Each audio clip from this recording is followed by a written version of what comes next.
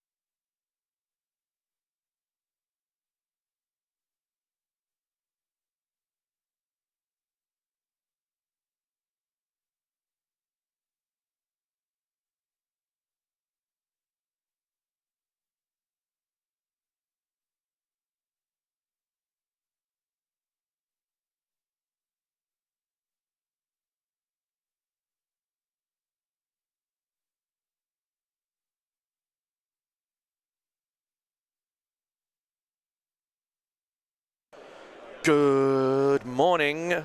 Good morning, good morning. Welcome to day 2, your top 32 of the World Championships for Star Wars Legion. I am Cockles. The rest of the team are just preparing. We have our first matchup. It is Marcus Wacker from Germany versus Antoine Granet from France. It is the Ewoks versus the Shadow Collective. I believe it is Shadow Collective that he's running. I just need to see the list when he gets over here in a bit. So we have a very, very high quality match for you to start the day with. Everyone is well rested. Everyone is looking forward to this day. John has managed to get himself some time off. He's going to go play a game. And we will be joined by Andy in his place. So you'll have Zane will be outnumbered by double Brits. So yeah, he can experience the full humour of that one. Zane's just getting his headphones on. Here we go. And we have our judge. Here he goes. Yeah, you do that. I'm just, well, keeping the stream company.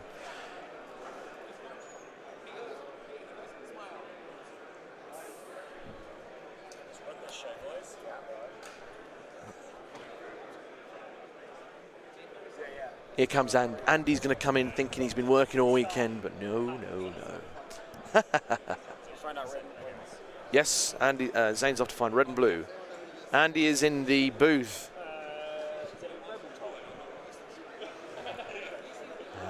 Right, so any minute. Antoine is blue, Marcus is red. Marcus is red, Antoine is blue. It'll do that. I don't know what it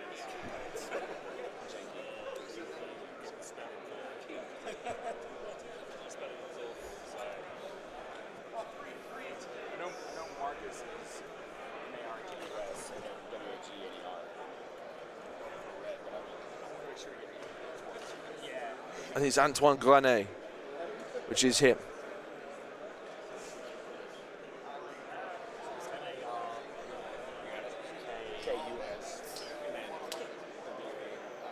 Just making sure we spell the names right for our ladies players. O-I-N-E, and then Granet is G-R-A-N-E. We have done, yep. Yep. Sounds so much better in French, because in English that would be granite. Marcus is Wacker. These guys yesterday finished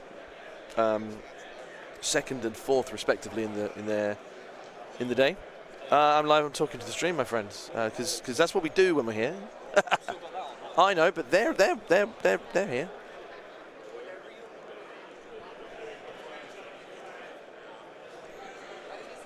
What's the name of it?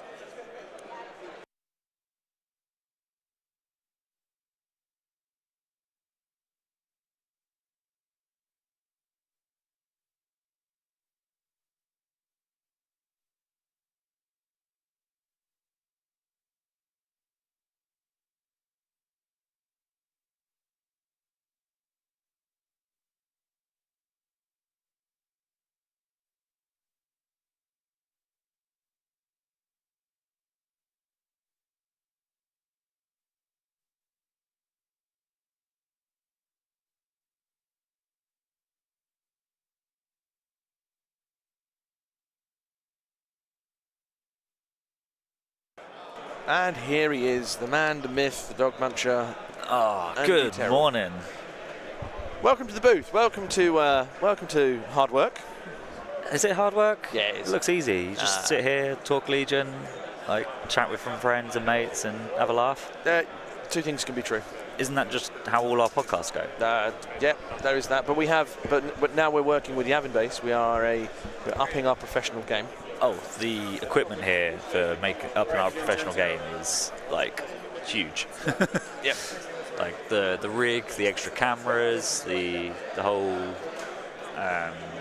shebang on everything that we've got set up for like the screen and everything. Something to aspire to. It is for us. Yeah. So that's that.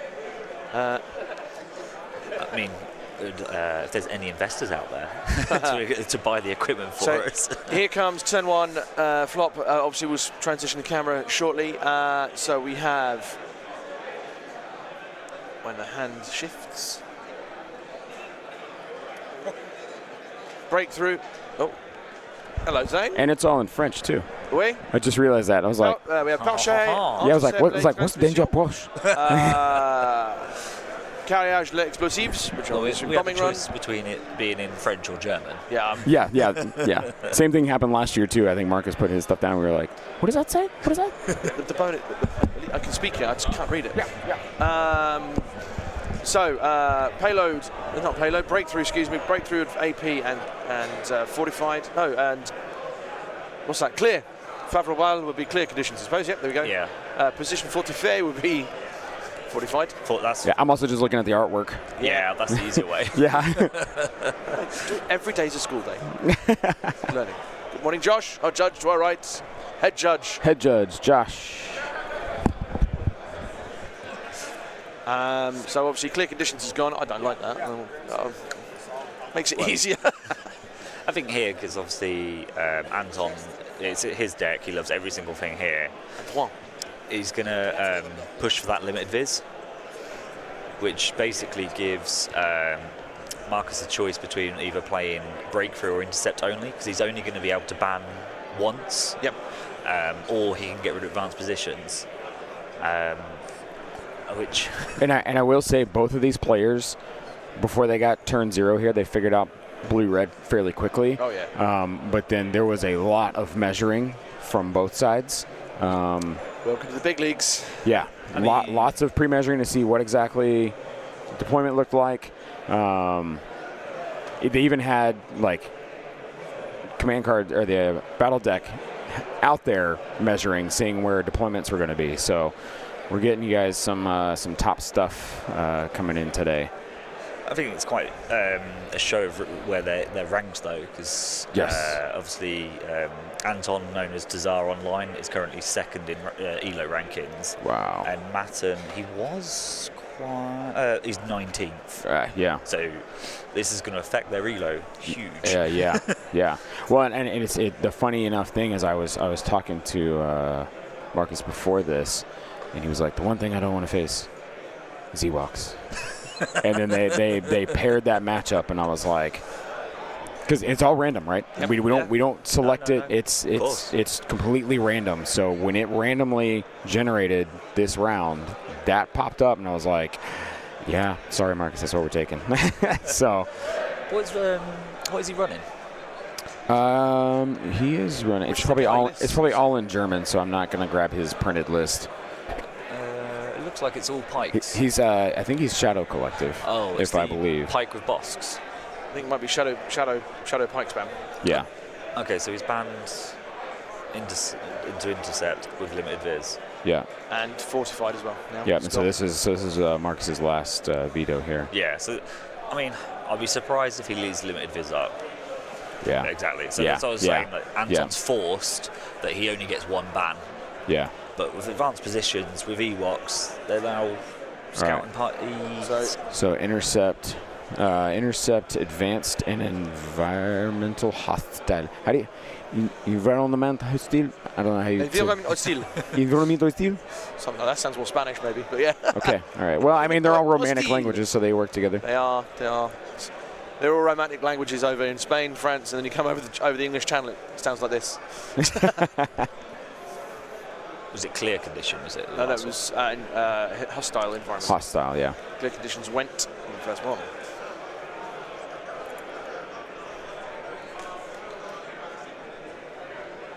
And advanced positions. Hopefully I've spelled all that. They've left me in charge of spelling and Oh, updating no. the screen.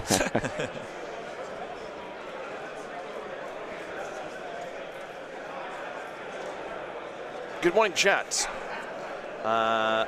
Hoping to get to see the guy in the top right on stream. I don't know who that is. Never mind. Yep, Soren Pop. We are now down with the tactical muting. So would you guys like me to read Antoine's list here?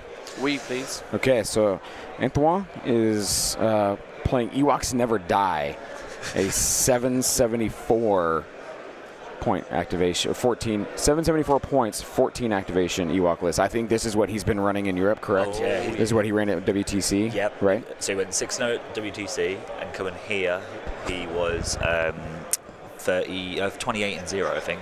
Oh, golly. So he knows this list. He knows what he's doing. So he's got commanders, Han Solo with the Steam Leader Recon Intel, C-3PO, Logray with Improvised Order Secret Ingredients, Wicket, Forest Dwellers, Situational Awareness. He's got Operative Chewie with CZ Initiative Recon Intel. For core, he has 2 Ewok Skirmishers with the Axe and the Call to Arms, and then 4 Ewok Skirmishers just as they are. Special Forces, he has 1 Ewok Slinger with the Ewok Trapper and Forest Dwellers, and then just 2 naked Ewok Slingers. So What is the effect? Wild.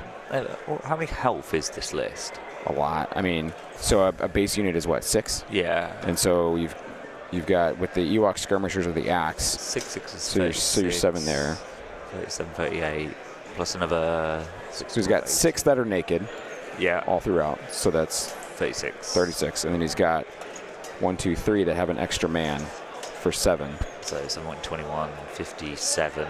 Yeah. And then you've got Chewie. With 9. So And then Wicket. 66. And then Wicket is 5? Yeah, I think Wicket is 5. Logray is 4. 74. C-3PO is 4, I believe. 78. And then Han is 6. 6.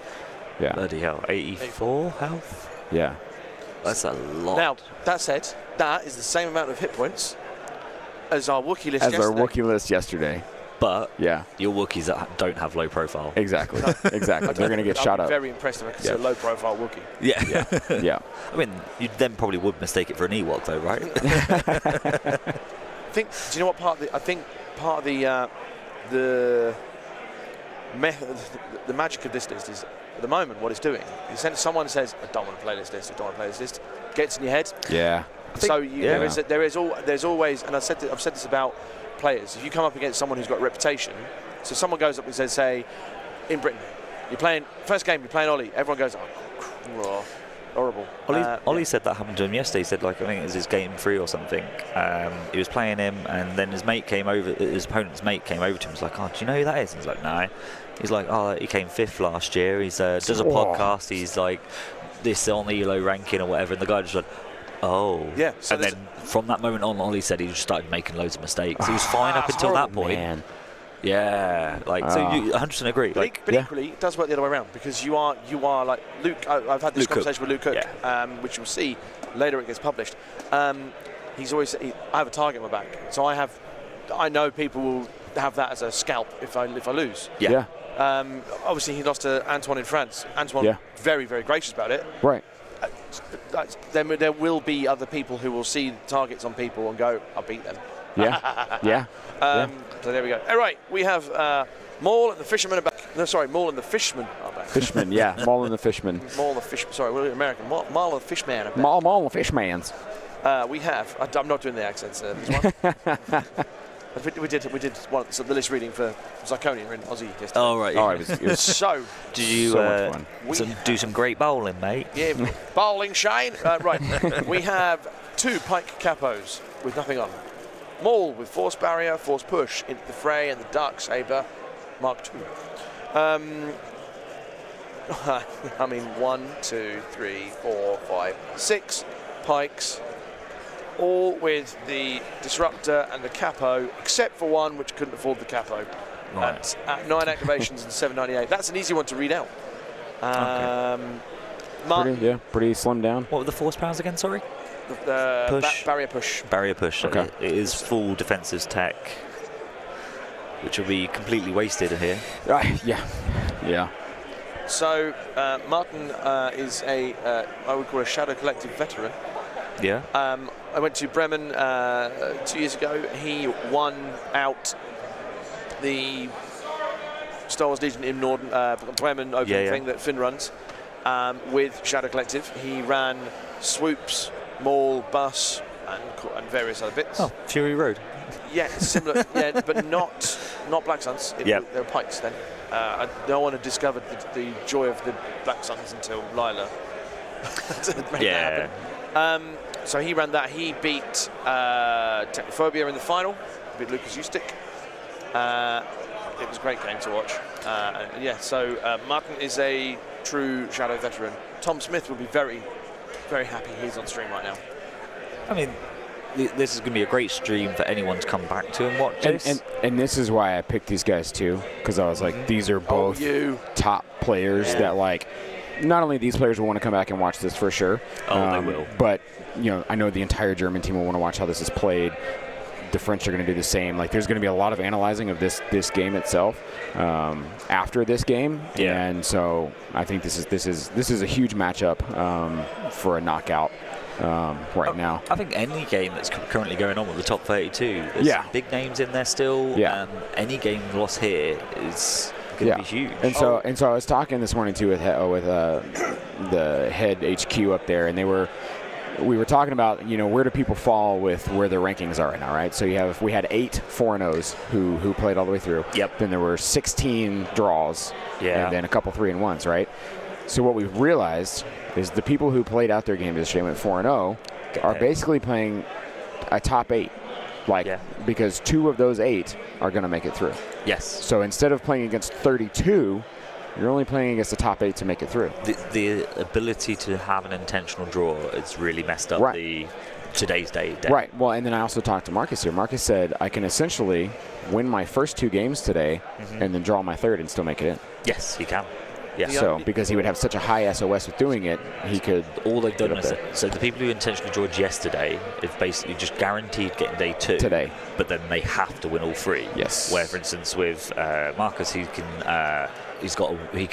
win 2 and then intentionally draw his vote. So you're just pushing that draw down the line. Yep. Yeah. The later you can delay a draw from happening, the better off you are with your final result.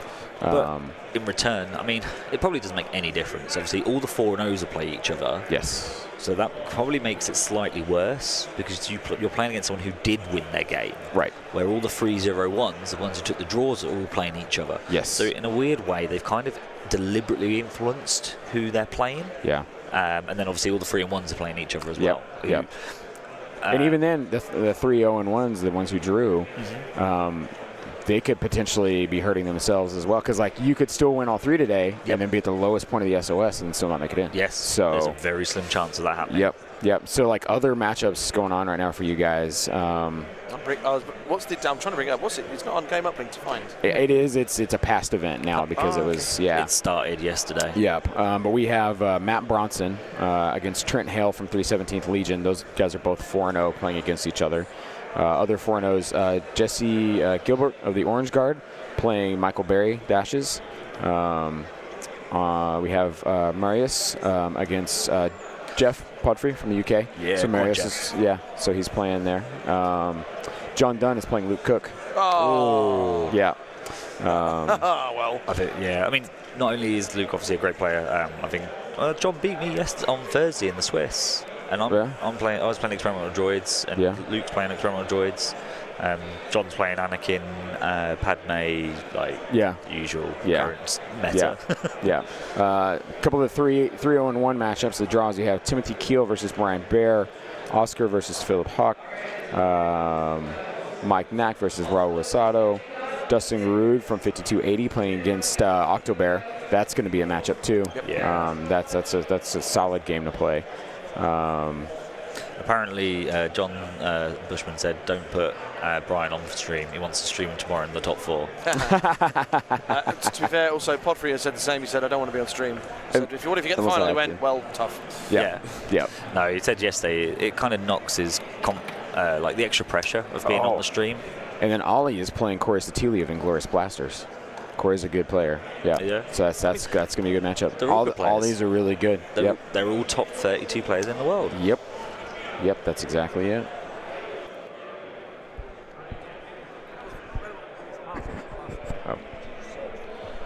All right, guys. So we just have some just deployment going down here. Guys are playing advanced. It looks like they're picking that closer edge to each other, and utilizing that Scout 1. Marcus has got, they've got the range ruler out there to see exactly where range 3 is at from everything. I believe Marcus has range 4 shots, but it's hard because he's throwing 3 dice into essentially cover 3. So that's going to be hard for him to get anything through. It's just, you're looking for crits. Crits, yep. And the problem with it is, well, it'll put some pressure out, but then you're just going to compel with C3PO. Yep. But I think then extra wounds early, if he does get the odd crit here and there, will help. Because once them Ewoks get in, he needs to be able to do a lot to them. And Maul's not going to do a lot here. No, he's Maul's only. I don't know how Marcus will play this, but for me, Maul just goes after key characters because you're going to be wasted on a horde of Ewoks because you're not going to swing enough to wipe a unit. You can't kill him. Yeah. You're going to be stuck there at least 2, if not 3 turns, with 1 unit. So like I would try and target your Han Solo, your Logray, your Chewbacca, like target those and try and get those guys out. So then all you're dealing with is horde from the rest of them, right? I think if Maul can get to Han to shut down things like reckless diversion into melee, it's still going to take 2 swings on average, I think. To kill him, but at least it'll shut down that pierce. But then I also think Han's not going to be very effective here, due to all the dodges the pike's going to be loaded up with. Yep. So it'll be interesting to see how it works. But I'm sure Anton knows what he's doing. Oh yeah. Also, great to have 2 more different countries on stream today. France and Germany. Haven't had them on yet, so this is awesome. How many countries are we up to? We've had USA, Poland, Bolivia. We had Germany on first game yesterday, actually. Patrick. Patrick was on. Yes. So, US, Poland, Bolivia, Germany, UK, France, Australia. That's good. So 7 countries out of 5 games. Yeah. That's good. Yeah. And I think that's, honestly, I think Switzerland and Argentina are the only 2 that we would be missing. But I don't know. I don't think any Argentinians made it into today. The Swiss do, so. Yeah, I think today we have mostly US, UK, Germany, France, Poland. 2 Swiss. And 2 Swiss. Did you have any countries on during the last chance qualifier, or were they mainly all Americans? Same. LCQ, yeah. Poland, US. Yeah, with Mateus coming over, it's like specific. Oh yeah, of course. Over, of course. He made 4-0, didn't he, on the LCQ?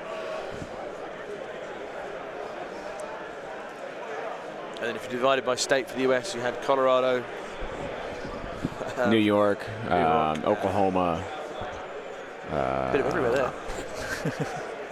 Yeah, Brian Cook, Trauma Dog. So I played yesterday a 14-year-old kid. So I found someone younger than your little 16-year-old protege that you put on stream. What was his name? He's from Florida. No, LA, I think he's from. Does he have long hair? Yeah. Kenji.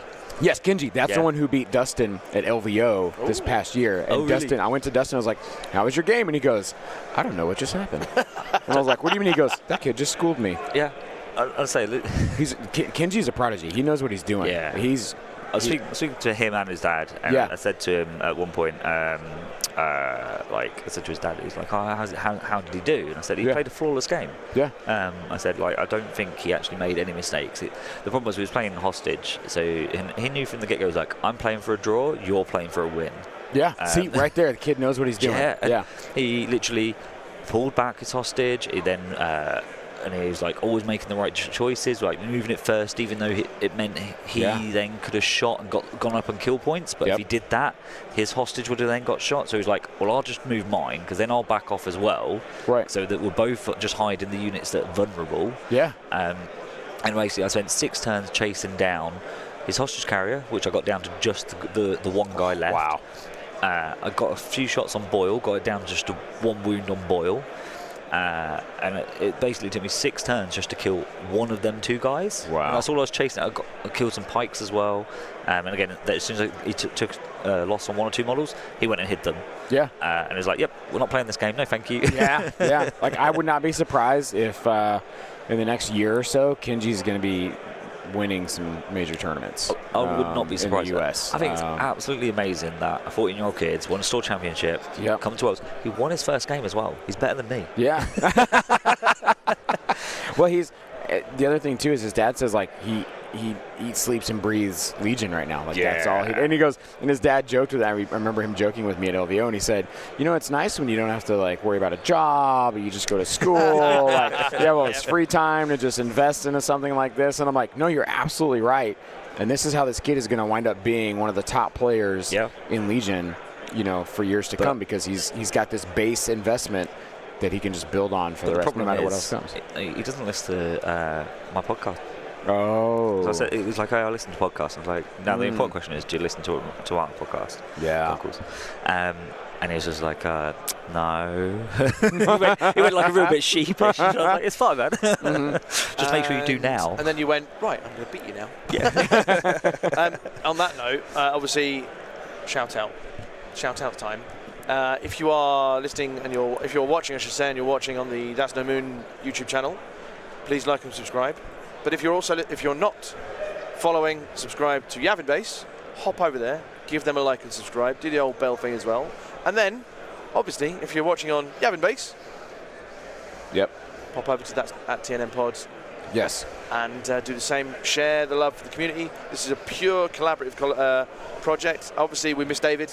I would like to have met David personally, but that would be lovely. But it's been awesome to see yourself with those leggings. I forgot about these from last year. You had similar like last year. Not this. You wore something like that. Like, well, last year I just wear like shorts. Well, yeah. Yeah. Oh, yeah, cast on. Yeah. I was hobbling around with a boot last year. So there's that. So obviously it's great to work with you guys. Obviously we only met like on Thursday. This is like, hey man. Yeah. John obviously has earned himself a day of fun. Yeah. He has worked his behind off. Yeah, he's put in a lot of work for this. Yeah. So loads of really cool stuff he's done. So he's done himself. That's why you're here. You can chill out. Yeah. He's off to play other things because he wants to. Yeah. It's absolutely why not? fine. And then, enjoy the game. Interact the chat, which is what we have going on here. So, hello, chat. Let's see who's been saying hello and what. Let's get some comments. So, Patricio Riquelme from Chile. Oh. So, there you go. Fantastic. So, that's another nation that we'd like to get there. I got a tattoo from a guy from Chile. Yep. 6 Germans are on. Is it a Star Wars one? Diffs has chucked shade at the Germans. Germans are near enough Brits, is what he says. Oh, wow. I don't know. Can we have a chart with represented countries? That'll be something that we will do after the tournament, and it will come up. That's awesome. What else we got here? Carl Keeley. Intentional draws being in the format is beyond silly, but given they are, you shouldn't fault players for taking them, and you're right. Here we go. Completely. Here we go. Turn 1 starting. Turn 1. Here we go.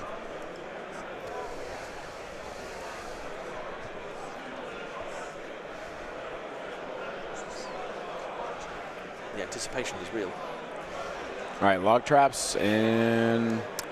Sees what power you can. Isn't Yep. it? Oh, no, it's Eminence. Your Eminence. Yeah, his Eminence. Eminence, yeah. Or Cien Eminence. No, that's German. That's German. Oh, sorry. Wrong one, yeah. Cien Eminence. So yeah, lots of there's. No. So we have hello chat. Right. So 2 Brits and an Aussie watching from Brum. Hello, Misfortune. That would be Mrs. Terrell, the real power behind the Terrell throne. The teddy bears rushing, come and go. Antoine, there's some from Les Clones. I assume you are French, my friend. This matchup sounds really rough for the Shadow Collective. Yes, I think, with respect to Marcus, I think this matchup would be rough on anyone because Antoine has made this Antoine's made this list the threat that it is. So, right, I think we're going to need to do some English to some card translations. So. Oh, yeah.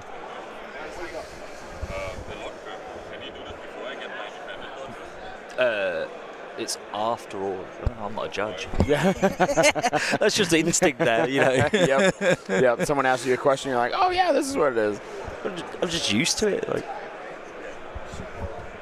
Yeah, I'm gonna see if I can pull up.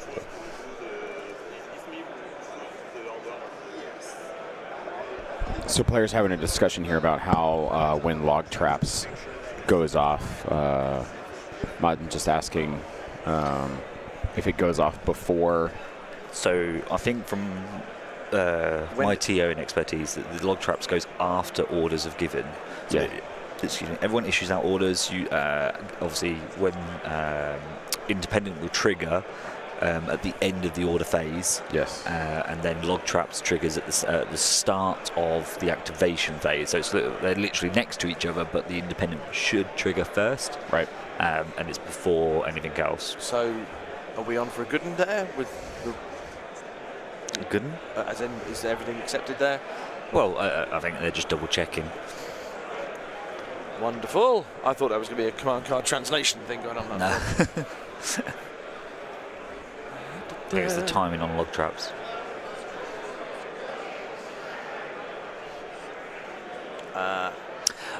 So now I think this is actually a really clever play from Marcus for this, and I only just realised what he's done.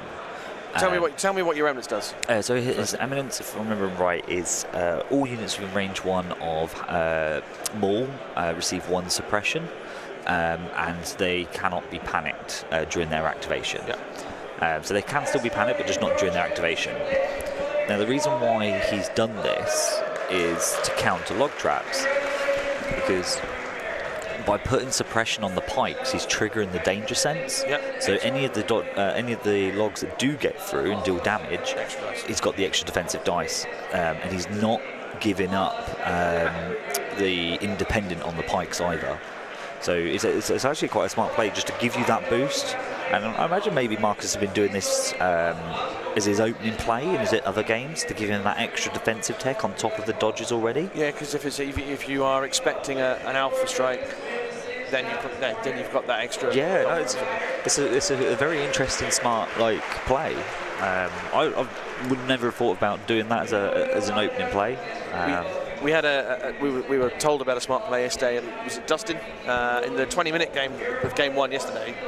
He played pin down, shot 5 hits. his opponent. Wow, this is the log trap, right? Yeah, and as Killy just put in the chat, the suppression also gives cover because it doesn't have blast. So not only is he giving himself cover that he might not have had from the log trap shot, Yeah. he's then got a dodge to spend on top. And that's just a crazy good top tier play of knowing what your opponent's probably going to play against you and saying, okay, he's probably going to log trap me first. I'm going to try and counter this as best I can. Yeah, I know it's coming. Yep. What's the best? And it's similar like if you're playing against Yoda, you know the 3-pip, 2-pip, 3-pip combo. Yep. So how do you play into that? Yeah. X-Wing shush. Apologies, guys. The X-Wing guys just realized that our game is better, so they're applauding us. Hashtag meta. I found out an interesting fact yesterday for Legion here at Adepticon. We've got more players than 40k. What? So the 40k tournament that's here at Adepticon is 256 players. They capped it at 256. So technically, Legion. Boom. Wow. That's a mic drop, man. At Adepticon, this side of the world's largest tabletop wargaming convention has more Legion players than 40k players. That's massive. That is huge. Now, I think there's probably lots of other 40k events. Right. Side events, yes, of course. But in a main event, Their main event, we had 272, Yeah. and they had 256. because theirs was capped. Wow. And I'm sure if they didn't cap, they would So blow it out. But still, that's huge. Yeah, that's massive. That's huge. And Legion's only in its 5th year, 40k's in its 30th year or something. But yeah. That's impressive. Ragnar, that middle here. Let's actually get you guys a different Angle. camera view here. Worth remembering, log traps has pierce It does have Pierce, but yeah. there was 3 blanks there. So white dice being white dice show. Well, that would help. So here you go. As you guys can see there, the middle actually does have a pretty decent line of sight blocker. That wall is big enough to hide quite a bit of things behind. So. Sorry. I just undid what you... Oh, you're good. Just hit the right there. Andy's learning how to work cameras. Yeah. Andy's running our camera views today and our round counters and all that stuff. So it's all his fault. Yeah. So just blame Andy if something doesn't work. So you can see Marcus is setting himself up for an at-range 3 shot. It looks like, well, I say at-range 3, or at least preparing for an at-range something. So I think when we were setting up today's terrain, because obviously for Ragnar said there's not much line of sight blocker. That big pillar is a line of sight blocker and would be key positions. Obviously it's off centre slightly for intercept, recover and hostage. But when we were talking about setting up today's table, the last 2 days worth of tables, the KP point has been like an open box. An open area. Yeah, something you can't hide behind. So yeah, it's been a shooting gallery, and players have had to kind of circle around each other if they were going to play that middle objective. Exactly. So today we wanted to say, hey, here's something for you to hide behind if you want to play this and be... So I can go and double move and hide behind that big circle pillar. That's a good shot there. Really good shot, actually. Yeah. Evan Paul, you remember Evan Paul messaged he loves winding us up. We remain in debt to Lafayette for helping free us from the tyranny of the That's No Moon types. So I am rooting for Antoine. What he fails to mention is, if it wasn't for us That's No Moon types, you'd be speaking French because of the stuff beforehand. Oh. So you're welcome-o. It's got to bring up the history. Oh yeah, the history comes out. It's when we had. So was that shot? So obviously that was a pike shot there into an Ewok squad. Correct. I'm assuming they were. It was at a range 3, so. Yeah. But that was 5 hits, so it must have been an open shot that you got onto the Ewoks. Yeah, because they weren't suppressed yet, so unless he had heavy cover, which is highly possible. Let's see from the other angle here. We could probably see. You talking about the player count just a minute ago. We should also not fail to forget the 60-odd that played the LCQ. So not only we have the 270 actual Worlds players, and you have the 66, the 56 extra who played the LCQ. So in theory, you're playing 336 players total have played Legion over the course of Thursday to this weekend. Yeah. Wow. It's a lot of people here. That's a lot of people. Yeah. I mean, X-Wing's a big shout out as well. There's 250 odd players on them as well. Shout out. That's decent. It works. For context, so those of you who've never been to Adepticon, you will not be able to grab the scale of this thing until you see it. And I didn't until I was wandering around and went, okay, there's something here. Okay, more. Have you been upstairs yet? Well, there we go. Look. Oh no, I set tables upstairs, but not in the halls. Yeah, there's setting stuff up there. There's more convention halls. Oh yeah, you was helping set up yesterday. And then have you been to the other hotel? No, I know I haven't. So. So the other hotel has. No need to. Armada, A Song of Ice and Fire, Bolt Action.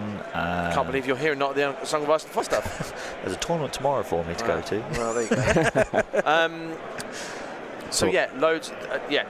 And then next to us on our left we have the vendor hall, which I'll have a wander around at some point. But I will do if you nip onto the That's No Moon Instagram page, that's No Moon podcast. I did a behind the scenes look. So yeah. So it looks like now that unit of pikes came forward and shot, there's a lot of measuring going on here between the Ewoks and the pikes. I believe that's just a skirmisher unit that he has it butted up against. Is that Wicket? No, Wicket has the spear raise. Wicket. So here, get into these Ewoks for you guys. I mean, they are so some lovely paint jobs. Wicket is right there up front. You can see him on the front of that pad. Yeah. Then you have, obviously, you can see Han pretty easily. Yeah. Let's see, where is Logray? So is that just a unit lead? All the unit leaders so that's just stumps. All the unit leaders are on the stumps. So that looks like it's just a skirmisher that's on the stump. You can see Chewie and C-3PO back there in the back. I'm looking for Logray. This is like it's like Where's Waldo? Like where's locate Logray is what we're playing here, folks. He might be on the other side of this building. No, because he needs line of sight to give out aid. Got another pike shot there. 2 crits. That's pretty good because that gets through the cover. Lots of surges, which are useless. Yep. And that's what Marcus's game is going to be here. Is see, so Marcus was grabbing his dice, and Antoine rolled that, and so he just stopped his hand because the dice bounced off his hand, so he just kept his hand there to not interfere anymore. Yeah, and that was a good thing to do. So I think we just had one Ewok squad is now gone. So what he did was, I think he Guardian one, and then... So yeah, just Chewie's got a wound there. So I believe we already have one Ewok squad down. Is that correct? Because we had a 5-shot earlier, and then that was... That was a stump, so... Yeah, he took a stump off. So 1 down, 13 to go. Yeah. Oh, my word. Yeah.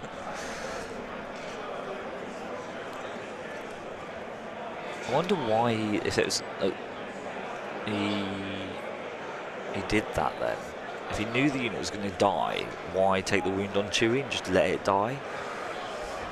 Maybe because he was hoping he could save out, because out of 3, maybe you're hoping you get one and you keep a guy. Yeah. Well, I mean, those dice yesterday those white defense dice were rolling hot. Chewie have Protector? Do we... In his list? I don't think he does. I think it's just Chewie. Ragnar's videos. Taking Rex, Chewie, Padme to a store tournament today, so I won't steal the matches. I hope the stream goes smooth. Thank you very much. Good luck to in your game as well.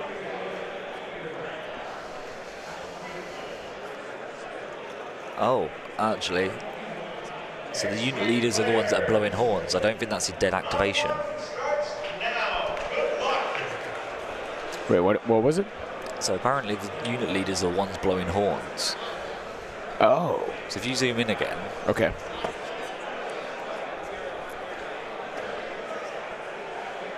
Do they have the same colored hoods? Yeah, so the hoods are also all painted. Yeah. Zimatic says... So he's still got black rimmed models there. Yeah, he's got black ones down here, though, too. But they've got red hoods. Let's see. How many are in the tray? Well, what color? Yeah, I was going to say, what color were the... I'll go take a look for you guys. Yeah. Zimatic says, once Antoine takes the positions in turn 2, it's game over. I don't think it's game over. Sorry? I don't think it's game over. I don't think it's ever game over while you have activations, because dice can still do things unexpected. Yeah. I get why you say that, but at the same time, it casts a lot of doubt on a very, very, very, very good player in Marcus Wacker. So I think just enjoy the stream, Zimatic. Enjoy the stream. Okay, so 2 died from the first shot from one squad. Yep. The pink, kind of pinkish. That was the first. He had an open shot into those guys. They were both open shots, he said. Then the other was 4 from the orange hooded squad. Okay, these ones here. Yeah. So. Okay. Both those. So 6. So we haven't lost a squad. Not lost a unit net. But 6 dead Ewoks. Yep. Only 78 wounds to go. yeah. Still a tall order here. Put a wound counter on the top of the screen. It's like a countdown timer for like the Doomsday, but it's like countdown until Ewoks get in your face. Like how many wounds you have left to go through. You could do that with pike dodges. Yeah. Have a pike dodge versus fur counter. Yeah. But I think if you switch to the other camera at the other end. Just getting some Bodnar love over here. Thank you, Mr. Bodnar. So you can see that he's already securing this intercept point here. Yes. Yep. So, and I don't think Marcus is ever going to try and contest that. No, I don't think so either. So you've now got 13 activations to split across them other 2, and you can see already he's trying to contest what would be classed as his safe one normally. Yeah. The one in this camera at the far end. Yeah, furthest away from the camera. And he's not even looking at the middle, I don't think. He can go for it, but Marcus is all set up for that middle one. And I think if I think what may happen here, because Antoine's going to have really good cover going to the edges the edge intercepts, Yeah. right? The middle is going to be open for him, so he's going to lose his low profile trying to get out So there. just ignore it. So I think he's just going to come flood this closest point that you guys can see and that furthest point because he's got better cover to move behind getting over that way. He's going on the two flanks. And we've also located Logray. He is on the left of your screen, hiding by that door. He's right by where it says turn 1 on your view. We will come over. He's right there next to turn 1. So that's where our other commander is. So. There we go. Found Waldo. Yeah, located Logray. Waldo? What British guy is it? What British guy says Waldo? Come on. Where's Wally? Do you know what we do have today? It's the top 32, so we actually have capabilities, and we want to do a giveaway. Yeah, so don't. There's no exclamation raffle. That's not a thing. We're not doing that. That's Dave controls all that magically. We have no idea how that works. So we will do it randomly, a random draw. Yeah. What we have is for the first prize, and we'll have 1, 2, 3 prizes. The first prize is an Adepticon branded small cutting mat with measurements. I will zoom out and I will show it on camera briefly so you guys can see what we're going to have here. We want to have you guys type Adepticon, which is Adepticon. Type that into the chat for this giveaway. Just type Adepticon. We will choose at random, and I will show you guys what this looks like. And you have until 9:30 9:00 now, so you have half an hour to do that. So Adepticon is the there you go. That's the giveaway prize. It's nice quality. It's really cool. So that was generously given to us by Hank. Popped over today and was like, hey, I've got some stuff. So Adepticon swag.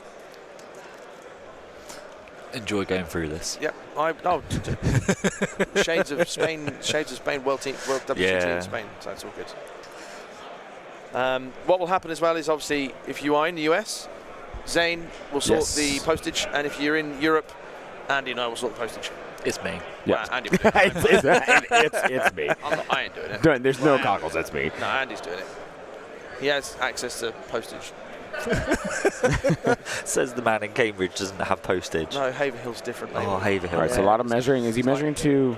Is he measuring to Han here? It could be. I mean, he's got range. They were throwing it out. He definitely has range 3 to anything on that platform from where he's moving his pikes. This is probably an interesting one. So where's C-3PO again? 3PO is right on this corner, right over here. Flip it around just to work out something. So I think. So you can see. Oh, no, it's miles. Maybe not. So the reason why I ask, obviously, with C-3PO, any units that are wholly within range 1 get the Guardian ability to protect C-3PO. But the second part of that sentence says, them units also gain Protector, essentially. They can Guardian crits. Right. Now, Han has Esteemed Leader. So obviously there's 6 core Ewoks here, so that's Guardian 6. But the ones that are wholly within range 1 of C-3PO can Guardian crits as well. So if he does choose to shoot Han, you've got 2 hits for cover going. Does Han have low profile? He does. He does. So it's 3 out. Han doesn't have low profile. No, I don't think he does. I thought he did. Jin does. I don't think Han does. Yeah. He hasn't. So I think it's 2. I think it's just. I don't think he does have low profile. I don't play Rebels. But yeah, he's got low profile. He does. Oh. So all right. So he's blocking 3 for cover, and then you've got Guardian 6. That's now I'm blocking 9 dice before you make me roll a save. And unfortunately, Shadow Collective don't roll 9 attack dice. Yeah. Wow. Because you're rolling 7, 5, 6. Is that right? That's wild. 8, you roll 8 attack dice. So you don't even try. Because it can all just be. And the units of Ewoks that are within range 1 can take the crits out. All the other normal Ewoks take the hits away. Can you just imagine, like, Han's just, like, running through the forest and he's getting shot at and he's just grabbing Ewoks and throwing them in front of him as blaster fire's coming in? Just walking up like this, like, come at me. Yeah. Arms are wide. Yeah. Like, no. It's one of those, like, slow-mo screenshots where he's just, like, running slowly and, like, grabbing an Ewok by the scruff of his neck and just holding it in front of him, just blaster shot in front of him and then dropping him and grabbing another one. Is this the 18 version of Star Wars? Yeah. Friday Night at Freddy's. Yeah, that's exactly it. Yeah, just boom, boom, boom, yeah. Yeah, I'm going to imagine range is hands probably just at range of them back black and purple based Ewoks of range 1. Yeah. So they'll be able to guard in the crits. All of these, the swarm around that landing platform are going to be guarding in any hits. Yeah. That looks chill though. He's just having a casual. The hand card. So there we go. So Antoine moving for that far objective again. Yep. Checking for a minute. I think he's gonna.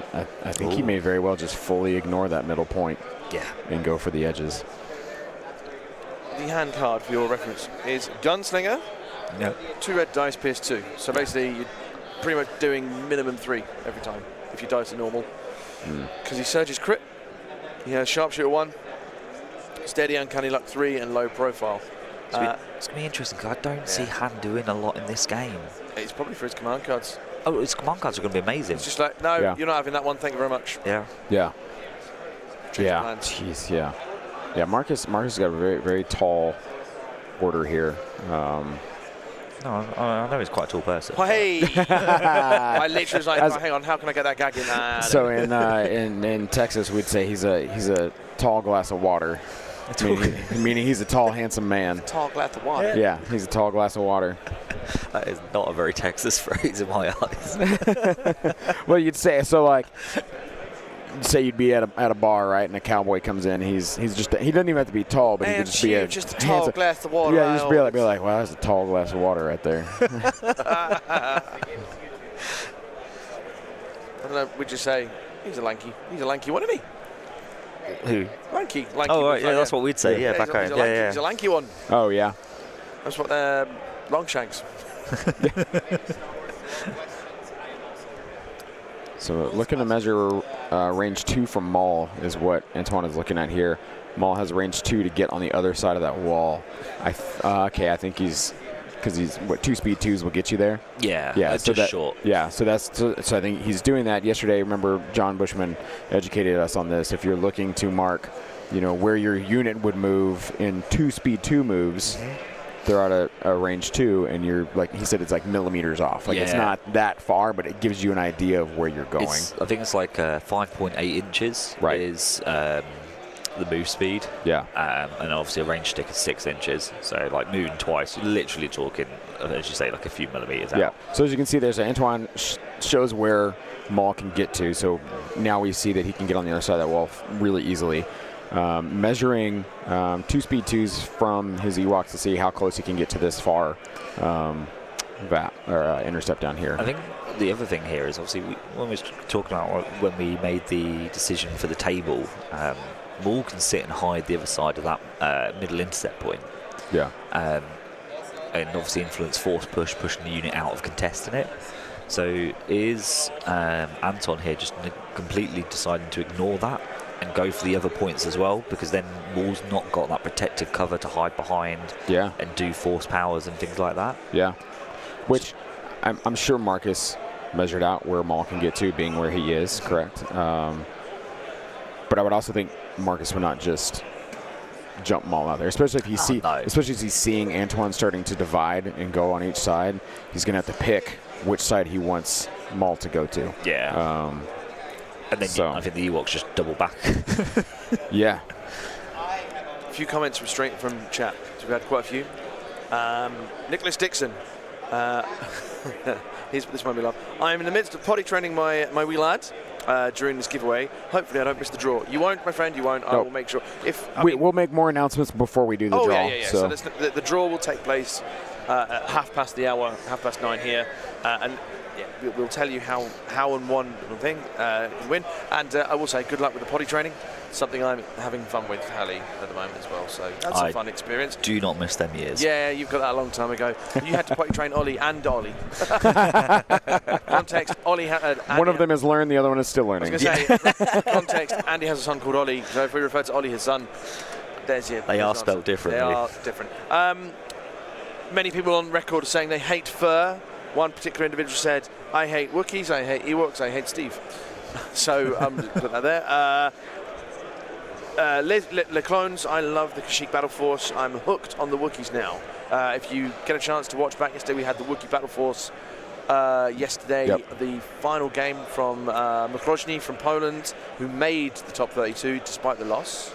Yep. Oh, nice. And who else? We had Tim McKnight with the So it looks ATSC like variant. so players here checking range. Antoine just tilting that building on its corner so he doesn't pick it up fully, just tilting it and then tilting it right back. Some good player action there with the tilting the building. Smart move. Yeah. So good ways to do that. Tilt the building like he just did.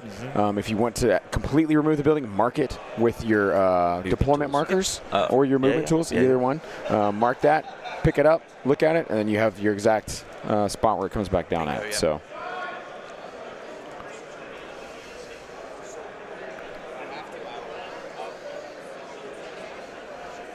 Is mine out of activations? I think he's got a commander there.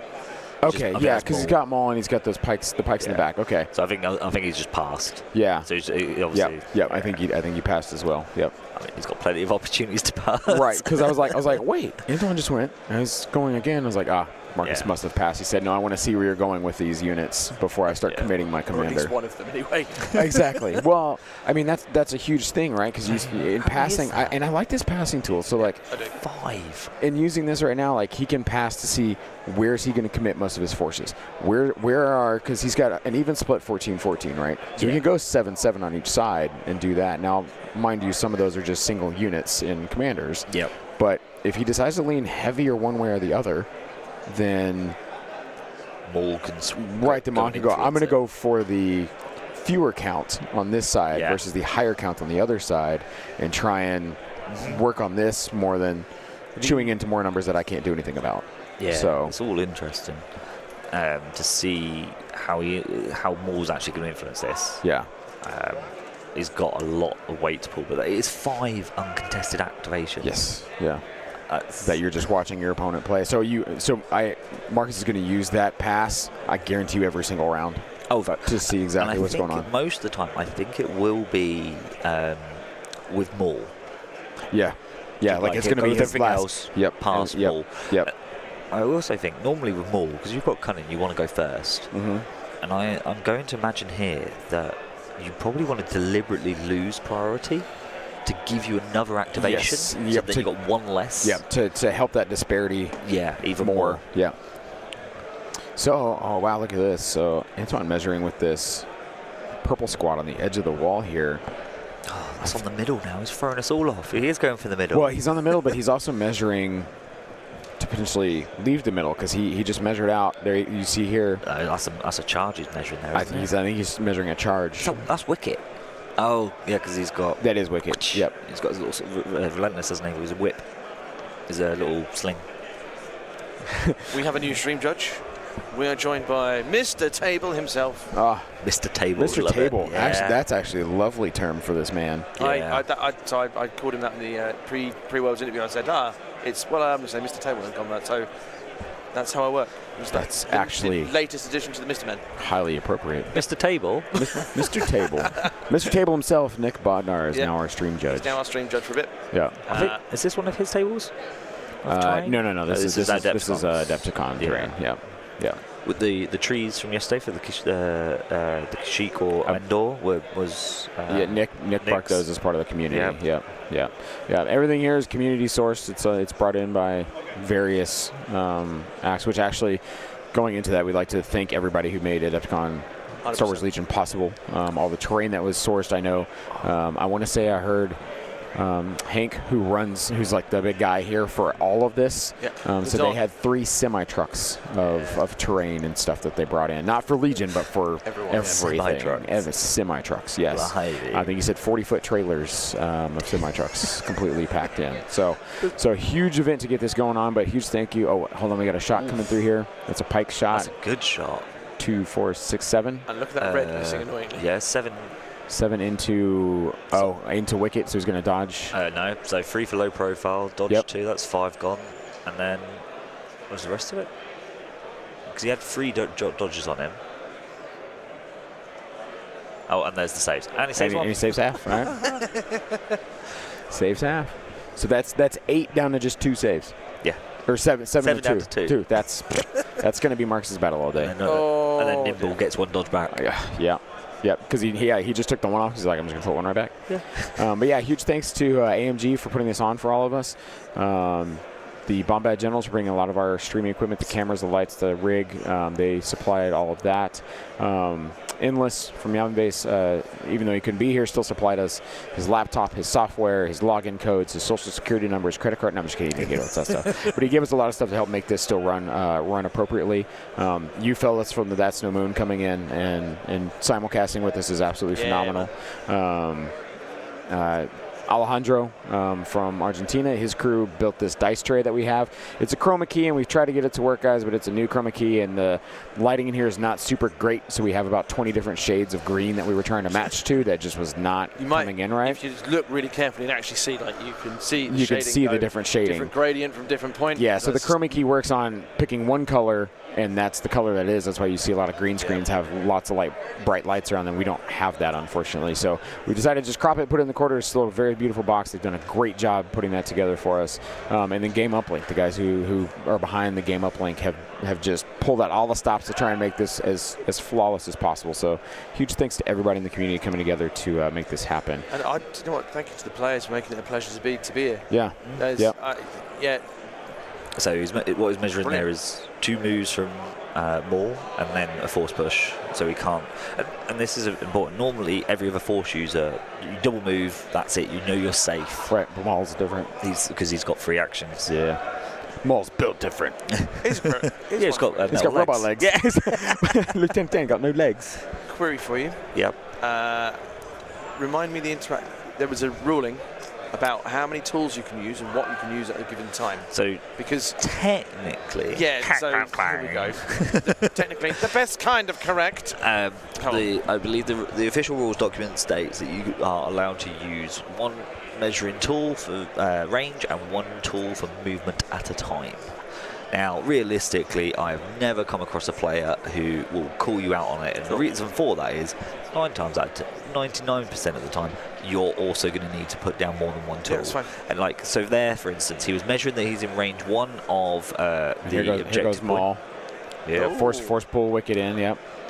So and this is what I said. Maul's going to need to go for key characters, right? Yeah. He's going to be lost in a horde of Ewoks. Now, Wicket should live. I think he's got a dodge. I think he dies. No, it's only 1, 2, 3, 4, 5. So 4 dodge 1. Yeah, 4 of a dodge.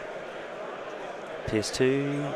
There's PS2. PS2. Is he 5 health or 6? 5 health. 5 Should be 5. Yep, there he goes. All right. Marcus, hands in the air, raise victory of a death. He's only small. He's not going to have the same health as Han. Why not? Because he's tiny. He's nimble. Yeah. But what he did do with Wicket there, though, was he moved him up to strip the dodges off of the pikes, which Han had just shot now as well. Yeah. So Han's killed 2 pikes, which I was surprised that he was able to do. As I said, I was worried that Han wasn't going to have an impact. Yeah. But I do think Han's in a little bit of trouble now where he is versus where Maul is. I think he might be fine for priority next turn because he'll play change plans.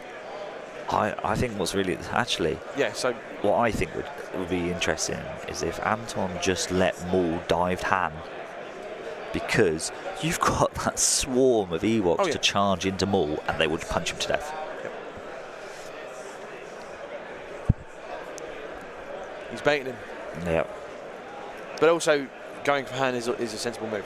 Yeah, and I mean Han's got a chance here that, as you say, he could play his 0 pip. He could shoot Maul and then double move away. Yep.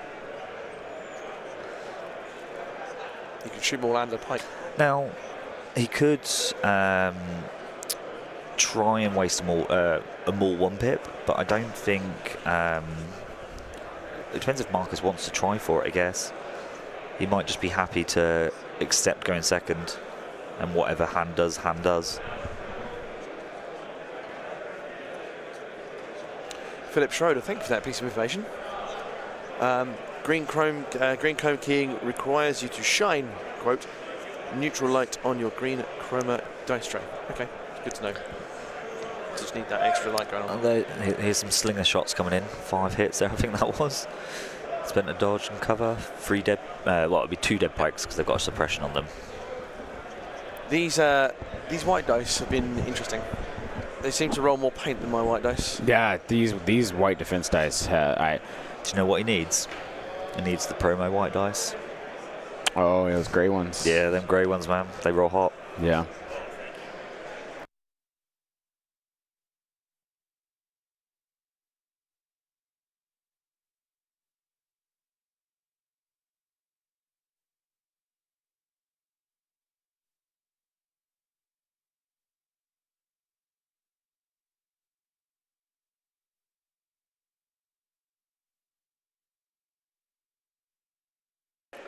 Tactical mute.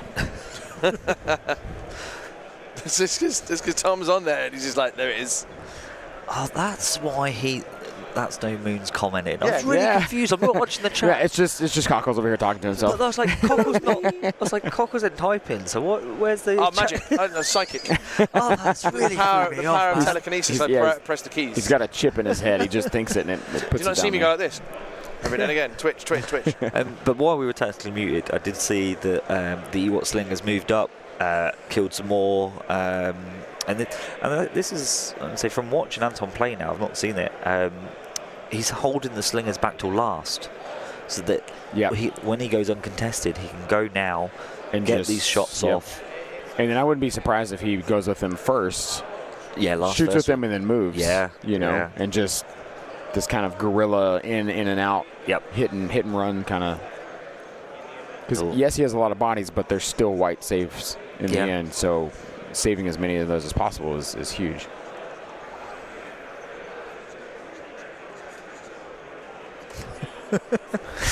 Alex, thank you for the awesome stream, guys. I just purchased a TV because watching those minis on a laptop's tiny screen is tough, and I definitely don't want to miss any of the excitement. Well, Alex, we appreciate you watching and committing to a new TV. Heck yes. To make this happen. That's fantastic. We hope we're. Alex has been with us all weekend, actually. So he's Yep. So, Les, for your point about armoured flamethrowers into Ewoks, yes, it is amazing to throw that stupid amount of dice. But I was speaking to Anton about it. Like, is he even worried about like coming across an armoured flamethrower skew or anything? And he just said no. No. He said turn 1 log traps it. So that's impact 3 pierce 1. So that's dead. Like there's 3 wounds going through. It should be onto like an ATRT. Because you'll save 1 maybe and it pierces it. Do you line of sight for it? Or does it just happen? It needs line of sight, which is not hard to get. It's a vehicle you're shooting. Antoine here, as you get, he just moved these. Double moved into more. Hello. Well, no, his unit leader is behind the wall. No, I think he did. Oh yeah, it's a horn. Horn buzz. Yeah. Yeah, he did. Wow, this is okay. We're gonna switch back over to this other view here. This is so the hornblower is the unit leader, correct? Yeah. He cannot base. No, he's charged in with all of call them. to arms. Yeah, he cannot base all of them there. Doesn't matter. So he put them on the other. So does that mean if Maul swings, he can only kill the 3 that are based? No. Okay, that's what I was wondering. They just ruled out. In the same way that obviously because they can't base him. Correct. So they get all the attacks. Ah, okay. But that's the way it works. That's still a wound on Maul though. Yeah. He starts with 1, doesn't he? Yeah. I was like, wait, he's got 2. Yeah. But the one he starts with, that's wild. Richard is watching in the background. Compatriot of Marcus. Compatriots of the non-top 32. Yeah. Where you are, and me, and Zane. Yep. You're not even the non-top 32. You're not even any of it. I think my elo is like. You're fine. How far down does it go? Quite low. Okay, I'm down there. I'm at whatever the lowest number is. That's really cool though, as well with the elo. Like the more players that are coming into it. I think like last time I checked, the last place is like nearly 3,000. So that means you've got 3,000 people who've played over 10 games at a competitive level. Yeah. That's a huge amount of players worldwide as well. We have one question for you. Zane and actually we're discussing this yesterday. Zane, are you undefeated for the weekend? Absolutely. I'm undefeated for the weekend too. Yeah. So's John. Are you undefeated for the weekend, Andy? Yeah, shut up. Exactly. Hey, I'm 6-2 for the entire weekend. That's still good. That's just a respectable record, I think. All right, here we go. Round 2 is now coming out. Don't worry, they will send the cards out into the boxes shortly. Don't worry. We shall see. They're showing each other, and then they will show us. Antoine just said, we need to move to the box. Marcus just paced a little bit, head in the air, thinking about what command card he's going to play. It's not going to be. Surely it's not Ooh. witch magic yet, is it? First game's apparently already done. Oh my word. That let's is have a look witch then. magic. It is. Yeah. Is that not too soon? Because now he's only got 2 actions. Doesn't, Oh, no, but it's when he can choose up to. So he's just. Oh, was that choose up to? I didn't know if it's just Yeah. bang straight away. Heal up to. it's an yeah, like Gives him a free recover though, so he gets force push back. Yeah. So he doesn't waste an action. so maybe here. he wants to force push Ooh, the interesting. Ewoks out Yeah. and then go for Han. I think that's, like I said, go for So the first game, commanders. Andreas Roder from Switzerland beat Mitch Kamazak. Is this from the top 32? Yes. Yeah. Already finished. Wow. That's finished there. Which I mean, Let's have a look. It was I set a timer. It was very late. recover the supplies 3-2. Mitch lost 754. Oof. Andreas lost 255. It was recover advanced on limited visibility. So I'll be interested to know. I'll have a look at what the lists were. Andreas Roder is, and I hope I pronounce names right, so apologies if I don't. It's just the English tongue is horrible.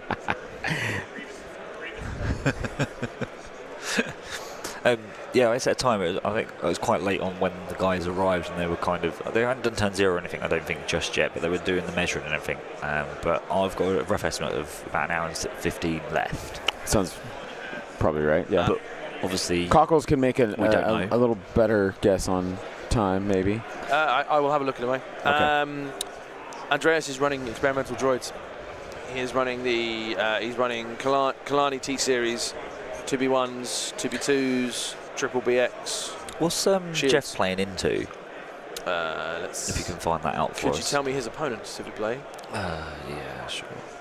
Yeah, Apparently another judge needed over X-Wing. Oh, so many judges. easy if they just shouted consular. Marius. Oh, yeah, that's the other Ewok player. Was he 14 Ak Ewoks? I think Marius so. Cylander. Cylander, sorry, yeah. That is, yeah, it's the 14 Act Ewok. Cool. Yep. Yep. Because initially, when I told Antoine he was playing Marcus, he thought I said Marius, and he was Yeah. like, Ewoks against Ewoks, are you serious? And I was like, well, that would have been a matchup, too. Oh, that would have been That would have been street. an That would've insane mirror matchup. I think that you would get past turn 2. Just all the movement, have to cohere everybody. You'd feel for that because it's just that. Horrible. Yeah. Now, I did notice that yesterday when Anton was playing, he's got a chess clock. Now, he's not forcing his opponent to use it. He was just doing it himself. I think it's French habit. just to Because yeah. it's Yeah. a big thing in France, so let's go. They're real big advocates of it. bravo for the French, because I applaud them for that. Right. So Antoine here measuring speed 2s from Han, from Maul, just looking every which way as to what the possibilities could be here.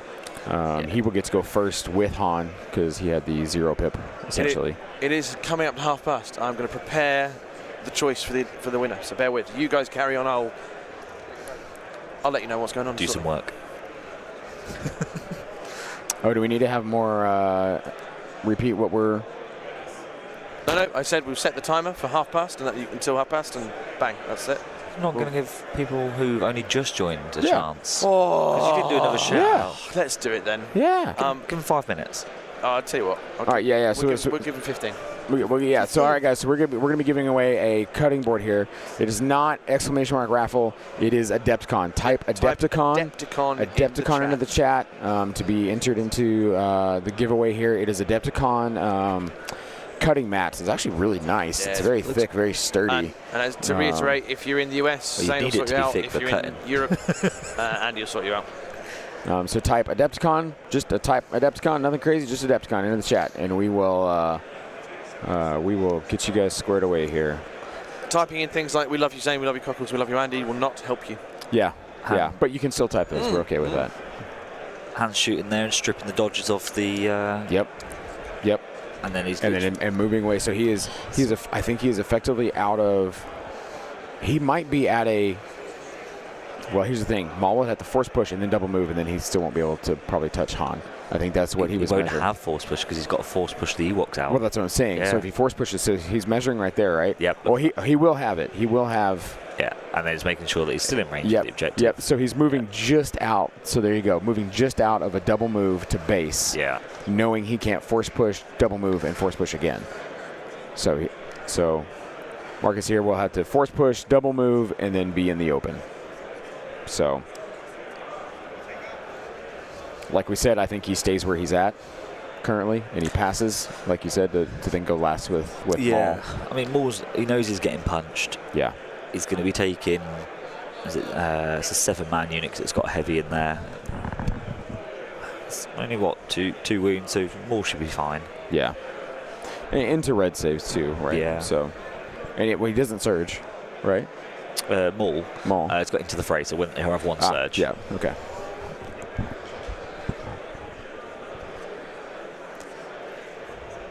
But yeah, it's going to... The other thing, though, is as well, if them Ewoks wait until Maul goes, they're then just going to move into the pike back line and start tying them up. Yeah. Yeah, especially because, I mean, depending on how aggressive Anton wants to be, with that far point that you can see furthest away from the camera on this screen, he doesn't need top down 5 units of Ewoks to contest a point, right? He can fully run all those guys around that building into the pikes, probably taking some losses, but saying, I don't care, I'm just going to clog you from even coming this way. Yeah. And then he just has the Logray back there to just cap that back point. And then all the Ewoks basically sacrifice themselves going to tie up pikes and not letting them go anywhere. So.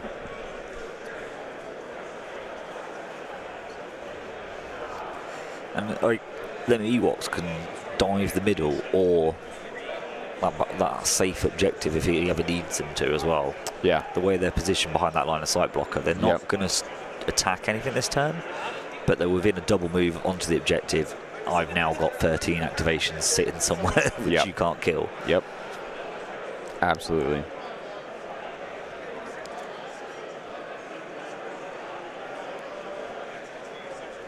The thing that I don't see him use a lot of is C-3PO though. Like, once that opening turn's happened, what do you do with him? He basically just hangs out in the back. Yeah. There's not much that... I'm sorry. Yeah. Just hang around. Oh my. This terrain is quite uneven.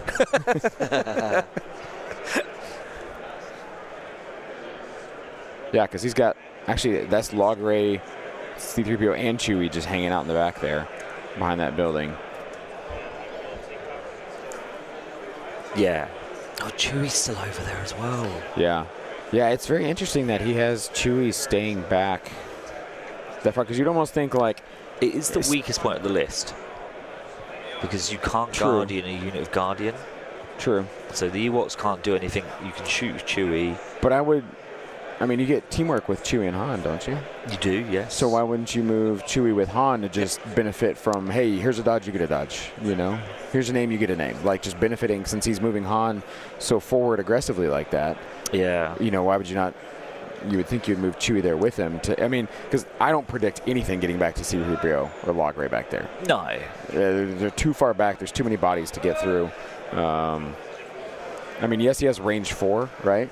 But, like, they're behind a line of sight blocker. And even if they get a shot, he just moves behind that building, and then nothing can see them. I imagine Chewie's going to pop out this turn and take shots, though. Yeah. But, yeah, is it...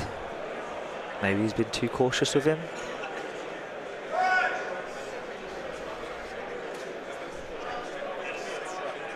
Yeah, so you can see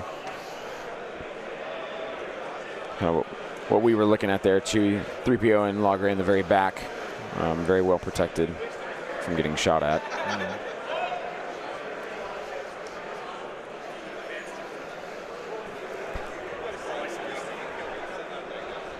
There are no full Ewoks defeated yet.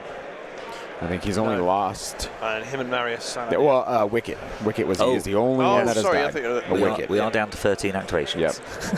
Yep. Yeah, he's only killed 2 from the... is it the orange? Pink. Yeah, so you see the pink over there. Yep. Has lost 4. Yep. And then the orange on that platform have only lost 2. So no Trooper Special Forces units have died. Just a Wicket. Yep. And then on the opposite side of things, Marcus has not lost anything yet. He's had a couple pikes. He's been whittled, but not. Yeah. So no full units, just Wicket is the only.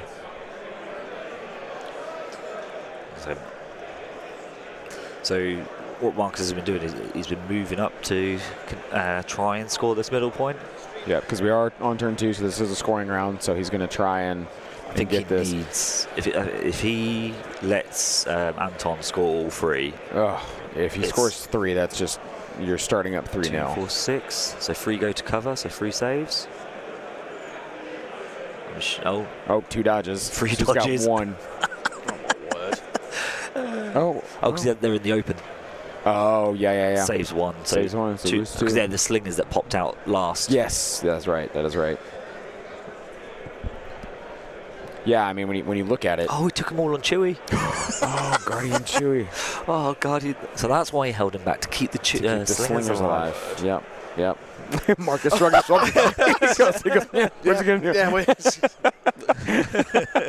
Both players just laughing and understanding, yeah, this is the game. This is what we're playing. So still highly competitive Legion, very sweaty, but players still laughing and having a good time. I'm both in high spirits, yeah. It's good. Yeah, saying, cool. well, this is how this plays. The respect that's between top tier players. Yes. You can have a laugh, and you still like, this is the game. Ultimately, it is a game. Yep. It's just the way that you can't control who you play against. Well, No. it's within reasons, but yeah. Yep. All right, so it looks like a shot. Another shot into the slingers. I think there's a slingers shooting back. No, because there's a red in there, so it can't be. Oh, It's punch him more. oh, punch it. Yep. Saves a wound. 3. All right, that's not bad. Yeah. That's good. That's what you want. Yeah.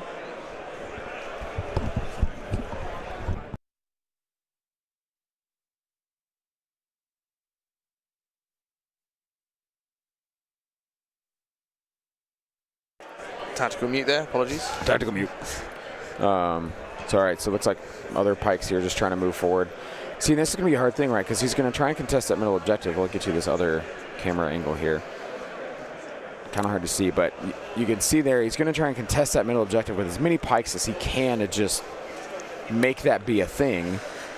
But, like, Antoine's going to have 2, It feels hard. 3 units to get there. What do you do here? Just so you guys know, Andy just said that with the most defeated, non-verbal looks on his face and his shoulders, just like, ugh. That's a good roll. That's another good roll. 7. Yeah. 7 into skirmishers, I think. Is he going to Guardian? Yeah, I think it's skirmishes again, but no dodges now. Have you played versus 14 Ewoks? I had to. Outside in Yes. CTS? So no, I for practice I got Jack. Jack did, okay. Yeah, he ran it for me. We had a practice day Thursday before we flew out. And did where he fur you up? no, but we did agree. So that's 3 on Chewie. That was, yep. So that was a and Guardian there'd there. be 2 left on the slingers here. Stays. Wow. So that face I had a second ago, I just saw it on Matt. yeah. Matt just had the same look. Oh.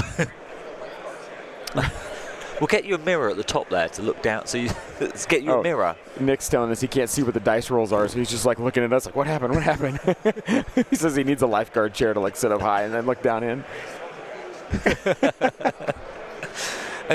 Those white dice, as we've said, have been rolling almost half like the entire weekend. They're doing the statistical thing that they should do, but it's just like that doesn't happen normally. Yeah. Yeah. And across all the games that we've seen, it's been wild. Yeah. But in each individual game, the players are like, what? Yep. Oh my gosh. Oh my gosh. And we're going, this is not the first game this has happened. You're not the only one. Yeah. You're not special. Right. So if you want to, play a white save army, come play on stream because these dice are cooking for you.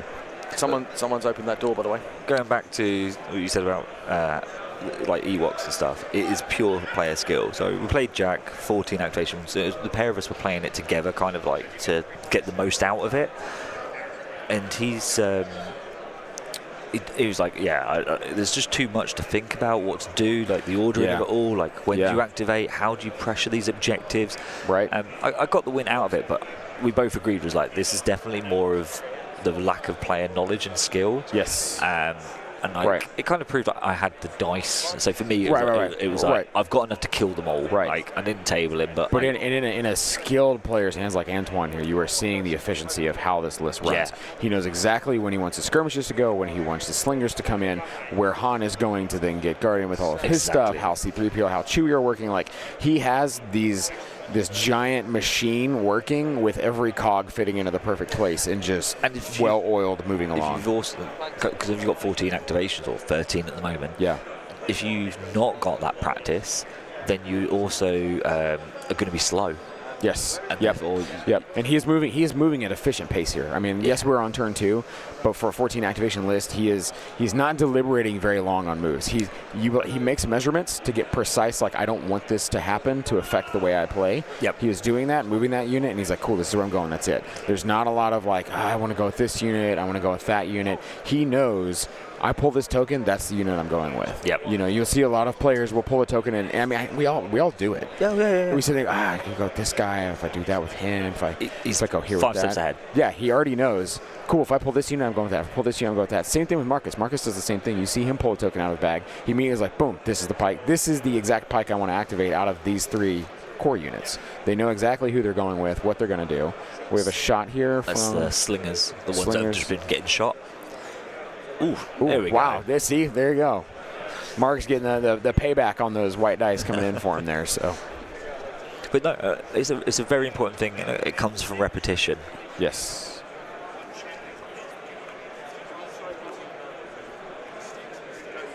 So I believe he's going with. So that's quite a big thing as well. He might be trying to do that. So that pike who stood out there for contesting that middle point, Yeah. he's at 5 suppression. So Oh, he's he gonna, is. If he doesn't, and I think he's been by that token that's in front of him. Yeah. It could be the Yeah. unit behind, but I think he has been. So that means he's not going to count for scoring it either.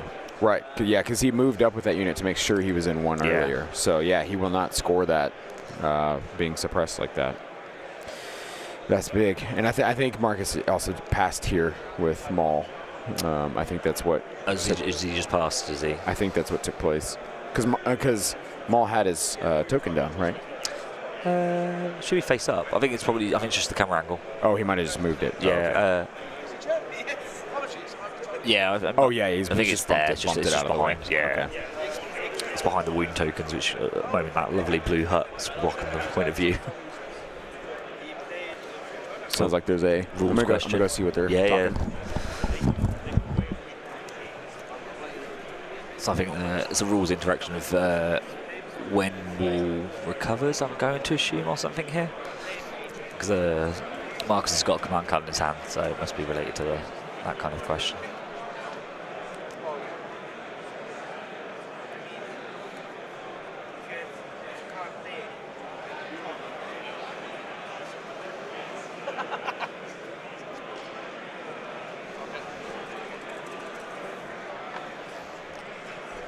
Just been having a nice chat with Finn. Slinger's there, I think. Getting 6. 1 wound. So they're just the call there was to see if trying to determine the exact language of which magic. It's when Maul activates, he recovers. Yes, and it is. so that's what they're just confirming. And Nick read the card. He said, yes, that's what it looks like. Because I'm just going to confirm, but that should be it. Because the language on cards changes. right. Because we have a French and a. Well, so that was something I was actually going to say. Has there been a scenario where the card is written in English? Yes. And then the next card comes out and it's in French, and obviously it has a slightly different Spanish. The verbiage is switched around. Yeah. Yeah. So sentence structure, yes, you will have There was things one. placed differently, but I know. I think Ollie said about it in one of his games. I think they, or someone told me it was one of the UK players who played, and it was a timing or something like that. It was when scoring an objective. It was the verbatim was different in the language. Yeah. I can't think of which one it was. Which was massively important, because you can be playing something in France and it says you score at this point. Yeah. You can play with an or English this has to happen for you to do this, and then you read it in another language. It says you have to do this way for this activity. Exactly. So it's Exactly. So I think That that's could what be- that's what they're confirming, because Marcus he shows Antoine the card, but it's in German, so it's like that doesn't help Was das? Antoine to read that. So then we pull up the English version to see this is what the verbatim is here. So I suppose ultimately, whatever the supreme ruling is done in English. Right. So Maul activated there. He recovered. He sliced most of that unit down. I think to just I the think two. he took an aim and punched. Yeah. And then I don't know what he took for his third Yep. action. Yeah. So Antoine here now actually moving to contest that middle point. He's probably going to score all 3. That's going to be 3 It's going to be nil up. 3 up, which means, wow. I mean, you think about SOS with this. If he winds up going 3 on this one and going 3 on the next one, he's 6-0. Yeah. And so he's just massively pumping up his As soon numbers. as you've won turn 4, it's like you can't come back. Yeah. Yeah. Well, I'll rephrase that. Marcus would then have to score all 3 points on the final turn. But if you've With fewer units. Yeah. Yeah. Yeah. And if fewer units that are suppressed. Yeah. If you've already lost the first 2 scoring rounds, how can you do that? Like. Right. Oh. Allow me to introduce myself. Allow me to introduce myself. Right, I am going to now start out the giveaway, and then bear with, please. All right, so we've got all of the people who've put in for the giveaway. Cockles here is finding our random person that we will be giving this to whenever we. Evan Paul, it's there. What? Evan Paul Yeah. has won. Oh. Evan Paul. I would like to have been someone I didn't know, but no, Evan Paul, you're the random one. You have won. An Adepticon cutting mat. Yep. So I will get that to you. you've got his contact details. I'm not even going to say no worries. I can get a hold of you, no problem. You just have to. The ticker onto Zach Teesman was so close. So yeah. Well, let's see if Evan's still even in the chat. He may. Oh, there he is. There he is. Boom. All right. I see him. I see him. Boom. There you go. That's how he claimed it. Yeah, Boom. if so, Mic drop. Sorry, Zach Teesman, you were so close. But there'll be another one in game 2 later on. There'll be another one in game 2, and we'll tell you what that is later on. We've got them underneath, so that's all good.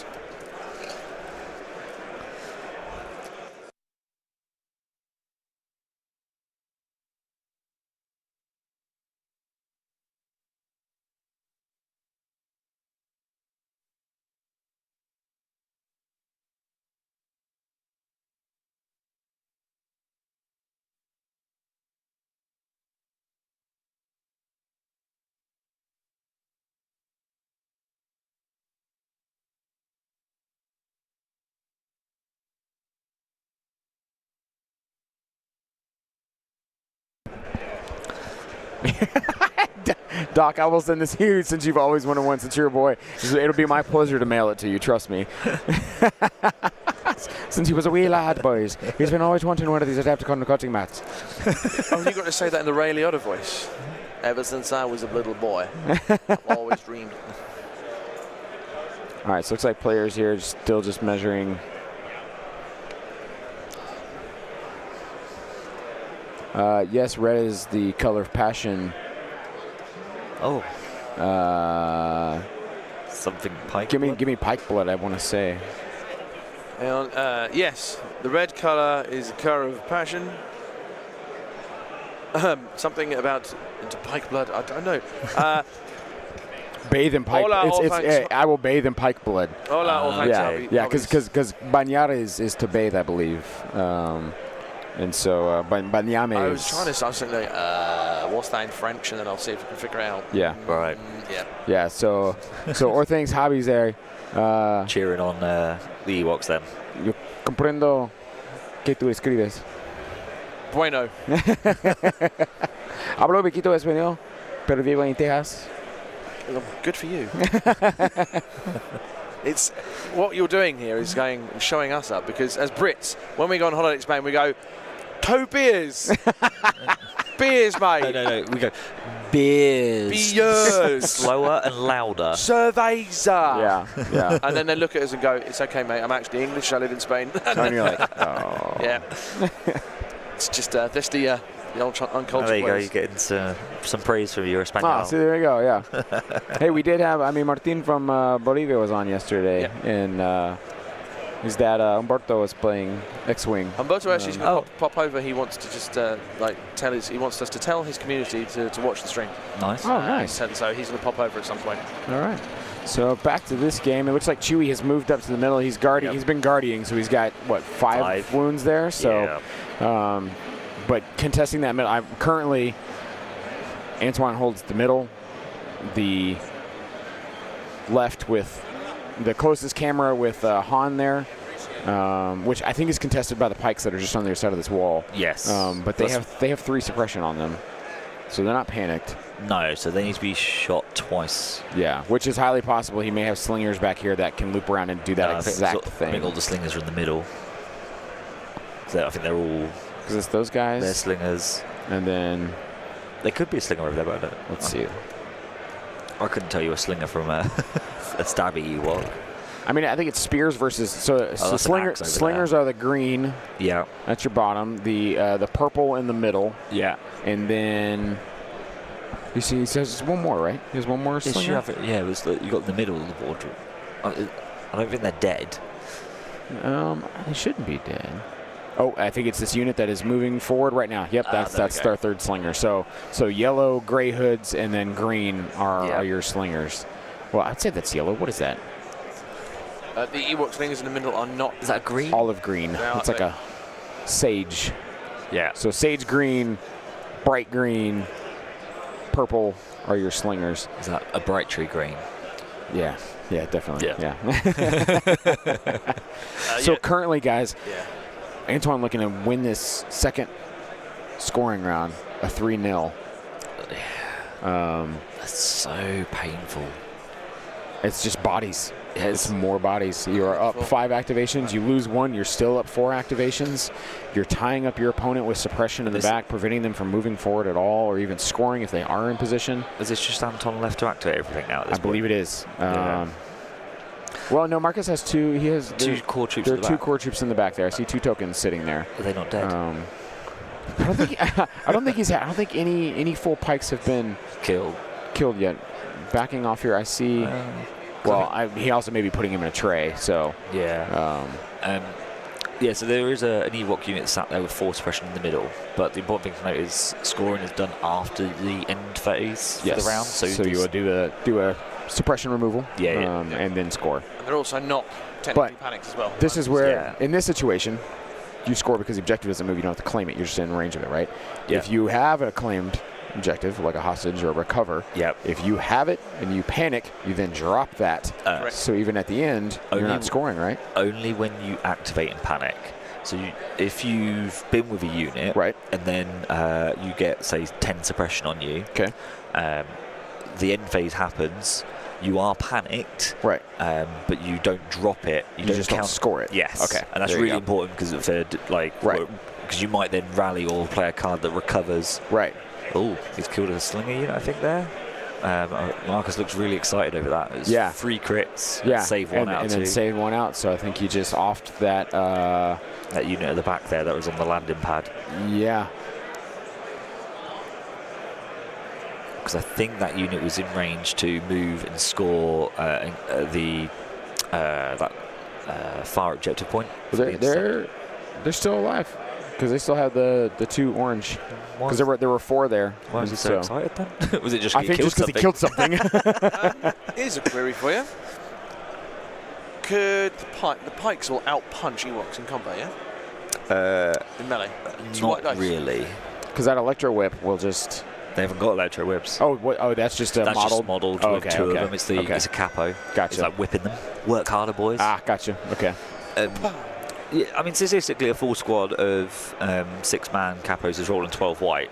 So that will be a hit, a crit, and a surge, and they've got a surge. Yeah, and so there's 3 going through. It negates all the cover low profile. It does. Yeah. So it's kind of like. So on average, you're getting 3, but you need a full squad. Yeah. And that may be Marcus's best option to just push those pikes into what he can in the middle. They do punch. The Ewoks punch harder back. They're rolling black. Yeah, they're black. Yeah. But black dice can swing so fickle, hard. Fickle. They're easily the most fickle dice in more than red Legion. dice. Absolutely. Oh yeah. Absolutely. Because it's the most commonly used dice, right? Yeah. Like black is the most commonly used dice. When a red dice rolls blank, it hurts because you're like, you're supposed to hit something. That's a guarantee. Yeah. Yeah. When it doesn't, you're like, But so much rides on a 5-shot core trooper unit that's just rolling 5 black. When you roll that and you get 1 or nothing, I was gonna you say, go, oh, come on. Or you're a rebel trooper and it's a surge. Exactly. Like 4 surges, you're like, well, that's nothing. Chat's looking in saying, Tom's obviously loves his Ewoks, and he's just like, the Ewoks they have no surge, but they pierce. Yeah. Where pikes don't have the pierce, obviously, but they have no surge.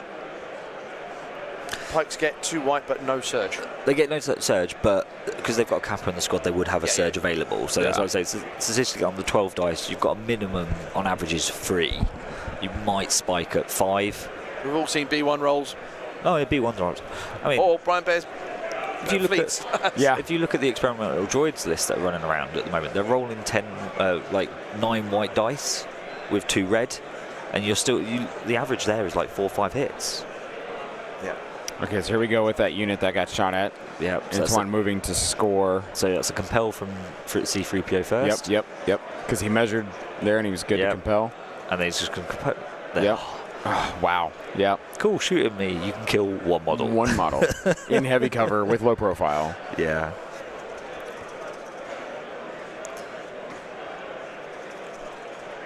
Now, if Marcus has something left, when is an Ewok panic?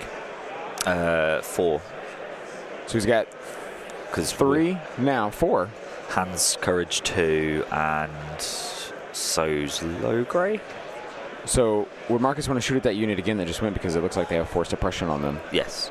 just to prevent that from Yeah. being a scoring unit? But then that still makes it 2-0. Right.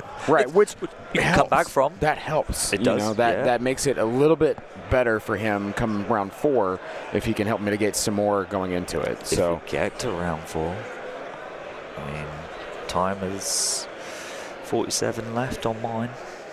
yeah. They've probably And got we're on turn a 2. round. Yeah, I mean, players are moving efficiently. There's just a lot of bodies to move. Yeah. All right, so Marcus is got a good spot to move these pikes to benefit from cover from those stacked barrels that are there. You can see it just through the windows of that tower.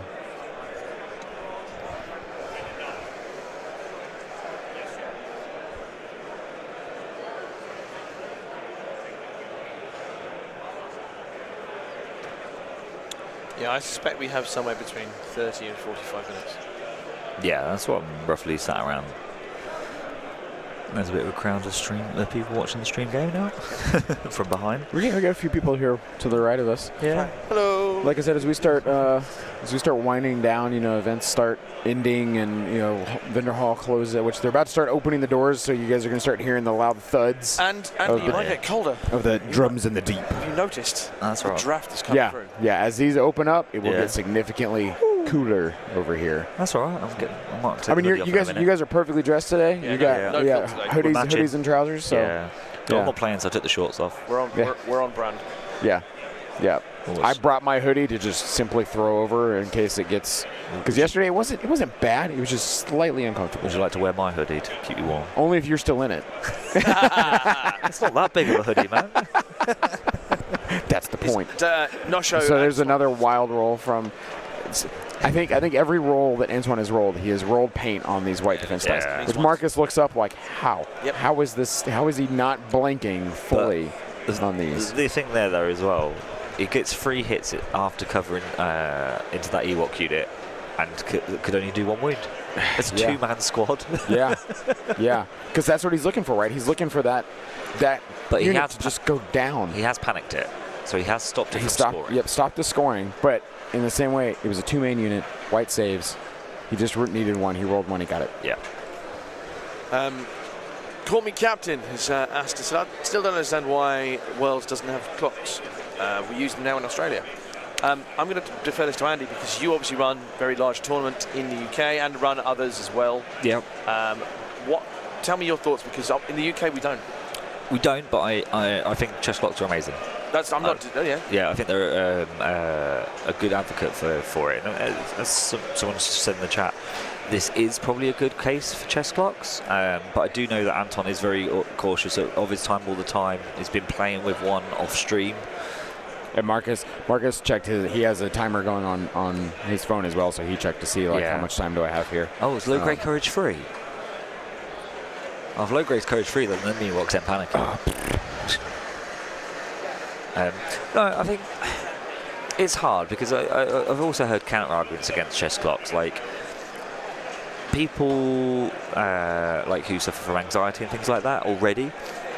it puts more of a pressure on them. Yeah, So, that's a Yeah. so they already know they've got a 2.5-hour time limit. They might have any other issues like, oh, I don't want to forget things. I don't want to do this mistake. I don't want to like this, Yeah. that, and the other. So they've got all these other things going through their head. Because it's another conscious decision Yep. to hit that clock to move it over. So Oh, I forgot. How Yeah. long was it on my time before? And it Yeah. just puts an extra level of stress on people. So Yeah. I get the counter argument, and I do agree. But I would prefer not to as a personal state because I would forget because that's my brain. I'm busy playing a game. I don't want to have to go, I forgot it, and then feel bad about it. But I also don't. it kind of comes naturally once you get into the swing of it. But I don't. I've never considered myself, or I'm quite quick in my play anyway. Yeah. So it's not something that may be relevant to me. 2, 3. I think it I becomes don't know. more important sometimes when it's these. Okay. So Mark is just 2-0. telling us it's a 2-0 Yeah. for Antoine scoring in this round. Action. They've moved. I think they negated that back point where Han is at. So on your screen it'll be the far right point. I think they negated that a 2-2. Because Logray is back in the back, I believe. He is. I think Logray is too far away to give that courage.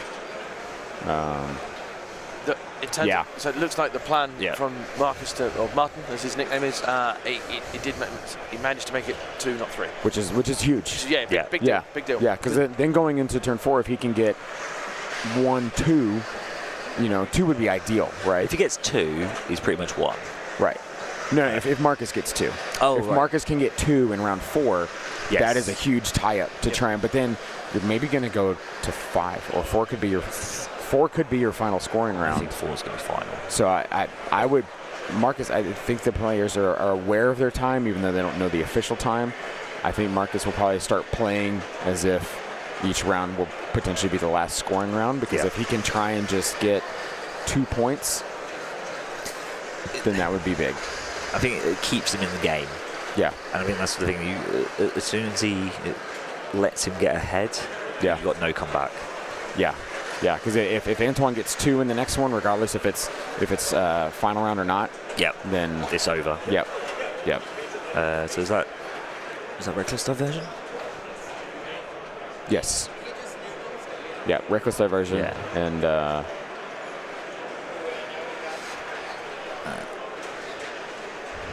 So you're going to have to shoot Han. so what is he? Because he still has his force push, right? Because he didn't use it last round because he didn't leave melee. Yeah. So he still has that. Yeah. So now he can force push. But he's out of range of double moving into more. He is. Yep. So But do you go for Chewie maybe? what does it achieve? You've killed an activation. And just another activation scoring a point? I guess. It does. Like what would you do? Would you take out the two main Ewok you're still tied up with? Or would you force push them, jump over to Chewie and take him out? Because then you're preventing a Guardian. Chewie's probably the better choice. But then I think the problem with that is you're then sat there in the open to all the slingers. Right. Because you've used your force push to get rid of a unit. Yeah. Maybe an option would be to kill the 2-man that you're in. Because you're still removing 1 activation. And then it's maybe dive into another unit that's not very high activation. Like model count, sorry. Yeah. So Marcus doing a rally roll there off a Pike unit and winning. Winning it up. That's what he needs.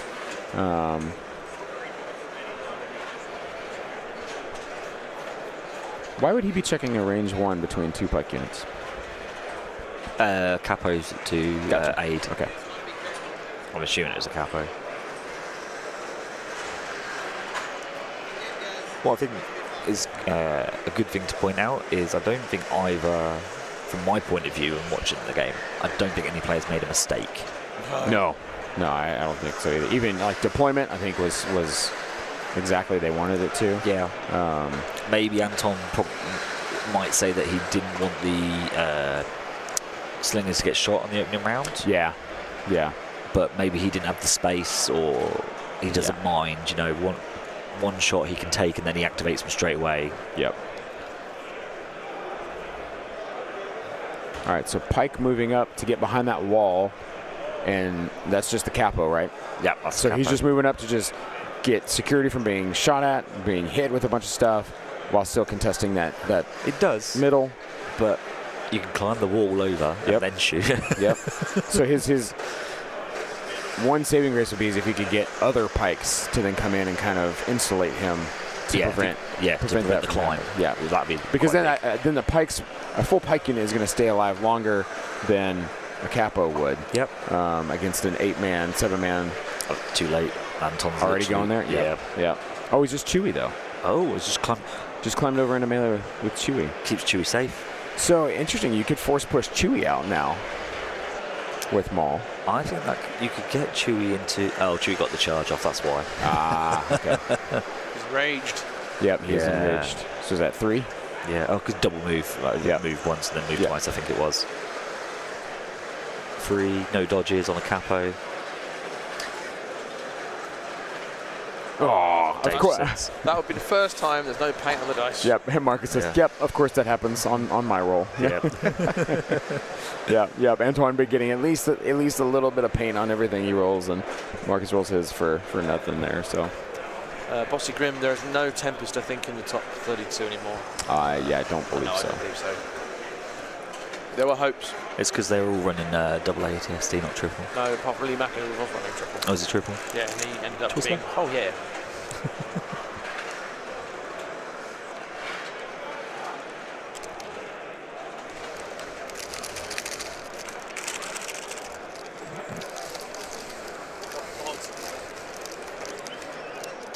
We'd like to thank all of you guys for being here with us today. We are currently at 268 combined viewers between our two streams. Didn't even notice that. That is awesome. We appreciate all of you as we are doing this for all of you. If anyone was wondering what that rapping noise is, it's me and Andy trying to get a red. Is it a Red Vines or Twizzlers? What? Those are Twizzlers. Red Vines are vastly different. Trying to tasting. get Twizzlers like out of the pack. They're all stuck to each other. It's just absolutely impossible. But yeah, we all appreciate every single one of you watching. This looks like a line of sight call being made here from. I want to say he's looking at Han. I think he's trying to see if he has him in the open. If he moves to that location. Yeah. But then again, I don't know if I would do that because you're leaving yourself exposed. Oh, he for has all- to shoot hand though. Oh, Reckless that's right, division. reckless aversion. Yep. It's not a choice. If you have the ability to, you have to. Yep, that's exactly it.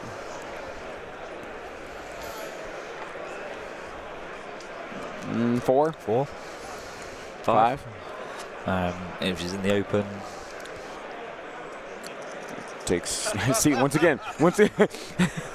Marcus going. Oh, See, Marcus. he rolls white, he gets one. I roll white, I get nothing. When Marcus rolls his white dice for his rally, he gets paint. But when he rolls it to actually save a unit, he doesn't. the top 32 faction breakdown then is 1, 2, 3, 4, 5, 6 Empire, is that? Okay. 1, 2, 3, 4, 5, 6, 7, 8, 9, 10 droids. Which are probably all EXDs. I'd be surprised if any of them. Oh, We have results. I have some results. Okay. I don't know why it's. There we go, round 5. Here we go. So, turns out Andreas Roeder is actually from Germany, Switzerland. He's from the same place as Stuttgart as Martin, as Marcus even. Adam Fowles, the New Jersey Wobrats, beat Matt Evans of the Indy Garrison. That was a 2-1 win on Recover. Moving further down, we have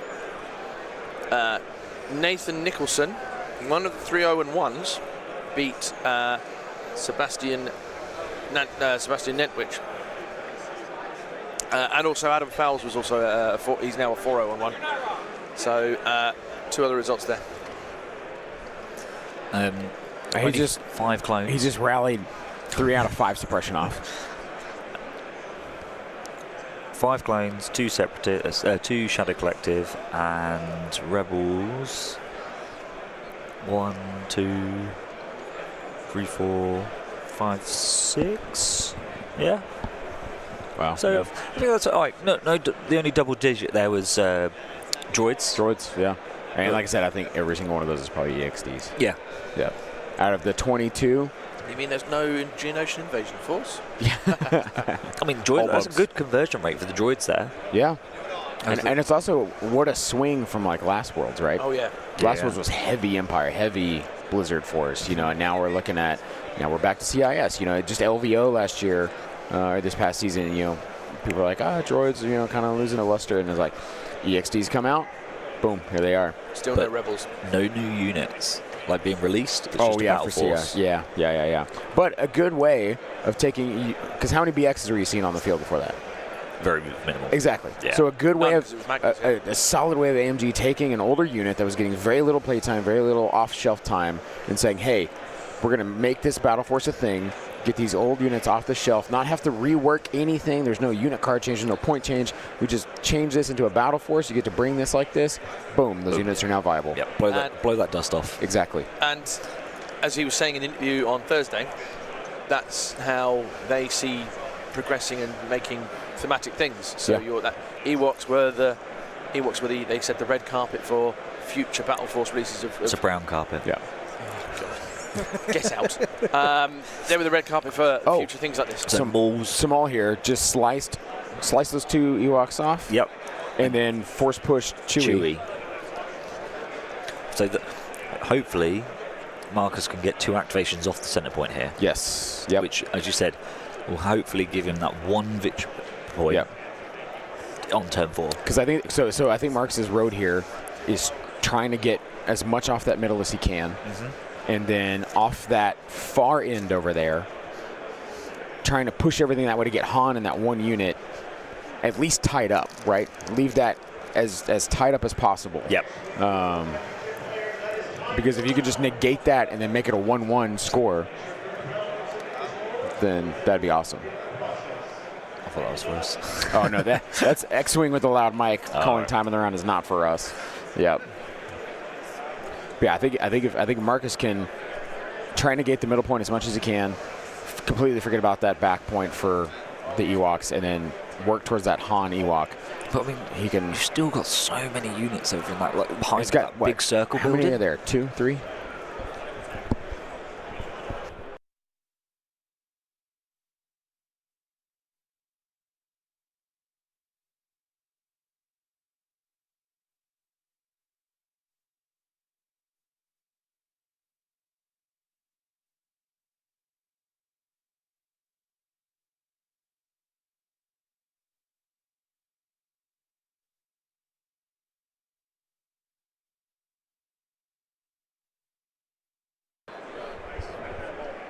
All right.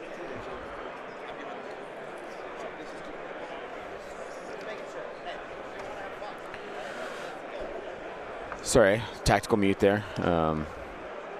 We were just handed some things to try and dole out through the day and for tomorrow and stuff. So.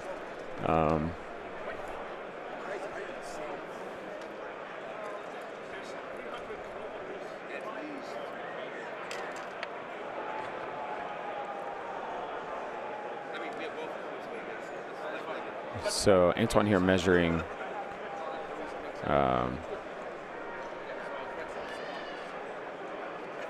measuring a speed 2 from those pikes.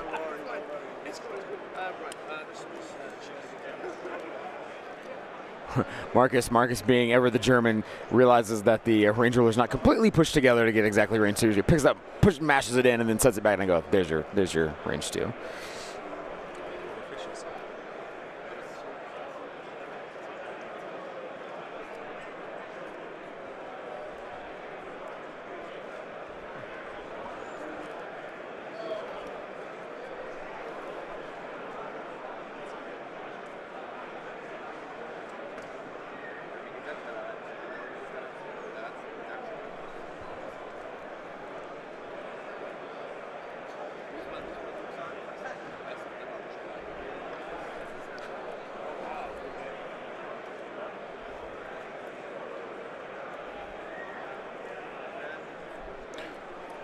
So we've got I believe that's a rally roll for Marcus.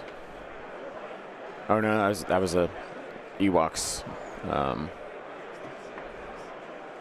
So Marcus losing one more pike, but not an actual unit. No actual units from Marcus being lost yet, which is a good thing. He needs as much as he can against a much higher activation list above him that's just putting the hurt on with just swarming everything right now. That last scoring round in round 2 went 2-0 to Antoine, so currently Marcus is down 0 to 2. Looks like a pike shot coming in here. We got 1, 2, 3 crits, a surge, and a hit. So no, he's got a full boat there. Once again, Antoine, nice dice. Nice dice. We've got a solid shot and then another solid white dice save. Marcus just shaking his head saying, I don't know what to do. I don't know. He says, I'm shooting. I'm shooting when I can shoot. Nothing is going down the way it needs to be. So he's trying his best here to make this happen. It's just such an uphill battle when not only are you fighting against a lot of bodies, but you're also fighting against just the dice themselves. You know, this is a dice game. It's random. You have no idea what you're going to roll. And expecting white dice to just continuously fail and then continuously succeed is such a hard thing to get over. But both players still smiling, having a good time in this game, despite the highly competitive nature of it. We are probably going to be getting close to time here, so it looks like we have a rally. Rally roll gets off 3 out of 5. So once again, I mean, look at those white dice are just coming in absolutely clutch for these players. Unreal white dice rolls here. Is that another save? That's a rally. That was a rally roll, but he got shot at from another unit of pikes. Took no wounds. Rolled off what he needed. It was like a 2 out of 3, and he rolled 2 out of 3, and it was like, yep, you're good. Just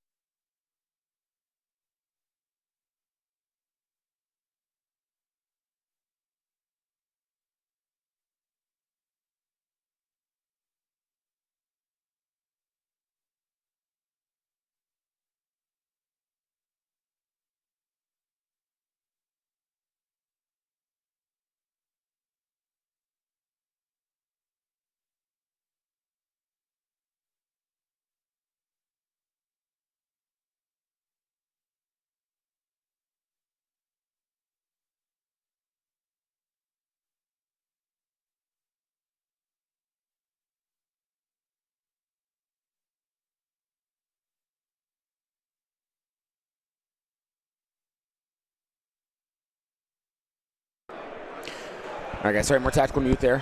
We were handed a box of goodies from AMG for stream, so we will be showing you guys that stuff that we will be doing throughout today and tomorrow. So good. It's really spicy, guys. So that was Anne Richardson, who is the head of the community for AMG. She came over with stuff.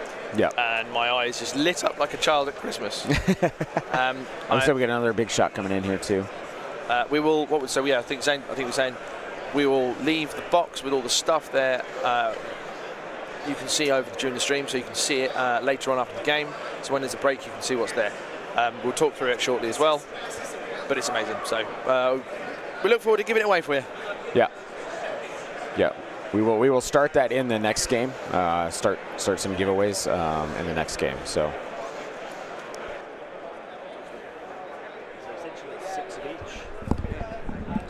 Six of each, the 5 there's 3 John.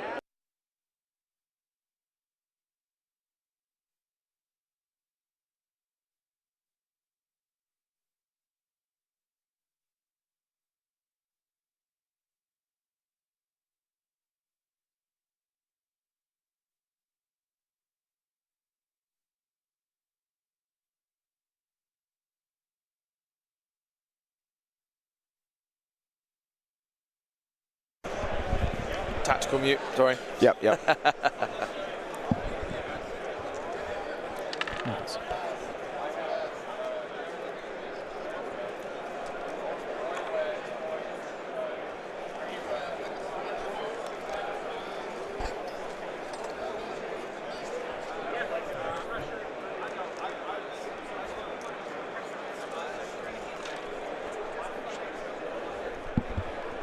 All right, guys. So more action here in this game. Let's see if we can get another angle. See what we look like from the other side here.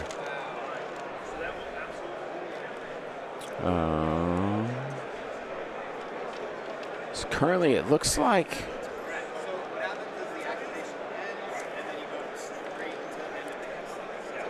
So Pikes and Ewoks are in melee now, as you can see in the bottom part of this this intercept point. So they'll be tying up to score this closest point on camera here. I believe it looks like it's probably going to be a 3-2, 3-3 tie maybe on this one. It's not a scoring round yet. We're still in round 3. Turn 4 may very well be our very last round, which will wind up being a double scoring round.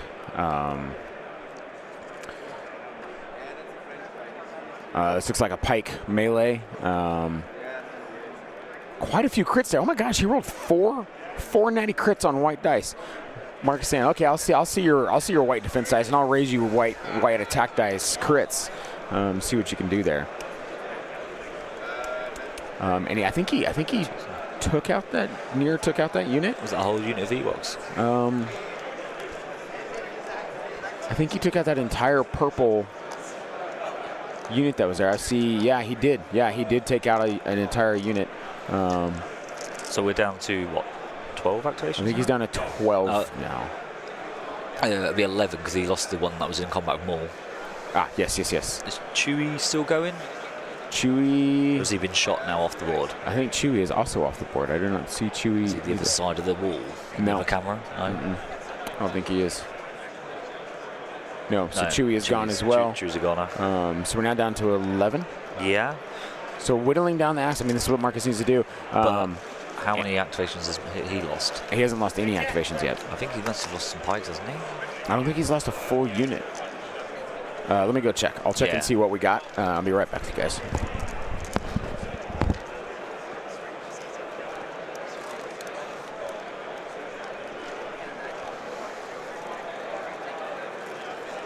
Yeah, Chewie is dead. It's Chewbacca just died. Sorry, just chatting to some fans who were watching behind, asking about the game. Fellow German supporters. German supporter, no, and German and American. I didn't catch the young American's name. All right.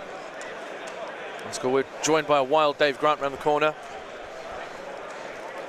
Let's see what he wants. Yes, sorry, Cupcake. Marcus is Matan.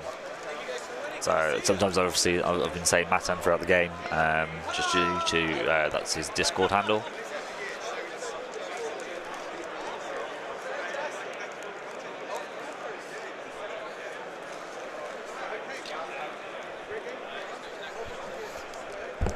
What's the lowdown? Okay, so he's actually, I mean, this is actually getting fairly close. Marcus has only lost one activation. He's lost one full Pike unit. Antoine has lost one full Ewok squad. He has 2 Ewok squads that are left on 1 man each. Okay. And he's lost Chewie and Wicket. So he's lost 3 total. Yep. It's Chewie, Wicket, 1 full Ewok. Oh, okay. And then he's got 2 more that are hinging on 1, I think a 1 and a 2. Which it's hard to see, but so he's doing that. So, like score-wise, it looks really bad for Marcus, but actually kill count. Which actually I may be wrong. I think he may be down another Ewok unit. I think there was another one. Just a 6-man skirmisher that was over there. So I think so I think he's lost 4 total. So it's now a 10 to 10. Yeah. We've just been gifted some tiny tape measures. Hello, chat. That. Ollie dropping in. I didn't even see. Didn't even clock on the silent, mate. Silent as a mouse. The Cockles, you look different. You've lost weight. So guys, this game, Ollie, is really close right now. It's actually a little closer than what we thought it could be. It looked like Ewoks were really flooding, which they still are, but Marcus has done a really good job here to mitigate. It looks like Antoine, I think, has lost 4 activations. So I think it's 10v8? I think it's 10v8 right now. Yeah. Which is huge on intercept. But it's 2-0. It's 2-0 Antoine. We don't think this will be a turn 4. Yeah. Sorry, no, I'll rephrase that. Turn 4 will be could be the final last game. one. Yeah, Yeah. I'd be Yeah. surprised if there's a 5. Yeah. Okay. So, do you score? You score turn 4, And then then you the score end of the the game? double. So essentially, it's a triple score. Oh, is it really? Yeah. Oh, I thought it was just if that was your final round, it was just double. Your eyes, then, mate. Oh, no, because that swings a lot. That swings a lot. Yeah, no, you scored turns 2 and 4, and then the wording on the card says your final round. So if that is your final round, Yeah. then you essentially triple scoring.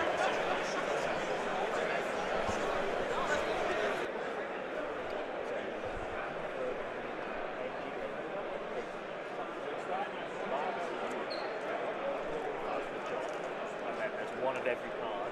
And the acrylics. Basically, we've got one of every card. Sorry, guys, So- technical mute here. So coming back from my game, I just played into Experimental Droids. Oh. Played against Corey Satilli from Inglorious Blasters. oh, yeah. The chat was saying that's the end of your run, mate. Yeah. They were literally going up. He's a good player. That's the end of Ollie's run. No, it's not. and I'll tell you why. Comms jammers. Yep. Absolutely amazing.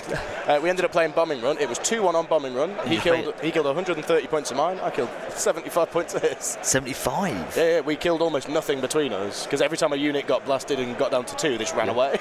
So you scored 3 bombs, only scored. I scored 2 bombs. He scored 1. Oh, okay. But the comms jammers won you the game then. Yeah, so buses moved up into kind of like central board, and what happened is I managed to kill a droidica that was carrying a bomb on its way in. Yeah. The buses then moved in, and then Black Suns got out, shot into the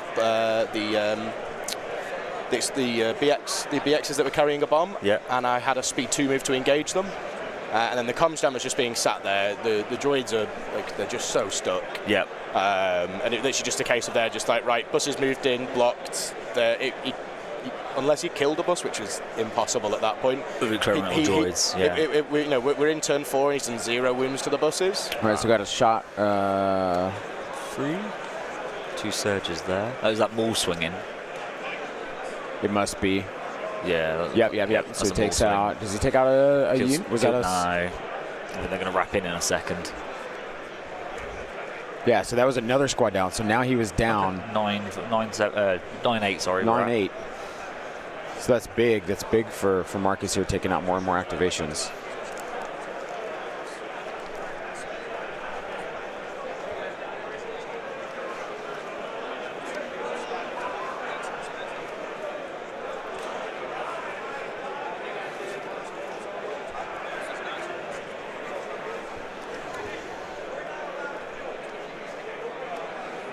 And then Maul's engaging another unit here, tying them up. Yep. And moving them away from that center point, which is where they were pushing towards. That's true, yeah. Yep. And I think that being a slinger unit is probably a good call. Yep. It stops them from being able to shoot the pikes. Exactly. Now, is he activated with that? No, they do have a face up at the moment. So they could disengage, but that would be all that they could do. Yeah. Is Slinger still a black in melee? Or are they worse? That's a good question.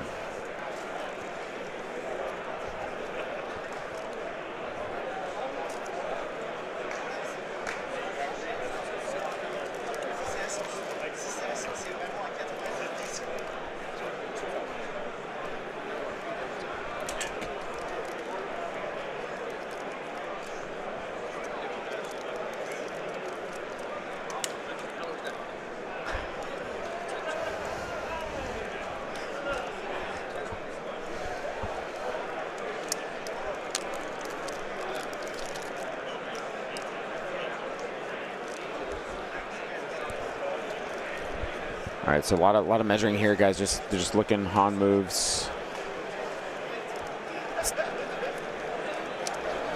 So in terms of a recap for the game so far, anything exciting happened?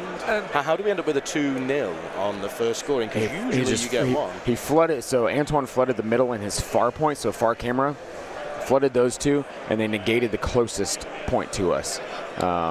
And so it wound up being a 2-0 for Antoine, just on Ewok bodies just present.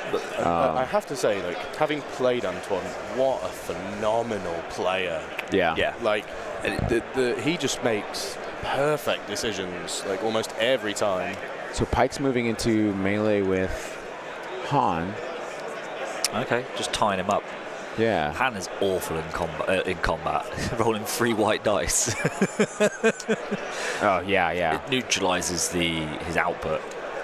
Yeah, because his Gunslinger's gone, his red dice are gone, his Pierce is gone. He has Pierce, right? Yeah, Pierce too. Yeah, so that's Pierce gone. too. Like, there's a lot that just is out the window with that. Yeah, Han's efficiency is lessened into Pike's. No, you say that, so actually. I feel only because they get the dodges that. and they can dodge the crits. Yeah, so I thought all of that. So what he was doing is using the slingers or even Wicket before he got killed by Maul to strip the dodges. Ooh, that is a large amount of dice. And that's 5 dead. It must be 7. Oh, he's only rolled 7 dice yet. That's a whole unit. Oh, that's another unit. Marcus finally getting the attrition going his way with these dice rolling the way he needs them to. This is huge for Marcus to try and pull this game back his direction in these winding down minutes of this game. This is getting tense now. Yeah. This is huge plays going on here.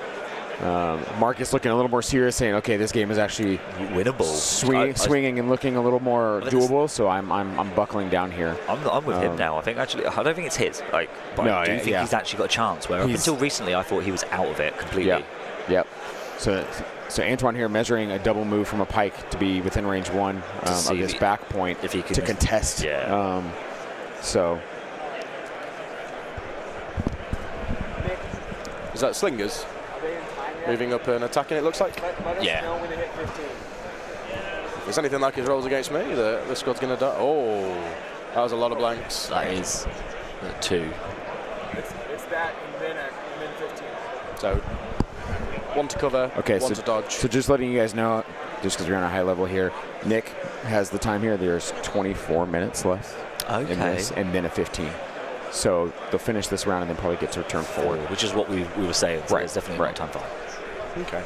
And is this information that the players know? No, they don't know. So that's still. But there's no way to let them know because they're not allowed. They just have their clocks. No. When you said because it's at a high level here, I wondered whether that was something that they were sharing. Yeah. No, not the players. Mr. Bodnar, what a judge. So my clock was on 11 minutes that remaining from when I started it, so it wasn't far off. Yeah, and that's why you need to make sure you start a timer. Yeah, as soon as you get to the table, or if you do forget to set it, try and set one with about a gauge. I forgot when I got to the table. I was kind of said our hellos and stuff. I was like, cool. But I'm going to set about a 2 hour, 25 minute timer. There's a pike hit into some Ewoks to almost kill another unit. I think there's a 4-man squad that is now down to 2 at the top of your screen there. But Nick, our judge here, saying he noticed both players started picking up pace of play, realizing because they're both keeping their own kind of timers. It's it's not the exact time, but they have an idea of it. Yeah. And he said both players are now picking up pace of play, and with activations being removed, this is going to go much faster. Yeah. So I think players are trying to get to turn 5. I think that's what they're going to try and play for. Because if you can score 4 and then make it to 5, then that could be huge. Yeah. What shoots 2 red? Han doesn't punch that. Oh, Ewoks hitting back into Pikes. It's Axe Ewoks. Axe Ewoks only 1 red, right? Well, it's 1 red and then the unit leader, right? He rolled 2 red there. Oh. Unless we're missing, unless we've missed it on the colours or something. Because it's possible. A black often. Yeah, sometimes it's hard to differentiate. So we got a crit and a hit, reroll for nothing. Yeah. 2, I think this is. This must be some Pike, dead Pike. Is it that Pike hitting back into? Yep. So that's another Ewok on. So we're now down 5, 6 activations. Oh, has he got a whip on that Pike unit? I thought he was all guns. Yeah. All guns. Oh, Tenacity on the Ewoks. That's possible, Tom. No, he definitely doesn't. We went round through the list earlier. So now Marcus is scoring that back point, right? So you look at this. Yeah. Look at this. So there's Logray right there, Logray Han, and then this unit tied up with Maul. Right. Maul could very well take out a good chunk of that unit and tie him up. This is really, really close. Yeah, he's Marcus has 2 units of pikes, 3 because this capo is down here. You can see his head poking above the wall, right next to where it says hostile environment. I'll pan that camera over just a little bit. Did he lose that? He lost that capo earlier. That Chewy punch. Yeah, Chewy, So Marcus has lost 2 units then. Yes. Yep. So he's down to 7. 7, and I think we're out 8 maybe on Ewoks at this point. Yeah. Which I think Marcus may negate that back. He might still forget about that back point. There is only 1 unit sitting back there, but he could fully say, I can run 2 units back there. And then he's not. That's 2 off the middle. So if he's only got 7 units left and he sends 2 over there, that's 5. So do you contest the middle and maybe? But then you still got to do 1 on the other one, which means 4. Yeah. He has to score 2 points. So this to is win. a pike hitting into the last unit there. So that's another activation gone. Because there was 1 Ewok left in the middle of those pikes, and they just took him out. Well, I mean, that's a god roll there. I mean, 2 crits. Marcus's white attack dice have showed up several times now when he's needed to. He rolled 4 white natty crits earlier. So what does this unit here do? The one thing I'm really, really proud of is that Marcus, and not Finn, is playing at this table right now. I truly held Finn to a higher standard. This is round. Sorry, guys. This is round 3. This is not round 4. The guys are wrapping up round 3 right now. We're in the last throws of round 3. Yeah, this is still 3. And then we will be shortly moving into turn 4. Only a few activations left here in 3. Activations are being picked up. Pace of play is picked up. These players, I think, are going to try and hit 5 rounds if at all possible. Yeah, this has been a huge loss for Anton this turn. Yeah, he's lost a lot of minis pushing forward. Yep, minis. And I think a lot of this too is it's melee, right? He's losing things in melee. He no longer has cover. He no longer has low profile. That is all gone. He is they just do losing punch hard. Yeah, and he's having to double move to tie up units and then get them punched back. Yes. Yep. No, this is definitely still turn 3. Hello, go for it, painting.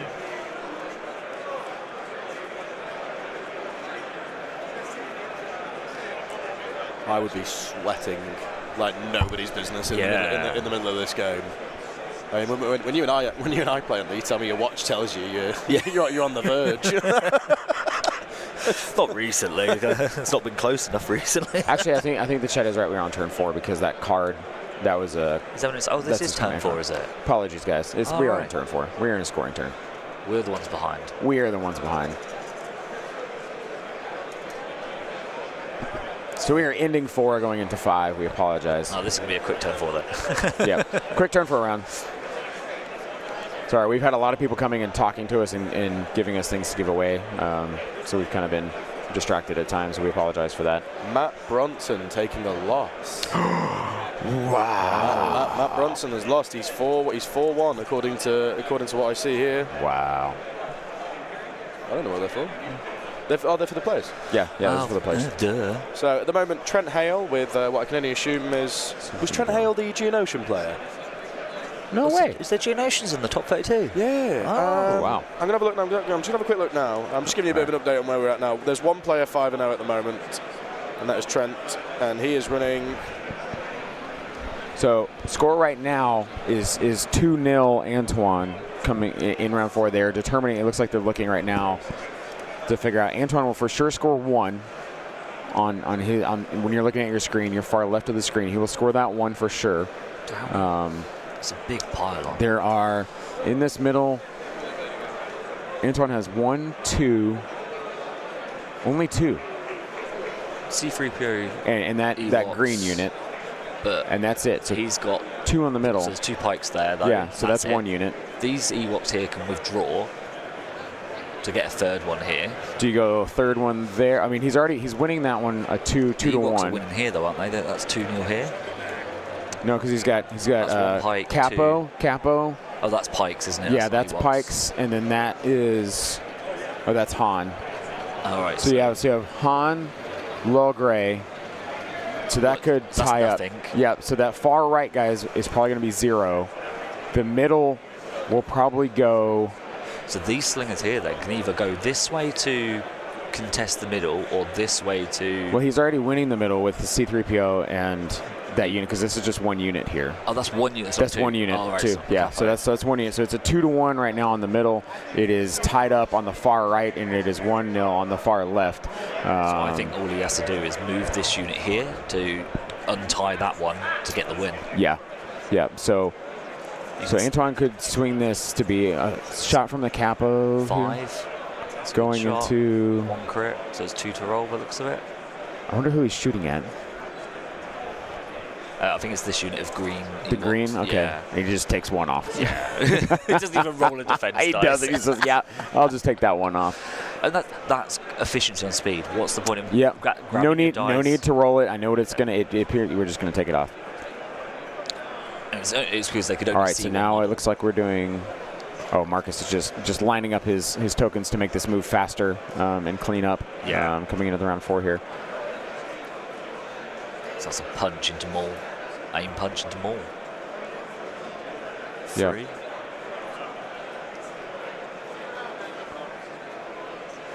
Okay. Okay. Yeah, Only that's 1. good. That's good.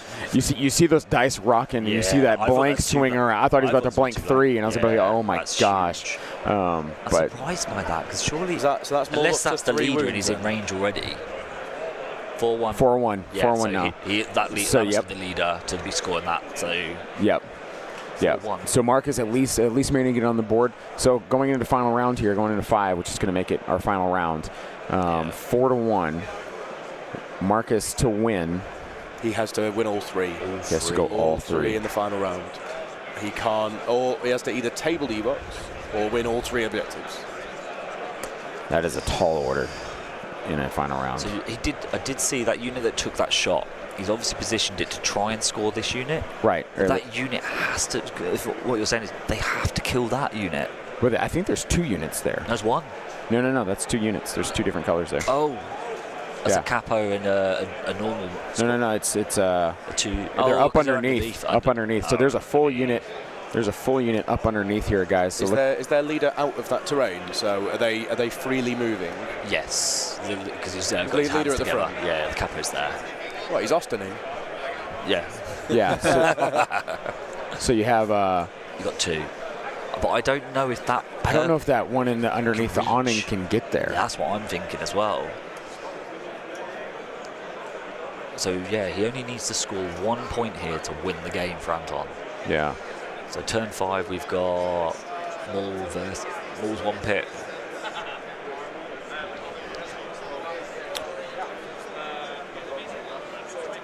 Oh, it changed.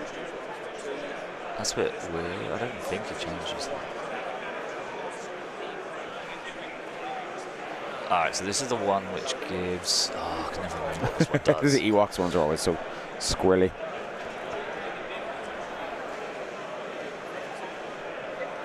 Yeah, so if Marcus can tie, then he's up on kill points for sure. But you can't tie because the score's 4-1. It's an odd number. Because you're going to double score. Okay, so double score. So if he... Because Marcus will, if he say, if this back here safe objective with this 1 unit of Ewoks is scored, is a tie. So, and then he scores the other 2, so he'd score 4, which would And then it'd be 5-4, 5-4, and then he would win. Yeah. So that's tying this back one. That is tying this back. Yeah, so he just needs to do those. He can say, screw the back one. I'm just going to go for But he those has 2. to tie the back one. He has to tie the back one. So he has to at least push 1 unit So he back has to there. win the other 2 and tie the back one. So Right. it's essentially winning all 3. Right. But then if that's the case, as long as you've got an order here, that unit can just double move and grab that one. Right, and then say, untie it. okay, yeah. That's it. Like, Well, if the unit at the bottom moves and goes around, then that wins him this back unit. because that would still score him 2. If it yes, I see what you're saying. swings him the middle point kind of thing. I see what you're saying. Yeah. Yes. Yep. So I'm Yep. bearing news. We bear out. So we just got news that our beloved Sambert Weebear has been knocked out. Oh, Yep. no, Yep. not Weebear. There's also a list that we will talk about in the next game that is performing very, very well, but could replace it.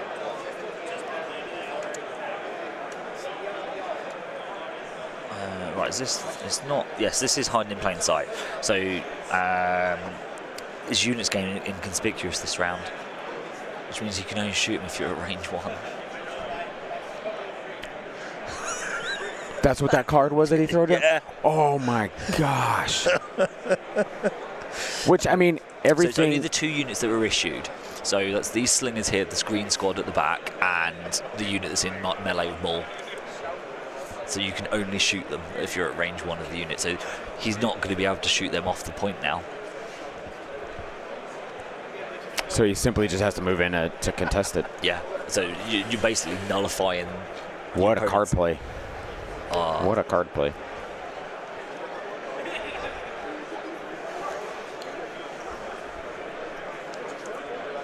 So activation counts right now. Marcus has 1, 2, 3, 4, 6? 5, 6, I believe. Yeah, I count 6. Yeah, 1, 2, 3, 4, 5, 6. Yeah, I think 6 for Marcus. And then we have 1, 2, 3, 4, 5, 6. So it is 6, 6, 6, I think is what we're looking at here for activations, everybody. 6v6 on our activation count. Oh, is it really 6v6? Yep, I think it's 6v6 right now. Han moving over. Yeah, it's 6v6, isn't it? So the only way that I can conceivably see this happening is that you have to almost dive anything that you can.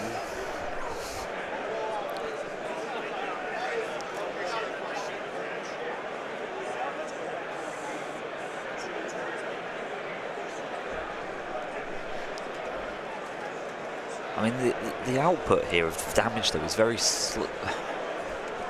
How much health does low grey have? Is it 4? It's 4.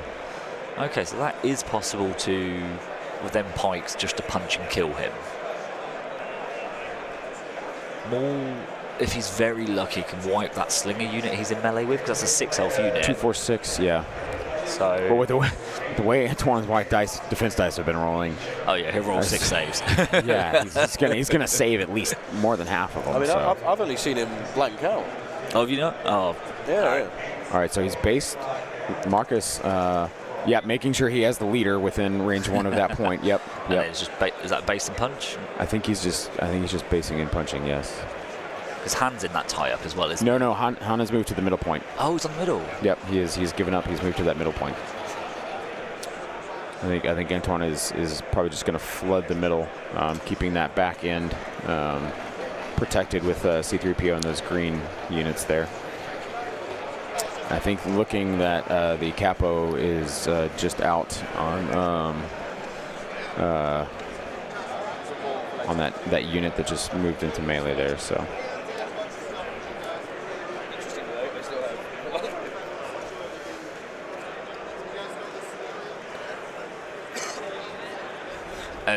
There are 6 activations left for each side. 6. The Shadow Collective card was Maul's at last, I think it was.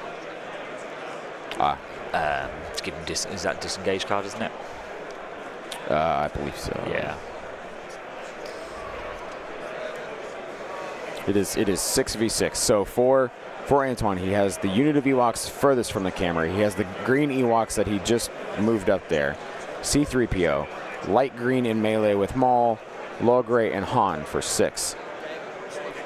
Marcus has the furthest pike unit that is maroon, the unit underneath the awning in blue, the 1 yellow and purple next to Han in the middle for 3, the blue guys in melee with Logray for 4, Han for 5, and a capo for 6 to the bottom right of your screen next to that point. So it is 6v6 activations.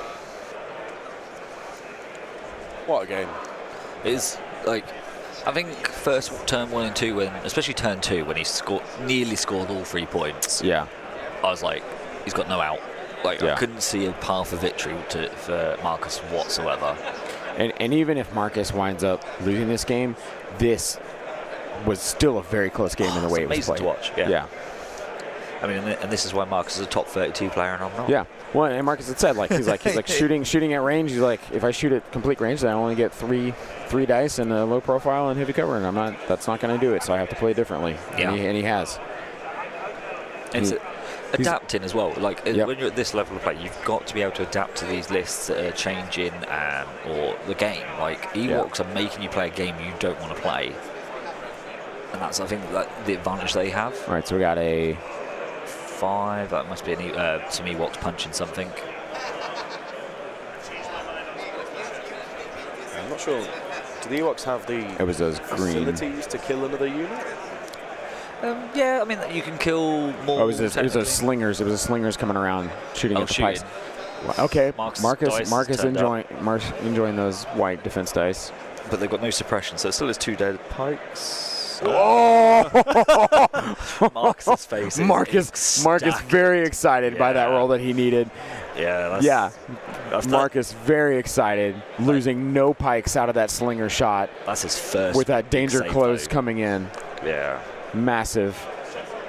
And then rolls off 2 of the suppression that's on them. Massive. Oh, base in hand. Oh, base in hand protecting that unit from being attacked by anything else. Massive play from Marcus. He is razzed up, ready to get try and get this win to happen.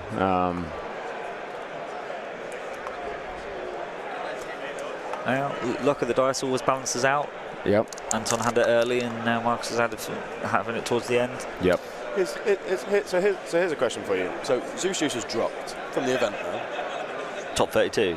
Yeah. So he's dropped. So now players who went through on the lower brackets are going to be getting a bye. Which is so chat, we're talking about Marcus's white defense dice showing up now just as much as Antoine's had. He hasn't had to roll a lot of white defense dice. Yeah. But in what he's rolling now, it is equaling as to what Antoine has been rolling throughout the game. Marcus for sure has been rolling excellent attacks, but 6 attacks into heavy cover, low profile, dodges. Antoine's only had to roll 1 or 2 white dice every time. Yeah. You know, like. I mean, that's part of the list, isn't it? It's built that way. Exactly. So yes, good dice from both sides. There's been a lot of noise dice this entire game. Dice. Look at 3PO here, just claiming himself king of the mountain. Some big kahunas up there, isn't he? King of the castle. Can you just imagine seeing 3PO try and just scramble up something like this? It's very uneven ground. Yeah. I cannot believe this. No one made a land on this side. I'll do D2. Get me up here. I did not calculate this. Yeah. Use your jetpack. So one of those surprising things was about playing Antoine. It was like the interpretation of the command not the command cards, the objective cards. All right. Like bombing, like payload sounded like it should be bombing run. Oh, on the actual translation I of it. looked at it and I went, oh, what's this? It says bombing. So Antoine here trying to.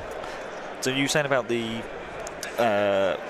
Zeus Juices dropped. Yeah, so he's lost and then dropped.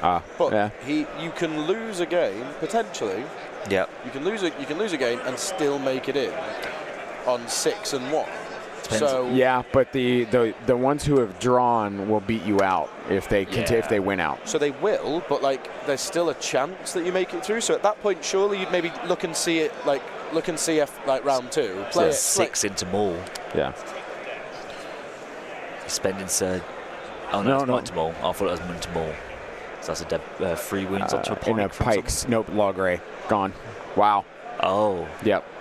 That was big. Yep. So and look at there's 1, 2. I think he's won that point now. 2 crypts. I think he has 2. Yeah.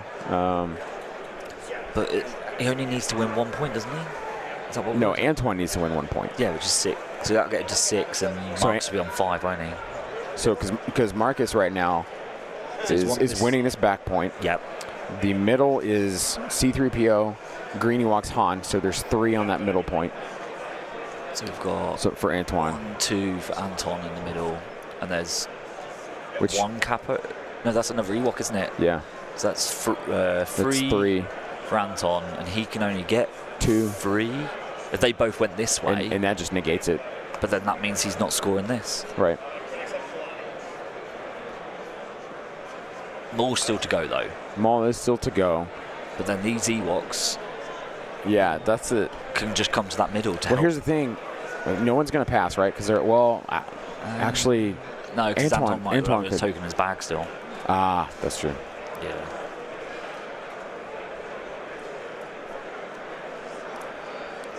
So where do you... So tense. And I'm not even playing. No.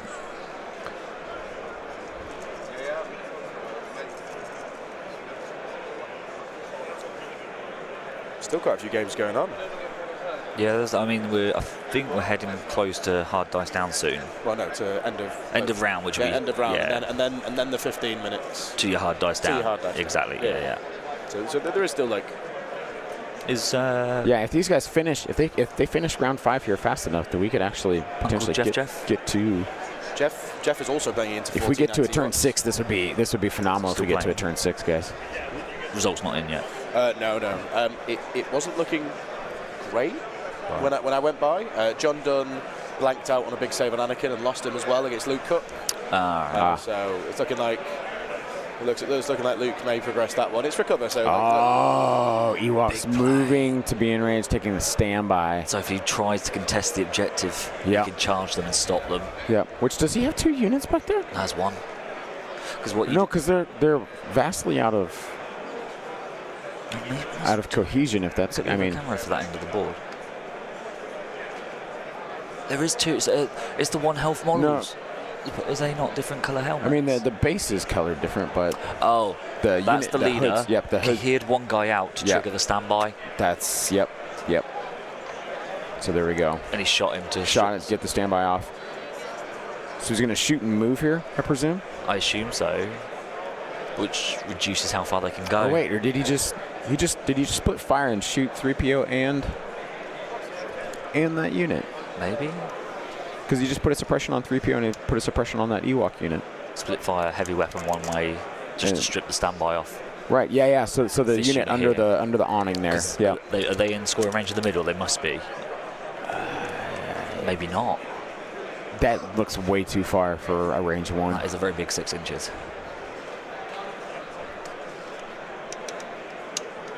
So I think he just. I think he just realised he can't score from that. Hi, gents, back again. Okay. Do we know if this unit here is in range 1 of the objective? I don't think it is. I don't think it is. So I think this time of the So round. this is it. It's 15. 15 minutes So they will hard not dice. they will not get to a turn 6. So they're probably talking it through now. Yep. I think they're looking to see what's scoring what here. They'll be able to finish this round out, but that'll be the final of it. While you were while you threw a lottie in, I was sitting next to Nick. We were observing. All right, so he negates that left point here. Let's let this finish out because they're gonna play this out and figure out how this scores. Right, so we know we've got 3 units here.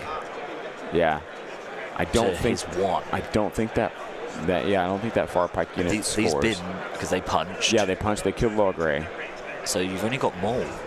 Yeah, I think Maul is all he has So I left. can't see how he gets the win here. I don't Is either. Han still to go? No, he's been, hasn't he? No, because Han we double can moved force- to get there. Force push him out.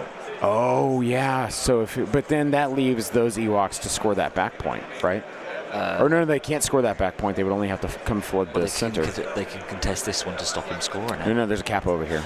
So the far right point, guys, there's a capo hidden underneath that blue circular So if he part. force pushes Han out, then it's 2-2 because Maul would be in range to score. 3PO's up there. Yeah, so 2 Ewoks. So an Ewok and C-3PO Right. versus the lone Pike plus Maul. So it'd be 2-2 Yeah, on the middle point. yeah, This last unit of Ewoks that he leaves just double moves to score it. yeah. I don't think there's an out. I don't think there is either.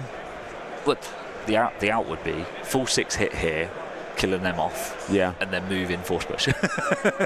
You're looking for like a Hail Mary. Yeah, dice yeah. roll. That's exactly what you're looking for is a Hail Mary here, and that's if the play he decides to take is that path. Yeah, so he's done the right thing. He's negated this last thing over here. I don't think there's any shots to come. It's just Maul to go. Well, and Antoine is done with activating now because he went first, so he's going to have to go with those Ewoks first. Is he aiming and punching? Yeah, he's aiming and punching Maul to try and kill him. Maul's on 2 wounds left? 3. Isn't he 6 health? 3, he's 6, that's right. Yeah.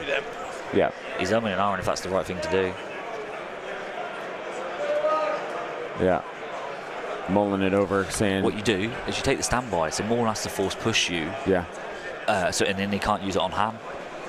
That would be that would be the play to take a standby there. Yeah. All right, there's the dice roll. 1, 2, 3, 4.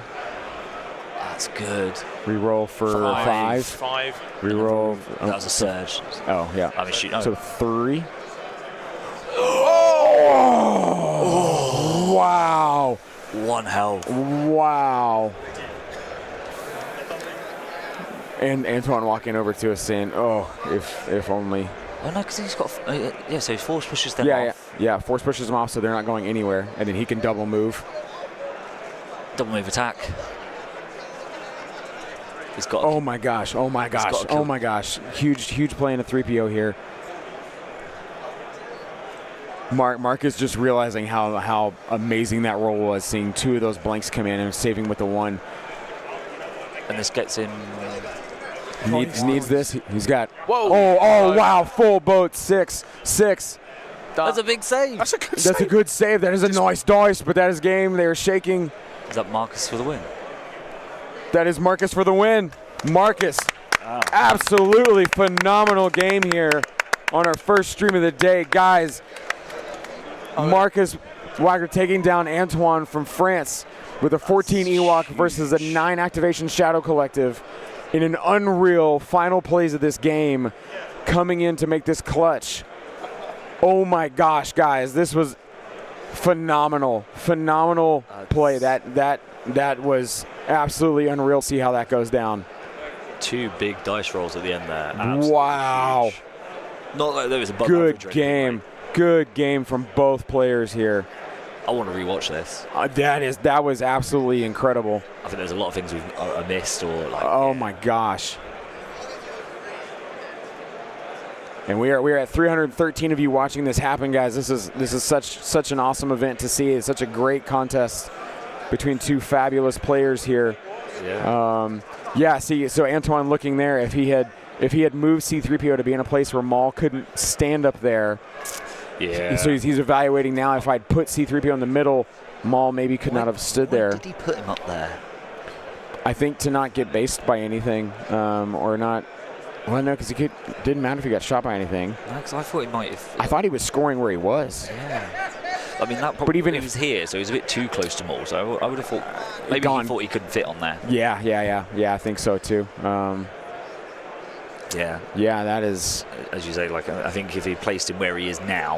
Yeah. God, do not count anybody out until the final dice are rolled and the game is over, because we were sitting here thinking Ewoks had this tied up at the end of 4. Yep. 4 wound up being a very close call, getting things tied up to make it a 4-1 at the end of 4, and Marcus taking 2 points to get. How many did he get? He got 4 points here. So Marcus scores 4, which puts him on 5-4. Yeah, so 5-4 at the end. Yeah, because that 1 unit over at the back there tying out. Yep, tying out. Yeah, so 5-4 to Marcus here with that amazing play. See, and Antoine showing here, like, I C3PO was just over too far. Just a small millimeter placement. Miscalculated. Yep. That could come down to like being panic under the pressure of the time. Yeah. Worrying about it. Just knowing I need to just move here. I know I need to just move up there so I can't be based. Yep. And then misjudge the placement. Yep. Yeah. No, that's an amazing comeback. Wow. From going 2-0 down. Wow. First scoring round. It's getting the 1 VP to keep him in the game. Yeah, guys. If he doesn't score that 1 VP, he's out the game. He's out. Yeah. So Marcus needed that turn 4 to happen. He needed that at least 1 to score to make that happen. Because that doesn't happen, he's out. This wouldn't have happened. Yeah. So that's. Wow. That was absolutely amazing. All right, guys, we're gonna put this on mute and put it on standby to get our next round up here and going here shortly. We will be back to see you guys here in just a little bit. Oh, Cockles. I just had a quick conversation, obviously, with the boys. So, firstly, you can see Martin literally shaking and walking as he walks away to go to the bathroom. Yeah. That's the kind of game when you end, it's like, what the hell? I spoke to him about, you mentioned about the slingers or the skirmishes, I can't remember which one, right at turn 1. Yeah. Was it a mistake pushing him out? The idea was he was pushing him out to make him do something and spend tokens. Right. Yeah. Whilst also using the guard, he still had the guard effect. Of course. So that was the play to try and make Marcus forced to do something, which he said it worked for him. Yeah. It's just that one bump of the dice roll of that last bit. And the other big roll is the rally roll. Yes. The 5 of 6. 5 of 6, yeah. And obviously the save. Yeah. Now I know we're surprised with the save, but at the same time, that probably should be saved regardless. Yeah. It's just the way it played out. Yep. He also said that he Antoine is like, he regrets. Where he plays 3PO. 3PO. We saw him moving him and then checking to see if Maul, and he's like, he just moved him over too far. If you put him right in the middle where he has him, Maul couldn't get up there. Just gone, my mistake. Did he? So I mean, it'd be nice asking about Wicket, because I think he did lose Wicket too early. I didn't ask him specifically about Wicket. Yeah. I think he's at the moment. And I would be too. I think he's still in the moment of God. Yeah, it always does. Like as soon as you lose, you sit there and process it. But what is important? He is 4-0 with a loss. Oh yeah, so he can still make it. In theory, it depends on how the other games go and how everyone else plays out. Because the only people who are ahead of him would be the people with the draws. Yeah. But if they've already taken their draw and then they lose a game, they're out. So Ollie, for instance. Yeah. Ollie and the likes of Ollie and Weebear taking draws yesterday could be huge now, especially as Weebear has just lost. Yes. Ollie obviously hasn't lost. He's out then because he's got a loss and a draw. Yeah.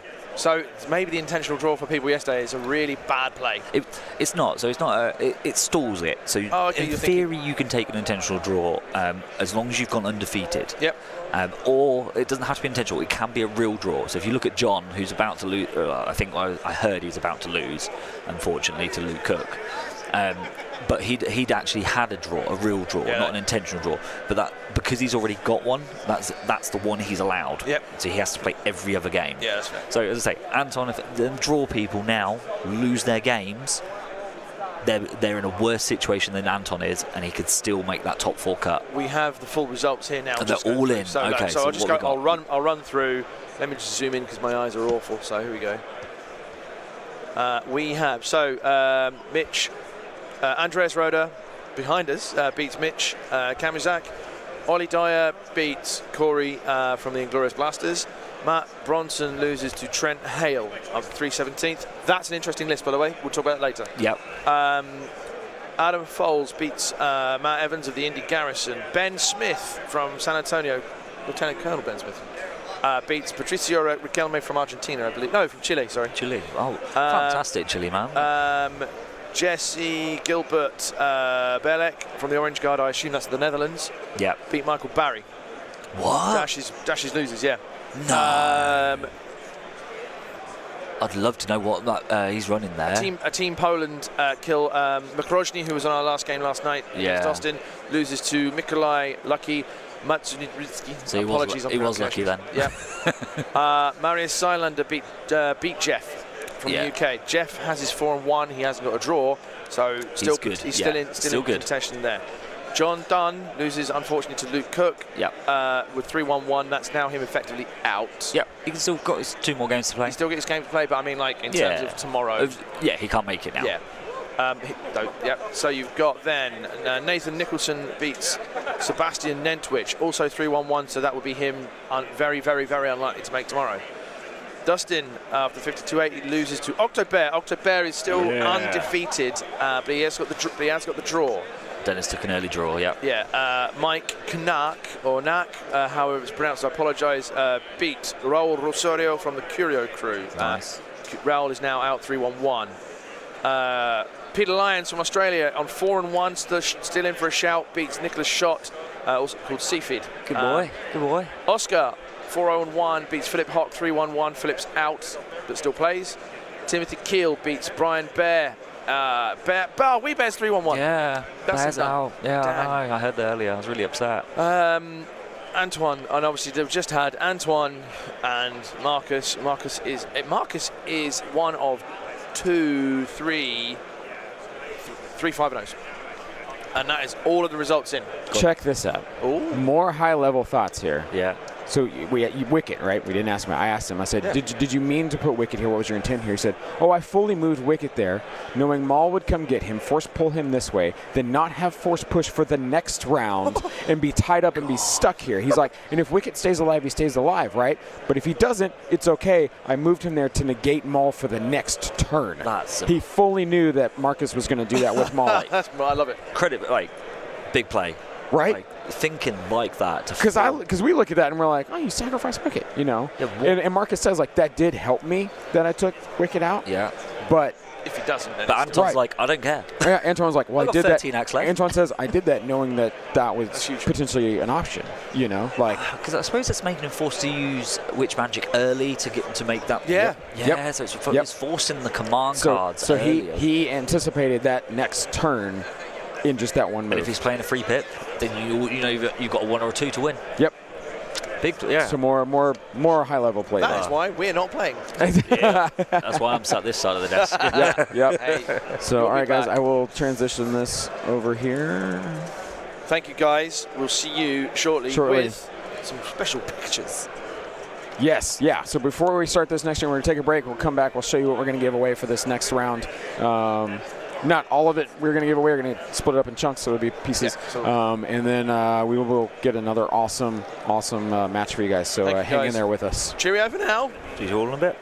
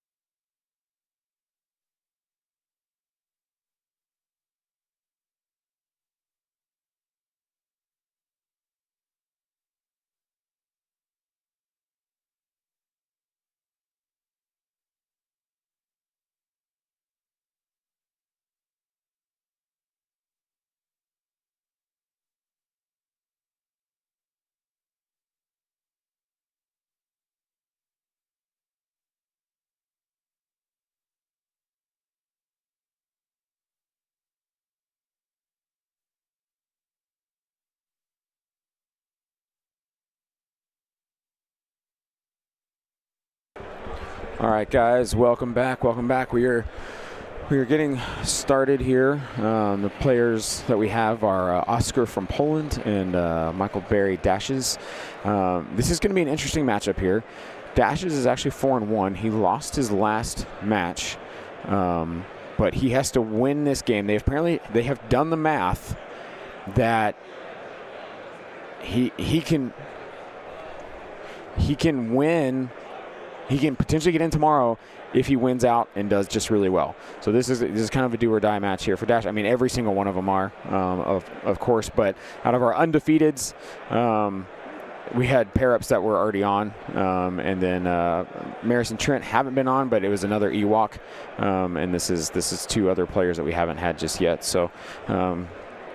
So Dashes, you're getting the pair up to potentially push himself through to tomorrow. So a heavy game to play here. It looks like Oscar is going to be blue.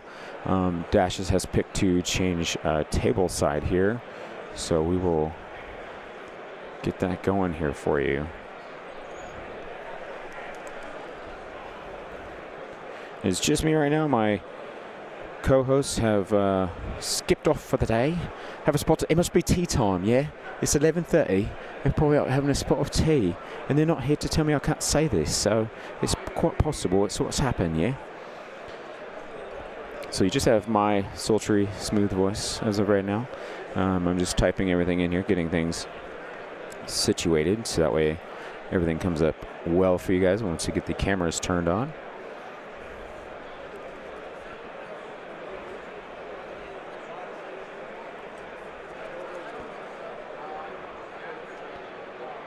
All right, we're going to transition over to table here. So Dashes apparently is not out. He thought he was. He was like, I've lost. I'm out. Because I picked him because I thought it said 4-0-1. Went over to the HQ guys, head judge, and I said, wait, hold on. Dashes, he's 4-1. He just lost. Why would you have this? And he said, no, he could potentially make it in still if he wins out completely. So that's what we've done here. So. Yeah, they just talked and got it going, so. Do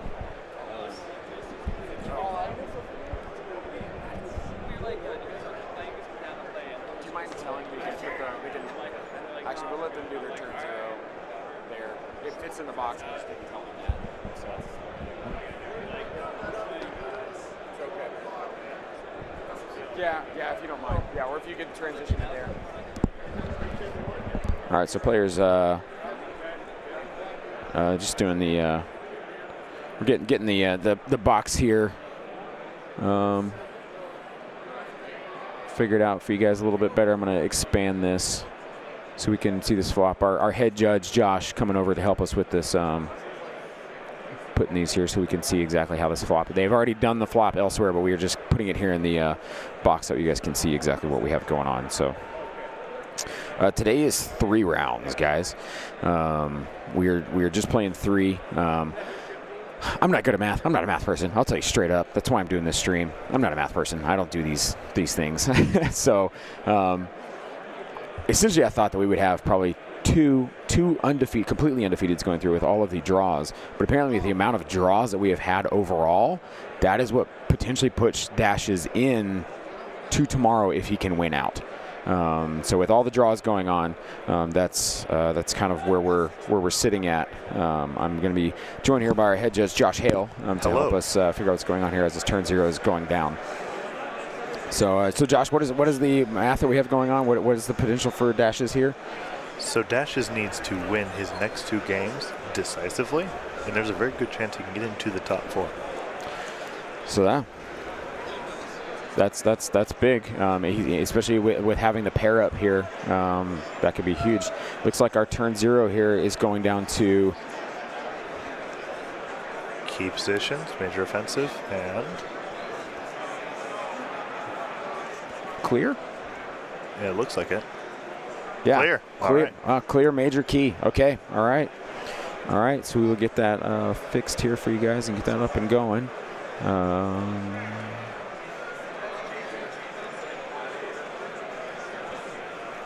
Objective. I almost wanted to just type KP.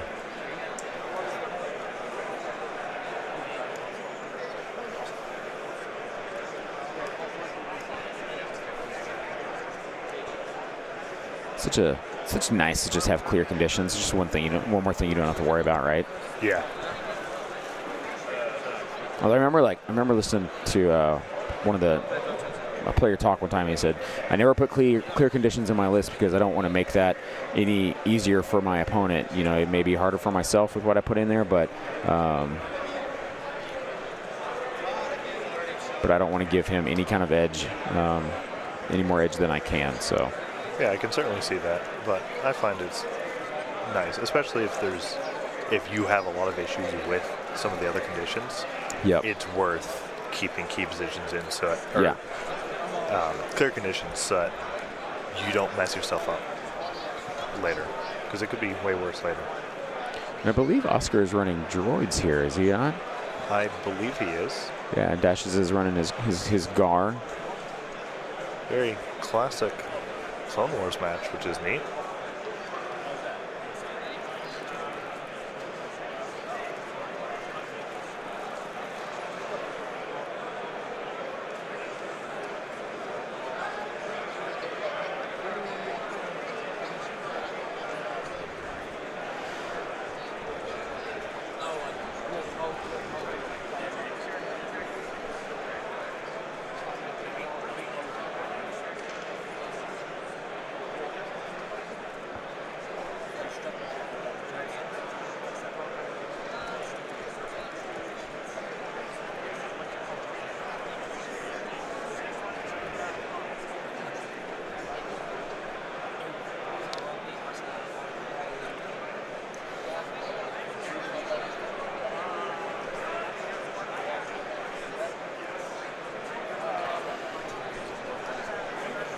All right, guys. So, thank you for joining us for this. This is now round 6 total. This is round 6 total. Round 6 total overall, and we'll be doing 3 rounds today. So.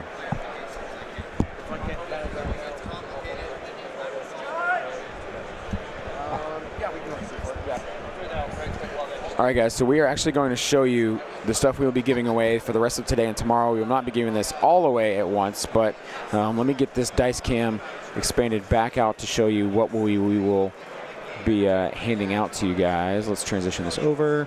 So kind of hard to see with our lighting here, but we've got the promo dice that we were giving away. The cockles. Cockles. Pick up a dice and show the shiny of the dice. So we're going to show you these how these dice look. The black dice, as you can see here, marbled glitter, fantastic looking. We'll be giving away some sets of this stuff. We will be there's the white defense dice, which are gray. So there we go, all 3 of them. So these perfectly awesome marbled white defense dice, really well marbled red attack dice, and then sparkle marbled black attack dice. So we have a couple of those to give away. We have some foil command cards. We'll be giving those away, and then some alt arts cards as well as an acrylic round counter and a lanyard. So we will be giving away stuff today. There is no exclamation mark raffle. We will be giving stuff away. Yes, chat, that is nice dice. Absolutely. So we'll be giving some of these things away in this game. So stay tuned. We will give you the keyword to type in to get into that raffle. Just give us a little bit and admire Cockles in his Vanna White displaying.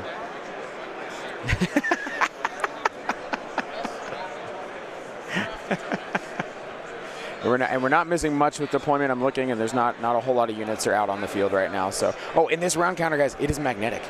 Ooh, that's nice. I didn't realize it until I saw a couple of them stuck together, and I was like, why are they stuck together? It's magnetic.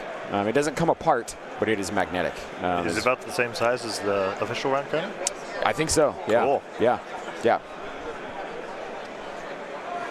Yeah, some lovely prizes they have here. Yeah. So we'll figure out something to put together and get that to you guys in this next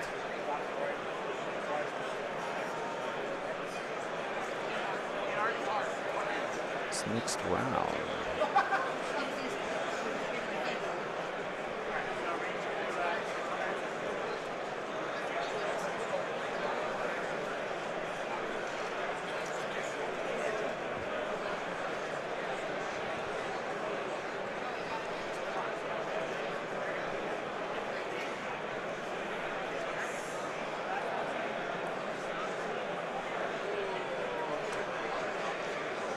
So guys doing a little bit of side work here, trying to get this stuff leveled out for you. So we've got a key positions, major offensive, clear conditions going on in this game.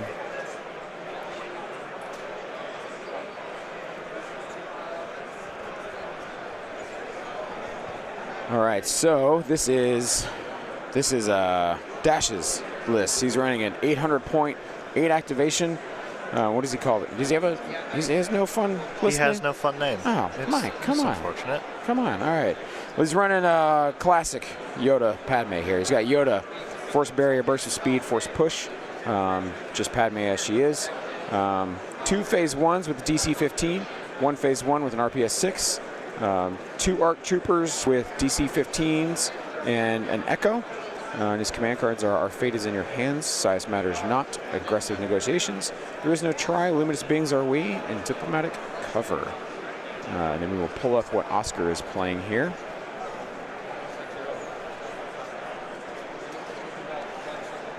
Oscar has a little bit more fun of a name. It's just lovingly entitled Worlds. Okay, all right. I love the enthusiasm for these list names. Yeah, we're definitely getting into the, all right, what do I come up with a funny list name? No, I'm going to win. Worlds, this is it. All right, he's got a super tactical droid, Kalani, with aggressive tactics, a T-Series tac droid with just improvised orders attached to it, 2 B2 super battle droids, 1 with the B2 Hot and a Viper recon droid. Oh, okay. And the other with a B2 Hot and a PK Series worker droid. Okay. 2 B1 battle droids with E5S B1 troopers and PK Series worker droids. And then 3 BX Series droid commandos with snipers and deflector shields. Nice. So a classic clone droid matchup here. Yep. And also, we were talking about this yesterday about like EXD players seem to take this Magna Guard, right? They keep put Magna Guard in there somewhere. And we were like, well, why don't you just take that out and put an extra B2 in? Here we are. Yeah. Oscar says, double yeah. B2. Yep, We've got cool. the Viper for some of that. Yeah. Our command cards are Ambush, They Too Will Suffer, Orbital Strike, Preservation Protocols, Roger Roger, and Do Not Underestimate Our Means. Nice. So, this is quite the matchup here, guys. Dash is needing to win out to try and be the top X1 to make it in to Sunday. Doing all he can here to fight, claw his way back in. Thinking he was out, but since he has since he is the pair down, he is pairing up. Oscar's pairing down. He has that potential with just how many draws we've had. That's why this is a possibility. So in flux with the amount of draws. Yeah. So. Yeah. From everything that it seems that you can draw, but it won't guarantee you a spot in the top 8. It won't guarantee you a spot in the top 4. So, just the thoughts on it. It's been interesting seeing everyone talking about the intentional draws. Yeah. And we're seeing some of the consequences of the intentional draws. Yep. But regardless, this is still top 32 here. Yep. Oscar is These are all fantastic players. Yeah, though. Oscar's one of the best great. Polish players. He was at Worlds last year. Obviously, most of the U.S. knows Mike Berry Dash is here. So still top-notch players here. We expect top-notch Legion to be played. After that first game, I don't know if we can top that, but we will do our best to bring you as cutthroat Legion play as what went on in that last game. That was absolutely fantastic from both players. Great tactics, great placement, great dice. Just unreal. So hopefully we get a very similar matchup here. Key positions is often kind of hard. Most players will want to kind of toilet bowl each other. Just kind of waiting out that middle point as things go along. Looking at where our KPs are at, it looks like we have one smack in the middle, obviously. The next one is right above on your screen where you see objective. That building is smack in the middle. It's got a token right in the middle of that square. I'm looking for the third one. Yeah. Where would the third one be? It might very well be hidden behind our dice cam. No, because behind the dice cam is a deployment zone. Ah, that's true.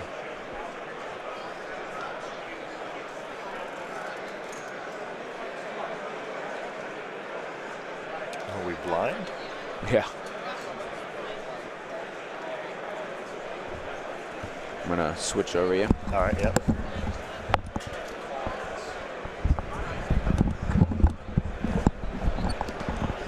A little less tangled together now. I'm going to see if I can find it via the other cameras that we have. So that's all deployment zone, so it's not there. I mean, yes, I could go just ask the players, but when you have fun toys to play with, like, of course. We're going to play with the fun toys. RoboCams are great. I constantly have to also catch myself when I'm using the joystick of the camera to not sit here and go zoom enhance. I want to the entire day. Hello, Cockles. A wild Cockles has appeared. Hello, how you doing?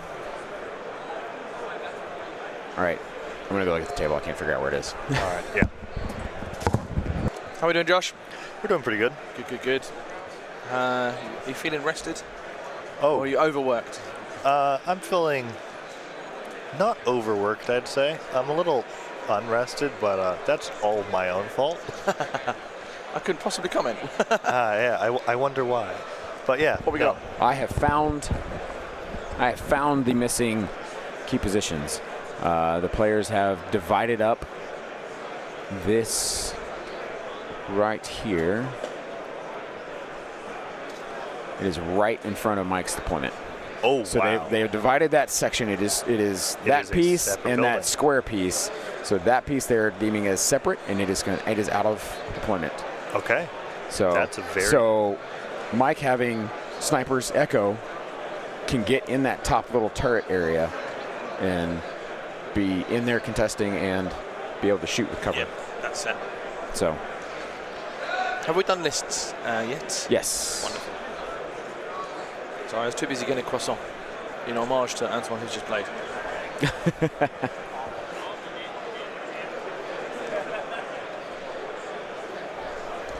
Actually, let me go. Would you like? Have you seen the rest of the pairings? I have briefly, but I'm not. I'll just run them down very, very quickly. Yeah. While they're just sort of finishing the play. So, yes. Philip Hoch versus John Dunn, 3-1-1s. Marius Silander versus Trent Hale, both 5-0. Brian Weber versus Corey.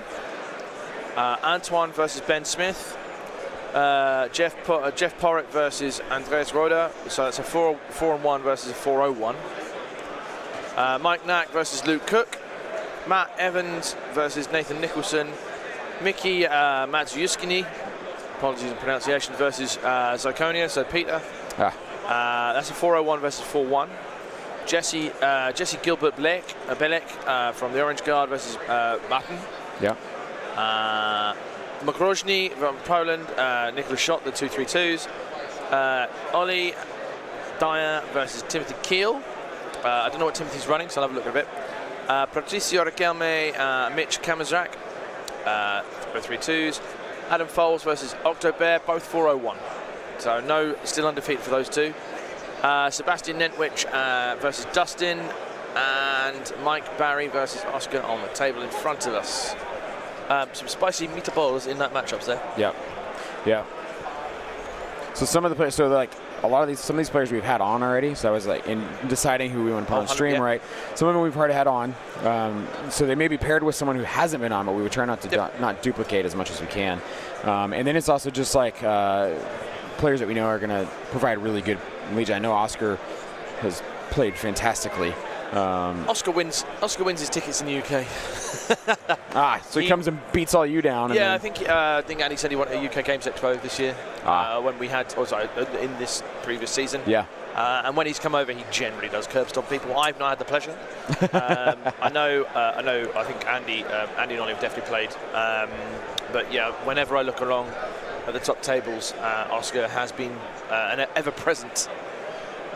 So good for him on that one as well. Yeah. Oh, yeah, fantastic. Does it in 2 nations.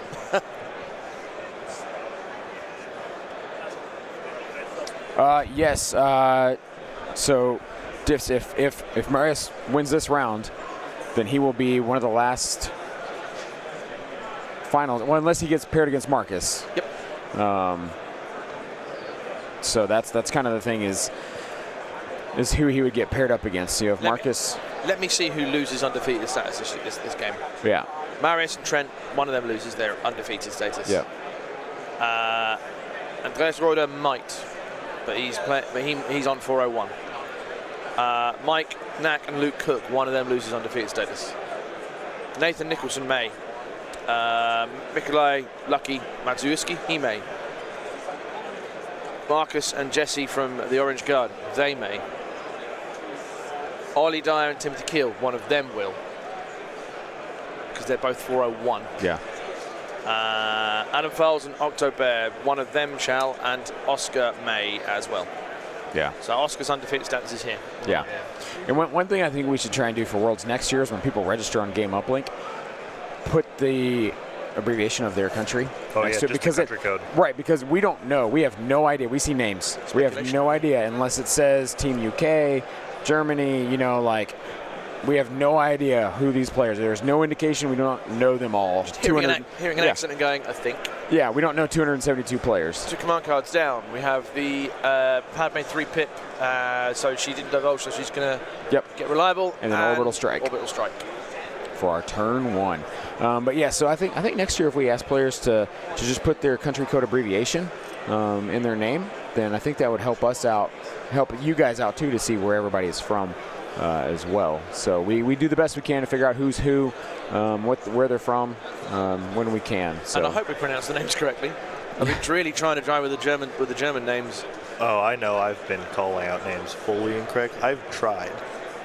But there's been a couple names where I've gone, ooh, I'm going to mispronounce this. I'm so sorry. But yeah, country codes would be a great idea for next year. Yeah. Yeah, we attempted to check people in on a sheet to figure out where they were from, but that was, I think, out of 3 pieces of paper, one of them got it. The others got check marks. So. We did the check-in sheets, which did work better than everyone coming up to the desk. So we'll probably continue doing that. Yeah, yeah. But yeah, definitely add country codes. Just it also helps Bushmen doing breakdowns of countries and who's playing well and stuff like that. I think that feeds into his data so we much don't easier. need to give him more work to do. Yeah, yeah.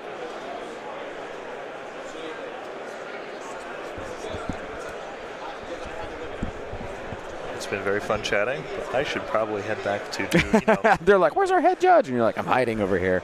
I'm hiding in the safety of the stream area. No one will see you behind the banner. You're fine. That's right. I'll just hide in the restrooms. That said, you are literally, you could be a foot taller and you'll poke over the restrooms. Over the banner, yeah. Yeah. I don't need to be taller. Please, no. Yeah, yep. All right. Thank you. All right. See you in a bit. Yeah, thanks, brother.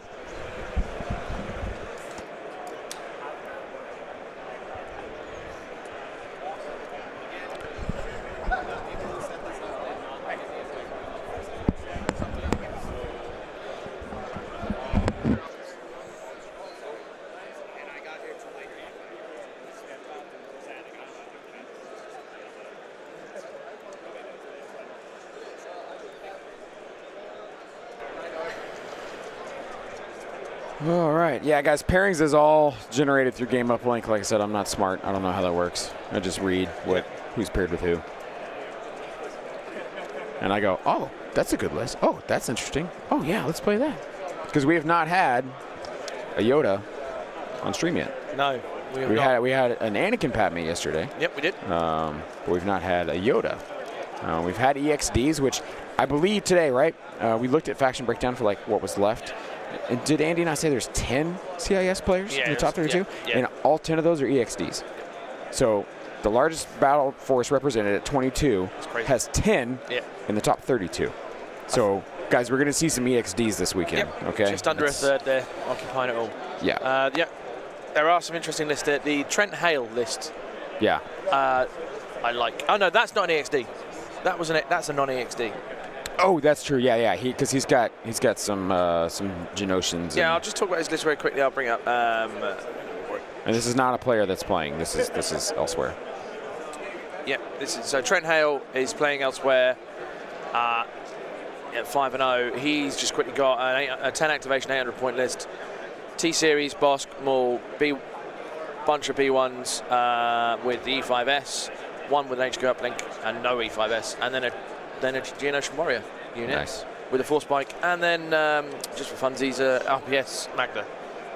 So different, very different to what has been, well, to the experimental droids. Yes. Yep. Anyway.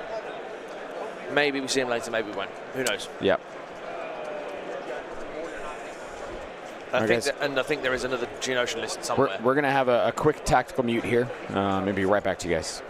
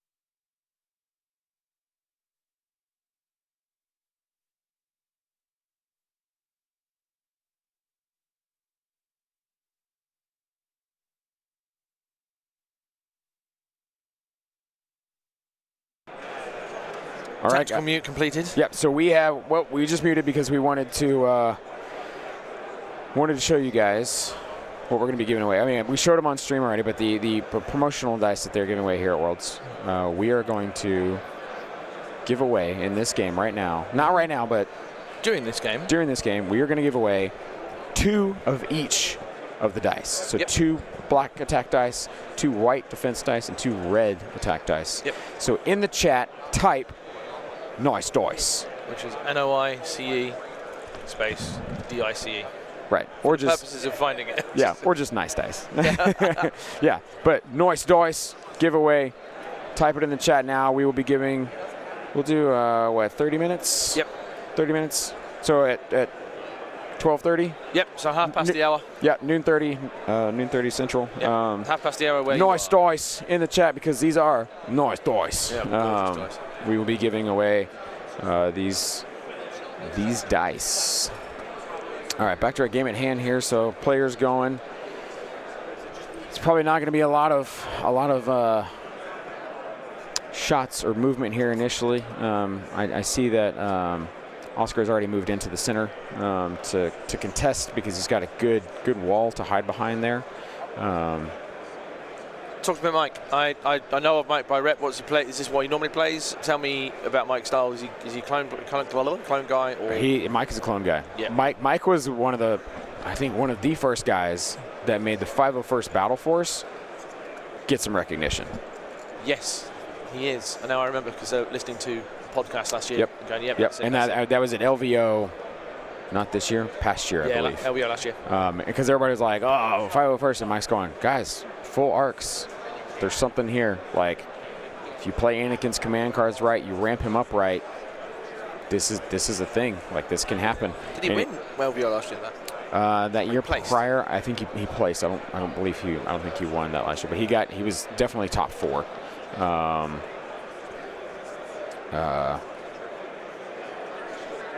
So yeah, Mike is very much a clone player. He knows how these guys work. He's very efficient with his arcs. He doesn't hang much out to dry. He leaves everything pretty much in a ball moving forward, which is what you want to do with clones. Yep.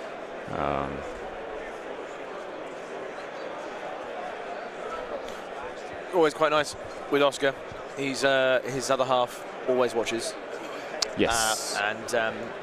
It's I said this about Ben Smith because his other half has been watching, and Luke Cook had his other half watching in Spain. Yes. So yep. You perform better. Yeah. Just ups your game, that sort of thing sometimes. But what's also quite nice is when he finishes his games, she pops around and just clears up his models. Yeah. It's really nice. Yeah. So in London, she's putting them away nice and neatly. It's very cute. So yeah, Oscar here just taking full advantage of that middle line of sight blocker. Just getting everything to pile in behind there. It will be hard for Mike to come around and contest that spot. As you can see, key positions here. Smack middle, of course. About your 11 o'clock on the screen, that circular turret up there near Dash's deployment. Yep. The players determine that is 2 separate pieces, and so that piece is fully outside of deployment. So Mike has chosen that one, which is excellent because you can actually get a man in the turret up there, and he can snipe from it. And then straight down to the bottom, about your 5 o'clock, or 7. Yeah, 7, 8. Right above objective is the 3rd KP. So. Question from Icedale, and hopefully I can answer this for you. Can somebody explain how Michael lost 6-4 by sabotage on Moistures against Jesse? So you've got to remember everyone starts at 4-4. Because you have 2, 2, 2, that sort of thing. And the idea is that one's trying to take off, take on, and that's how it works. So obviously Jesse was able to sabotage or damage, depending on what he was doing, to get the points there. So that would be how that was 6-4. Yep. Alex Van Weeker, I guess that's why I don't win in tournaments. Another half. Same here. No, I mean, like, she supports me, but she doesn't come to this. You'd never find Mrs. Cockles here either. Yeah.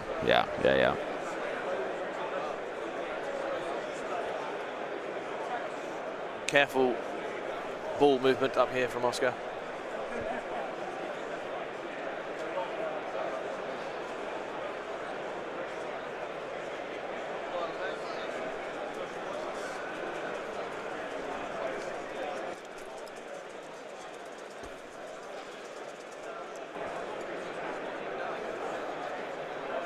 What I like, whenever you watch Oscar play, he's very animated with his hands. So you can see his hands always up behind it. It always looks like he's super stressed, but I think he never is. He seems unfazed, but yeah.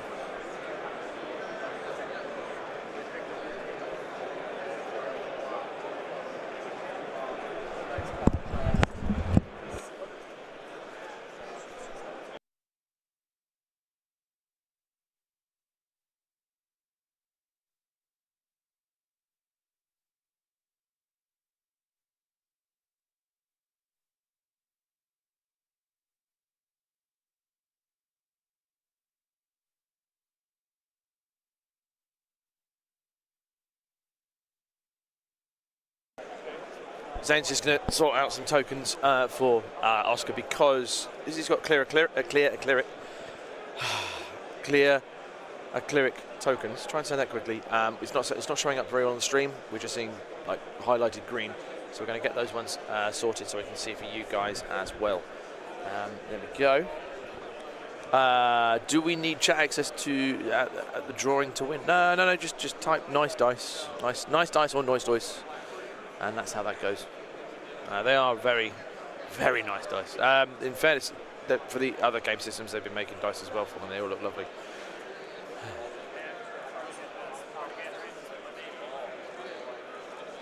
Dashes is moving around. We might be moving this camera shortly. This dice cam is in a problematic position here. Let me see if I can transition over. Not that one. That's not good. We'll get a change in camera angle shortly. Let's see if it's this one here.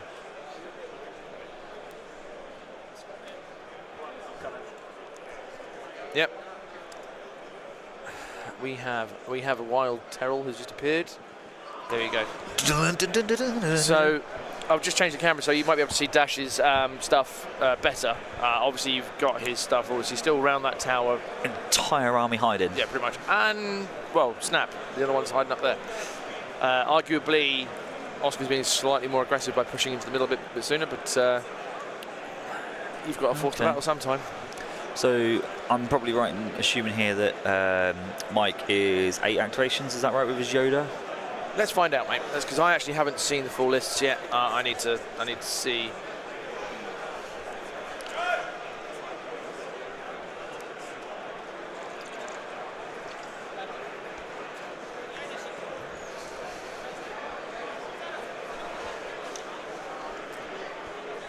Michael Barry, here we go.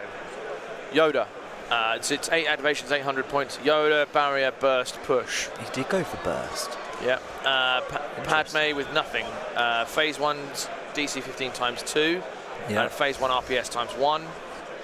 2 full arcs with a DC, obviously, and then Echo Strike. 800 points. Yeah. And then what's Oscar's? Oscar is let's go down there. MNO Oscar.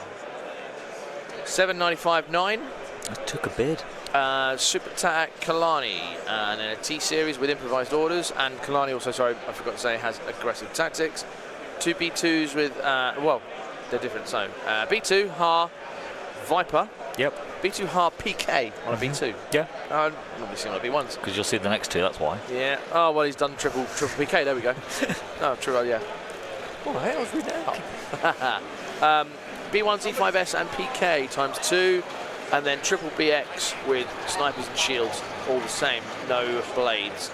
So it's interesting with Oscar's version of experimental droids. He's dropped offensive push. Yep. A lot of people have been running with the deflector shields to get heavies onto the B1s.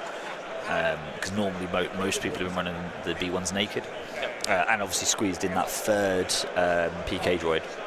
So that 3rd PK droid is quite big. Yeah, that's gonna be 2 models coming back. Or 6. Yeah. 6.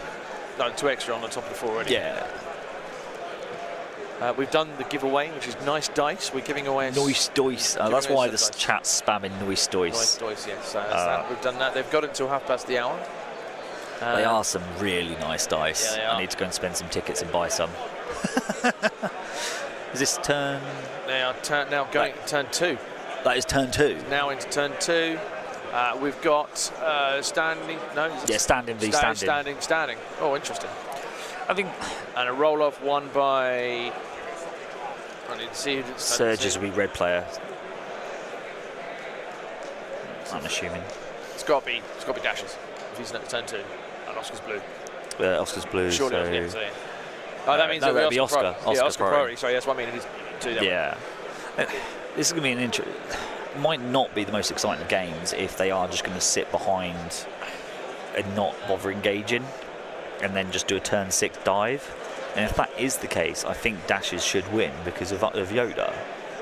Because he's got the force push to move a unit off the objective for the KP. The only thing I think of is maybe the speed advantage of the BXs. Doesn't matter, like. No, if you send them round. They're already. Oscar here has taken an aggressive stance. He's like, I'm claiming the middle objective point in this location. Yeah.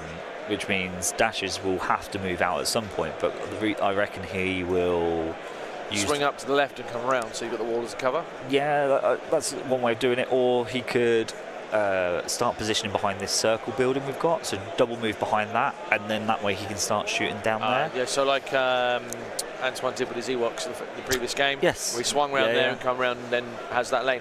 So you were talking about table setup, obviously, this morning. When you and Ollie made the table in terms of the setup, you were talking about, so this, if you're blue, they have this. If you're red, you have this. Yeah. Just briefly talk about that for a second. Yeah, so when we was looking at the table, so if I pull it as the top down, you can get a slightly better example of it. Excuse the dice cam, but there is scatter terrain under there. Hide that. Look at me doing all the things. Oh. There we go. No. No. Click that one that back one to make sure. hide. There we go. I hid the wrong one. Spoke too soon. Who gave me control? So I started off with the previous 2 days of tables that I'd set up were like open area pieces of terrain.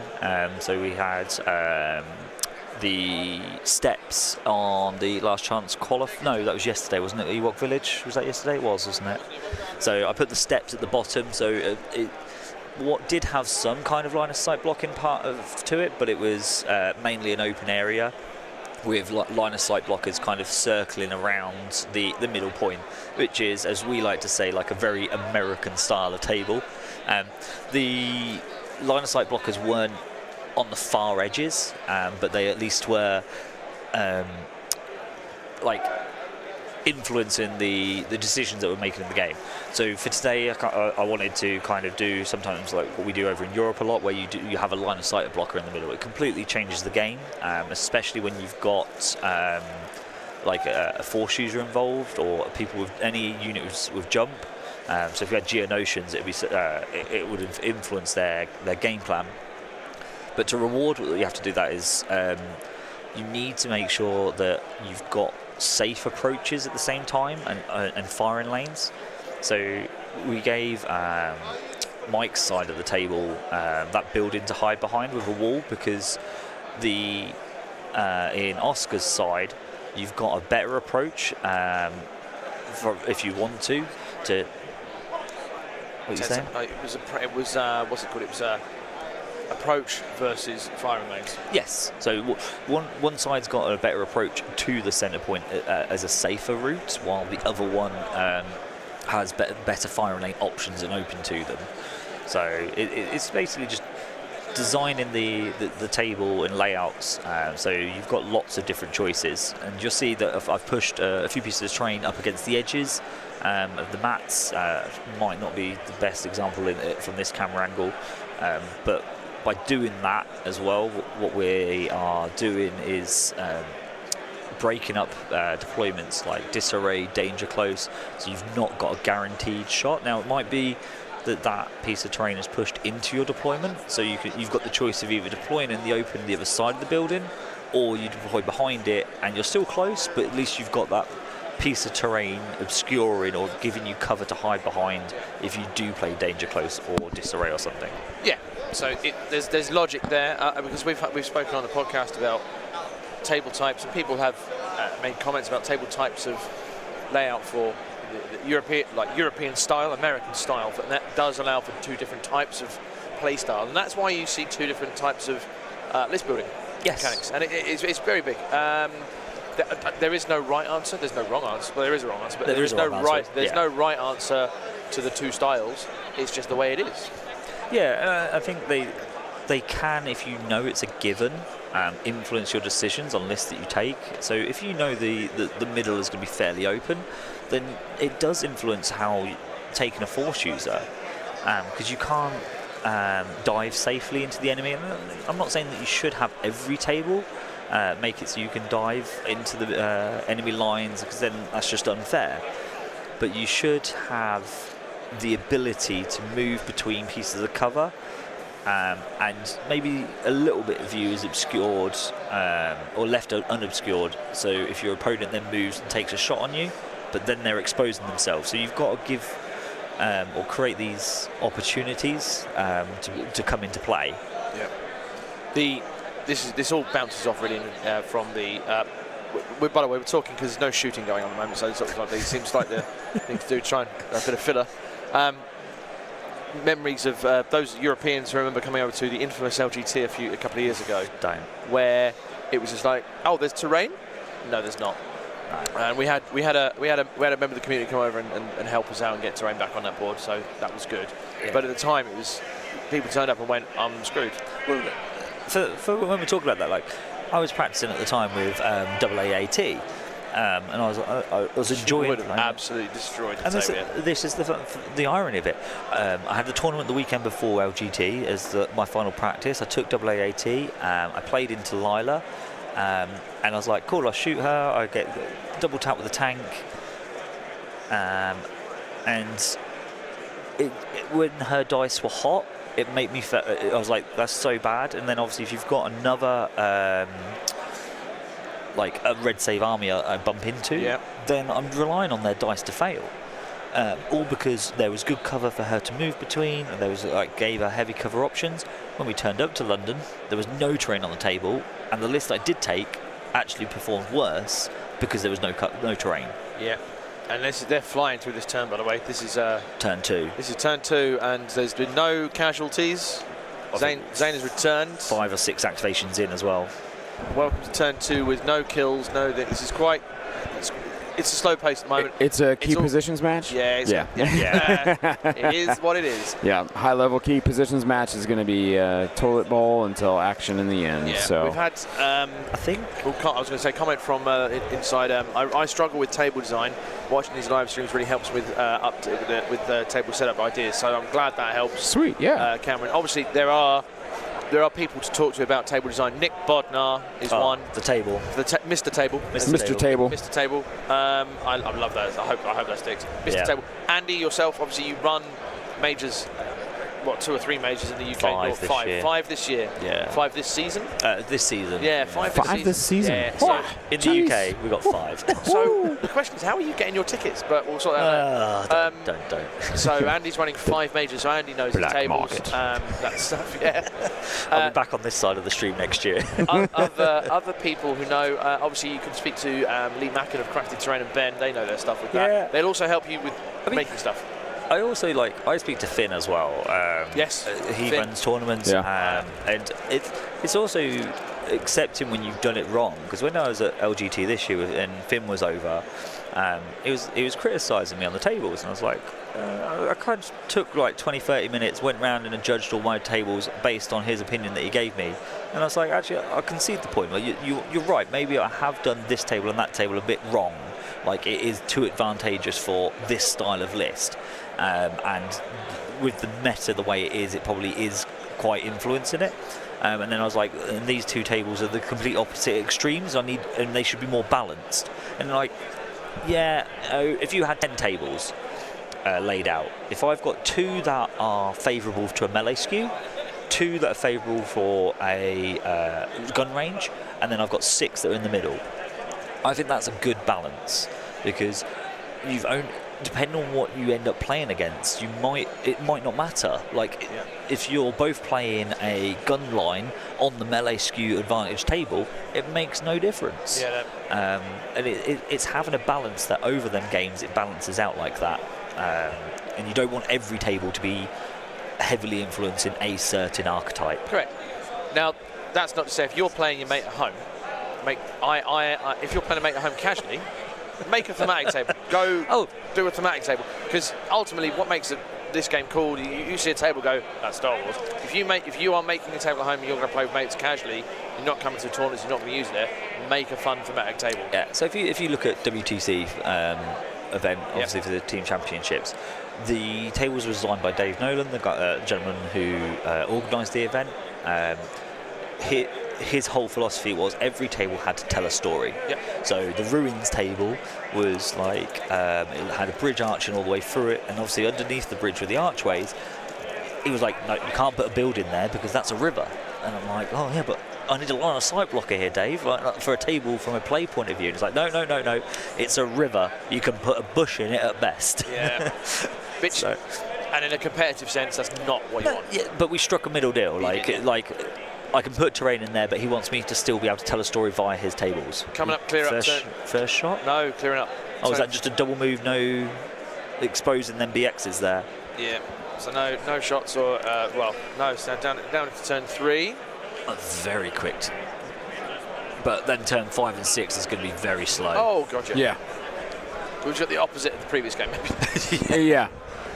Yeah, I mean, you think last game we hit turn 3 with like maybe an hour left, Yep. if that. Yeah. But then they managed to squeeze But out then 2 they were turns. like boom, boom, boom, boom, and they hammered away at it. So I didn't think they were going to get past turn 4. I didn't either. But then we also didn't realize they were on turn 4, so that's on us. Apologies. We got distracted with the shinies that we were trying to sort out for the giveaways. Yeah. Shiny. Yeah. All right, we got cards in a second. Yep. It's going to be standing orders. Andy, you need to put that camera back on. friends. My apologies. We have Roger versus aggressive negotiations. All right. So there'll be some movement. And then there was a roll off there. It would have been Oscar rolling off. That was a roll off from the previous, I think, because that was on the previous. It's 2 and a 3. It's 2 and a 3. Oh yeah, because nobody shot anything yet. No. That's what we've been doing. They both played standing orders last round. Oh. Yeah, so On turn 3. turn 2. On turn 2. Oh. Yeah. Okay. All right. Well. Do what you're gonna do. So yeah, that's tables. That's how tables can be done. That's the philosophy and the theory about making the tables for this event and what Andy and Ollie and Zane sort of influences. I think it's very important that you are open to criticising when you're doing tables though. Right. If someone says, "Oh, you should do this, that, and the other," listen to that point of argument because maybe you don't play that style or don't think like that. Yep. But yeah. That's a lesson in life, to be fair. I've been doing talks at work about that. It's like, how to deliver critique as well. On how to receive it, right? So I grew up doing theater my whole life. And I grew up with people critiquing what I was trying to do. Oh, yeah. And initially you take it and you're like, oh, they don't like me. Yeah, they think I'm terrible. Yeah. Well, no. The person has a vision in your head of what they want you to try and be, and it's up to you to fit that.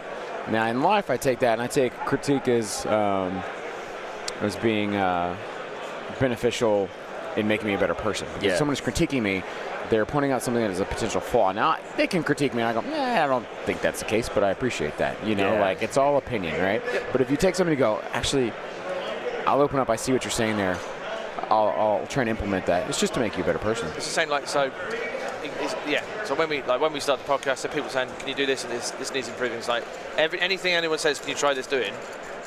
Try, that sort of thing. Yep. So audio was an issue early doors, and hopefully it's now sorted. Definitely was. Yeah. Well, it was we need microphones like this. Yeah, that would probably be, well, we would. No, do you know what helps? We need microphones like this, but not only we need to make sure that all people use them. Because we sent Ollie a microphone. Bleeping use it, did he? But no, jokes aside, critique is just part of it. And when someone says, like, if you have a list and someone just says, that's rubbish, it's not, that does, no, you've got to justify it and actually what works well, even better if. Yep. There you go. Yep. So looking at the chat here, do you think we're going to see some new models shown tomorrow from Liam? There is I think there's going to be an AMG stream tomorrow. So they will probably be revealing stuff tomorrow. That is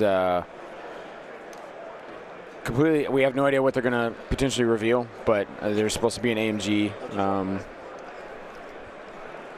Oh, he muted me. Oh, but what do you want tomorrow? Let's start. What do with I that. want tomorrow? Yeah. Oh man, like I want Django. Django Fett. I want Django Fett. I want. Yeah, I want a Django Fett. That'd be quite cool. I would be a Django Fett, a Mace Windu. I would be okay with that. Absolutely, I would be. We had. I had a conversation with, obviously in the pre-interviews I actually said, well, what would you like to see for one or two of them? And one suggestion was the generic Jedi, as in custom your own. So you say, this is a Sentinel, this is a Guard, it's a Knight. Or a Consular, that sort of thing. So and then you can say, right, the one has 2 Force powers, one has a Mastery. Yeah. And you can build your own, customize. Or there's like an upgrade, like Mastery upgrades. Correct. Yeah. So you have just a generic Jedi unit, and you build them like you want. And I want that one to have Jar. Right.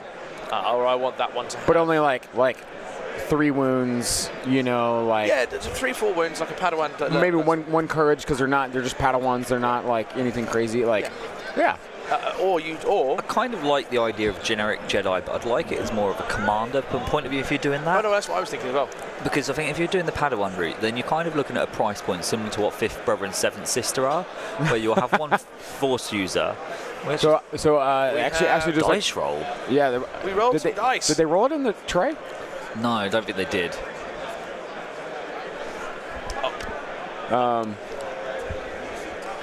We'll find out in a sec. That was a nice, lovely shot. They roll the dice in the tray. So 2 shields and 3 dead.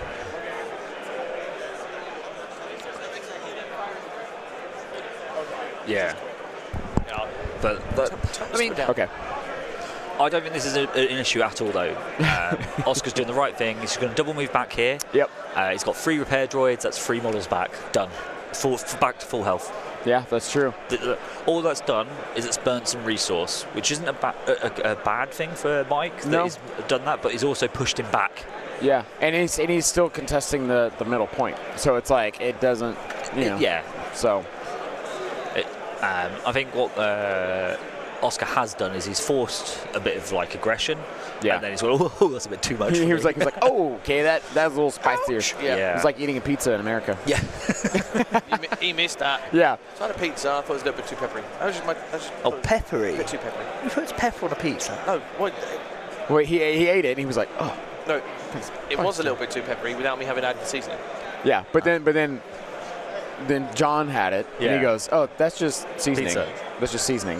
That's what that is. Have you had the deep pan yet? Proper Chicago pizza? From only from this stuff here. No, that's No, not no, pizza. no, that's I'm not even from American. I know that's not What real you're pizza. asking, no, so what you're asking is, have I been able to go out of the hotel yet? No. Yeah, I haven't either. I haven't eaten anything outside here. Oh, other than Yeah. Blue Yeah. Army.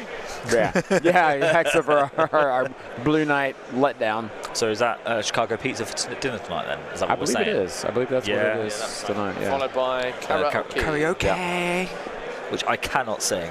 So don't get excited, everyone. I think that doesn't affect previous attempts. Oh, no, it doesn't. No. I'm looking forward to Elliot.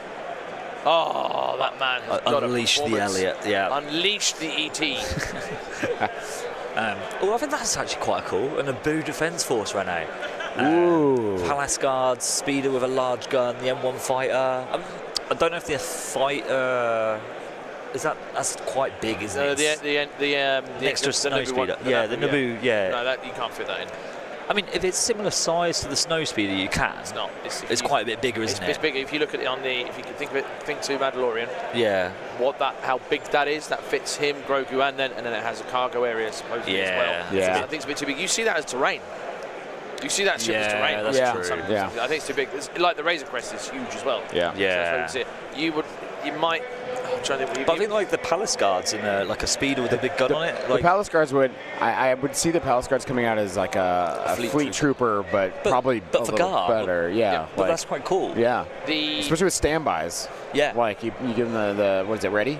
Yeah. So they'd have a technical because in the film in He cuts the window open, doesn't he? Like, yeah, and they'd probably come with like grapple hooks, Yeah. like because they're guns. Yeah. Oh man, that would be wild. yeah. Oh, and of course. I mean, Would it be like a config, right? Like you would have to flip between like a blaster or a grapple hook kind of because like the- because they can't shoot while they're No. grappling. So it's like you know what we've gain scale. You know who else lives on Naboo? yeah. As long as you say Boss him. Nass, yeah. Boss Nass, I'm all over. Gungan Army, all over. Just do not mention him. No. Do not mention Misa. You say big doo. Yes. Like, it would be amazing if they did Gungans. Like,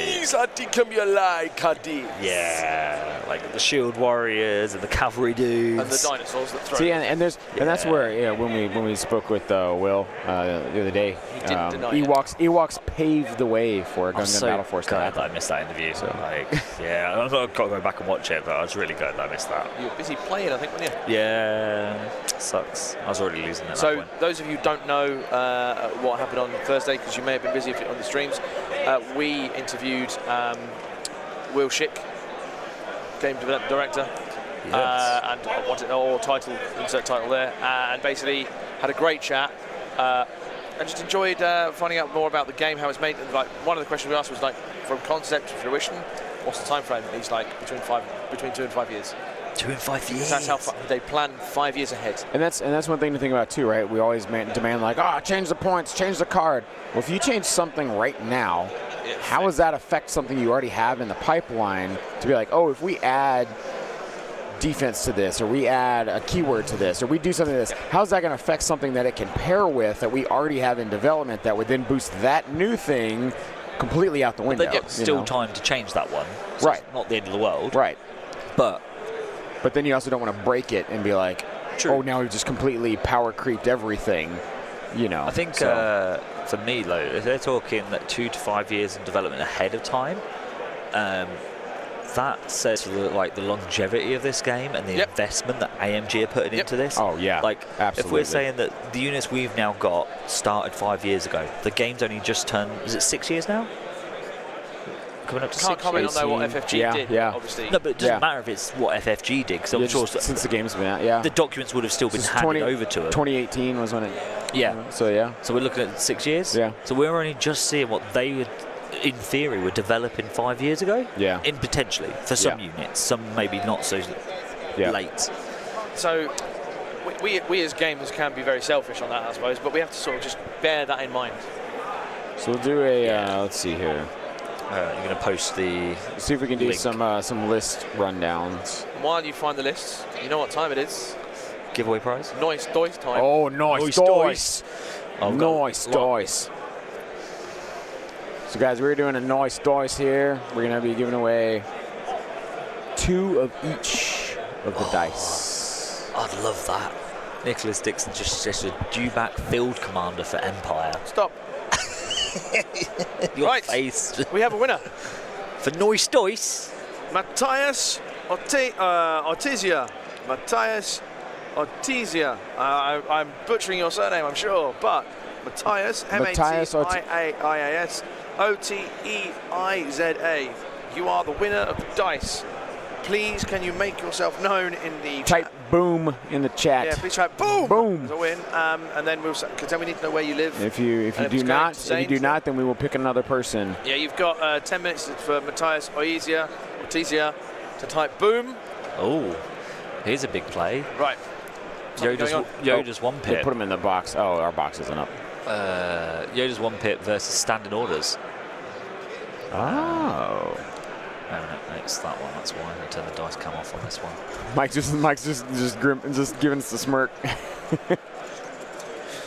Matthias, thank you. Right, Matthias, if you could Yeah, email, there he is. if you can email, Matthias, are you? Yeah, let us know. Are you European? And if you don't want to say, just email me, cockles@thatsnomoonpodcast.com. Yeah. And tell us where you're from. Yeah. And Matthias, then if you're get in US, contact. I will get in touch with you. Yeah. If you are UK or Europe, let us know here. Or in if the you've chat. got someone here who you know, Yeah. that we can send the goodies back with them. That you trust. Yeah, that you yeah, make sure you trust them.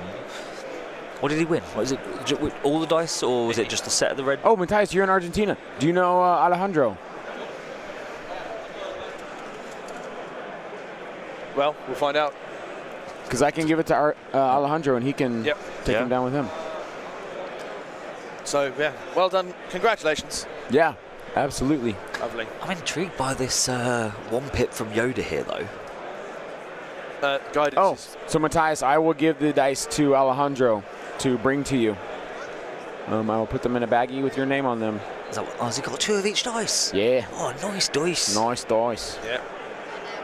So, what do you think Mike's plan here is with a Yoda 1 pip? So the Yoda 1 pip is the guidance one, I believe. Let me just bring It's you can use double actions. Yeah, double action. So you guidance twice. Yeah. So well, you can, or you can double tap evaporator. You can do. Yeah. But we don't have apps to do that. No, so I'm just. That'd be very silly. But yeah, just give them choices. Yeah, I know. So where is Yoda in? But it also makes them speed free and charge. Yep. Has he got?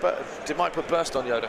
He has burst on Yoda. Yes. Yeah. You want to read lists off again? Have you got the other angle to see where Yoda is? Yeah, Yoda's behind that blue building. Yeah. Where? Oh, he's right there. There's no way a double through meet gets him anywhere decent. I'll get Mike's list up just to check on what Yoda has. So you can see where he is. Push, barrier, and burst. Because he had been running instead of burst, force guidance to give out surges. Burst, push, barrier. Yeah. He's got. I wonder if he's going to yeet Yoda around the building see what we've got the big building. Just imagine to right to the south where it's still line of sight blocker. Send him that way. Then turn 2. Play the Yoda 2-pip card, which gives relentless and outmaneuver. Play burst of speed and just try and get in his lines. And then the next turn use pip 1 Yoda pip 1 again. If I think I'm trying to remember. And we're in turn 4. Yeah, we're in turn 4. Yeah, we're in turn 4. Well. Yep. Yeah, and so guys, Oscar is running EXDs. That makes perfect sense now because he's played the 1-pip. Yep. So next turn, I think he's going to play the 3-pip to get the 1-pip back. Turn 6 plays the 1-pip. Yep. And can tap burst of speed to get around as well. Yeah. So Oscar's running EXDs. He has a super attack with aggressive tactics, a T series with improvised orders, 2. Well, I guess they're kind of different. 2 B1s with the E5S and a worker droid, a B2 with a Ha and a worker droid, a B2 with a Ha and a Viper recon droid, and then 3 BXs with snipers and deflector shields for 795 and 9 activations.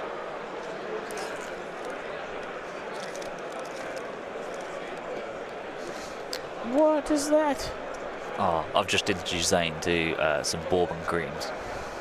Go for it. The biscuits. Oh, sorry, cookies. No, I like biscuits. Have you had a bourbon before? Don't know, I haven't. Oh, these are top-notch biscuit. Oh, so see, if I read that, I read it as bourbon.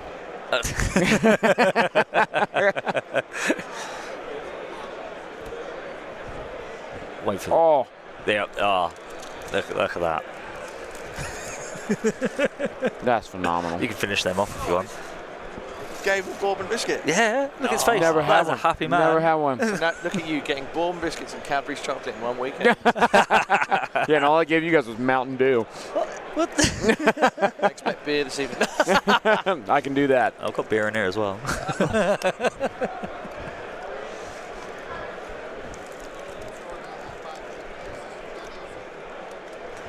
Yeah, I'm intrigued about what he's going to do with this 1-pip.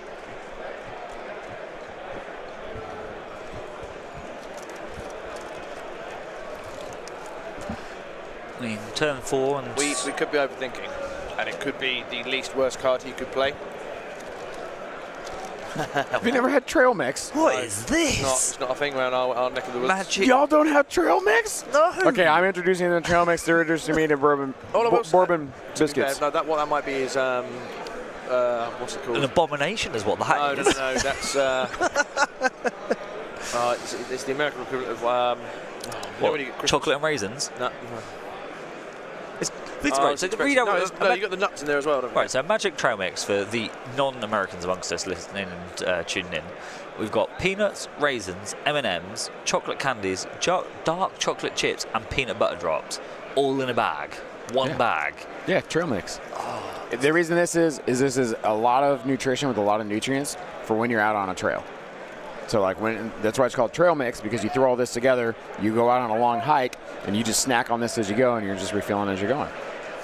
That's just wrong. You're getting protein, you're getting salt, you're getting fruit, you're getting chocolate. Yeah, I mean, it's all There's together. no raisins in that. That's golden. Well, so I used to be aversion to the raisins as well, and I used to pick around them as a kid. Now I realize you just throw them all in at once. You just don't even know they're there. You call them a kid. Yeah, exactly. Because I can't eat raisins plain. I can't just eat raisins. No. Raisins with other things. Yeah. All right, don't know they're I'm there. not even let's have some of this then, trail mix. So Andrew, just tuning in, we have Oscar from Poland playing against Michael Berry Dashes from the USA. Oh, here we go. A spicy trail mix is the best, apparently. Yes, yeah. There are tons of variations on this. There's some with tropical fruit, like dried fruit, pineapple and stuff in it. It's really good. There's some with like blueberries and so it's. I managed to avoid getting a raisin in the first handful. See, there you go. So you got the. We have a mobile frog. Oh, here he goes. Yep. Paying over to see where he's going. So yeah, he's shifted around. He's just basically trying to get him out of line of sight, but within the next 2 speed 3s. So Oscar's basically just been told what's happening next. Yeah. That little measurement. Yeah. There he goes. Boom. I think that's for turn 6. Oh, do you reckon? Ooh. burst speed turn 6. Push the speed turn 6 into the back point. Maybe. Like, let's see what he has on this. I don't think he can reach it from there. It definitely won't reach that. All he has is a T-Series back there, right? Oh, yeah. So That's the KP. Yeah, that's the KP. Oh, back that's where you see that. Yeah, where you see that T-Series back there on your far left, right above turn 4 on your screen. So if he That's the KP. bursts onto the building, force push the T-Series off, Correct. or just jumps into it and kill him. Yeah. For red. Yeah. So Oscar would have to pull another, which I mean he totally could. He can pull another unit that way, Yeah, and he's he is got right now. plenty, yeah. Right now he's saying, "Yep, I see this KP as a danger. I'm going to move something over here. Some BXs are going to help secure this point for me." That's huge. I mean, it's not a hard count. The soft count of that is maybe a couple of standbys. As soon as Yoda pops around. Yeah. But boo-boo. That sort of thing. What'd you think of that? Not terrible, right? It's not terrible. No. Yeah. It works. See that as Yeah. I mean, I would never eat this as a full thing, but it's like like snack something. As someone who's training for an Ironman, I can see why you. That works. Oh, forget you doing Yeah. that. Forgot Yeah. that. His body is a temple. Scott Serrado, should he move his units to be open to be shot up? No. Well, you never want to get shot up. So it's kind of like where. It's kind of like when are you going to move up? So and when are you going to pounce? I don't know if there was a point for me where I think Mike probably could have played Yoda's free pip, loaded up literally on tokens as much as he possibly could, shove a unit out to move and shoot, and then guided them back behind. And if all they did is just get one, he's got enough defensive tech, he's got barrier, he's got about 1 million dodges. Yeah. And you just load up on it. And the only thing that would get through is multiple crits. Yeah. And then you've still got a free up save behind it, so you're probably okay. See, not a great hand here. Not a great. That's full of raisins. That's not a great That's pull. a bad hand. It's going to be hard, but I'm going to suffer through it. Oh, Mike.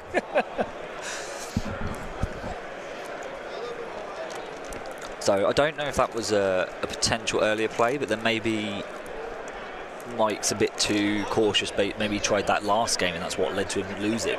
Yeah. So he's just playing on the side of caution here. Mike has played this list a ton. And variations of this list, so I'm sure he's been through iterations of. He's been playing this list on and off pretty much for the whole year. Yeah. I think after last year's Worlds, he dropped Anakin clones and moved on to Yoda. Yeah. He won. He's won a couple events, hasn't he? Yeah. He won his flights in a comp. Oh, bloody hell, turn 5. Turn 5. Luminous Beings, and then they too will suffer. Well, that would be a completely useless card in this scenario. I'll put one thing in the bag, and you'll make me pick it when I go. Yeah. Yep.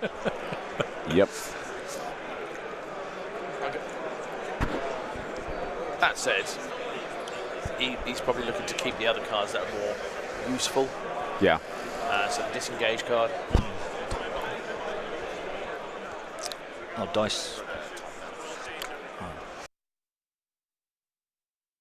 There we go. Tactical mute. Yep. He's just telling me to put better camera angle. So we can see where what we're looking at here on this. Already turn 5. Yeah. We may get an early lunch today, We'll folks. have an early lunch and actually get to have a look around the hall also, yeah. Yeah. I'm just gonna make dots. Yeah, I might actually get to have time to walk through this massive vendor hall next. I've done no walking through it. Very briefly. I'll join you because I've done none of it as well. Yeah. Let's take a jaunt, shall we? Let's go for a stroll. Gently stroll. Now I think things are going to have to start moving here on. Yes, I mean we're turn 5. Mike's got. I mean he's got good. He could move things behind that circular building on your left there, just left of the middle. He could get behind there and be behind cover. I think he'll have cover, but I think he's going to be a double move there is then going to put him at risk of being shot. So I think he can move units outright of that broken wall towards the circular building at the top right there, or like middle of the right. It's not raised. It's not raised. Yeah, it's not raised. So towards that platform to get shots on any units that do go and join Yoda. Yeah. I think but he is shooting heavy cover into red armor. So he is, but he's got Pierce and the swing. It's a lot of BXs. Yeah, that's true. I would be surprised if we see more than 2 full units completely gone off the board this game. The one. I think it's going to be bodies on positions when it comes down to it. here's one for you to think about. If he pushes his clones around, and Oscar gets shots on, multiple that manage to get a 2 suppression on a certain one or another suppression on one. Yeah. They don't rally, 1 action, unless it's the R for 2, obviously. Yeah. So that could be significant. I'm speculating, but it's a potential. Someone moving a big cart behind us. Hey. It's my favourite American. Just to finish that sentence, my favourite American, Michael Smith. Zane, you can be offended by that.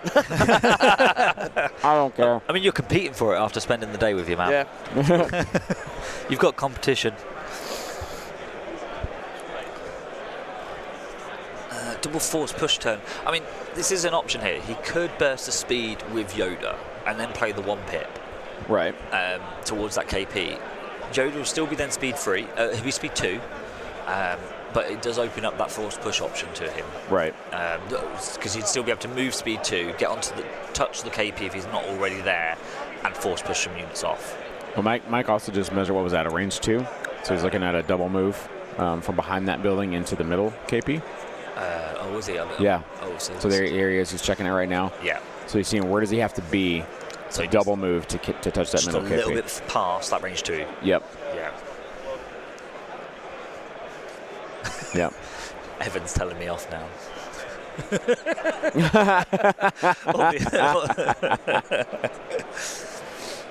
So Doc Vila, what you're saying is when Andy says that, you take it with a grain of salt. You shouldn't, like, so I should have no offense to that.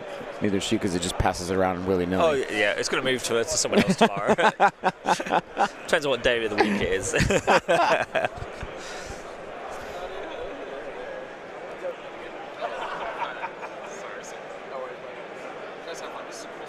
Chicken range. Now, what's interesting will be there's about an hour-ish by my estimate, just over an hour on the clock left. Yeah. And you've still got 2 full turns. This game's going to be either over very quickly or these last 2 turns are going to be very slow. I think these last 2, there's a lot more measuring going on in this turn alone than there has been. So I think these last 2 turns, I think these last 2 turns are going to be a little bit slower. Usually you see a game go really slow and then speed up to fast, as they're like, oh, time's winding down. Yeah. But in this game, you can play fast in the first rounds because you're just kind of getting position, and in the last rounds, you're like, now we're playing slow and you can be precise. Opposite of last game. Just the brief I was giving Michael. He was like, what's happening? I said, it's not an entertaining one to watch. However, what it is a lesson is in tier one play of how to play KP. Correct. So you can't have entertainment all the time. The last game contained. We have a result. Oh, what do we got? McCloshny from Poland beat Nicholas Schott. He's 4-2, and Nicholas is now 3-3. Okay. Patricio Kelme is now 4-2 against Mitch Kamazak. He's 4-2 and 3-3. Yeah. And they are results confirmed. Cool. So yeah, that's that. Nice. So to answer Judo Killy's how many dice been thrown, we've had 1 attack so far. And three units went down, and I think he healed them all back. Yeah, so I think it was 1 arc squad shot. Yeah, and this is why you've been getting a bit more filler from Andy Zane himself. Yep. It's kind of like when 2 football teams play and you can see the commentators like, yeah, we haven't got anything to. Is this when it's like 10-0 or whatever? When Chelsea are losing. I've never, in my lifetime, a 10-0's never happened against my team. Oh, really? Yeah, it's true. So, sorry, soccer. I know what football is. Yeah, the one that is kicked with your feet, not carried with your hands. Well, I usually say football when I'm referring to like soccer, because football. Spanish, like football. Yeah, football. Like football. Oh, yeah, so I usually say football when I'm referring to soccer, and I say football when I'm referring to American football. It's got the ball. Yeah, well, it's got the little text in, like, it's spelled FOOTBAWL. Football. Oh, okay. Yeah. Yeah, I'm with you. Like ball and out. Yeah. Like a bowl, but with a ball. Was there an orbital strike turn 1? Yes. Did it get fired? Yeah, it did. Do you know what? I don't know. Because I thought Mike was completely behind that entire build the whole turn. Yeah, he wouldn't have been able to fire it, would he? Yeah, I didn't see the opening turn. I don't think there was anything he could have. No, there wasn't. He couldn't. There was no presented target. So nothing on that one then. Yeah, Andy. Hey, you kick the ball with your foot in American football too, you know. Okay. Albeit not a lot. How often? So hang on. Depends. As an American football a fan. Whenever there's a field goal, is one. Yeah. Whenever there is a change of possession in the opposition and they're punting. Yeah. Whenever there is a start of game, as in someone's just scored and you restart the game, like in rugby. Okay. And definitely at the beginning of the game, and yeah, so there you go. So it was like a count of 5. Minimum 1. Minimum 1. Okay. Guaranteed. And then it depends if there's field goals. Points after touchdown, PATs. So whenever a touchdown scored, there's a PAT. You're not selling Mike this is game. rolling. Oh, we're rolling dice. Oh my God! I think we've got a sniper shot from Echo. Echo strike. It's just gonna just take one. Is that just a B? Is that Yep, a B1? just B1. Yep. Yep. I think that's just, I don't think that's not great because he's got E5Ss. Oscar's got E5Ss to go back. No, he hasn't. I'm thinking of Trent's list. Sorry, I was reading Trent's list earlier. He's got E5Ss. Yeah, he's got E5Ss. He's got 2 of the E5Ss and Oh, so he PKs. has. Yeah. Yeah. My brain. But I think he's put himself outside range. So I think the leader is the model behind. That's actually a repair droid. So it's a smart move there. He's done a range 4 shot, but he's not going to get shot back. Yeah. Yep. I think he's got to do this to start here. But I'm not sure what the out here is for Mike. And it clears the suppression. Some Polish players watching the stream. Welcome to you. Welcome to Michal Kaczuba. I'm assuming that's pronounced. I hope I'm correct. And welcome and hello to Paulo Pessoa from Brazil Legion. He says very loudly. Hey. And Victor wanted to just say that's like saying tennis players use their hands to toss the ball around when they all they do is with their feet, and they do it with their feet and the ball is kicked so up, whack it with a racket. That's just ping pong on a bigger size, isn't it? Table tennis, that's what I meant. I'm not going to entertain that one because tennis is a good sport. Oh. That's question sport, isn't it? That's Wimbledon, mate. Oh, right. The Wimbledon thing. This is showing my sporting knowledge to a high level here. It's all right. You don't walk the Venn diagram of a sport fan. Oh man, Oscar just down in a whole 2 liter of Coke today. It's not even I just saw him just like chug, just getting that down. He could get that down. Getting that energy going, man. Was it Skol when you cheers? Skol. No, Novia. Mateus said it to us the other day when you say cheers in Polish. Oh yeah. I can't.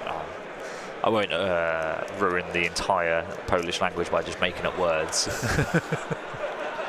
Hey, well, I mean, yesterday when I did my announcement for a stream, when I said good morning in Polish, I had just looked that up. Yeah, dzień dobry was. Dzień dobry. Yep.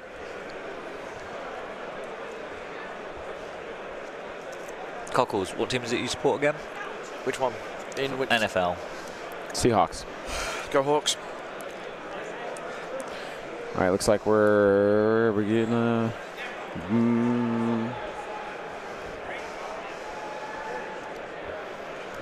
So I think he's recohering here to return a shot back to Echo, I believe. Yeah.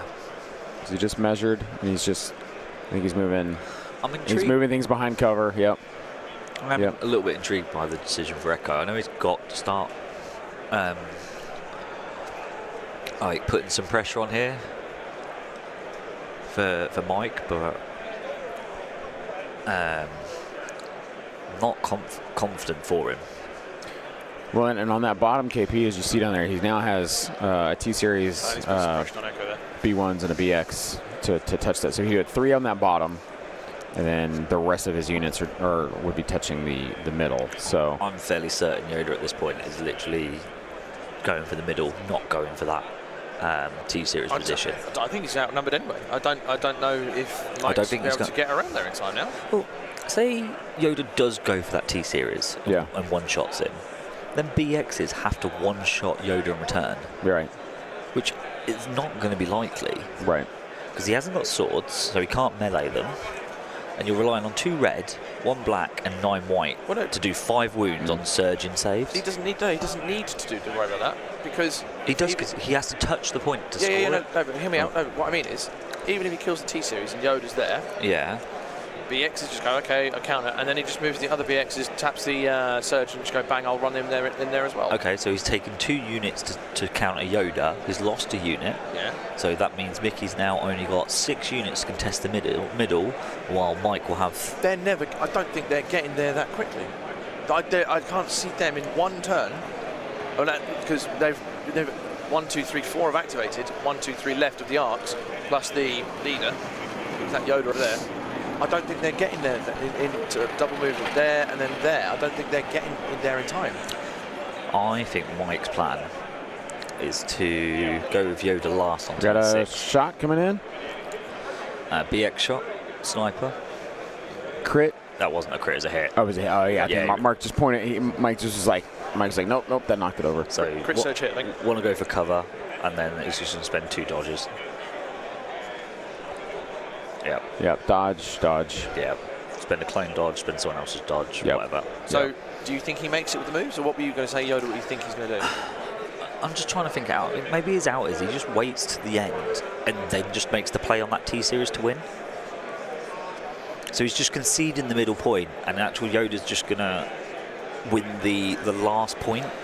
Yeah, and maybe, kind of because if he throw off from Mike is maybe he's measuring range to throw off Oscar to say, like, I'm looking to see if I can get here, but I have no intention of going that direction. Back to what we said earlier about getting in your headspace, like your opponent's headspace. Oh, I'm playing this person. Yep. I mean, Oscar's a very good player and competent. He's got quite a lot of accolades to his name, just as many as Mike has. Yep. So, but that is another mind games of like, oh, he's measuring here. Is he actually coming here? Is he going there? Like, do you reckon this game would have been different if Mike had picked the other side at the table? So the reverses were.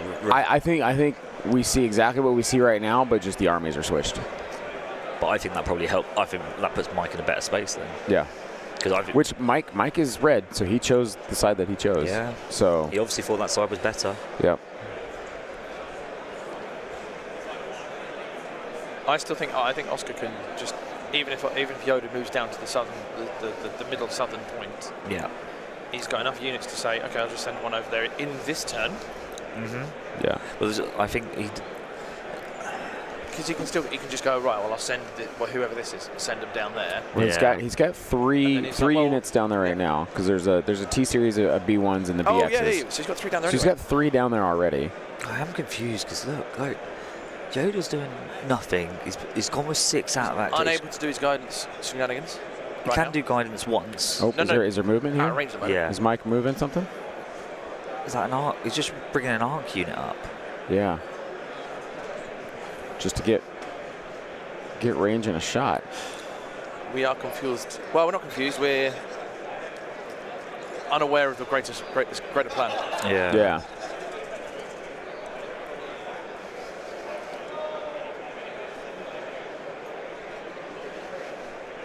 I'm sure I'm going to hear loads of critique from Mike about this table. You just tell him you chose that side. I will. It's the same table. It's the same table for everyone else. And that's a nice little stat. That side must be the better side because it's also the side that Marcus won from. Yes. Yeah. But he didn't get to choose that. Marcus did get to pick. Oh, did he pick that? He was red. Yeah, he was red. Matt did pick that one. Yep. Oh, we've got some dice rolling. Oh. All right, looks like just an arc shot in a heavy cover. Into something. 1, 2, 3, 4. Yep. 1 crit, 3 hits. He's got loads of aims here, though. So he's got 3 aims, I think, at least 4 aims. Yeah. So first aim from the unit itself.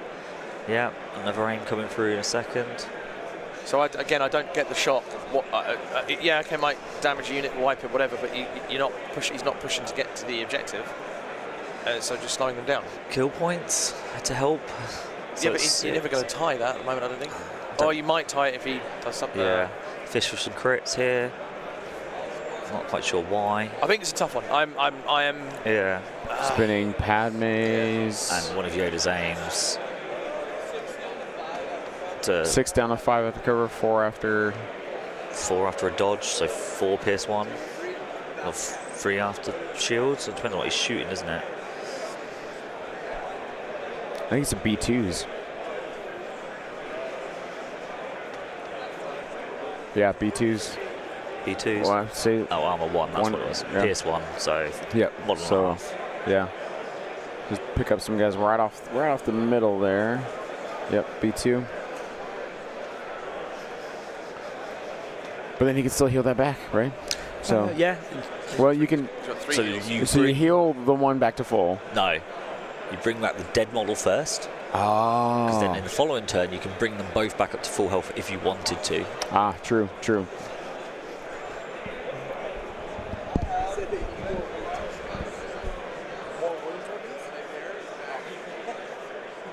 Nobody's got wounds on it. I mean, does it need more? You might. But they're being facetious. But they're being facetious because nothing's died. Nothing is dead. It's so stream. We kind of like want to say sorry for it not being as entertaining as maybe the previous one. However, that's fine. We had a really exciting game. Now slightly lull, and the last game's going to be really good again. Yeah. It's just the way.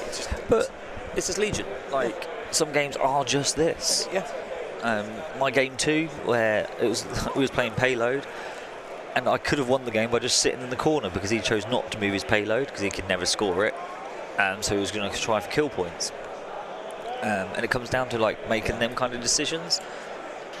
Some of it is, especially KP, I think it can be when you've got a line of sight blocker. So if this was an open middle board compared to yesterday, then you'd see a lot more engagement in these opening turns. As people said, like you're toilet bowling. You're circling around the middle, trying to gain the upper position on each other, and then you pile in turn 6. But with a line of sight block in the middle, it changes the game completely. They're not taking shots at each other, and it will come down to these last 2 turns, who's got the better position, and then who's got the better thought out process of how to secure that middle position when you all pile onto it. I concur. Yes, George Barker.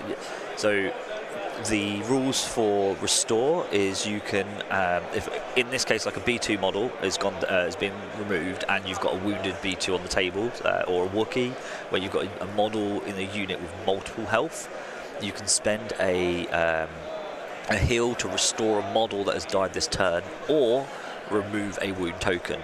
It's either or. As long as that model has died that turn, then you can bring it back. If it's died in a previous turn, then you can't.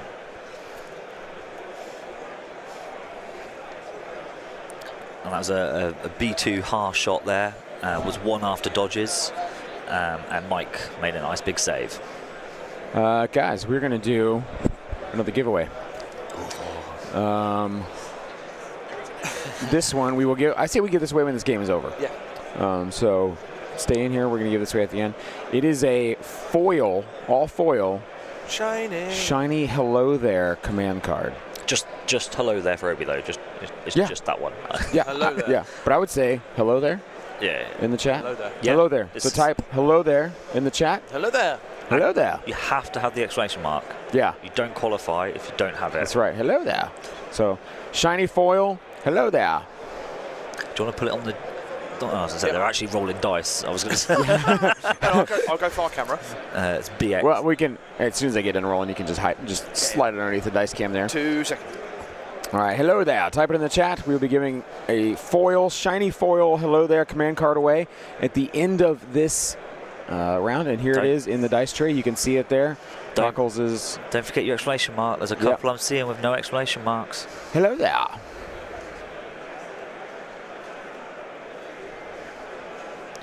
Throw it in the chat.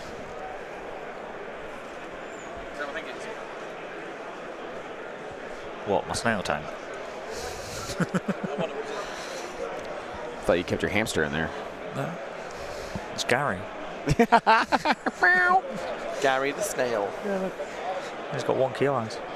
That's No, awesome. it's Tamatua.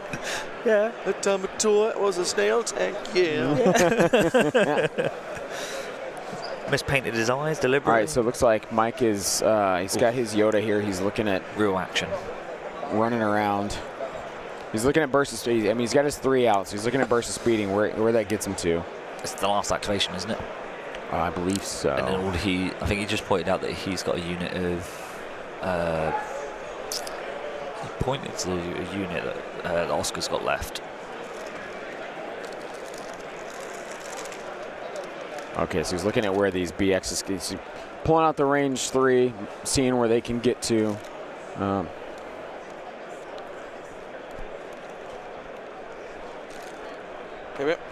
I just muted you so you didn't get the wrapping in. That's fine, mate. It picks up that wrapper pretty well, doesn't it, for a Twizzler? Oh, God. Yeah.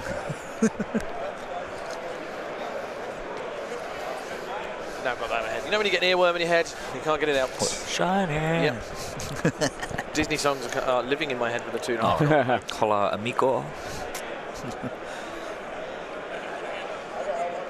Thank you to all of you watching today, by the way, to all 282 of you between the simulcast of That's No Moon and Yavin Base. Yep. Greatly appreciate you guys being here with us on this lovely Saturday afternoon. I don't know, it's not very Saturday nice outside. Yeah, it's definitely not. Baltic out there. Yeah, yeah.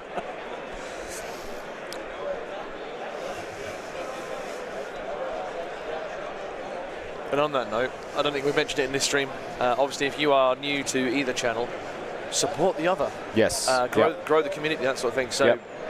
if you are a Mooner, as we will call them, if you're a Mooner,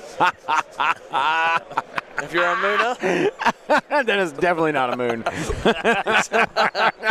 you're a Mooner, hop on over to the Yavin Base YouTube and like and subscribe. But if you're a baser, a Yavin baser, come on over the other way and give That's No Moon a like and subscribe.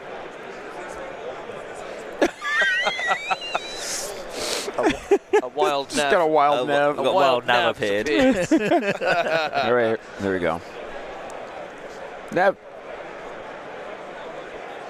There we go. Yep. So so hop on over. Obviously, Yavin Base has a Facebook page as well.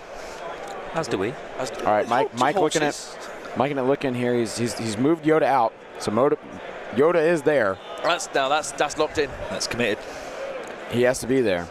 So now where's he going from there? I think he's measuring a range 1 from where that T-Series is at. I think he should have a burst of speed, then played the pit 1. No, I see his play here. No, well, the only reason to say because you can then jump into it, and then you got the better jump to them do pushes. No, I see. So I think what he's doing here is moving there. So next turn he can play the 1 pit, and he just sits there and goes last with him. Force push the T-Series off, force push the BXs off, he wins. 2-1. Yeah, because he's going to have it immobilized, right? No, yeah, so it'd be 2. Right. And if Oscar decides to bring a 3rd unit over, Yoda can still jump into melee with the T-Series, kill him, force push, recover, force push. And if he's taken that many units off that position, he's opening himself up to all of the shots of the clone army. Yeah. Because if he pulls any more off, so it's risky. Yeah. But so Mike doing really well here, guys. So key things to note is he places Yoda initially, then he puts down the movement tool for the 2nd time, right? He's not picked up that movement tool, so he's not committed. No, he is, because it's now Oscar's go. Or they No. He's force pushing. He just force pushed. Oh, that's range 1 force push, is it? Yeah. That's what he was measuring. So he just gets to the other side here. So he just force pushed the B1s. Oh, so there is a big win unit there. Around. They're going to get shot. Mike can cohere everything. Yeah, he's doing the force push. Yep. So why did he cohere 2 of them around the corner? Let's cover. No, he's got. So if they're getting shot by the clones in a minute, he can't one-shot them because he won't be able to see them all. That's a question you can ask him later on. Yeah. All right, so BX is moving to occupy that space that the Oh no, getting on top. They're going to... I guess avoiding being pushed off. I think they're going to try and tie up Yoda in a one pip off. Ooh. Yeah, because they can disengage. Because that takes out one of his one pips, one of his force pushes. Yeah. And he can't base them up there. I don't think he wants to. He doesn't care about them. He kills the T-Series, and he force pushes a B1 unit off the point. Which then moves back. You wait. You take the shot. You just get shot once here by the BXs. Turn 6 happening. Clean up. Going down. Here we go. This is going to be the action, guys. This is the round that we've been waiting for. Can Yoda win this for Mike? And I think it's pretty much just Yoda. That's essentially what it's come down to, right? Yeah. Because Mike can't get anything to the middle right now. But then, like, do you feel like Mike wasted his whole army sitting back there in the back? Yeah. Cards in the tray. It's all right. They put him there. Yoda's one pip and Disengage card. Now this is going to be crucial. Who gets them orders? And if he's sensible, I think he just goes literally the B1s, the BXs, and the T-Series, and nothing else. You don't care about any other order control. Then 3 units near Yoda are the most important thing in this game at the moment. Has he still got scope to at least double move something over here anyway? With a speed 3, yes. Whoa, that's why he cohered them all around, because nothing can base it. Nothing can run over there until he activates it. But he gave those units an order. I see why he's done it, but that's why he did. So nothing could immediately. If they move to touch it, so something else can get in. Yeah. He can force push them again. Yeah. Again, not touching, but zone off. But just zone off to prevent another unit from coming in and touching. All he has to do is kill that T-Series, and then could he? And he'll win on kill points. Could Oscar? I've got an idea. Call me crazy. Here's an idea. You are. Could he? If he moves off? Could he move off to make the space for them? Move the B1s off, right? If he moves the B1s off, as soon as one of them comes down, Yoda goes. Does the same thing. Listen. Move standby. As soon as Yoda does anything, I'll just make a decision. And then he's like, what do I do? I don't think so. I mean, Oscar looks quite worried. He knows this is going to be tight, whatever happens here. Yeah, Oscar's got hands on his head, so there's body language showing the stress of the. Oscar's always got his hands on his head. That's actually true. He does do that often. The giveaway keyword is hello. Hello there.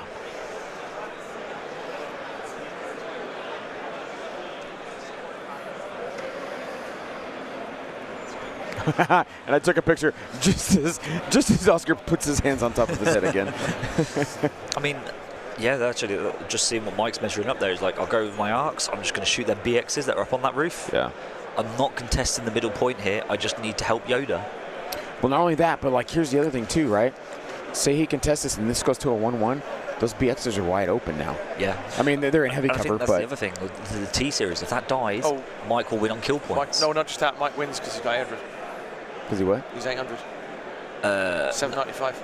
Yeah, he doesn't even have to kill anything.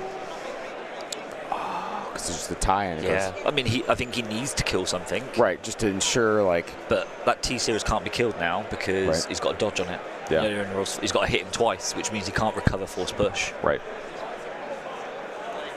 But if these ARC troopers soften up them BXs, then Yoda can kill them instead. Yeah. So he's. All right, here we go. Shot coming in. It's actually quite good. Oh, 4? 4. He's got a name from Tactical.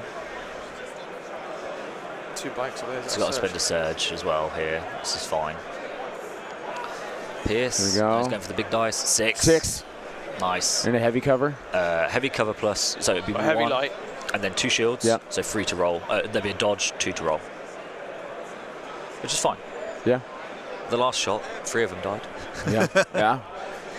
But he's got another arc unit. He's took the shields off. He's weakened them. Got rid of all their defensive. Kills 1. 2. Kills 1. Yeah, 1. That's fine. That's one.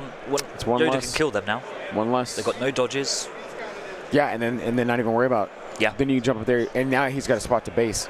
Oh yeah. Yeah. Yeah. So the more he whittles those guys off, the more downside is if Yoda's sat up on the top there, he can get shot. That is true. No, if he goes up there now, he has to rely on maybe because Oscar could go with those BXs. Yeah. Fill the base. Because he wants to be able to go last. That's true. Yes, but then you can. He could still position as long as their silhouettes would be touching. Then that counts. I don't know if it will. See this lip?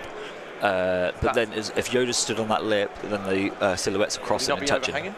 Doesn't overhanging the same terrain piece, therefore it's fine. Cool, thank you. That's why you're. That's why you're the rules, dude.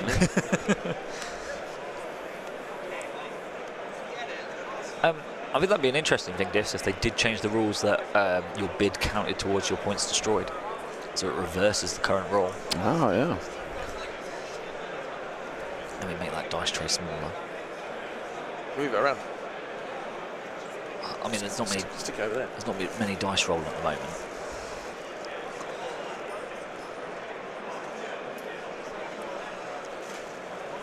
Just a reminder that it is hello there with an exclamation mark. Hello there. Not please don't. Like I saw Soren did For the General Kenobi. shiny So I foil. Hello there. don't want you to miss out. Andrew, yes, both. So Oscar is currently undefeated. So he got the pair down into Well, Mike. he's because he's 4-0-1. Right. Mike is win to stay in. Win to stay in. Win to stay in, yeah. So Oscar is win and lose. It's not the end of the world. as I was saying to Anton after the last game, I said, keep going, mate. Like, you still got a very strong chance of making the cut, because if all the people who took the intentional draw yesterday, or as I found out earlier from Nick, 2 of the games that had draws were real draws. They weren't intentional. Yeah, that was Luke's. Yeah. So if any of them lose a game today, they're out. Yes. Where so in theory, we're probably going to have players going into the final who might not be undefeated. Well, All 4 of them. And so that's where Mike was like, I'm 4-1. I'm done. I'm out. And I was like, no. They've done the math with how many draws there has been. Yeah. There's a chance of a 4-1 getting, or an X-1 getting in. Because at the moment, there's only 3 5-0s. Yeah. So it's Oscar and the other 2 that are getting paired. Yep. So if Oscar loses, that means there's only 1 5-0. Yep. So that means he'll get a pair down. And if he then loses, then it's all out the window for him. Yeah. So Mike will still need to rely on some game luck of other games to try and help get him up there. If he wins, and to be honest though, because if he wins this pair down, he's in a stronger position. He is, yes, yep. So he actually puts himself into that 3rd or 4th slot. Yes. Yep. And the same for Anton. Like, although he's lost, as long he assumes that his opponent, because he was 4-0 at the time. Right. His opponent keeps winning the games, which you want. Right. Then his strength of schedule gets pumped and dragged up as well. Yes. Because the only person you've lost to is someone the person who's undefeated. Yeah. Yep. That's exactly it.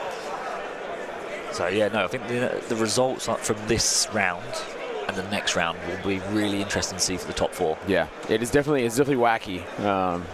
Definitely wacky. But the downside is, this could have all been avoided if we didn't have the bloody intentional draws.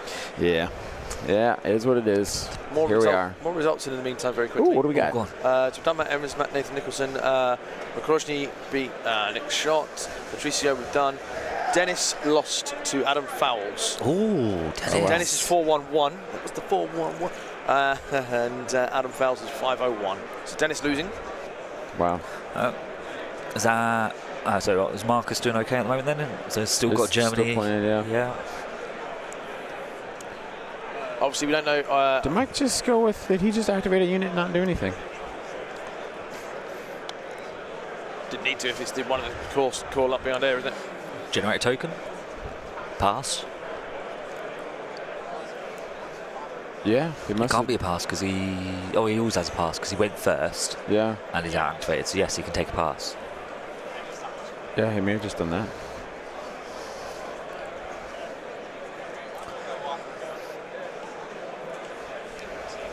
Oh. B1s? He's going to activate his B1s? Good. I think he was going to. I think he... Oh, no, he pulled them. Right? Did he? No, he gave an order to all 3 of them. Everything else right. in the bag. That's right. So he looked like he was going to activate it. Yeah. And I think as soon as he does, activates one of them 3 units, then I think Yoda goes and he loses. Yep. Yeah, because then Yoda goes, immediately force pushes them the exact same way he has them now. There's no way he can. There's no shenanigans he can try and pull off with a standby. I don't think the standbys help. Sorry, so what's he doing? Moving here, standby. No, because it doesn't get you in range to touch any of the objective. No, because once he does anything, moving here and then see what happens is what I'm saying. No. Oh, what's he doing? Oh. Is he going with... B1s. B1s because you can't force push him off the roof. Yep. And he's surrounding the BXs, so Yoda can't base them. Yep. I think that was his best option. It's a good move. Yep. But it exposes them B1s to being shot by the rest of his, by the clone army. But now it frees up the wall for something to move over. It does. But as soon as it moves onto the wall, Yoda will force push them out. Yeah, but you've still got all that stuff on the top, assuming it doesn't get shot. He's got to shoot them. Yeah. They'll have heavy cover, obviously. So now Mike's got to make the choice. Does he shoot the BXs with 0 to... And then they just repair that BX back. So, so instantly, my choice is now shoot the white saves. Yes, absolutely. And Yoda hopefully clears them up. Yes. Question from Cameron. Cameron Gordon, he said, what is an intentional draw on new to competitive? It's basically where both players, when they turn up to their game, if they're in a position where they look like they can make a certain cut or a top 4 or whatever, they'll just say, we'll take a draw, we don't want to lose. So the reason for it, though, is the Galactic Conquest documentation, which is the official rule set that we are using for the World Championships, does not state that you can't have an intentional draw. And it's because it's not in the document and has been in previous iterations of documents. So last year, for instance, it was stated that you could not have an intentional draw. Draws were allowed, but you had to play out all 6 games, and you had to verify it with a judge that the game resolved in a true draw state. Elliot Kimpton's just asked, can he be clever and force push a unit on the same level, a la Dave Grant MKGT last year? He can force push them around, but it's not going to take him off that key position. No, he was wondering if he can go, say, from building to building, same level. Oh, that is the same. That is a thing. That is a thing. Because that was just discussed recently on one of the podcasts. You can move. Yeah. You can move between buildings, and it's like it's essentially a speed. Yeah, move. It's a speed across. So that I don't think he can because the unit leader's not there. The unit leader. Yeah, unfortunately, that would have been. I mean, Elliot's great shout. It's great. How wild would that have been? That's though? a Dave. That's so. You could do that with Vader's Might, Vader's Might, Dave Grant did that to Paul Buller last year. Paul Buller. At MKGT. Paul Buller got a pair down. Wow. It was brilliant. To win flights and accommodation. So Mike now having another shot here. You're welcome. So is this a range 4 DC shot? Is that just the DC-15 taking shot? Yes. So I don't know why he didn't go with the RPS unit and generate tokens first. Did he not put it out the back? Oh, no. Because it's a core unit. Yeah. At least then you could take an aim, and then it gives you an aim to re-roll here if you. It's DC-15, not the DC-15 the arc, sorry. Because he's looking for crits into them B1s. Which? 2 hits. Yeah. So where's the aim? You need that aim. Yep. The other thing is he can suppress them. I think you just spent Echo's aim. Echo's aim, fair enough. There's the crit. There's a crit. All right, 1 dead B1 hopefully here. Hopefully for Mike, obviously. We're in neutral. 5th Trooper. You have too many loyalties. You got to have your. Don't put all your eggs in one basket. Split loyalties. I'm not relying on Ollie. What about Jeff? Jeff's not out. No, he's generally not out as well.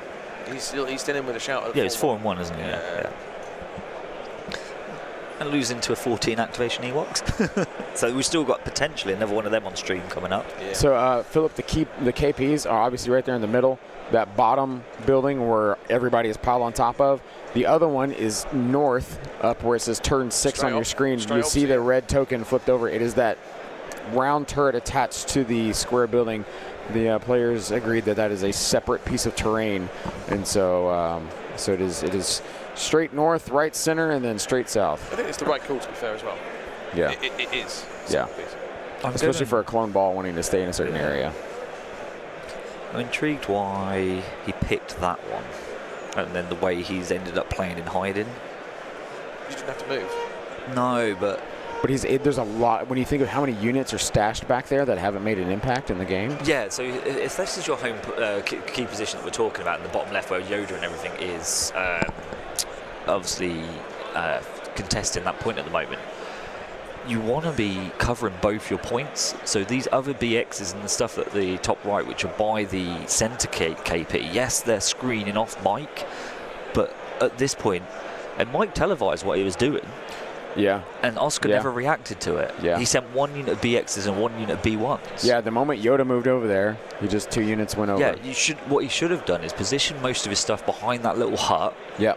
All right, yes, you can shoot through that hut, Right. but on turn 5 it doesn't matter, and that way you can then go, double move onto the middle KP, or double move onto my home KP, and at that point I'm pretty sure Mike might have just conceded.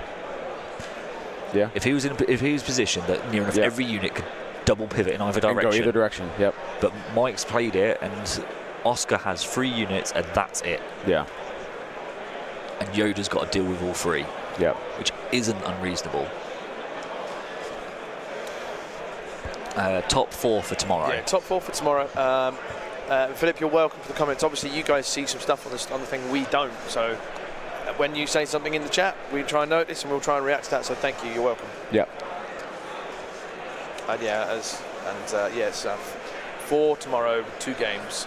There will and be we will have 2 different tables. Which we've already pre-selected. Yep. Oh, have we? We did. You were busy, but no, you're like building that. it, but we're picking. Oh right. Yeah.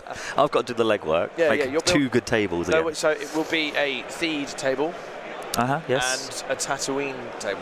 Okay. Tatooine or Ferris? Ferris. Oh yeah. Yeah. Oh, what, the Phoenix one? Or was that different? Can't remember, but either way, we know what one's in. Yeah.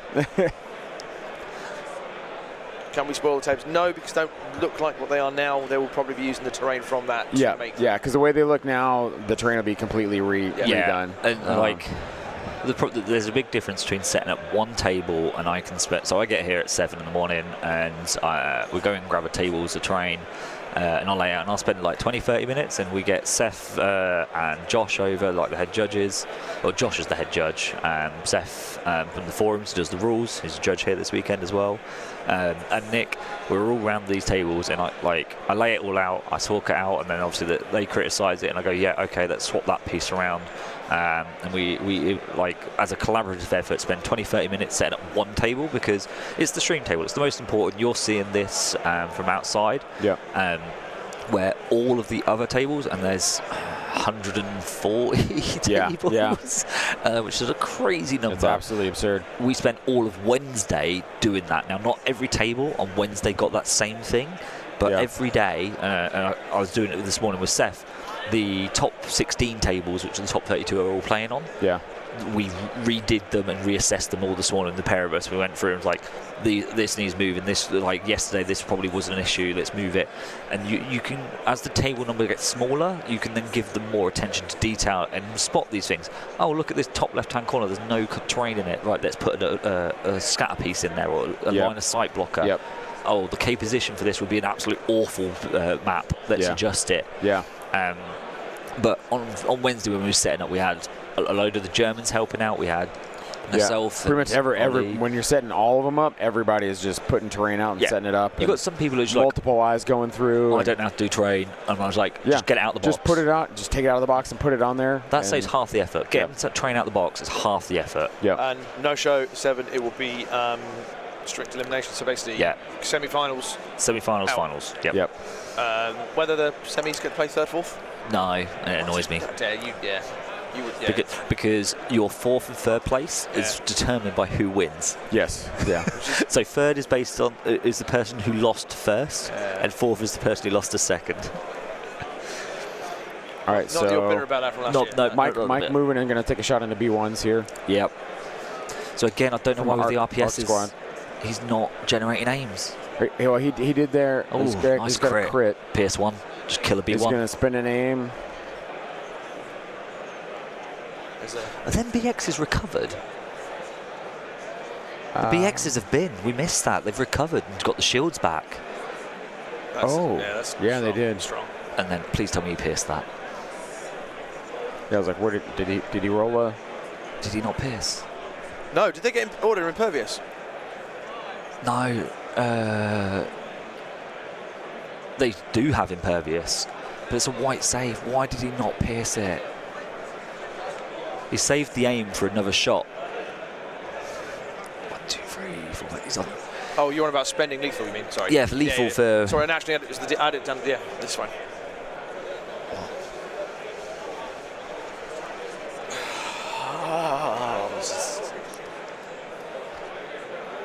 Lots of hand gestures. So it sounds like they're just discussing like where suppression. Yeah, and Was that- this is another thing. If he can get 5 suppression, which Yoda does generate 2 suppression per attack, Right. if he can Then he could just panic these B1s, to they not don't even have to count. score. He would need to move out to do that, though. He can move out. No, he can move onto the roof, panic the B1s, force push the T series off. Yeah. They're then drawing. Mike wins on the fact that nothing's dead. Something comes down. He can't get anything else from the middle. There is Genuinely can't reach. no. Oh, wow. I feel like Because those are B2s that are there. And if one B2 makes it, another one doesn't. Like, I think his... Because... Here, let's go here. Yeah. I'll show you guys what's on this middle. Because they're not unit leaders. I don't think they're close. There is some discussion coming on here. Yeah. And there's a crowd on the other side of So Team Poland. here we have of what do we have in the middle? B2s in the middle as players are discussing suppression and stuff. I guess there's token I issue. think Mike's face thinks that's a look of defeat. Token placement. Apparently there was suppression issue with suppression placement here. You can't. In fairness, you can't put that on that building. You'd never. But what we're looking at is the B2s in the middle. There's 2 units of B2s there that can only go speed 2. The BXs are too far back. Yeah. Even with two speed 3s will get them short. Plus, if a B2 unit goes and touches, then they're going to effectively box out potentially another B2 unit from trying to get in there. So.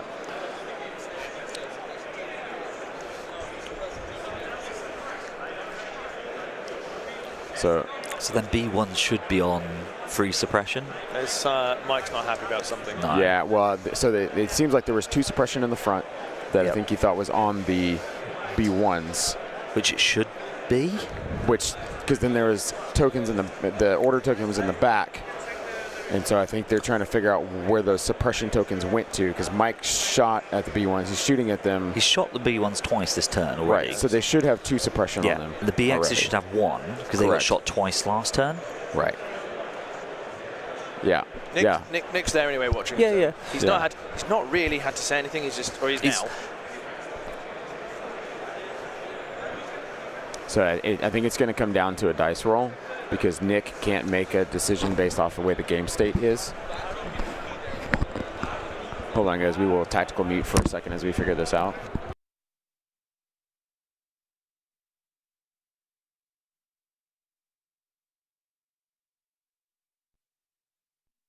So head judge being called to the table here as game state is what seems to be the issue. They're discussing what tokens belong to what units. See, I get it. I'm looking from this interest. You can't. You got to try and keep your tokens together, but when you're on that building, you can't really put them on the building. So when in a situation, I will try to put my order tokens together separate. Yeah, so you put your order. So like essentially to avoid this from happening, you have your order token there, right? You put the tokens that belong to that unit on that order token. Now it's hard if you have like 2 core units or 2 special forces, but that's when you designate to your opponent, hey, these are the suppression. These are suppression for that unit. Yeah. This is the aims for that unit. You know. And what is I think being discussed here is it's a matter of B1's taking the suppression or the BX is taking the suppression. See, the way you look at this, what did the BX happen last time? They got shot once. They got shot once. So therefore, 1 suppression, then it comes off. Yep. We're not on hostile, so yeah, it doesn't matter. We're on their own terrain. So BX is 0. Right. B1s have been shot twice. B1s should have 2 because they've been shot twice And this, now. I mean, it feels like if we had the power, we could go and just say this is what we think, but we're not in that position. No. What I would say, And it may very well be that Oscar did not remove one of the BX suppressions because he couldn't see it if it was on the other side of the... and that would be just a simple mistake. Yep. Anyone can do it. Yep. But that's also a game state issue of if that's where it was left, then that's where it is. Andy's just making a casual observation. Yeah, and Andy's will tell us. Here he comes.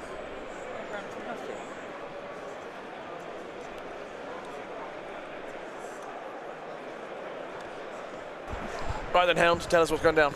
I don't know. I thought you guys knew. Oh, No. It looks like it's been resolved, doesn't it? Or is Nick now explaining to Josh? Well, I think it was. It seemed like it was a suppression issue. Who had 2 suppression on? Because there were 2 suppression sitting out there. We think that it was probably suppression was not picked up at the end of the round. Hard to say. Okay. I'll ask Nick, see if he can whisper in my ear what's going on. Yeah. See if we get the 911. Yeah. Regardless, Mike is taking a heavy breath. Oscar is sitting down. Both opponents just kind of taking a breather to figure out what the play is here. That's why it's always key to talk out your intentions and where your tokens are going and who they belong to, just to make it clear for your opponent. So the do we know if the T-Series has been? Yes. Yeah. He's moved up onto the roof. On top of the roof, yes. Yeah. Yeah. 2 dodges. Yeah. So Yoda can double attack and kill him. Right. Which isn't unreasonable. Right. But then that's it. I think Mike might have waited too long because of that. I think so too. Because he's got 3 units touching there. Yeah, I think he had to go sooner. Yeah. I think Oscar's now found the path to victory. We've come to a really good conclusion here, actually. Okay. We thought it looked animated. Yeah. It's fine. So what happened is, there was an acrylic suppression. Token, Yeah. Which was seen by Mike. Yeah. So he assumed I'll shoot that unit based on that decision. Right. It should not have been there because he's switched off. So it's just 1 left over because when he was using earlier, then we switched him over. Right. The correct decision now, what they've come to is like, well, tell you what, I'll take that off. You can roll back your decision to shoot. Yeah. And you can now make decisions based on this state. Right. Okay. They both That's agreed good. that, and that is perfect. Yeah. Resolved. Okay. Nick just said everyone was fine about it. Excellent. It's one of those. We were saying there was no intent to do anything wrong. Right. Right. And then lost in translation because of languages and all this stuff. So yeah, just a token on the board that shouldn't have been there. Good stuff all around. So it's all sorted. Yeah. Yep. It looked more animated than it was. Yeah. And you can see both of them going. But there's a lot on the line. Yeah. Big time. Yeah. So they worked out. Yeah, it's all good. they worked it out. That's why by the time Josh got here, Josh showed up and said, "What do we need?" And we were like, "I think they're good now." It's a great Beatles. We can work it out. We can work it out. So I think. So Micah is then saying, "Hey, can you put your tokens on your order token so I know who belongs to who and just make this much simpler." We put that in mobilize or something as well. That's on Yoda. Yeah. So I think the path here for Mike is he's got to kill them B1s. Yeah, he has to. There's so much that's gone back there already. He's got four things have already gone. But that might be one of them is one of the ones he's redoing now, I think, isn't it? Maybe not. No, I think he just did because there's just a no. He didn't roll dice, so. Yeah, I think they just need to shoot them B1s. If you can kill them B1s, Yoda kills the T-Series. I just don't know what he uses to shoot them with is the thing. Well, he's got another full arc unit and Echo. He's only been with 1 arc. And then Padme, if Padme goes early enough, that's some tokens. And this is why I said about that DC squad. When he activated that troop unit, he should have gone with the Z6 unit, generated at least 1 aim for someone to use, be it the BX, so the ARC troopers, or the DC, just to get that rogue crit through. Antoine, Big Ben Smith. Antoine, Big Ben Smith, they're both 4 and 1. Okay. John Dunn took the loss against Philip Hock. They're both 3-1-1. That's them done out effectively. Yeah. No, they're not done. They still get their 3rd game. Yeah, no. They're still positioning they're themselves. They're getting their final position for the top 32 in the world. There you go. Yeah. Sorry, that's a misnomer phrase. They're done for getting in tomorrow. Yes. Done for.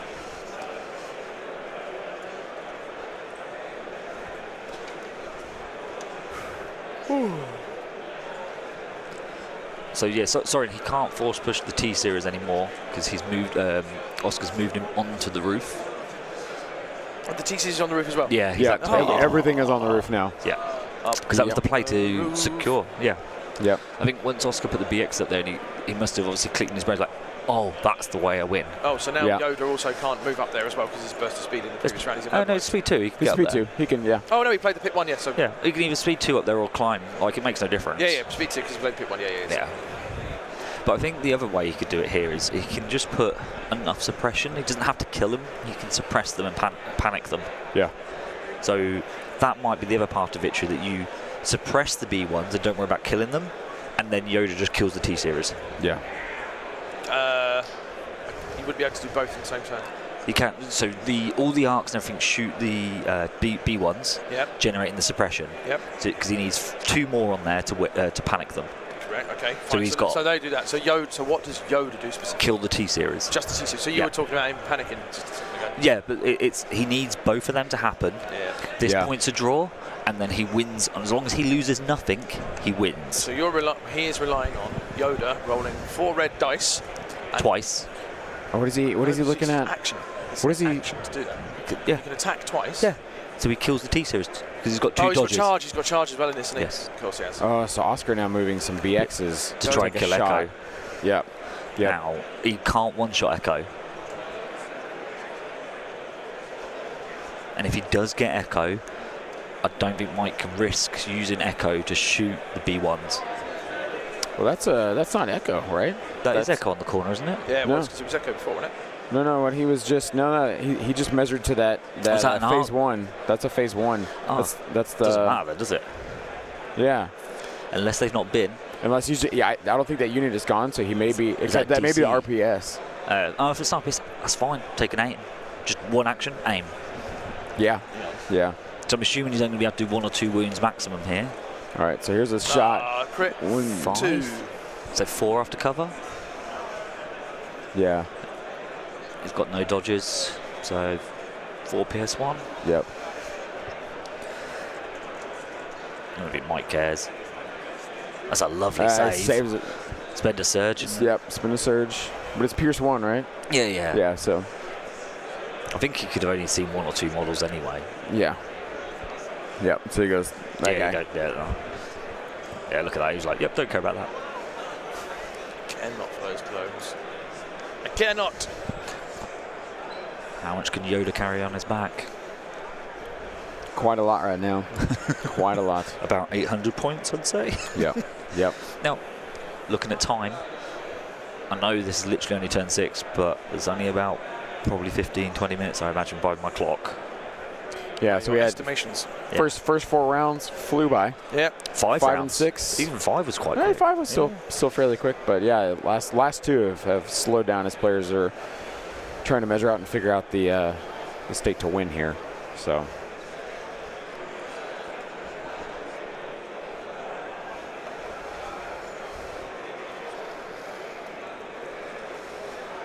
Someone asking the question, Andy, again, seriously, can you not get down to the bottom left building, reachable by speed 3, then speed 2? I don't From think he B2s. can, because so if we B2s. switch the camera, we'll see if we can get an angle to highlight why I don't think. So if you zoom in towards where the B2s are, if you look where the unit leaders are, I think they're too far away. Yeah, because unit leader is. That one's probably the only one. No, that's a Ha.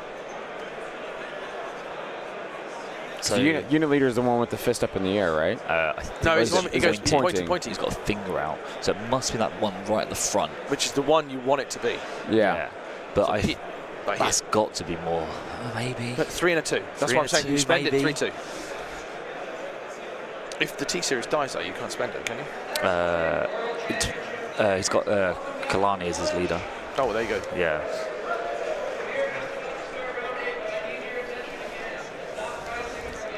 ISO, it's under end of round, I believe. So a unit is always in a state of panic once you've double your courage value, but you only ever need to really worry about it. BX shot there. Yep. Oh, 1 after cover.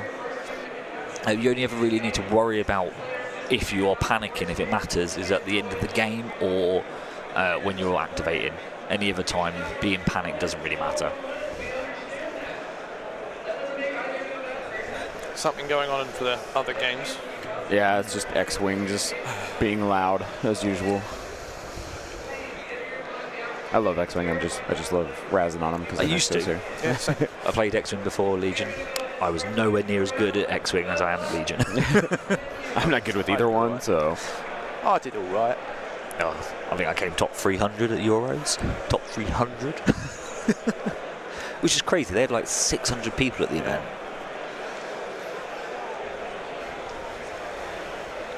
So it's interesting here, you know. I want to know what Mike's way out is here. As he's So I think his way out is, as I say, get 2 suppression on the B1s and kills the 2 series. yeah. And as long as that B2 from the middle can't reach the objective, but Oscar's never bothered measuring it. Do what? Unless he knows. Oscar's never bothered measuring to see if he can reach. As far as I've seen, no. Now he just activated. He just flipped the core. So that's a B1. I think that's one with a repair droid. Yeah, B1's not going to make it. So if this B1 there you can't... go. He's tweaked it. That's a speed 3 tool, though. Yeah, so I don't know what then I don't think the 2 makes it after that. I think the B2 might be able to make it. It would be very close. It would literally be millimeters. But that means Yoda can force push him off. Yes. Yep. So that's why he's keep waiting. Yep. So if that unit does go... I think he knows that now. But I think he's trying. He's tweaked it. He's trying to keep shooting this other unit. It's got force suppression on it.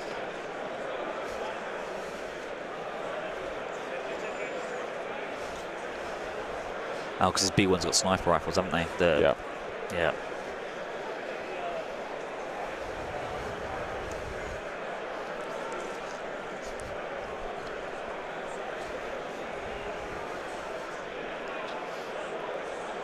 Could he make it then, Rene? Did we miss when he measured the B2s?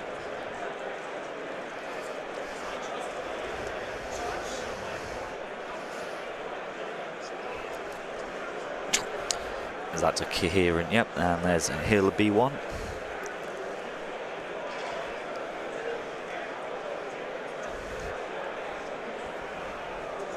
Yep.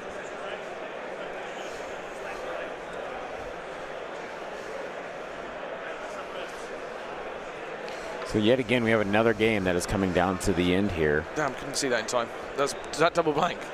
Looked like there's no suppression gun on or anything. Oh, yeah. That's rough.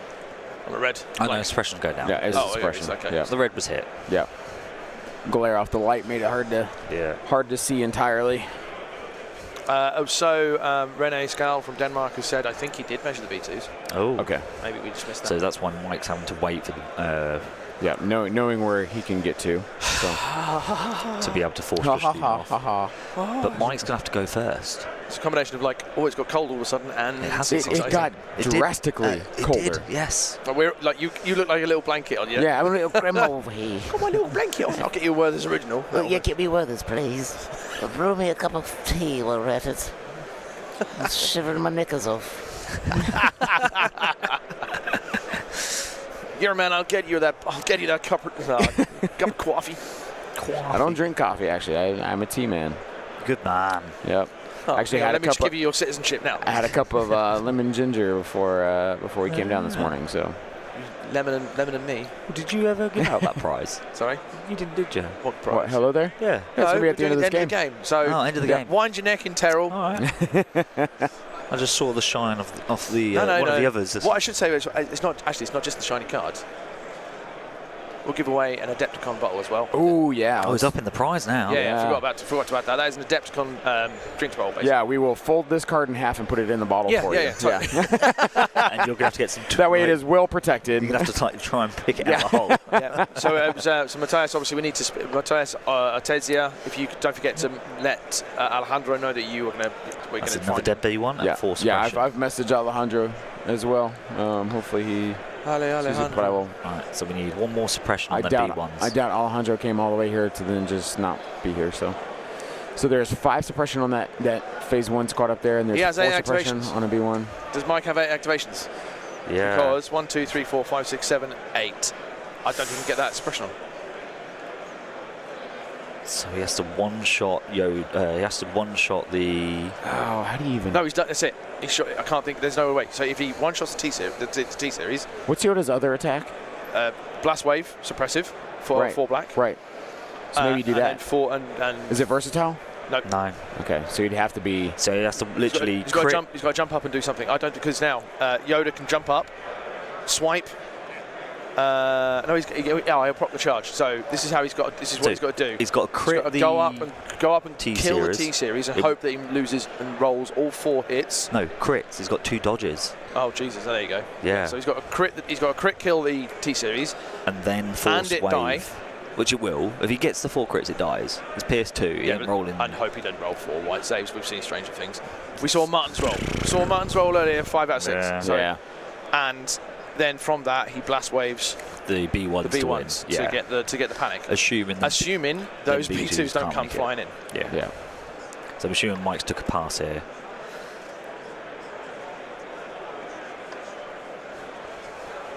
This is a shot. 2 crits. Yeah. Yeah, I think this shot's redundant because I think there's nothing that really matters. Spend a surge. Spend a surge, yep. Oh, he hasn't got any surges left. Oh. What a shame.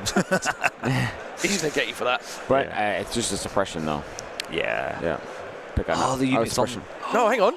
That unit's on his objective. That's panicked and they're not touching. Yes. He's panicked him. Is that there? 1, 2, 3, 4, 5, 6. No, it needs 2 Oh, more. no, there's a unit. There's another unit. Padme's on it. Oh, good old Padders. Jeez, that was close. For a moment, I thought it was huge. No, I did. I thought you was But on. yeah, if Padme wasn't there, then that would. Man. Yeah. I think Mike's now working this all out in his head. Yeah. The Polish gallery at the back. The Rogues gallery with Matthias in All it. right, so it looks like, is he going with, I see Mike's got dice in his He's got hand. 4 black dice in his hand, which means That's that's force wave. Which, can he see? it's like Can that's the force wave. wave see it up there? Apparently so. Oh, here we go. Blank 3. well That done. was Oh, game. so That was well it, because he done. needed all 4. Wow. Yeah. Tough game. Oscar wins it out there towards the end. Confirm. That was very close, very tough call. Yeah, I mean, it's Did what you could. not the most exciting one Yeah, until but literally until the last hour. Yeah, but that's how key positions goes. Is that right there? So good game from both players. Well played out. Yeah. I think Mike had a lot in the backfield that he should have moved up a little sooner. Yeah, you're risking some shots getting taken, but I think you're in a much better position to shoot. I think if he'd done like a last activate with some a yellow free pit, Yeah, so you build up all the defensive, so when you do pop out, you can hit something hard. yeah. Would have then given him some momentum of something. Even if you see where his units are, all up behind there, right? Maybe you go far left, out and around to that blue building. If he'd gone here, I think it opens to the blue circle. Yeah, because then he's got the blue circle building. I always forget. I'm pointing at the screen lots Yes, here. yeah. I try and audibly say what we're pointing at. So, Yeah. I mean, if he had moved down to that blue circle building off the middle position, He can threaten the home objective of Oscars. and he's probably going to get some shots taken at him because you can't fully put everything back there, right? but you then go there, can shoot back. right? But even if you want to play it more safe, in those rounds where he just stayed up there and didn't do anything, maybe you just go all the way, like swing wide of anything shooting at you, and come back into that long vertical blue building, the double height blue building, and then you're that much closer to that KP in a much better position with nothing to threaten you besides what is on that KP. Yeah, it would have been, I don't know, there's lots of ifs and buts, isn't there? Yeah. And maybe if Mike, after playing now, does he think the other side is the better table side? Right. Would that have given him a better approach? And he could have done what Oscar just did. Yeah. What do we know? Couldn't base it. Couldn't base the T-Series. So it has to be the blast wave. There's no way to base him. And that's why I was like, Yoda's got another thing he can do. Yeah, so I just said, could you not go jump up? And he was, can't base. Could you not force push him to... There's nowhere to base him. Oh, because of where the other... Could you not where the force B1s push were. him to create space to then base him? You know what? Now we're going to go tell him and see what he says. I'll let you break it because I don't want to break it to him. I know. I'll tell you. That's fine. Hang on. But yeah, anyway. wait, what was that? So the reason why he attacks the blast wave, the T-Series, to move the... because there's no way... no, the T-Series can't scatter him. Oh, okay. He needed the 4 to go through. Oh. But he couldn't base him, so why didn't he push the T-Series to then base him, to then to get the 4 crits that we needed? I see what you're saying.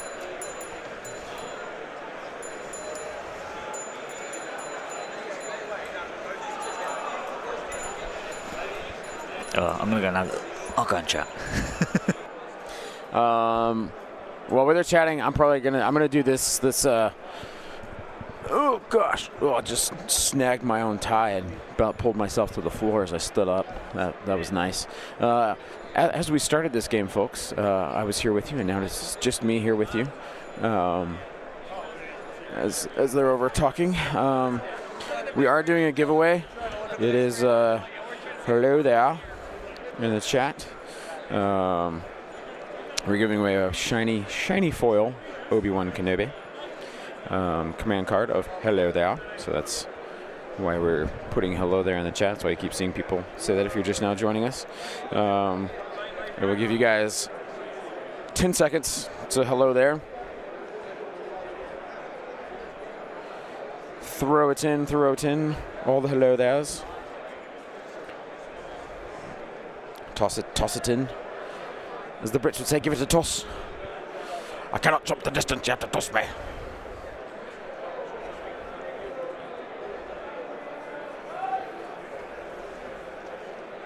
All right, I'm seeing them coming in.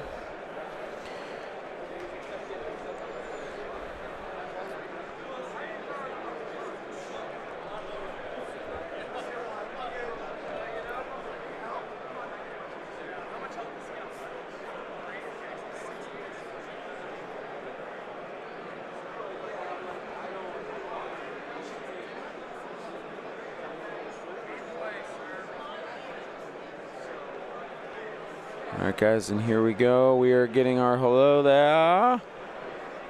Right, it's time for that. Oh, yes. With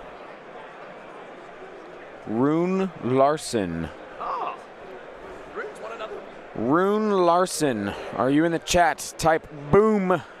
Rune Larson won a giveaway in Spain. No way! Yeah, man. Lucky. Yeah, so Rune will get stuff. I believe that's coming. I think that's coming to Europe. In fact, if I Rune Larson, are you here? I'm gonna give you 15 seconds. Otherwise, yep, we're gonna. she's there, or he's there. Sorry, they're there. There we go. Okay. All right. Rune, Cool. All right. Gotcha. Rune, if you drop me an email, Cockles at That's No Moon Podcast, we'll sort your details out again. I just need to refresh it in my head because obviously it's been a long weekend. So you will get that and a Adepticon. And the Adepticon water bottle. Yes. All right, guys, so that is it for this stream. We're going to be taking a lunch break. We will be back. Well, in a while. There's no judge here, so I can't tell you when we're supposed to be back. Let me just refresh if there's any results before we disappear. So let's see what else we have pending here. Also, one thing, if you are looking for something to watch while we are lunching or you're dinnering, we have made on the That's No Moon channel, we have made the interview videos live. Nice. If you want to watch, nice. If you want to know who Luke Cook is, go watch that. If you want to know who, my brain. You want to know who anyone is? Yeah. Go watch those videos. Austin Miller, Lila Claire, Andy Till, any of these top players that were here last year that were top 8 or won World Open qualifiers. Go find them. Marcus lost to Jesse Gilbert, which is awaiting confirmation. Mikolai Lukaczewski beat Zakonia. Well, so we are waiting on Jeff Porrett and Gasoda, Luke Cook, Mike Knack. Where's Ollie? I haven't seen his thing there. Ollie died. He won. Where is he? Right here. He won. Ollie is 5:01. Yep. Against Timothy Keel. So Ollie has won. Luke. We are waiting on Luke Cook. So there's. And Marius and Trent are still playing as well. So this next matchup, guys. Just spicy me the bug. Actually, so if Marcus is lost here, because Marcus was playing Jesse, so Jesse will pair with whoever is whoever wins of Marius and Trent. So we will probably put on that one next for you guys, Jesse and whoever the Trent Hale. Marius. He could think, no, he can't draw with Oscar because Oscar's got the draw. Yes. Yep. So watch this space. We will get a. Or do we want to do that, or do we want to find someone who could be on the cusp of making it? I think we should need to wait for the pairings because sometimes they don't always go the way we want. That's true. So we'll wait for the pairings. If there's a good matchup that is. Someone needs the cusp of getting in, or both players need the cusp of getting in, because as of right now, right, both of the players that are. Like, let's see, because there were only 4 5-0s, Yeah. correct, going into this round?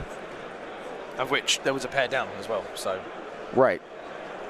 Oh no, he was 0-1. He was 0-1. So there's 4 5-0s.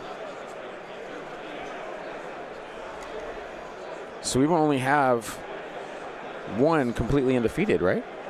Am I reading this correctly? At the moment, yeah, but then obviously you've got tomorrow as well. No, because you've got. Hang on, let's check. So one of them. No, because technically undefeated is also counts as draws. Technically. Yeah. One full wins. Yeah, it's hard to look at a draw as a clean record. Jesse, 6. Yeah. So yeah, there'll only be technically two 6-0s. 2 6-0s to play in this in theory, in this final round today. In theory, they should play today in the final round. But both of those players should make it in because the one person will be 7-0, and the other person who lost to them still has a good record to then move in as well. Hopefully, if that's the way they do it. Correct. And then so we will be looking for someone who we'll be looking for a match that would both players could potentially move in is what we would try and find. It's going to be something maybe along the lines of Luke Cook, Podfree, Andreas Roda. That match up there. Yeah. Obviously, Ollie has been on stream, but it's. Yeah, we'll see what goes down. Yeah, so we'll see how the matchups are. We'll try and get you guys something good in here. We've got you back. Yep. Thank you for being with us. We'll see you. Well, after lunch, we don't hear from you in a bit. They don't tell us our time, so we will get back to you guys. Let's see, it is 1400 here. I would say come back at 45 hour. I think we still got time, so I'd say 15. I'd say 1500. Yeah. 1500. Okay, 1500. So hour, guys. We'll see y'all in a little while. Cheerio.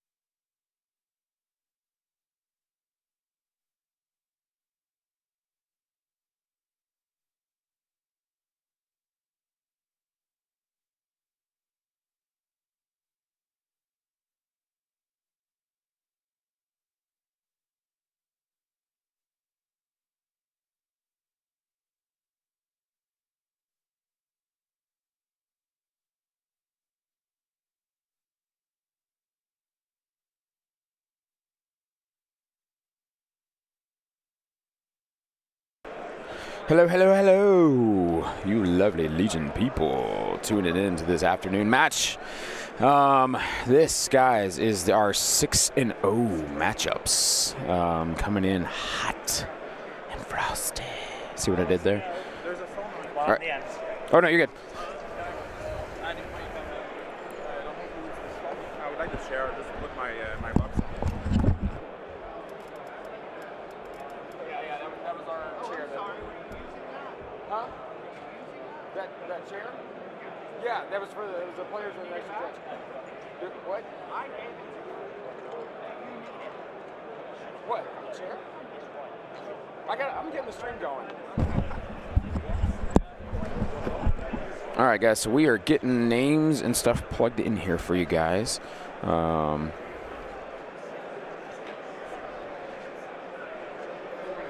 right.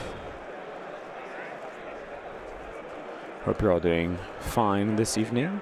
Or afternoon, I guess. I'm on camera control. Cool. I guess it is. Oh, no, I'm just getting things typed in here. Oh, right. Yeah, just because these guys are already, they're like, cards are coming down, like they're ready to go. So. Bonjour, bonsoir. Welcome back. Apologies for the late return. We were just trying to sort out. There was a minor little issue about who was paired where for the rounds. A couple of players have been paired like super up. Yeah, super down. It's been interesting the pairings, right? Like what's going on there? Apparently, it was because of a drop. There you go. Okay, got it. Here we go. Apparently, it was because of a drop. It confused everything. Someone didn't show, so they had to reset things. It's all monkeyed it up.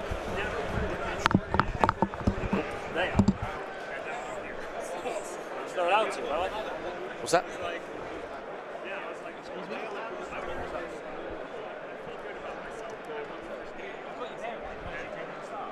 you don't know when the round's starting.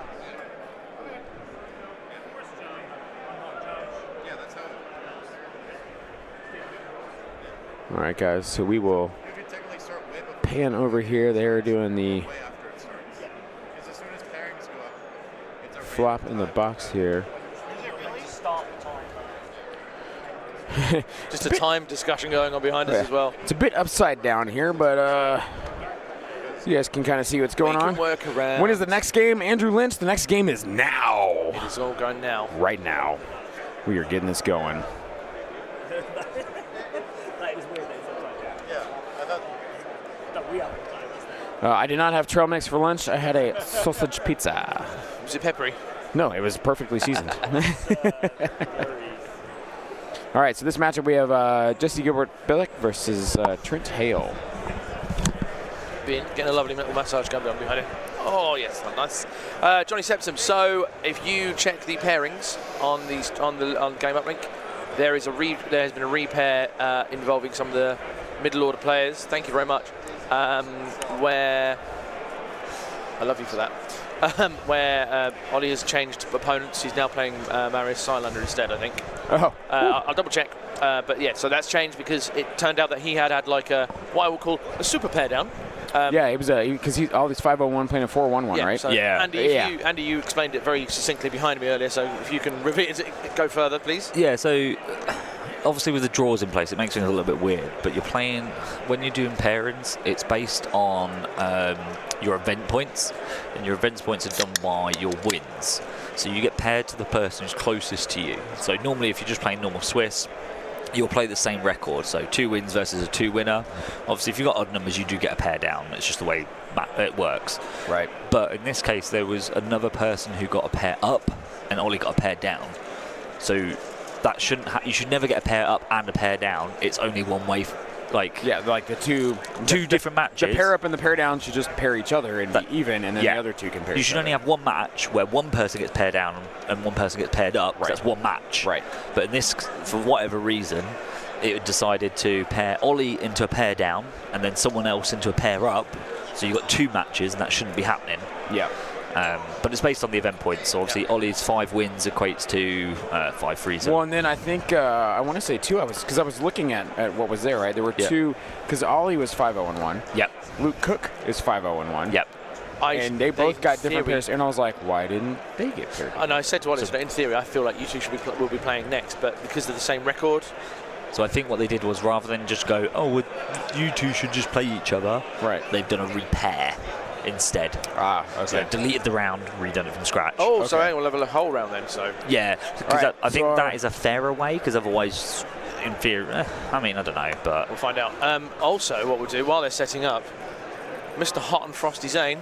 Yo. We should get the next giveaway while the cameras are free. We can show them what they're going to get. Win. Yeah, Andy, you want to I'll sort get us out typed up there? I'll do the work. Playing intercept again. Get us typed up there. We're gonna do. What do we got here? We got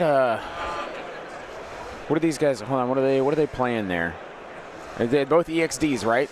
They're both EXDs. Yeah. They're Go both with- EXDs. Yeah, because then we will do.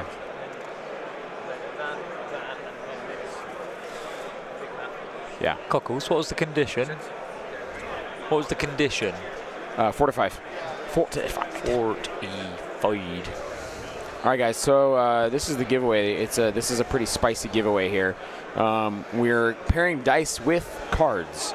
So we're gonna have 2 of the alt art cards that are in the World's Open Qualifier kits, as well as 1 holo card, and I think this will be the black dice, the black spice dice, the black noise dice. So Cockles is gonna show those in the dice tray there. So there's the Count Dooku foil, the Geonosian. There's a lot of glare on that, but there's a Geonosian, and then the Grievous, and then the 2 black dice. Is that rolling hits? For this, I think we type in the chat EXD. EXD in the chat for this giveaway. We will give away. We'll give this an hour before we give this away. So we giving these to. So you get a foil, the Sith will rule, Count Dooku, alt art General Grievous, alt art Geonosians, and 2 black noise dice. So EXD in the chat because we have an EXD matchup. I'm sure. Well, it's a droid matchup. I think Trent is running our different droids here. But yep, EXD in the chat, guys. Get in this giveaway. We'll give this away in an hour into this game. So thank you guys for joining us. We will be doing a list read off here.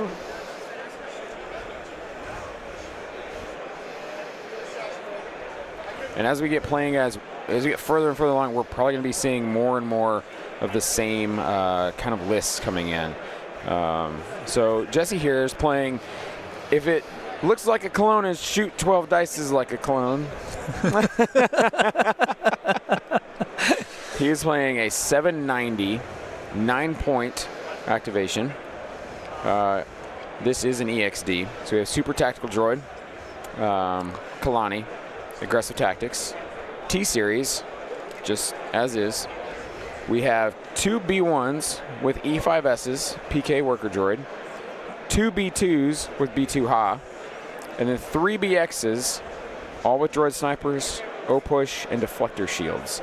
And it's funny here, yesterday we were talking about, like, why don't you take out this one random Magna Guard that people have in their list, right? Why are you not taking out to throw it in a B2? That's one thing we asked yesterday. Yep. Both lists today, no Magna Guard, extra B2. Yep.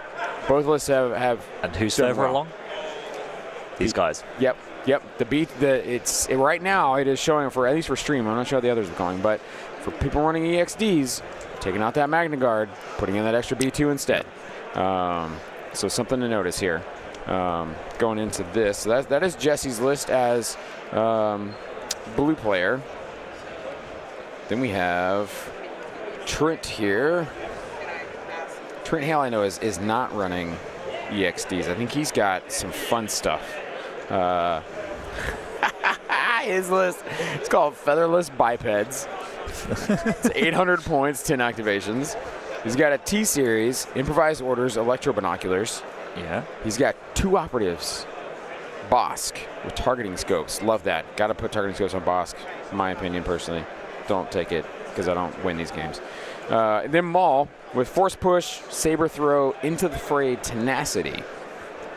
Then he's got some core units here. He's got 4 B1s with just E5Ss. Yep. And then 1 B1 with an HQ. Get that order control out there. Then he has 1 Geonosian Warrior with a Force Pike. Okay. As well as a Special Forces IG Magna Guard with an RPS. So it's 2 very different lists. Yeah. Yeah. And EXD's highest battle force represented. so Worlds. was it Jesse with the experimental and Trent? Yes, yeah. Jesse's got our experimental, and Trent has got our Geonosians with our Magna Guard So here.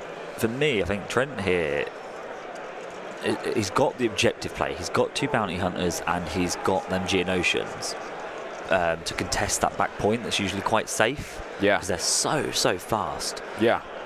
But I think if he gets locked into a gunfight versus Jesse and them experimental droids, he ain't gonna last. Yeah. Those BXs shoot heavy. Yeah, and that's even at range 5. Right. Because he can get 3-4 hits through, and B1s ain't saving on white dice. Yeah. I mean, unless he's gone and borrowed Anton's dice. Yeah, no kidding. So, yeah, it'd be interesting to see how it plays out. Yeah, and as we said earlier too, like, you know, the EXDs are such a cool way to take units that were on the shelf and make them relevant. Set a timer off. So You know, you think about how many people, you know, last year had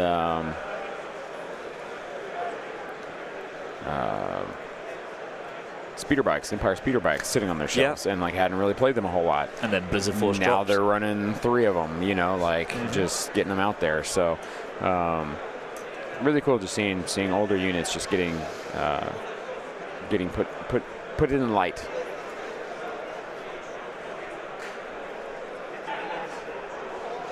What unit do you have currently sat on your shelf then that you reckon you could make a battle force for it to start being used? Oh, I have so many. Right, it's my Shadow Collective right now. I'm trying to paint my Shadow Collective. Yeah. Yeah, and honestly, that's prompted by Lila. I mean, I was like, I need to paint my Black Suns. I need to paint Pikes. They're all primed. Yeah. They just need the paint put on them. Mine are primed as well. Yeah. They've been like that for like a year. Yeah, I think that's how mine were too. That's exactly how mine were. But I'm also trying to like paint these guys like, because like when I painted my Rebels, they're kind of hodgepodge. When I painted my Empire, it's kind of the same thing. When I painted my clones, I had a theme, and I was like, I'm doing this theme. Yeah. And I liked it. They look well. I've loved it. Shadow Collective, I was like, I want to do that again. I want to have this theme. So I'm painting like an underworld, grimy, industrial kind of setting to grubby. them. Yeah. Yeah. I mean, So- they're all gangsters. Yeah, exactly. So I'm trying to. That's the theme I'm going for. Hopefully, I can execute it. We'll see how it goes. So. I'll ask you next year how you're getting on with them. Yeah. You'll be like, they're still primed. Yeah, that's exactly it. I'll be like, I've painted 1 Black Sun unit since we last talked. That's exactly how it will probably go. Also, notably, I've noticed this happening in every game, but like as I talk more, my voice gets a little more worn. I get more of this like husky. kind of deeper. Like I can really get down there, tell you some good Legion information. So that on the camera there, you can see the small little hut that obviously has been used quite a lot in the last couple of games.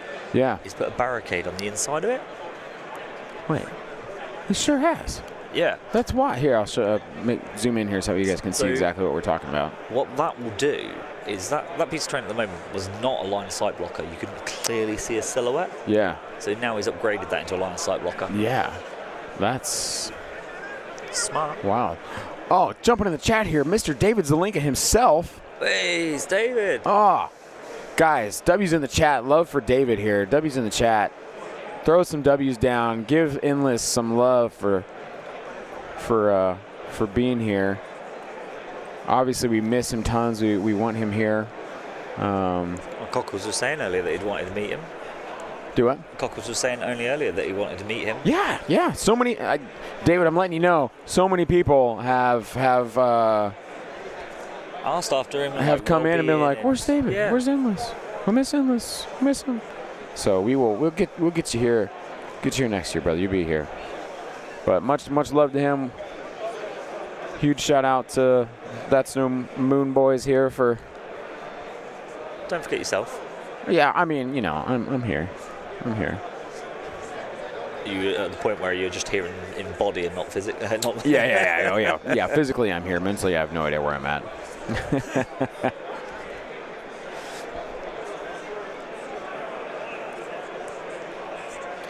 So looks like we have Austin is present as our, well, maybe he's our string. Oh, he was just swinging through. Just walking on by. Yep. Just zipping through. So just getting deployment going down here as we're playing advanced, playing all the positions. Advanced the fortified positions.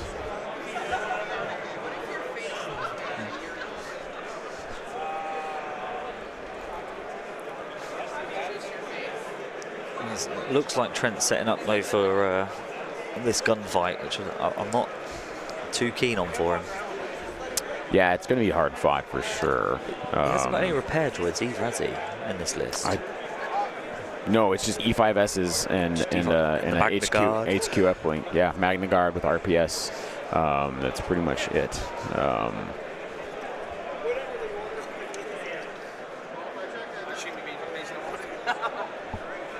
Peter Line, what's your favorite position? Oh, definitely koala position there, mate. Definitely the koala position. Not the kangaroo. Yeah, no, straight for the koala.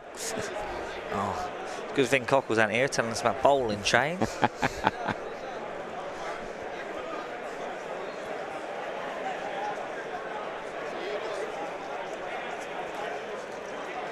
I'm not sure. Is the list chatbot working?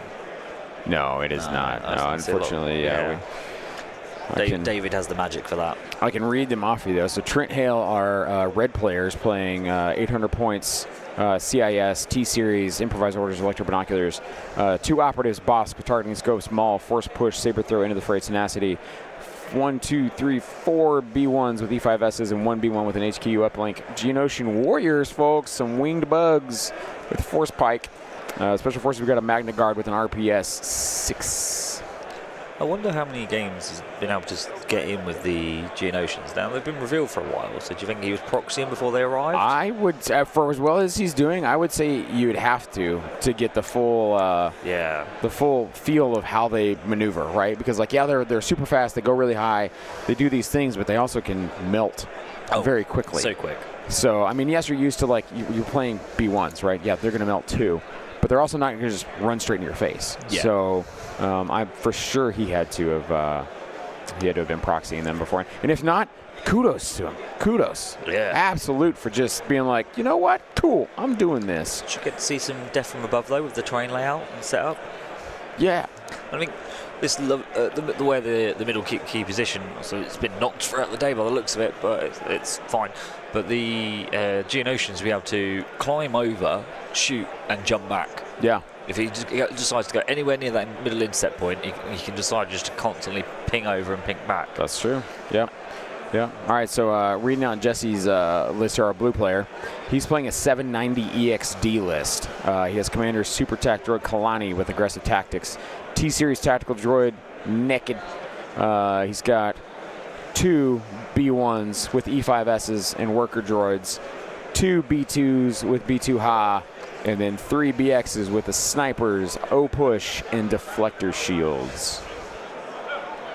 So we're having a droid off here. Hi guys, I've returned. Apologies for the delay. Just refreshing at Andy's water. I want to put out a little first public apology. I made an assumption that Jesse was Dutch. He's actually French. He's from Toronto. He's from Quebec. Oh, he's Quebec. He's because he had the orange crew after design. That's a very Dutch thing. So yeah, representing Canada, specifically Quebec. Quebec. I've been to Quebec. I've seen a Montreal Canadiens play the Toronto Maple Leafs at Bell Center, and it was phenomenal. Nice. Yeah. We've also got a change of judge. Cammy is now to our left. Excellent. Cammy and the Wardolls are there watching. Yep. Anyone interested in that? Type in Wardolls in Google, see what happens. That would explain now why there's a load of Canadian flags in the chat. Yeah, that makes sense. Oh, Canada. Oh, Canada, our home and native land. What if we sang the national anthem before every single, like there's like played their national anthem? That's what happens during the World Cup. Right? Yeah. Who's going to do the high note, though, for you lot? Oh, not me. Oh, say, can you see? Well, my thing, too, is when I sing our national anthem, I have a habit of yelling out stars, because it's twice, because the Dallas Stars, my hockey team, when we sing the national anthem in our home arena, when he gets to that, everybody goes, stars, and yells it really loud. Oh, so when he goes, sorry, Yeah. I'm trying to think, stars. Yeah. Okay. Yeah. I was trying to work out when you would do it. I can't think. I can't sing. I can't just pick out the part of it. I have to be singing it. So I pretend to be like Aretha Franklin doing it prior to the game for you. Oh, say, yeah. I will say, there are three national anthems in the world that are phenomenal. The US one I love. It's much more uplifting than the British one. The French one is interesting. La Marseillaise, but especially if you read what words are translated. And the Italian one's just very happy as well. Our one's very boring, isn't it, Daddy? God saving some sort of king. Oh. Andy Foley just like zoning here. Such a sorry, go sports, yeah. No, it's not sports. Sports ball. Anyway, well, there's nothing going on. I'm trying to fill some time. Turn 0. It's deployment, isn't it? And yet again, we have the old hiding behind building at top to left. Where's Maul? There he goes. He's going down there. Oh, did they divulge? Was he... I don't believe he did. Yes, Louisa, maybe. That's why she's still awake. So Maul and Bosk back there. Yavin, Oh, see, so here you go. Love it. That barricade that you were just talking about. He puts Maul down with the silhouette to then check and see. Yeah, smart plays, man. Well, apparently the wife's asking me now to bring home some trail mix. Hey, I can just give you the rest of this bag here, brother. Shout out, David is watching. David Zelenka's giving it the watch. There you go. Just take that back with you. All right, I've got a bag of trail mix now. You're going to ask him for his Haribo. Yeah, do you want the Haribo? Yeah. Oh, yeah. Here I've got. I've got I haven't given Jay his bourbons yet, but I've got another bag I can trade if you want. Sorry, you brought bourbons and I brought Cadbury. I've got custard creams as well. Oh, wow. Oh, what are you giving them you away got a bag of Haribo? Yeah, I got a bag of Haribo, man. Now, what I found weird was when I went to go and buy some sweets, obviously for sugar and stuff. Thank you. The red Haribo were cherry, right? For the teddy bears. Yep. Teddy bears are the best. Now, what flavour is green? Apple. It's cool. Yep. Oh, that was lime. Nope. It was strawberry. Oh, what the world? But they're green. There's more green on a cherry than there is on a strawberry. That's wild. Yeah. I had no idea. Who did that? Yeah, even on the back of your bed. That's what I was looking at. I was like, that's bonkers. A pineapple's my favorite. That's one I go for. Yeah. Oh, I got a strawberry one right here in my hand. I'm gonna clear the palate. I never knew the green one was a strawberry. David, all I can say is I bought the Cadburys for some of from the Americans here. Zane got some, Bushman got some, and various others have got some through, and then there's some swaps. The other one I bought was Iron Brew for Wee Bear to make him remember Scotland. I had a sip of that. Oh, did you now? Absolutely loved it. Absolutely loved it. I'll keep that in mind. I don't even like it. You're a heathen. I have no Scottish in my blood. See, but I'm like half Scotch-Irish, so that's why. If you have the Celtic in your blood. That's right. If you like the Celtic in your get blood, some you're going Iron to enjoy. Brew just runs through my veins. You're going to enjoy the Iron Brew. Straight down from my ancestors. Came down from the Highlands with a brew running right through their veins. I'm not joking. They're actually bits of iron that make up that drink. I don't doubt it. Yeah, I do not doubt it. It's like that's what the dockyard burgers used to drink. So you drink enough of it, and it's like that scene from X-Men where Magneto pulls the iron. Too much iron in your blood. Yeah. Yes. Yeah. But yeah, David, thank you for watching us, mate. And yeah, that's all good. My God, yeah, that is strawberry. Is it? It is. Now, is it? I'm gonna have to check when I get home if that is actually a like, if it's the same back home. Now that you say it, like now that I know it is, because I just eat it, I'm like, oh, this tastes good. It's just Haribo. But now you eat it with that intent of like. Let's get one green one out. Yeah. Now that you eat it with that intent of knowing the flavor of it, you taste it. No, that is strawberry. Clean my palate. That's wild. Why is green strawberry? I've never thought about this before. As y'all would say, absolutely mental. Stupidly mental.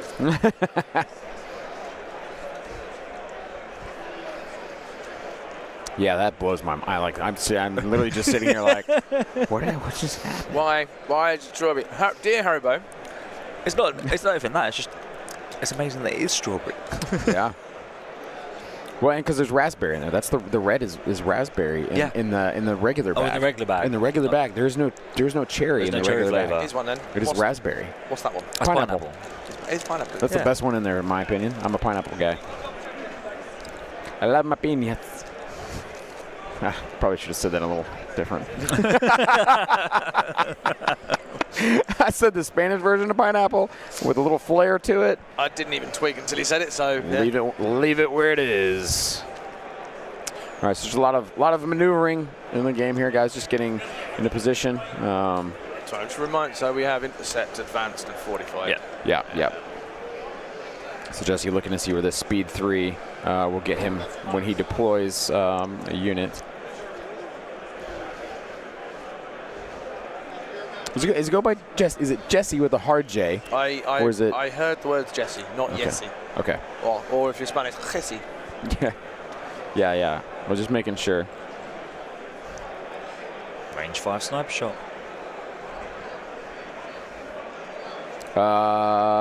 Surely Austin is not still in the running. He made a valiant effort. He tried yesterday. He really did. He lost his first game, and his opponent he lost to made a really good run.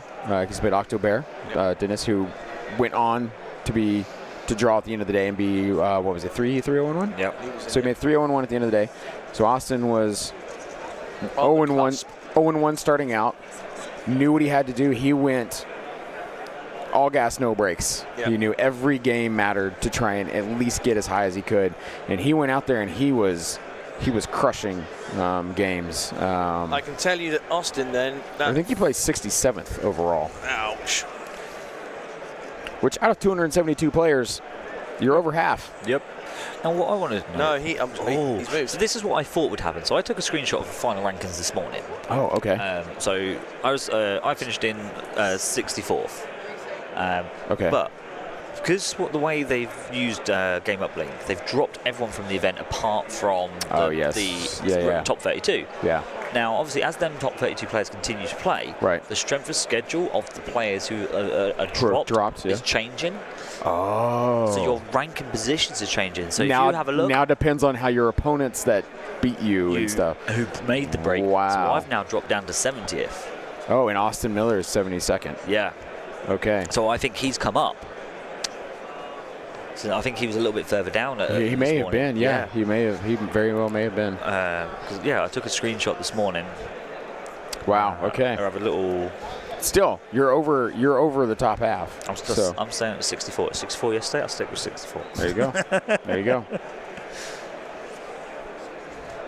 All right, it's just a lot of measuring here to see the shots that are going to take place. As we said, it's going to be hard for Trent to weather these BX shots that are going to be punching into B1s. Because where's Wes now? Where's Wes ranked?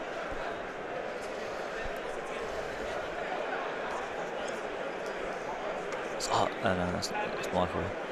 Yeah, so this screenshot from this morning, Wes was 61st, and now he's 58. How crazy is that? Like, he's not played a game, and he's dropped his game. No 4 way, places. you guys. Oh, my gosh. What? Peter Lyons, Zyconia, just sent me a picture. It is him, Octobear, and Finn at a Mexican food restaurant, and they have put on our stream in the background of the Mexican food restaurant. So these lads are sitting eating Mexican food in Chicago, and they put the Legion stream on in the background. That is bloody I amazing. absolutely love that.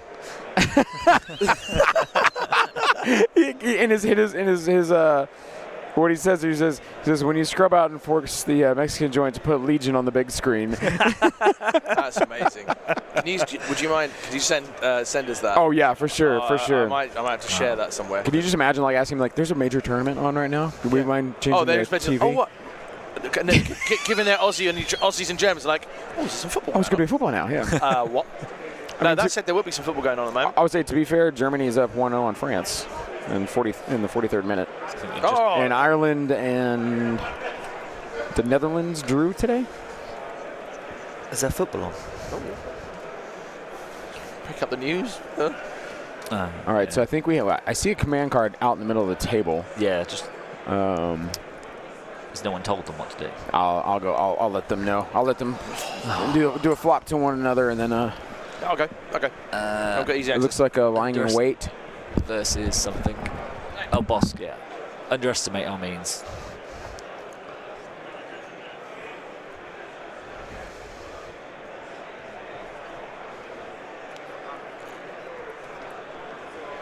We shouldn't have brought up the football. Oh, right, yeah. England 0, Brazil 1. That's what's going down, but never mind. What can you do? Prepping. Oh, Peter Lyons is on this. It's prepping for karaoke. Am I going to hear, mate? Are we going to hear Waltzing Matilda from you? So, line in wait versus do not underestimate our means. Which is, I'm assuming, did he divulge that for reinforcements? No. He just revealed it. So he didn't play for reinforcements earlier. No. So why would you play it for the free recover when you've not been shot or anything? Other cards wanting to be kept. Speculating, obviously. Yeah, because he had it flipped upside down. But then you did play standing orders instead. Well, no, because you can still play it after you've revealed it, divulged it. No, I mean, if you play standing orders instead, if you don't want to use that, waste it. If you know what I mean? Yeah. No. Maybe it's just order control. It does, yeah. It's good order control. That's the thing. I can just to get the order control out initially. Yeah. You're not really super worried about the recover on it. You're just saying this helps me activate everything I want to activate in the order I want to on the first round. That way I can at least get things moving the right direction. Well, I would have thought Roger would achieve the same thing. No, yeah. You have the surges. You're not going to get shot and or shoot. So you kind of want the surges when you might be doing the engage. What surges? Roger. No. When would you ever use Roger for surges? No. Ever. It gives dodges. Dodges, sorry. It's a choice of a dodge or a surge. Yeah, sorry. But no one ever takes the No, but that's surge. what I mean. You wouldn't use Roger because you're not going to engaged. He's getting engaged. There's a range 4 gunfight here. Oh, well, fair enough. Lewis, both of these players are 6-0-0. Completely undefeated. No draws. Have won every game they have played. Yeah, I'm sure they both know what they're doing. Yes. So, for those of you wondering, from this game, we will have one completely undefeated player going to top 4. Yes. I mean, there will be undefeated. To me, it's hard to see a draw as undefeated, right? Because technically you didn't lose, but yada yada. Football classes semantics. Is Right. So you will have one person with a clean record to say. Yes. Going in to tomorrow. Not a dirty record when you get a loss. Yeah, not a dirty record. Yeah. No dirties.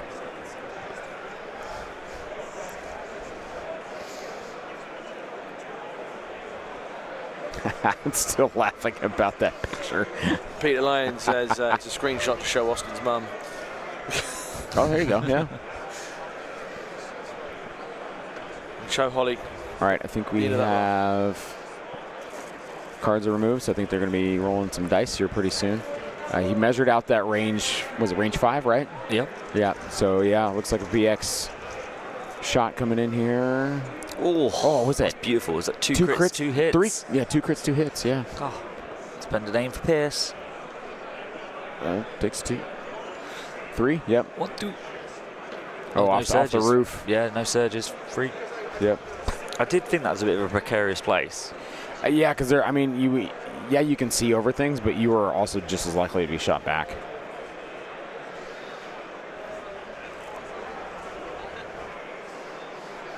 That's a good angle, that, actually, seeing the whole board. Yeah.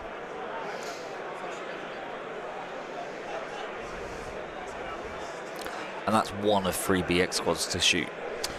Yeah, he's definitely, I think he's lined up.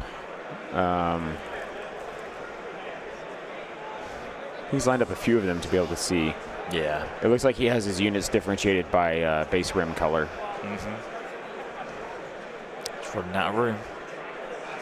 Yeah. It's getting tight back there. Suck it in, boys. Are there any PKs in the list for the... No. No. In Trent's list, no. No, in Trent's No, list. in the EXDs, yes. Yeah, in the XDs, yeah.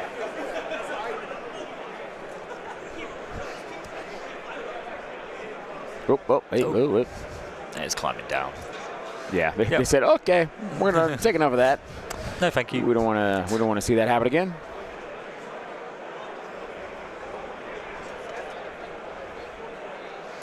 What is the theme of this table? That's a good question. I think it's a Lothal. Yeah, Yeah. I think from what I remember, the box saying on it. Yeah, and Lewis Min said, can't go how good the blue looks. Oh, I it's will say, absolutely popping. the camera doesn't actually do it justice. No, So in person it is absolutely wonderful. Yeah. In And that's purple. yeah, ooh. And that's why we picked it. Cockles and I went around yesterday and kind of were looking because we'd had brown and then brown and green, and it was like, okay, like let's get something like color, like Pop. something good, yeah. And we saw this table and told Andy, we said, hey man, Andy, make it. yeah, make it so, and he did. That's definitely the wrong franchise. I know. But he did, and the table looks phenomenal. The terrain's phenomenal. Huge shout out to everybody who's chipped in to make this happen. Alejandro from Argentina, Bombad Generals, Adepticon themselves, Game Uplink, AMG. I mean, everybody. It's just been a really, really good Worlds so far. Lots of good games being played, especially today. Today's games have been down to the very last play. Lots of happy faces. Yeah. All right, so looks like Jesse going with another unit of BXs here. Yep. Where is Bosk? Where's the game of Bosk? Bosk is on the other side of that building on your left there. He is... Oh, no. Yeah.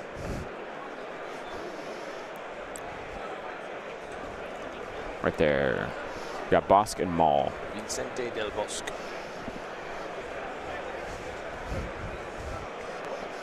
So takes out just one. Yeah, just one from that unit. One in a suppression.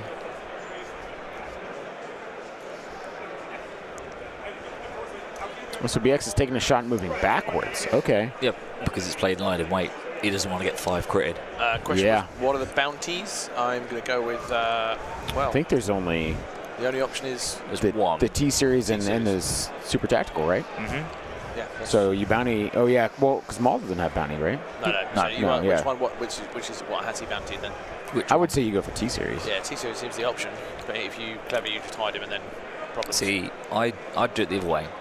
You bounty Kalani or Kraken or the STD because it means they can't ever come forward to contest the middle. Oh, good for So- Scaro taking the so bounty. if he sits at the back claiming See, his- Cockles, this is why we just are here, and Andy's back here to help us out. Yeah. Even if you're never going to claim it, it Yeah. doesn't matter because it means he can't ever send him to the middle objective point. He has to sit on his home one. And if he has to commit the T-Series forward, it's 4 white saves versus 5 red saves. So it's quicker to kill the T-Series than the STD if he ever commits to the middle. That makes sense. High-level Legion play brought to you by Andy Terrell, everyone. And that high these days. I'm just going to add that to my notes for learning. Yeah. My homework. Yeah, let me write this down in my quick notes. Are you going to try and qualify next year, Cockles? Now you've been here and you've experienced what Worlds is like. Can I give you an honest answer that you'll go, really? You're trying hard. No, I've enjoyed this so much. That Of course. I would, if I were not to qualify and not win anything, Which we expect. I would. It's a fair statement. I'm not going to lie. On a serious note, if I were not to qualify legitimately or whatever, and I were given the opportunity to do this again, 100% all over it. If the opportunity arose, if I were to qualify, but I. This can sound really bad, but you understand what I mean. Couldn't afford to come. If I if I get a ticket, but if I get a ticket with no flights, I couldn't afford to come. Yeah. Well, that said, it's my 40th next year. Danny might. It's a strange one. It's my 40th birthday next year. Danny has been saying, "What do you want to do for your 40th?" And I legit said, LVO. Honest, I did. I said. And she was like, "Well, what do we do?" I said, "Well, you asked me what do I want to do," and that was the answer. So, hey, who knows? It's never ended. So, birthday next week. I've said, "Hey, can I have some Empire stuff?" So now I can fully. Now you might have a chance of winning a ticket. Maybe, yeah. But as has been said many times, because I don't play a lot, I don't like to run the same list over and over and over and over and over in the same way that yourself, more Ollie can, because of the time. I don't have the time to play that. So I will play things that I want to play because I want to play and have fun. Winning is fun, obviously, but I like the variance. Yeah. I know there'll be other people like that around. Like so, Rich College is in the same scenario as myself. John Dunn is the same. Strictly because life for us is a bit different and that sort of thing. Looks like Magna Guards. There's that double move there. It's just Magna Guards moving up. Yeah. I don't think he's gonna be able to see anything with that wall right there in front of him. But also, Andy, without fodder like us, you wouldn't be here. Without fodder like us, that's right. You wouldn't be here. I always say I'm a stepping stone to my friends to lift them higher. We raise you up. That's exactly it. That's a great preview of the karaoke for tonight for everyone there. What can I say except you're welcome?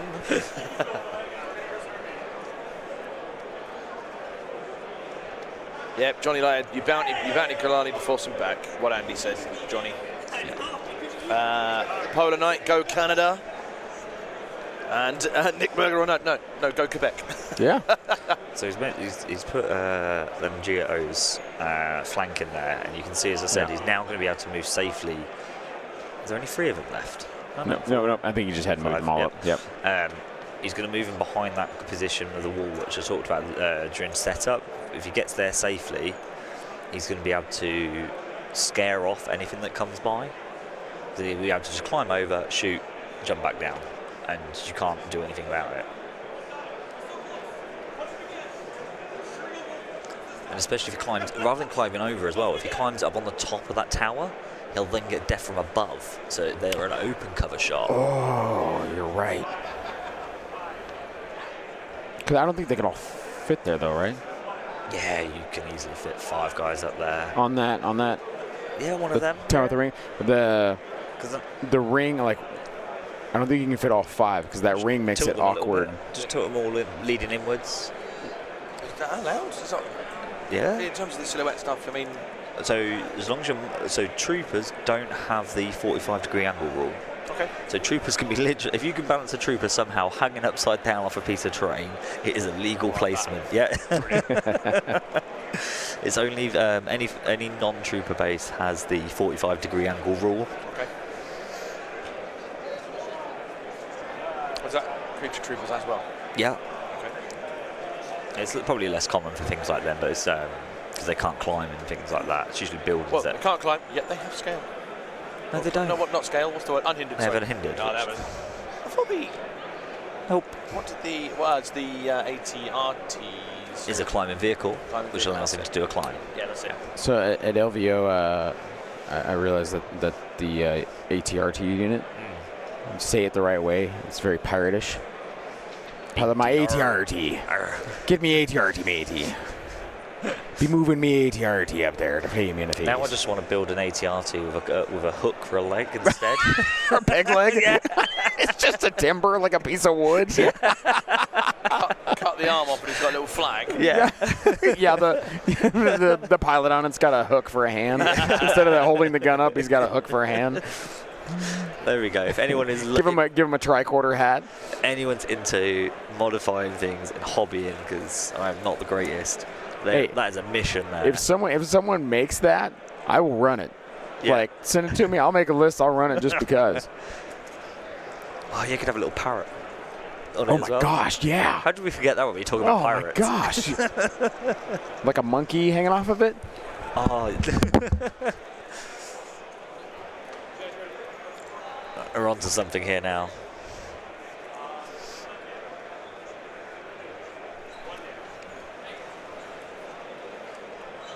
Speaking of pirate games, that's it.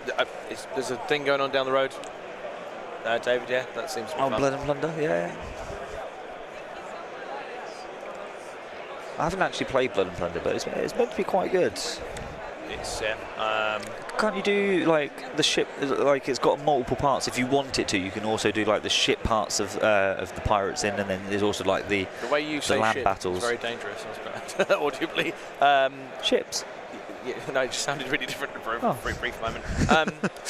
I don't know. I'm going to have an actual wander around at some point because I just had literally 20 minutes. So I managed the stalls on the way to the food at lunch. Yeah, that's all I've done. Yeah. I have said hello to Rob Hobbies. You have a spare ATRT knocking around? Oh, I mean, his name's Hobbies as well. Like, No.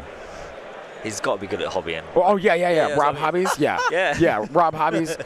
You make up a pirate ATRT. I'll run it. Oh yeah. Yeah. I'll win a tournament with it. I will run it. I will run it until I manage to win a tournament with it. See you in 20,000 years. Or with the next Battle Force release, you never know. As long as it's not a Rebel one. No, I know what you'll do. You'll like, right, I'll put it in my list and I'll just hide it. Put it behind the line of block the whole game and then do clever things with everything else. It's essentially an FD turret that just sits in the back. Yeah. But hey, who remembers the halcyon days of the triple barbecue flaming ATRT? Oh, with Han. HQ uplinks, flamers. Yeah, fun. All right, so it looks like we got another BX shot here into Magnus from this. Yeah, with a dodge. Yep, into heavy cover. Save. Yep. So just adding suppression on here. Oh, it's Rob who did the Hello Kitty Stormtroopers from last year. Yes. Oh, pirate clones next. I'll have to see if I can find some photos of it. Oh, Mr. Gilmore, please. Yeah.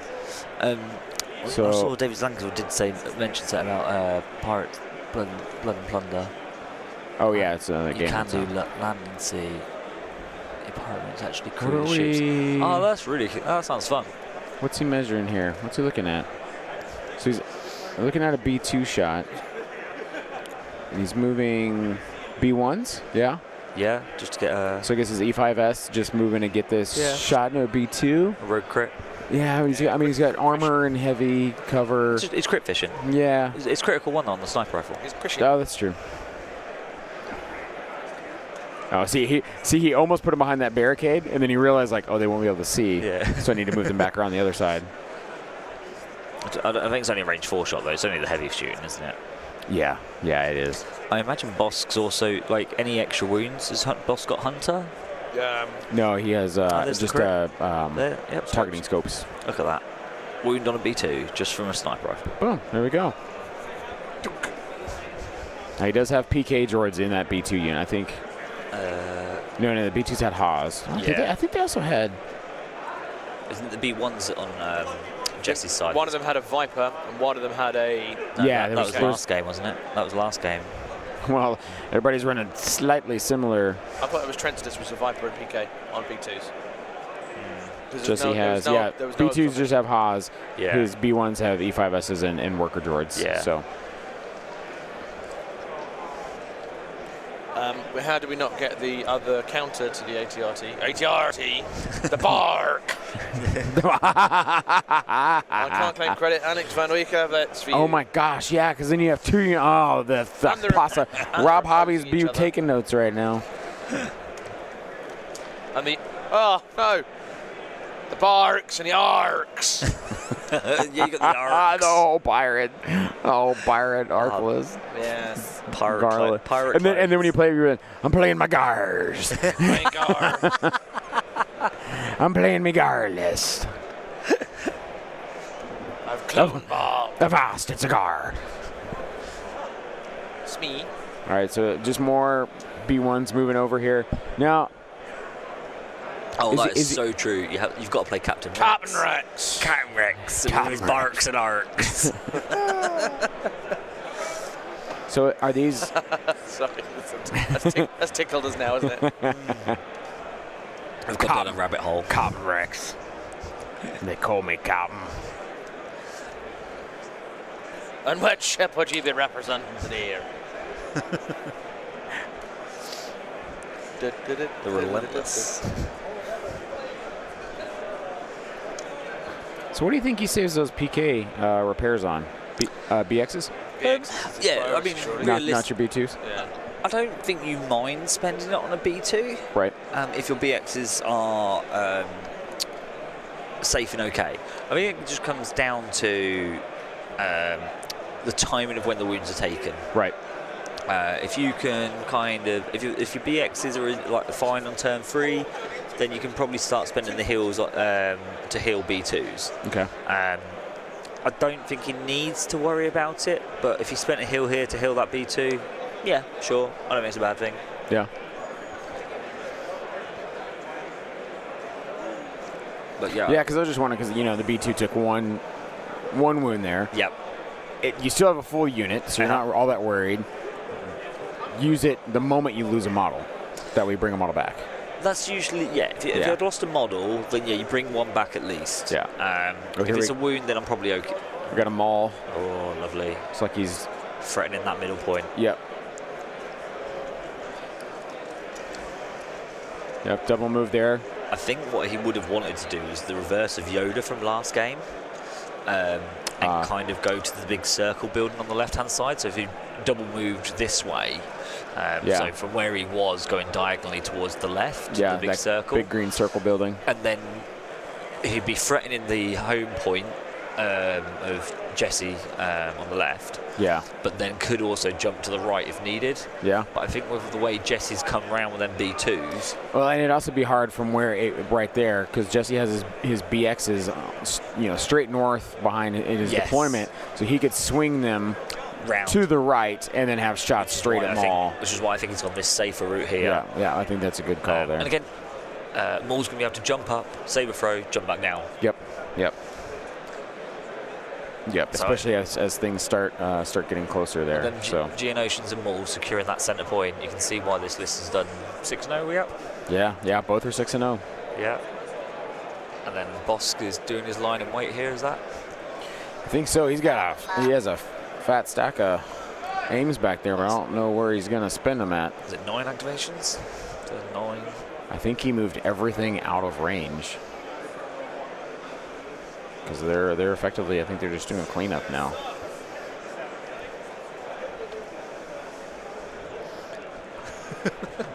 Rennie's saying you can also put in Hound and Grizzer into the list as well. Oh, yeah.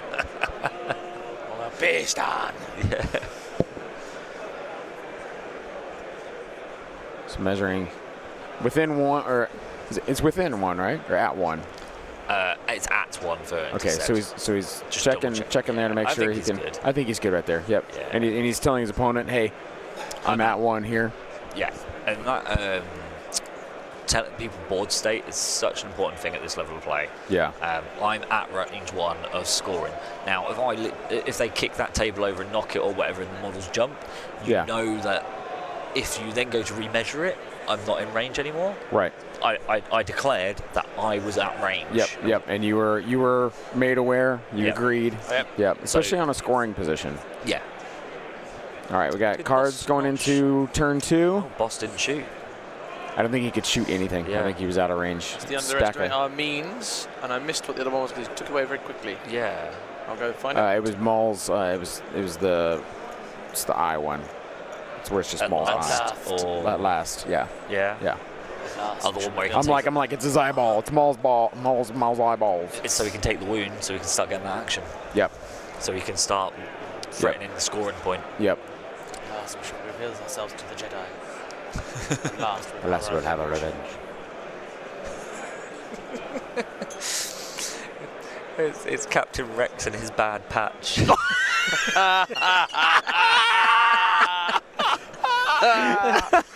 Oh, chat, you are on fire. Alex, solid fire. And you can play Obi-Wan and be like, ahoy there! Ahoy there. This tickled me greatly. We're on turn 2. Yeah, we are on turn 2. I mean, the other one, you don't have to get Hound and Grizzer as much as Waxer. Oh, yeah. Boyle can actually look like sickly. Yep. You know, like, he's like, oh, I've got the boils. Model him as like Smee. Yeah, Smee. What about Smee? Shmee. Captain Kenobi. Captain Kenobi. They be calling me Captain Kenobi. Oh, that's a good point. You could even play the Wookiees because they're already like pirate-ish, aren't they? So when you read the cards out, wonderful. Chat, you're on fire. People are going to watch this back in the early doors of this game going, where's this game going? Yeah, currently a lot of just circling in pot shots. Yes, all the snails are out, I believe. Jeff lost his second game as well today, representing the last snail. You underestimate my powder. Oh, how have we forgotten this one? R2-D2. Oh, yeah. Wow. It's like clones were just made to be pirates. Yeah. They totally are. Yeah. Now, instead of painting them as 212, I want to paint them in like black and white colour schemes with skulls. Oh, yeah. Hello, Rob Gilmore. Calling Rob Gilmore. Looking forward to seeing that later in August at the MKGT. Oh, that's another painting award to give to him. I'll have to see if I'll show you the Hello Kitty ones from last year. While we can, just worth a shout out. So obviously, if you are watching on That's No Moon on our YouTube channel, go over to Yavin Based on YouTube. Give them a like and subscribe. Click on the old bell. Support the work that Endless does with his streaming in the US and things. Because you should support our community, because our community is awesome, as you are proving in the chat. And then vice versa, if you're on Yavin Base and you are unaware of who That's No Moon are, nip over to our YouTube channel at TNM Pod and give us a like and subscribe. And if you don't want to watch our videos, you can like the podcast instead. There you go. You'll get more pirate jokes than you can shake a stick at from the podcast. So yeah, that's cool. But yeah, oh my gosh, without you guys support in terms of both for Yavin and TNM, would be here, and support you guys chucking out in the stream is awesome. It's genuinely fueling the fire for us to continue, so it's all good. Not that we wouldn't continue, but you know what I mean. Yeah. ARC troopers were, yeah. All right, so we're in a scoring round here, folks. Turn 2 is a scoring round for intercept transmissions. Players looking to get into position to try and negate points against one another. So Jesse's looking. He's looking at where Maul is and where he can go now that he has 3 actions. We can't triple move. No. It's in this instance, this is you remember said to in one of the previous games. Is this allowed? This stick in theory? Yes. Yeah, there you go. Perfect. You're allowed. Because it's 1 and 1, not one and the other. Yeah, I mean. No one's ever going to pull out I'm using a range stick to measure range from this model, and then a range stick for this, to that. Like, at the end of the day, 9 times out of 10, I'm going to hold up a range stick to help my opponent to figure out what range he's at. Yes. Because it speeds up the game. If you're 100%. Sitting there figuring out trigonometry, because it needs to, I need to be range 2 away from this unit, but I need to be range 1 to score this objective. Is it possible? If I can help him go, look, I'll hold the range 2 stick up. Yep. You just figure out, can you do it? And you kind of just watch them while they're doing it, make sure that obviously it's all measuring correctly, and go, actually, I think you're over-judging that, or, help them. Yeah. It speeds the game up. All right, we got a shot coming in. Let's get the dice cam on. It's all right.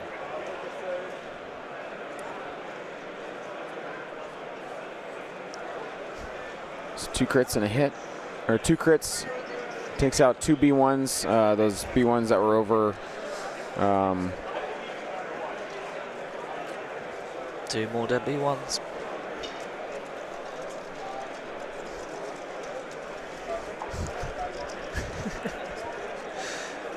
Take that, plankers. Take that, plankers. This is where the run begins.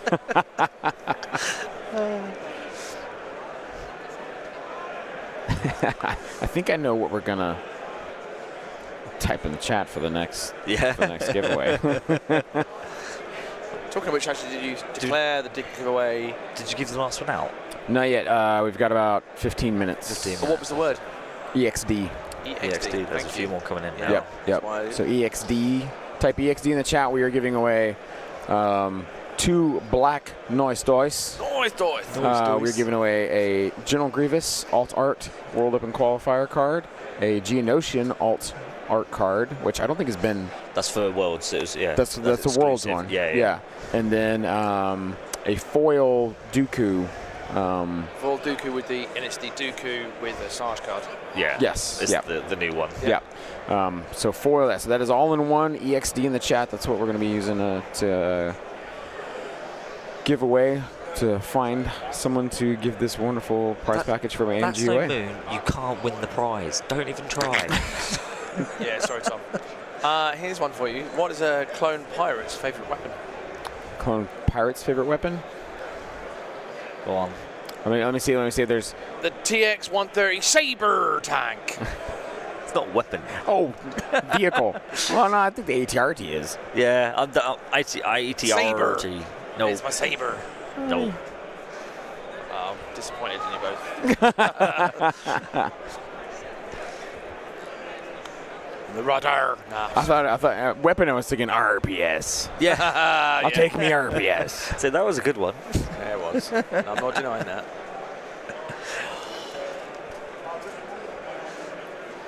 Well, what's the shotgun? What's that? SX-12. No, Okay. that's the rebel one. It's a DC. It's a DC. It's a DC something, right? Oh, is it? Yeah, DC. On the No, DP. So I think it's DP. It might be DP. It's DP23. DP23. Okay. And what they have a DC, right? There's a DC15, the one yeah. for the crit gun. The DC-14. The DC 15. 15. DC15X is the I got other my one. favorite weapon here. It's the 14 of the DC. The DC. DC-14. Yeah, but a Phase 2 prefers the mortar. Oh. I take no credit. That was Dr. Power Slam. Oh, okay, all right, Power Slam. There we go. Is that in a unit with Waxer? Yeah. All right, so B2's moving back, back towards deployment there. Both chipped away at. Yep. Yeah. Both have one wound, no losses in the actual unit themselves, just wounds. But moving back behind cover. So this is going to be an early 2-1 lead, which for intercept isn't an important thing really. And that's usually how a turn to intercept will 2-1 go. or 1-1 if neither of you wants to step onto the middle. Yeah. Yeah. Yeah, because you can see here from this side, Maul is going to be scoring the middle point. I think he's also going to be. I don't know if they'll be in range, but he measured earlier the GOs to do a triple move in a minute. He did, which I wonder. So if he triple moves them, as you can see in the hold on, let me move the camera here a little bit, get you better. So GOs are right back here in this corner, right? He measured that he can get to pretty much exactly where Maul is with those GOs and be safely behind cover. Mm-hmm. From there, where does he go? Does he just stay there and contest that middle point? Well, it's not about scoring it. It's about the threat range that you're producing. It's an area denial. Yeah. Because each one of them is going to, if you want to try and get within range 1, you're going to be slightly behind that barricade, the blue, the left of the one. So it's the middle of the 3 that we can currently see on the camera. Right. Your death from above is going to trigger. If he can get all 5 up there, and I think you should be able to, if you position it well. Yeah. Might be a bit tight, but I think you could. Then that doesn't matter, you'll be behind a barricade. So yes, your opponent is contesting behind that barricade. You've got an open shot on them, and then you just jump back down again. You're contesting the point, they're contesting the point, but you're inflicting damage, and they can't do anything back to you. Wow, yeah. And then you still got Maul, who can jump up, saber throw you, jump back down again. Right. Between the 2 of them, I'd be surprised if the squad survives of what gets shot. Yeah. And worst case is, if it's turn 4, Maul can jump over rather than just jump into the top or climb in and force push the unit away. Yeah. So, I think very similar to the previous couple of games that we're seeing here, that the player who is committing to the middle first on this with this line of sight blocker is looking to have the advantage. Now, it didn't work out for Anton, I think. Yeah. But it did work out in the last game for Oscar. Yeah. Yeah, that's very true. Yeah. I think it didn't work out for Antoine for slightly different reasons. Yeah, I think there's a lot more in play. But he Big still committed to the middle first and used the line of sight blocker to his advantage. I think if I was playing on that side, I'm Jesse right now. The one thing I'm sitting there going, damn, I wish it was bigger, is the left side pad If you could swing around and hide behind it, then pounce would be quite nice. But if you go there, you're liable to be shot. Now, I think he can. He can move them BXs behind there to keep his heavy cover and shoot into their Magnas and the B1s. His gun output will strip them quite quickly and receive very minimum return. So I think it would be a good play, and it keeps the pressure on the units. Yeah. It's a blank out on the save. And then that way he could then flank out wide, shoot in what's on the middle point, but then also threatening the back home position of Henry, isn't it, on the right here? So Magna's moving here. Is that a single move? Yeah.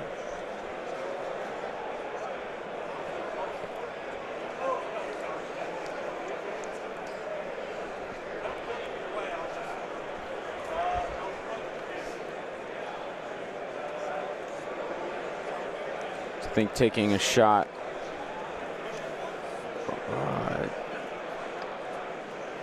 Oh, that's the perfect. Wow.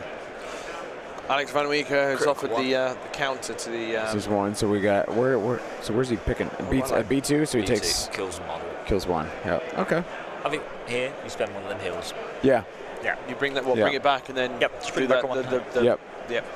Because it keeps the squad at full health. Yeah. Like it's one less. Full output. Yeah, full output. That's the right. There he goes, right there, putting the unit right back. Yeah, there we go. Yep. So as I was saying, Alex Van Weeke offering the droid version of Pirates, the Jolly Roger.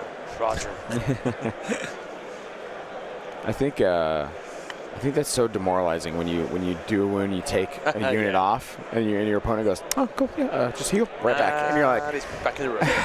Okay, fine, all right. That'd be like, who was that there yesterday? We had 9 shots. Or was it this morning? It was nine shots would not put a hit on. Was it on? It was Antoine's hand. Yeah. It was Marcus. And Marcus was like, okay. Yeah. This is the game we're playing. Yep. Yeah, because it was Chewie Guardian, 3 of them. Yeah. Because he had low profile, heavy cover, and then he dodged 2 more, and then Chewie Guardian 3. So he rolled 1 and he saved it, and he was like, cool. And Marcus was just like. He won in the end. But he did win. Happy in the end. He kept going. Yep. All right, so those B1s that healed just moving up. Ollie's playing 14 activation Ewoks. Now. Yeah. I wonder how that will work for him. I mean, whenever his Black Suns fire, he will delete a unit. There is that many dice for it and a blast. Yes, you're right. Yeah. Yeah. Yep. With the overruns will help as well. Yeah. Because if he does get tied down in melee, the overruns can. Yeah. And the reckless leader and stuff. Yeah, suppression going out there would be huge. If he ever remembers it. He never remembers it.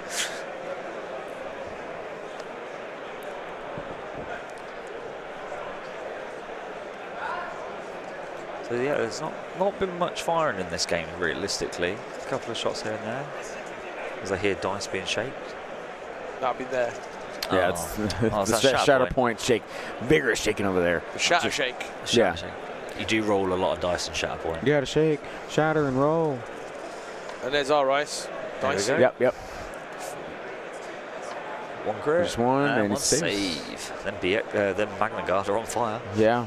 Magna's on fire. He hasn't even got set. He hasn't got aggressive tactics that would make no sense to. No.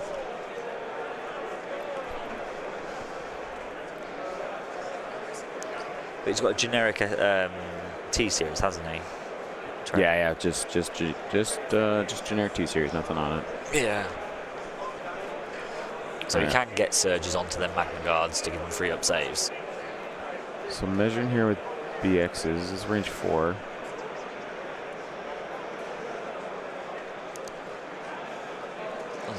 Is there anything in range? Is that unit of green B1s in range to score? Oh, there we go. Thank you very much. Is that unit of? Yep, here you are. Oh, he's literally just activated with dodge and soundbite. Yep. Yeah, I think that's fair. It's as if he heard me. And just so you know, guys, we are sitting far enough back from the table itself that our talk the players cannot hear. No. There's enough background noise going on, and they're wrapped up in their own game that we would. I mean, I've had to yell at like Nick or one of the other judges to just tell me to tell them to just move dice or something. You know, Added like to that, if they had heard us, they'd be looking over going, why are they talking like a flipping pirate? Yeah. They have to. I know. I did catch. I think Jesse looked over while we were laughing, and he was just kind of like, "What are they laughing at?" Yeah. You'll see. You'll hear later, Jesse. Apologies, but you'll hear later. Checking Maul movement there. Checking Geonosian movement. Jack Pratt's asking, has Ollie won already? No, I don't think so. Unless you've seen something we haven't. I'm just getting the pairings up now in case there is an early result. I mean, I don't. It's only been about an hour. I'm saying against Ewoks, unless he just went in there and just fragged everything and just did massive damage. We have one already. Wow, within an hour. Nicholas Schott beat Corey from the Inglorious Blasters. Okay. So that is a confirmed result. That was a concession. Yeah. A breakthrough concession. Okay. No. Maybe they just, because neither of them mattered, they didn't want to play. Maybe. So they just conceded. What was Nicholas? Jeff he's playing Anton now. Oh, poor Jeff. I will say he's had the Ewoks back to back because he played the 14 Ewoks last game, and now he's playing them again. Oh, no. Yeah. He's gonna know what Ewoks do by the end of the tournament. Oh, that's rough, Jeff. Feel sorry for you. So BX is just I think just double moving back behind cover here. John Dunn finishes the event on 4-2-1. 4-2. It's good. Got the buy on the last round. Got the buy on the last round, so means you can go and chill out now. Yeah. Go and have a beer. I've got some here. You know what? Fair play. John was worrying about coming into this event. Not worrying. He was querying his own decisions about his lists because he was one of these guys who doesn't play many games to practice because of life. Yep. So he was sending lists to myself, Tom, Andy, Ollie, just asking opinions, and to the rest of the group in London that he plays with, and eventually settled on what he knows. I think he was dead chuffed to make day 2. Yeah. That's what he told me. He was like, I just wanted to come and win a game in Swiss and win a game in this and be good. And he's like, and here I am on day 2. 4 games. Exactly what he wanted to do, I think. And then he was like, so it's all a win from here for me. Is what he said. Technically, he's now London's best player. Yep. I mean, technically there is. He just is. Yeah. Lila's got competition.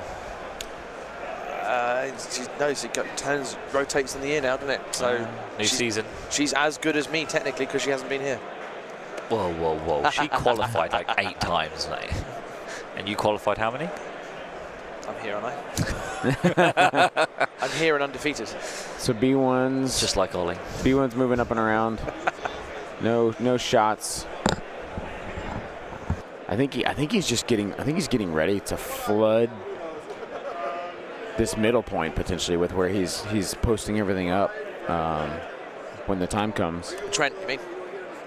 No, Jesse. You think Jesse's going to go around? I don't think right now, but I think he's getting himself. So this is where, like last time, Dash has sat behind there the whole time, right? Didn't move.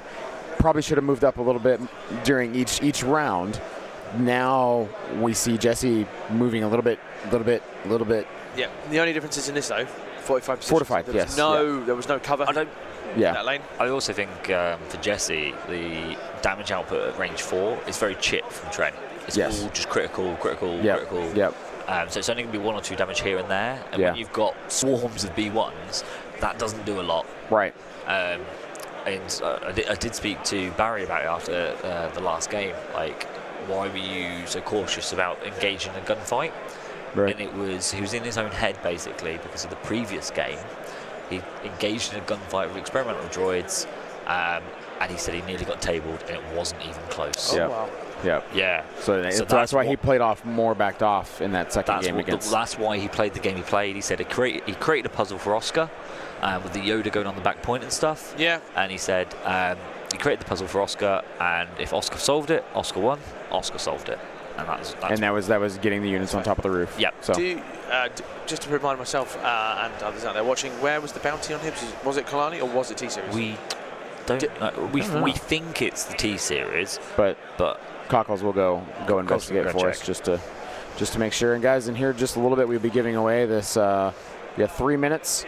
EXD in the chat for a really cool Alt Art General Grievous, Alt Art Geonosians, a foil Count Dooku, Asajj.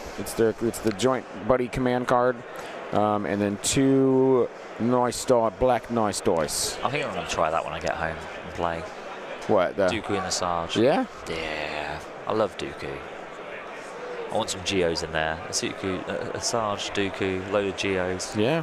And to prove Andy is the superior player amongst us three, Kalani is the bounty. There we go. Like any good pirate on the bounty. Yep. All right, so Maul being measured here, and there's... maybe. Okay. Maul going there for 1. No, I think he's just double moving and hiding. Yep, and hiding. Yep. Yeah. Great shout. I think he wanted a saber throw, but he just can't reach it. Yeah. And you can't reach it and be safe. Yeah. Yeah. Oh, he's chicken out. He can't. Yeah, he's not allowed. Yeah, he has to stay there. He has to move from there because he picked up his movement tool. So now he's having to spin his move to go back. So see, this is where last time you guys saw Dashes leave his movement tool there to then see where he was going, and he picked it up. So I think he's fine. And it's up to your opponent. Your opponent can say, yeah, it's fine. Go back there. I don't care. Yeah. But essentially, it's correcting it because it was the jump, yeah, not the move around. He was trying to see if he okay, to save the jump for in a minute, maybe. I don't know. Yeah. Maybe he's going to try and jump up on the roof and maybe throw there. Yeah. No, it's too far. Like, he's measured the range too. Well, but the thing is, if he jumps up on the roof, then he has heavy cover. I think he was looking at coming here and seeing what he could do. I think he's too worried here. Yeah. I would just leave Maul there. You're in cover. No, you've got to leave cover, and then when he comes. Oh, behind the thing. Yeah, completely. Yeah, not there. Yeah. Yeah. God, I'm not that, man.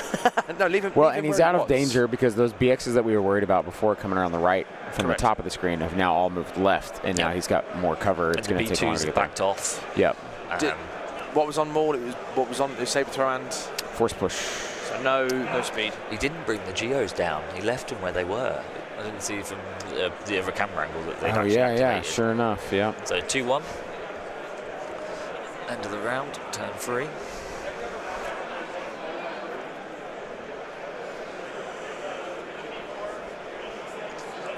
So Trent scores 2. Yeah, so on Maul, force push, saber throw into the fray, tenacity. So tenacity's already triggered, taking the wound from at last. Yeah. That's yeah. Now, I don't know if that's worth the extra red dice. 5 red, 4 white versus into the fray. Yeah. Well, here's the thing. If you're saber throwing, you're throwing 5 red? No, because it's 4. Melee. It's only melee attacks. Okay. Yeah. Oh, that's right. It's a shame, otherwise that'd be mental. Yeah. Oh. I'm so angry. Now, this is an interesting thing. He is going to get 1 shot off. Because if either of them B2s come around, they're going to get a shot, and they've got a heart, so it's an open shot.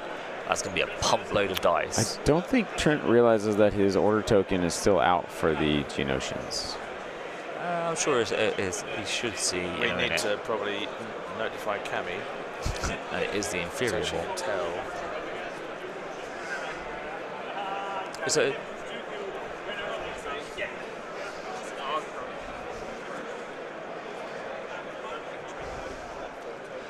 I think you have to play one of Maul's cards to give him a dodge. Orbital strike, staining orders. Wow. He wants to go last. Interesting.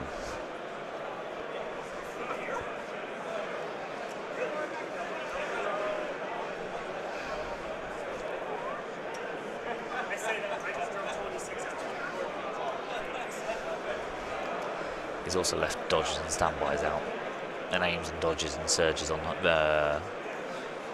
Oh yeah, there he goes. There he goes. Now he's Mr. Table is back. Mr. Table. Mr. Table. Mr. Table is here. Mr. Table. Yeah. Mr. Table. Call me Mr. Table. Mr. Table. Mr. Table. Get up now, Nick Butner.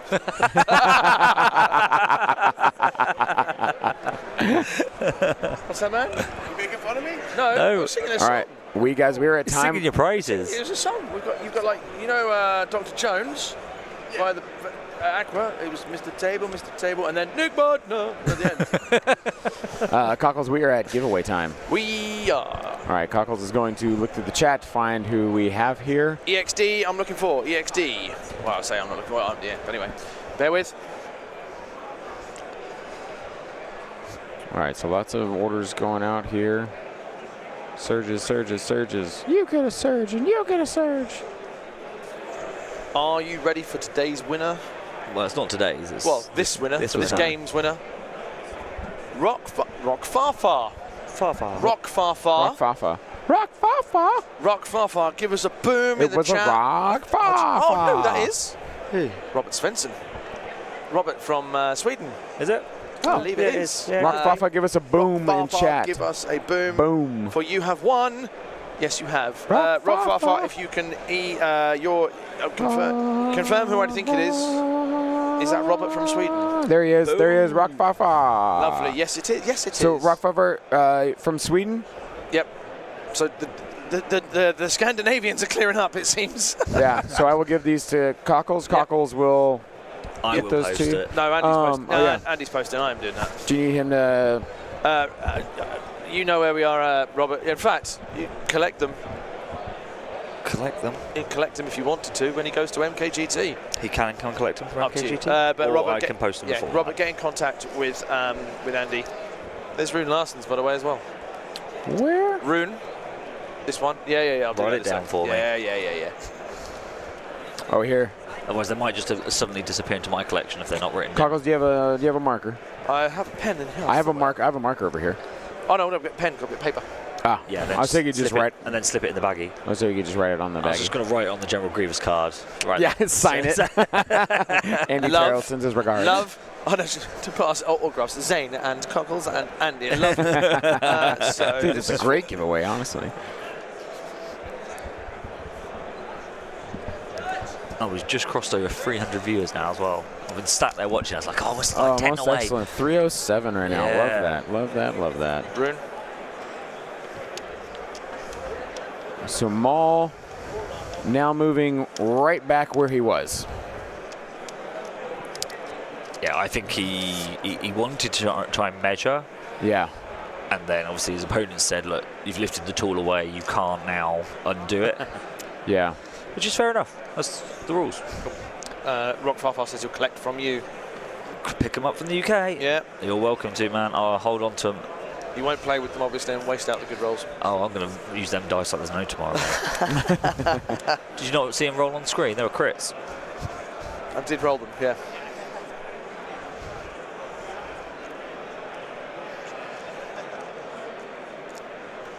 Who's that one? That's the dice for Rock Lobster, yes. Rune. No, Rune Larson. no. Rune Larson was Obi Kenobi. Obi Kenobi. Yeah. This is Rob's. And so I was like, wait. That said, I'm sure Rob wouldn't have minded. Either way. Nice dice. Yes. Wonder how John's doing with his day.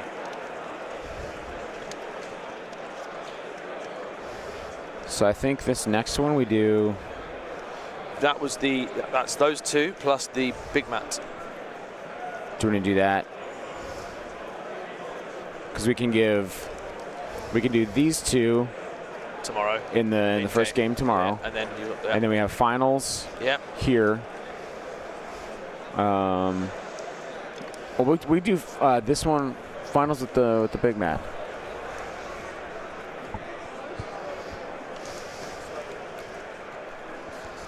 Tactical mute from Cockles here for a little bit. It's getting told off by the big boss. Yep, big boss is saying, "You're out after this." Words come down the line. You're done. I can see what you mean now about getting that husky voice there. Yeah. You hit a Because good tone on that statement. Yeah, because I can kind of pull it back a little bit, so I don't have it, but I can feel it, and then I can bring it right back down. Right. Yeah. That's some husky man there. If you saw what I was wearing, you probably wouldn't think that. It's a very jazzy shirt. Yeah. That's a DJ jazzy shirt. Yeah, DJ Jazzy shirt.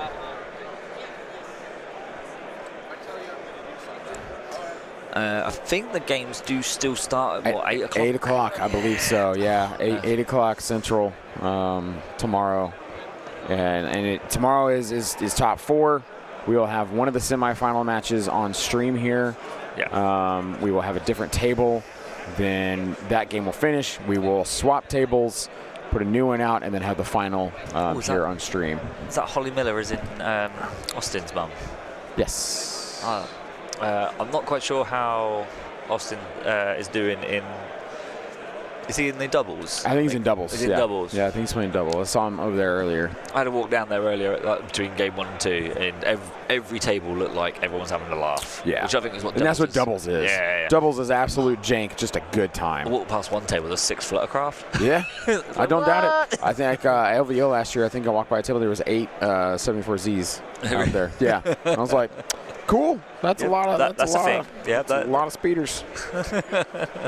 All right, so let's see what our EXD player here is going to do. He's moving a BX up. Left, right, middle, right, no, left, right, okay. I'm wondering if he's going to take a shot at the Magnus here. Where's he? Huh.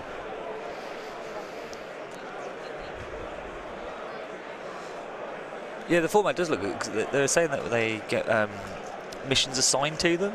So So the way doubles works is because it's okay. We got a shot here. What is that? A crit, 2 hits. Yeah, 2 after cover, 2 crits. Oh, as 2 well. crits. Okay. Yeah. And takes 1. Takes 1.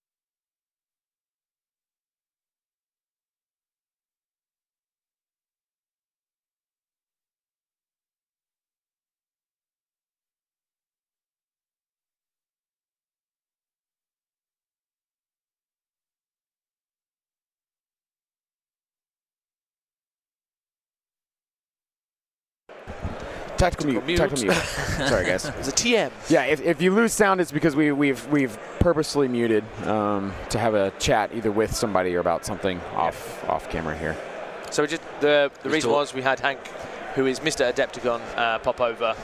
He asked him questions, how we're doing, and so just giving him some feedback really, because he's the boss. So Yep. He's the one that we essentially are contract to. So he's the one we all reported. Yeah. So he's the man who's made it happen. Exactly. Oh yeah, he's the founder of Adepticon, along with another guy called Matt, I think it was as well. Yeah, I think so. Who I've not met. I will. Legion aside, when it tells something that's really cool and funny, not really cool, sorry, really cool and thoughtful. He is setting up. So obviously, as Adepticon is hold that thought. I think we've got a BX shot coming in here at some Magnas.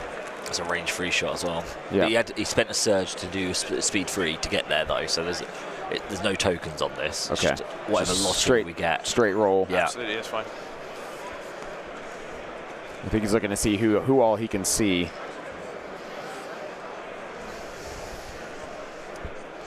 Now, Andy might tell us why that silhouette might not be as the best optimal silhouette. Yeah. So these kind of silhouettes, that is probably the large majority used of these 3D printed ones or the acrylic ones of the style of them. And you place them behind the miniature. 1, 2, 3, 4, 2 crits. 4 and 2 crits. Yep, so 1 for cover. He's got a dodge, so 4 to roll. Oh, spent an aim. Yeah. That's weird. Why didn't he pierce? So 1 for cover, 1 for a dodge, 5. 5. Weight of dice. Wow. 5 is 5 red saves though. into Magnas. Yeah.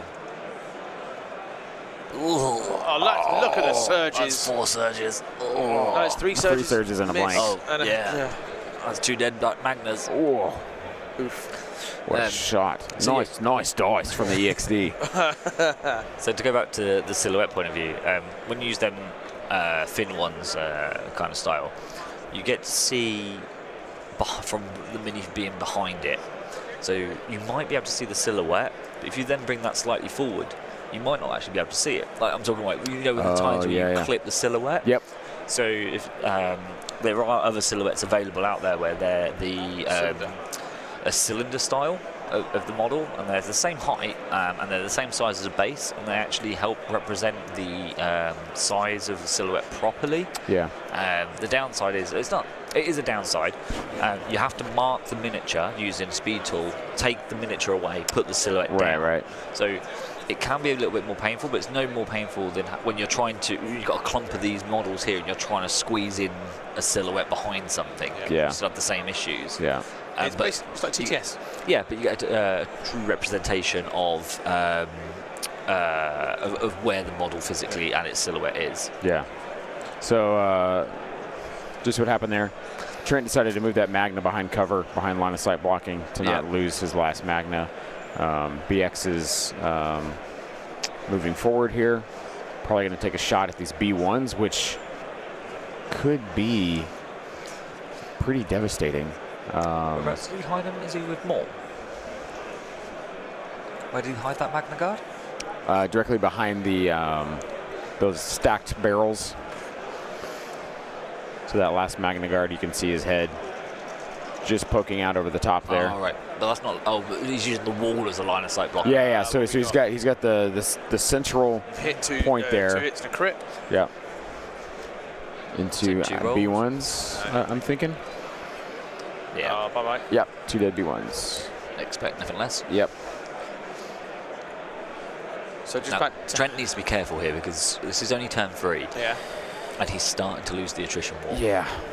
Things are starting to get hit, which, I mean, we thought this was going to happen anyway. BXs are going to hit hard into B1s. I mean, even into Magnas, like that's just, you get 5 going through, that's just a lot to have to save against in a non-surging unit. So, I mean, I don't think by any stretch of imagination he's out. No.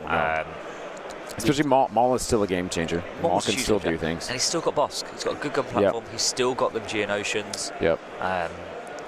So he's got a lot of units that can impact the game. I mean, we're about to see a B1 shot here, and I'm calling 3 crits. All right. I'm gonna take 2. I'm gonna take 2 I'm crits. going to take the under on 3. I'll take the under. Okay. Well, that's 2. Yeah. Yeah, but That's a 2. under also is under 2 as well. Anything So under you're going 1, you're going 2, I'm going 3 then. Yep. We got anything under 3. We've got 1. None. No None. crits. None. Okay. We're all wrong. Wait. So I took the under 3 and that. That must have But been 1. he killed the BX. Took one. Took one. Oh wow. Did he choose not to spend a shield there? Oh. What? Oh, actually? Well, maybe he uses a PK and just brings it back. No. But I mean, like, maybe that's what he does now. I mean, all right, let me just rephrase that. He's a 6-0 player, I'm not, but why?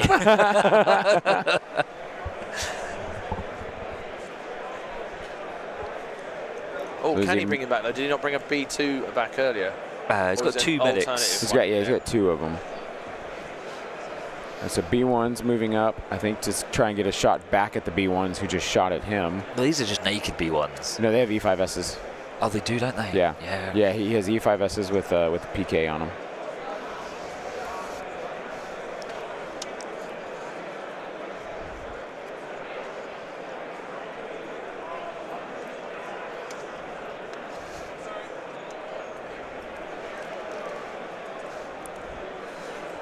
He's running out of room though. Yeah. Yeah, he's crowding that. He's maximizing that space as much as he can to get as much in there to shoot as he can. Oh, Paul Jones, that's actually a good call. If Bosk hasn't fired, it's probably worth saving shields for a Bosk shot potentially. Yeah. So, yeah, that's actually a good call. Fair enough. All right, big shot coming here from B1s. That's what I'm talking about. 8 crits. That is 1 an crit E5S. from an E5S. Takes 1. I think that squad is now down to 2 minis. Oh no, they've got quite a bit left. There's 4 minis still left in that squad. So Is it a mistake to have left the Geonosians hanging away very far away? Because now it's going to take him another turn to affect the I was surprised he didn't move him where he had measured. initially. last turn. Because then they would just be safely right there, ready to go for this round, you know, and you could pop him up, shoot, and then move him back down. Yep. Now all he's able to do this turn is put them to where he was. Yeah. Unless he's trying to save him for a turn 6. Like a turn 6 flood. Yeah. You know, you just run him in there and try and. But I don't think he'll have many other B1s left to help with that. No.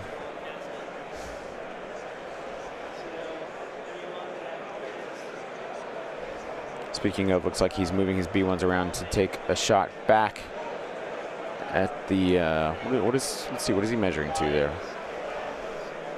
BXs? Yeah, so that's a BX unit.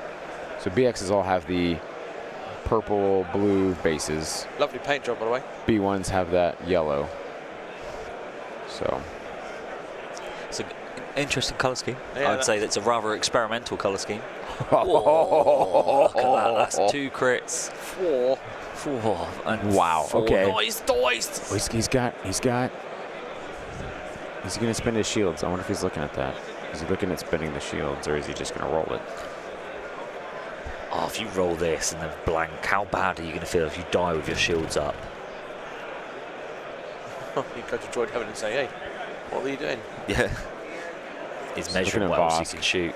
Oh yeah, he's looking at what Boss can shoot at. Well, he can definitely shoot then BXs. And he spins 1, 2. both shields. So he's rolling 3, 4. He's rolling for 2. Oh no, yeah, so 2 blanks. You're half loses right. one. Yeah, 50-50, exact averages, unlike them white dice. But that's what when you're running B1s like that, you are just running the weight of dice, and you'll have one shot that fluffs, and you'll have the next shot that hits, and you're running 6 of them. I mean, in this list, he's running 4, was it? And then 1 with a HQ uplink for the order control. Yeah. Yep. So yeah, you're just looking for the lottery and hope that you hit these 2 big rolls, and then your opponent flails the saves. That's why we pair swears by the Fleet Troopers, for that exact reason. Yeah, 8. Because 4 man throws 8. Yeah. First one does nothing, next one does 10. Yeah, exactly, yeah. Crits count as double. Oh, imagine if that was a thing. B2's coming around. I think they're going to take a shot at Bosk here.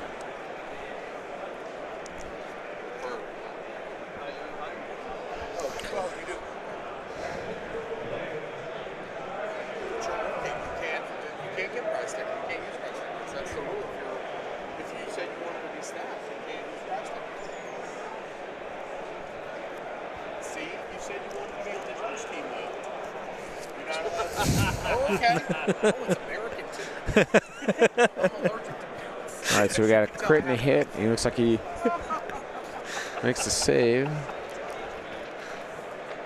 All right, so 1 wound on Bosk and a suppression from B2's there. Little visit from Mr. Table there.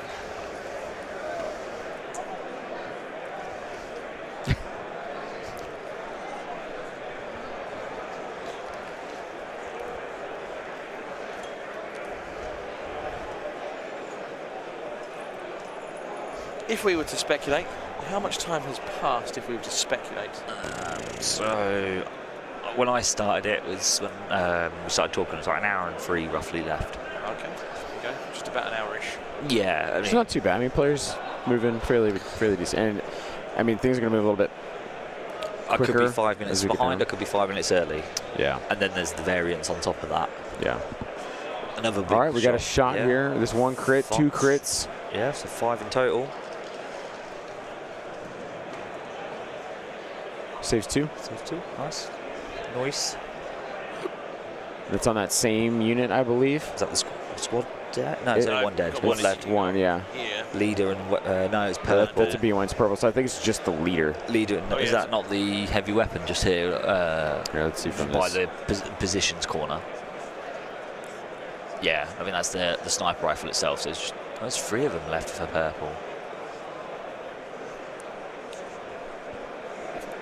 No, that's blue, isn't it? That's a different colour. Lovely, lovely view of Jesse's hand here. There's knuckles perfectly placed by... Oh, look at the hair on that hand. Oh, yeah. Expertly manicured. Just like that, droids appear. Yeah, that could be 2 left in that squad. So it's bringing up some B1s for another I feel like it could be E5S shot coming back. maybe a PK on there as well, maybe. Yeah, I think. Yeah, Yep, there he goes. Yep. Bring one back. All that good work for nothing.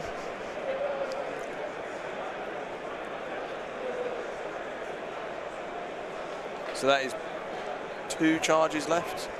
So he spent 1 on a B2 earlier, didn't he? Yep, so 1 there. He spent 2 BXs, I believe. That's So the second one. 3 charges gone. So I think he's got 1 charge One left, charge left, yeah. unless we've missed one. Yep.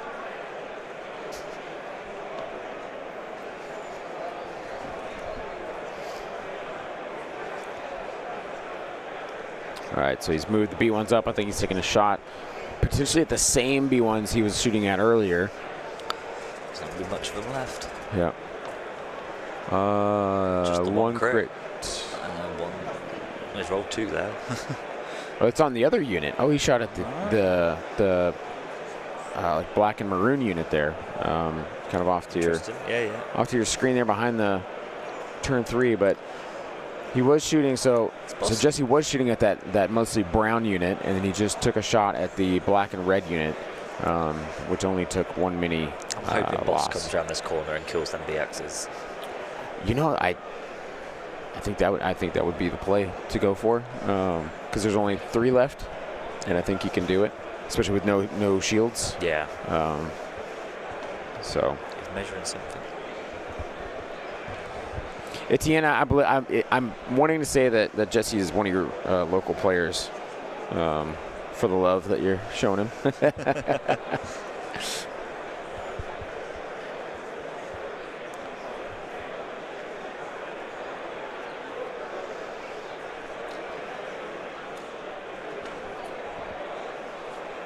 Is that paint scheme for the experimental droids? Is that like the training ones at the clones from the Clone Wars? You know the training facility. Is that no, because Josh Cook and Brian Cook. Brian was on stream. It's the white. Those they're white with like targets on them. Josh Cook paints them for his dad, and his dad plays them, and they're impeccable, impeccable paint job. And that's not related to Luke Cook. No, separate cooks. Other cooks in a different kitchen. Two cooks in the broth. Yeah, different kitchen, different cooks.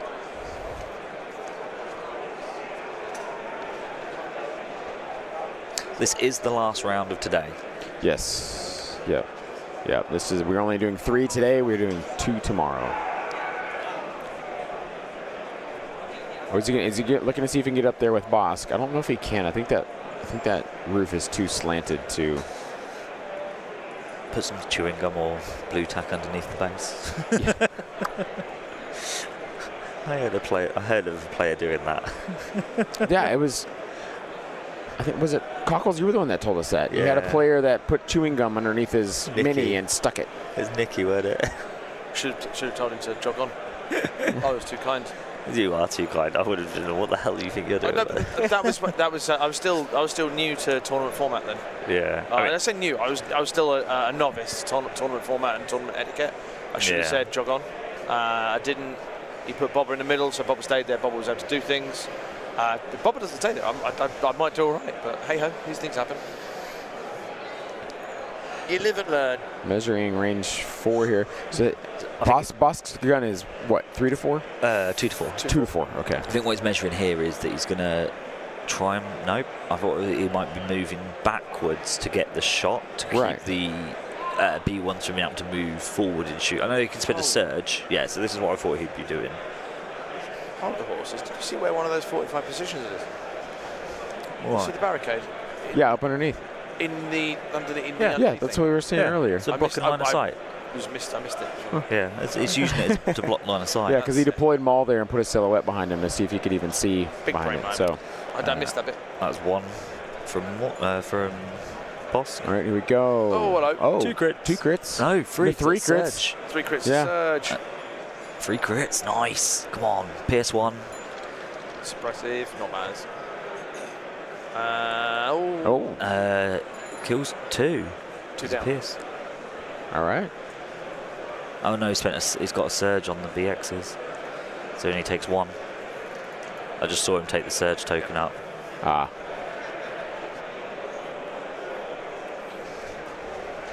That's a rejuvenate roll there that doesn't come through. Never does. It had, one time it got 5 back for me. I had a Bosk that was on his way down, and I slowly rejuvenated him back, and I was like, okay. And then it didn't do anything for the rest of the day. Okay, Geonosian's finally, Yeah, let's see where these finally actually coming go. out to play here. I do think he's waited a turn too late for this. I think he should have done this triple move last turn. Yeah.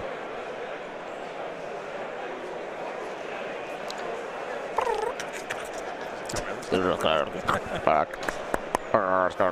not just me that does it. What did you say about my mum? Hey, I said she's the most beautiful woman I've never seen. There's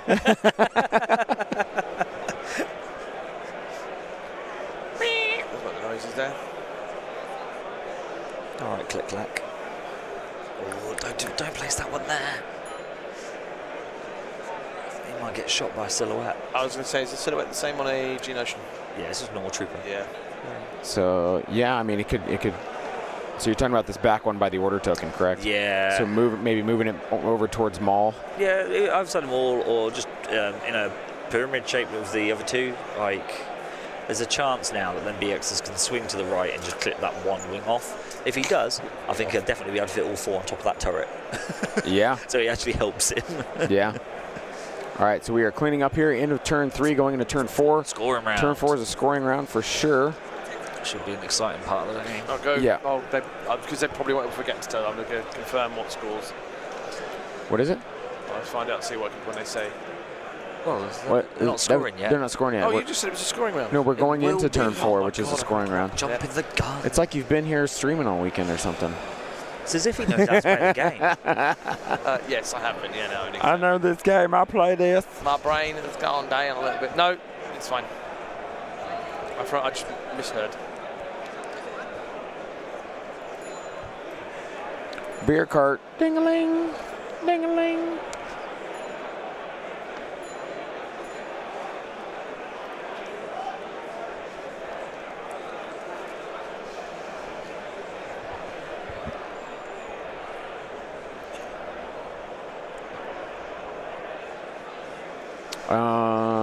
Put it in the box. In the box. Do you want to do? Yes, we shall. And we'll give this away at the end. 100%. What do we want to do for? They're so quick. The word. Oh, they just threw the They put it cards in down. and then they took it out straight away. One second. All right, Andy and I will figure out the. What do we want the? Oh, what the word for this? The word. I thought it was going to be pirate based. Just R. Just like A R R R. Like Yeah. just like a bunch of A's and R's. Yeah? Dar. Yarr. Yeah. So all right, guys. So we're gonna be giving away in this round. We're gonna give away a acrylic tone or turn dial, which is magnetic. So it's really cool. It doesn't come apart. It's just. This is 50 tickets. This is 50 tickets. That's 50 tickets. Oh my gosh, guys! This is 50 tickets. That's This is 5 This wins. is 5 wins of 10. So R in the chat. A bunch of A's, a bunch of R's, as many as you can throw in there. R. So it's gonna be acrylic turn token as well as a AMG Lanyard. multi-faction lanyard. And Big Matt. Or do we want to do? I think we do Big Matt. No, that's the only one that's left. No, we do Big Matt with this one for the Oh, final. yeah. So this one will be this will be the acrylic turn counter and the AMG multi-faction lanyard, which I mean it's actually really cool. I think the lanyard's only 10, so it's like 60 tickets, which is 6 wins. So 60 tickets. That's what 6 these wins. guys have earned so far. Yeah, that's wild. So that is essentially the prize we are giving you is what these men have earned in 6 games of wins. Hard wins. Yeah. So, just command cards. They're both pip 2s. So is it lying in wait? Is it No, it's Reptilian Rampage. Reptilian Rampage, yeah. So extra That's the wound, preservation and then preservation protocols, Nice. and Jesse won the roll off. Okay. So that will be fun. Yarr.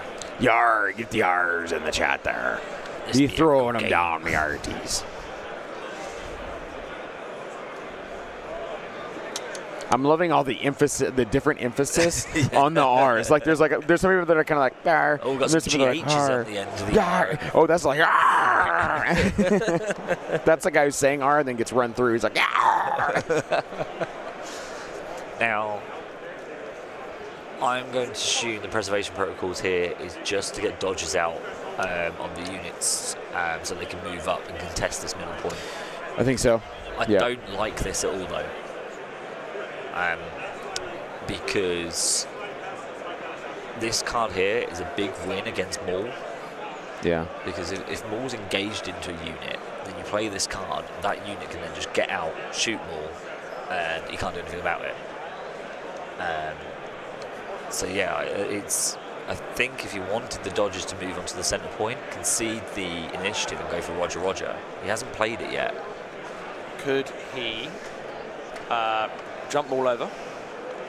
One move him up again into melee, right, and take a standby. Yes, he can. Preparation for the next turn. Yeah. All that means is the unit that's got preservation protocols is it suspends both its activations to disengage from Maul. Yeah, and then Maul's still sat in the open. If he standbys. Yeah, I move once, you spend your standby, you're back in melee, I move again, you're sat in the okay. open. Yep. Okay. Cool. Yeah. Cool.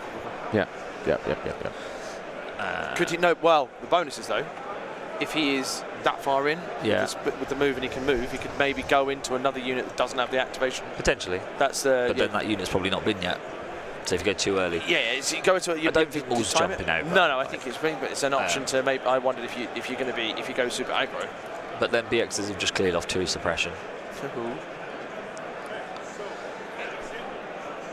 And I imagine he's going to shoot and scoot here. I think so. Yeah, because he wants to stay alive. He needs to keep activations alive in order to score. So intercept's all about, similar to KP, keeping your activation count high, higher than your opponent's. Yep. Yeah, I think we're going to see a lot of units moving where Maul and those Geonosians are at. It's a good shot. 3 Takes 3. Yep. Heavy and a leader left. He needs to be real careful now. Yeah, that's. I mean, I would activate those guys next and then move them. Oh, Mike Barry got his last win. No, he didn't. He lost. No, winner.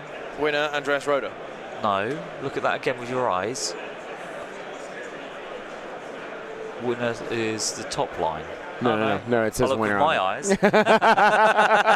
Do you need Cockles' glasses? Yeah, can I just borrow them for a second, Cockles? What do you say? Mike Barry lost again. It looks like a 4-3.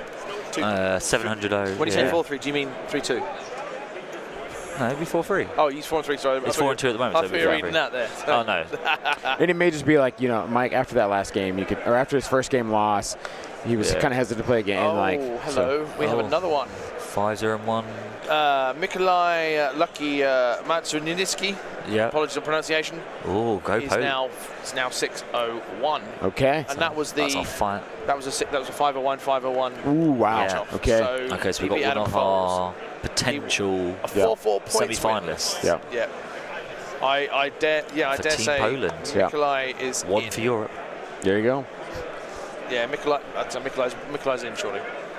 He should be in, yeah. All right, so we've got Bosk here in the game. Bosk just jumped up on top of that building there to your left. Measured range to those B1s.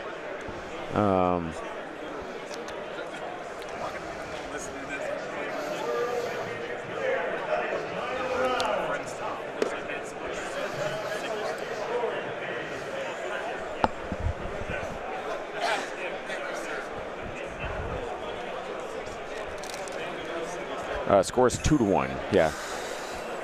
2-1 Trent currently, our Geonosian Maul player. So we've got a hit from Bosk here. We've got 1 crit, 2 hits. Cheers. Loses 2 B1s. I think it's on that yellow squad. Michael. Do we have a visit from our adopted Brit who is There's Brit? one. The best American. Yeah. Well, maybe he only lost 1 there. Regenerate, I believe. Yeah. Regen's simple. Gets 1 back. So did he shoot twice then?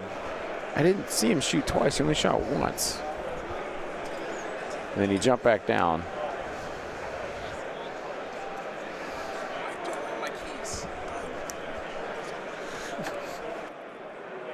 So, okay, all right.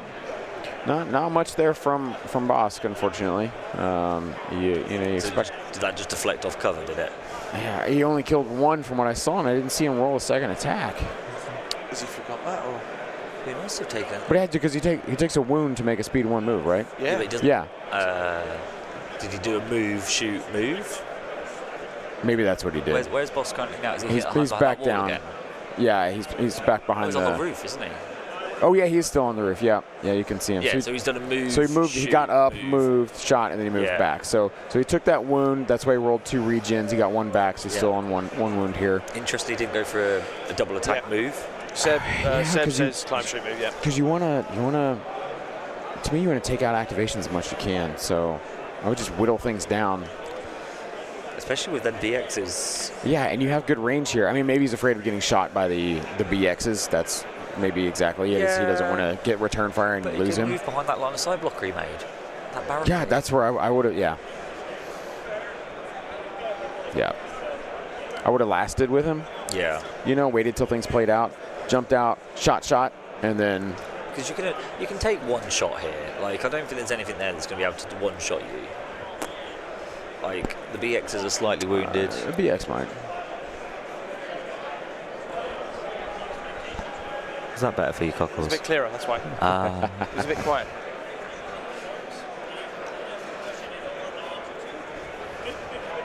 Where is Kalani? Right, so where is Kalani in amongst all his shenanigans? He's here at the back, just underneath them on a laptop. Oh, that's the T-Series. That's T-Series. Yeah, it's T-Series. Where's Wally? Kalani's right there to the left, underneath advanced positions. Fortified, he's moving him right now. Oh, here we go. Look at Boom. There we go. Strategize. His hand was in. Well, that's the bonus now. So the T-Series can go, not T-Series, Kalani can go over there without fear of reprisal from Bosk.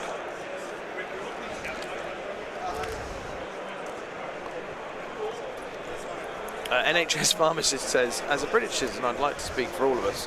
It's not Bobber, it's Boba. I'm just going to say, listen to the film when he goes, Bobber, we'll dead soy, and tell him to pack his bags. But I think he's saying that in Kaminoan, or Mandalorian. Yeah. So, yeah. That's Elves over there, just giving us a watch.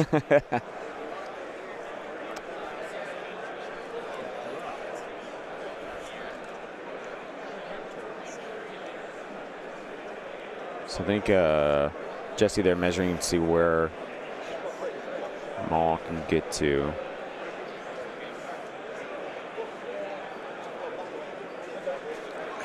Attrition for Trent has not been his friend in this game.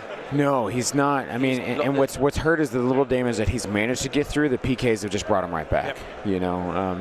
That's what's hard is he's fighting against the list. It's got medics, it's got good cover, it's got range. Yep. There's a lot stacked against him with these EXDs. Hence why they're the most brought battle force in Worlds this year. So one hit up there just to put suppression on B1s down the front.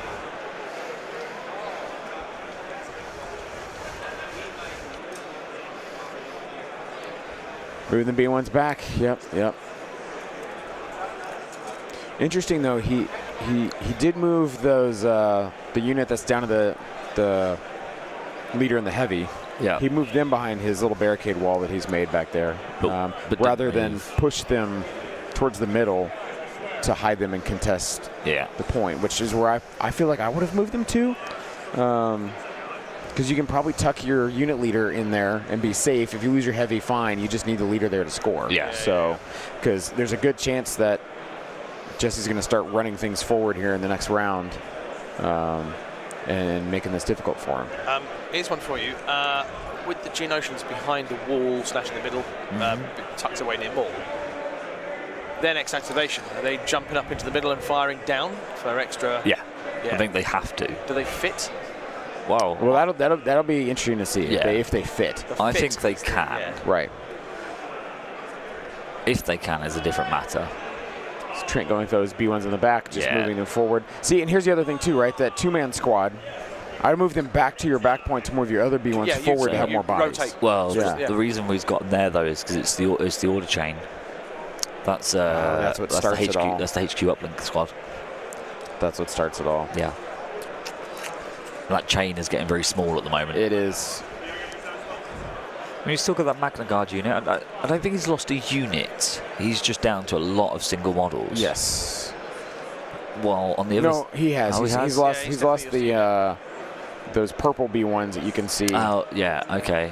Are all his Magnus gone as well? No, there's No, he's one got left one Magna. behind You can see him just over the barrels there. Oh, yeah. So I would move the Magna back and say, hey, Magna, this is your job. You kept this point this turn. And then move those other B1s forward so you keep your chain going and you have more bodies. Yep. And do that. Well, Jesse, I think he's only lost a few models, hasn't he? I don't even. He's lost one. He's lost a couple of BXs, I think. Yeah, let's take a look at the sideboard. What I can see, he's not just put them away. Sorry. Oh, he's just putting them away. Okay. No, there's one there I can see that's there, but I can't see the rest of the casualties. That's fair. Well, let's zoom out here. I'll give you guys a little overview of what you B2s are gonna. So it's gonna be interesting what Maul decides to do as well. I think in this round, Maul in them Geonosians really need to do a lot of work. Yeah. I don't think it's impossible. No. Geos are agile, is that right? No. What's their keywords, please? They have scale, it's jump on, it's free. on that card right there. Oh, yeah, You've got this lovely promo card right in front of you. Scale, jump free. There's a special keyword for they can't pick up a box and get the free jump. Death from above, weighed down, jump free. Weighed down, that's the new one. Jump free, yeah. Jump There's free. no scale on that. You don't need scale when you've got jump They free, have surely. no. They have scale as well, I thought. Yes, it is. Is that a misprint? 2-1 Jesse. Jesse winning as of right now. We are in turn 4. This is a scoring round. Yeah. It's a bloody misprint on the promo card.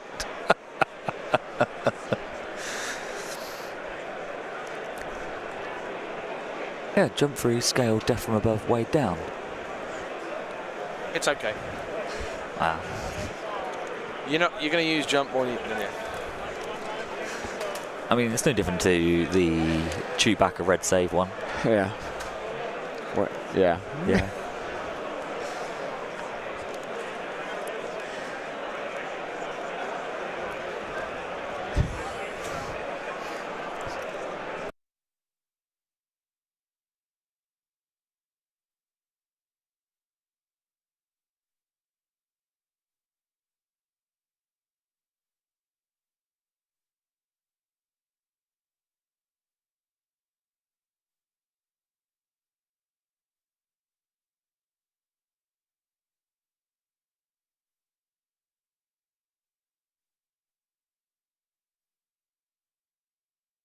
Sorry, So they give you a bunch of corrective prints, but then the doing bloody... a tactical sneeze. Okay. All right. Yeah. Tactical sneeze. Tactical sneeze.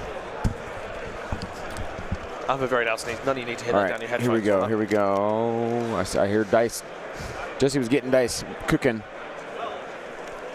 Oh, he's moving so he can get a shot on Maul.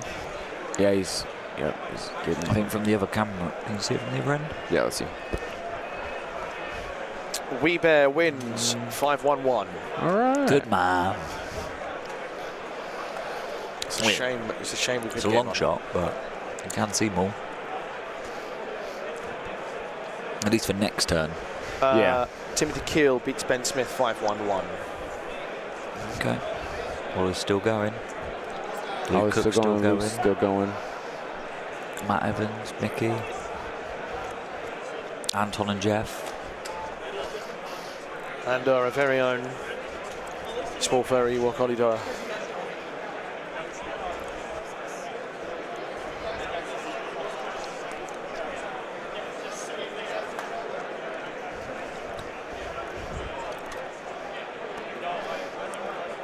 I think for making it through to tomorrow, it will be whoever wins this game plus 3 6-0-1s.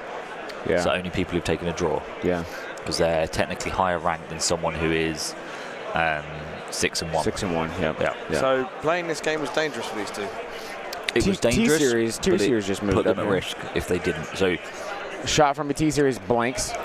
by playing the game, they're putting the control in their hands. Yeah. But if they intentionally drew to have the same score as the other players that are playing and winning, they're risking it to strength of schedule. There's so the one of them potential, could yes. miss. So winning in. Indeed. get you guys a top-down view here so you can kind of see what all would be scoring for this round, potentially. So Trent, to your right, is definitely scoring that far right point. Maul can force push something off here. Yeah, Maul can force push something. Jesse obviously has his left point over there secured. So currently this round would be a tie with 1-1, which would make it 3-2. It will depend on how this middle shakes out for turn 4 here.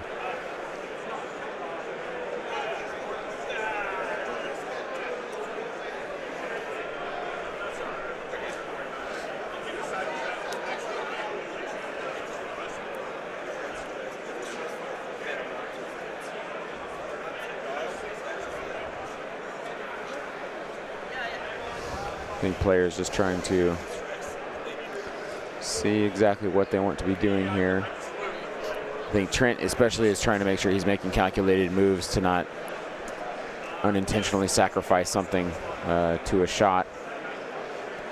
Moving his Magna Guard, okay.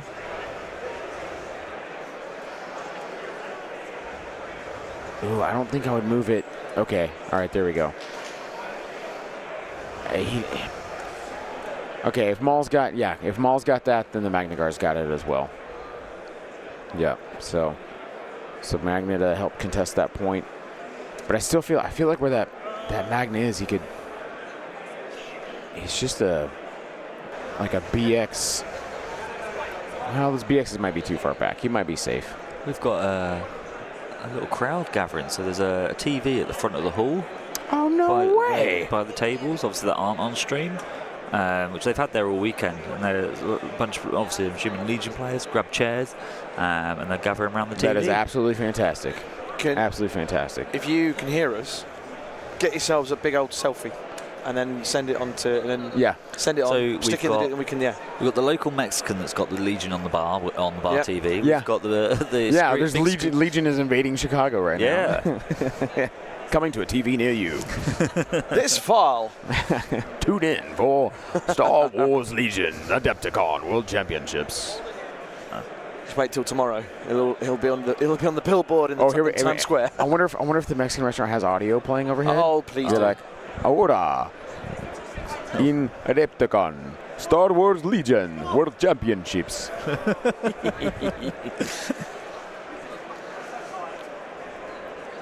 Dear Mexican restaurant, I heard Peter Lyons said he wants a burrito.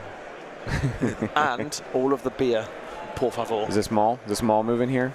This looks like it right now. Don't move the movement tool. Yeah. The tool. That's one thing. He's given him one rollback already. Yeah. We talked about earlier. That's one thing Trent has been kind of like, and I'm sorry, he probably knows about it, but I think he's just pressure. Yeah. You're playing at high level, like.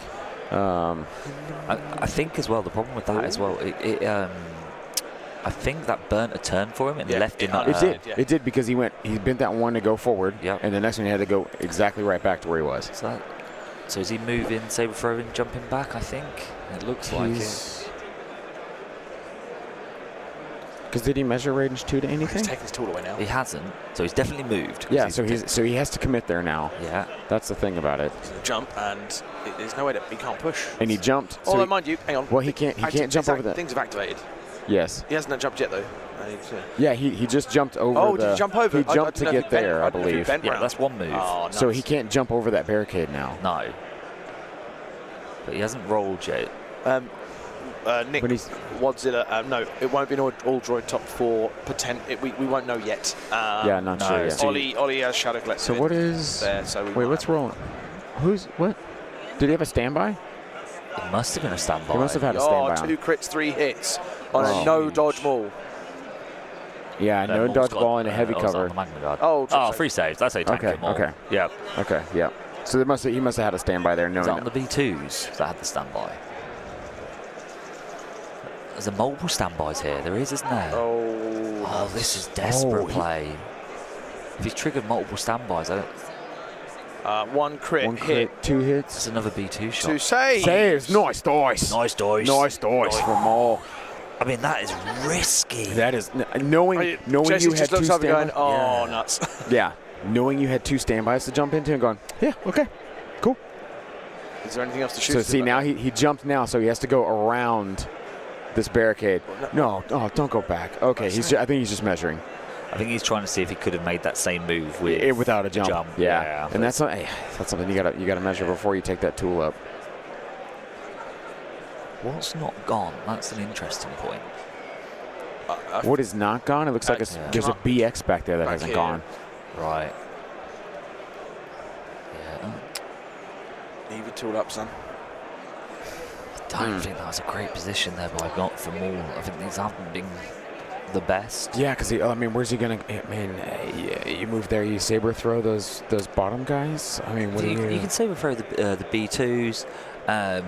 You can I think what his intention here is to force push back one of the units here. Right. Because Jesse's gonna obviously just flood this middle point. Yeah. In the last turn. I think he's content with taking a 4-2. Well, it's a 2-1 lead for Trent right now, correct? Yeah.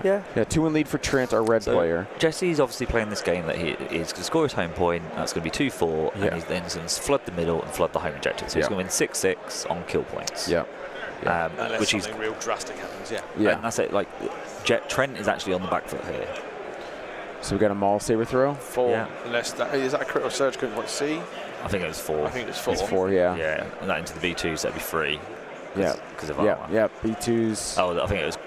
No, armor's got. He's got the impact. Crit. Oh, that's right. PS2. He's good. PS2. But still. Oh, that's a good roll. Oh no, hang on, he's gone up there. Oh right. Oh, B1s. B1s. Yeah. So So why is he not pierced? They are B2s as well, aren't they? Yeah. Yeah. So it's impacted that save as well. So. He only took 2 models off there. Looking to see. I think he's going to move these. Oh, will they be X's? No, because it's white saves. Oh yeah.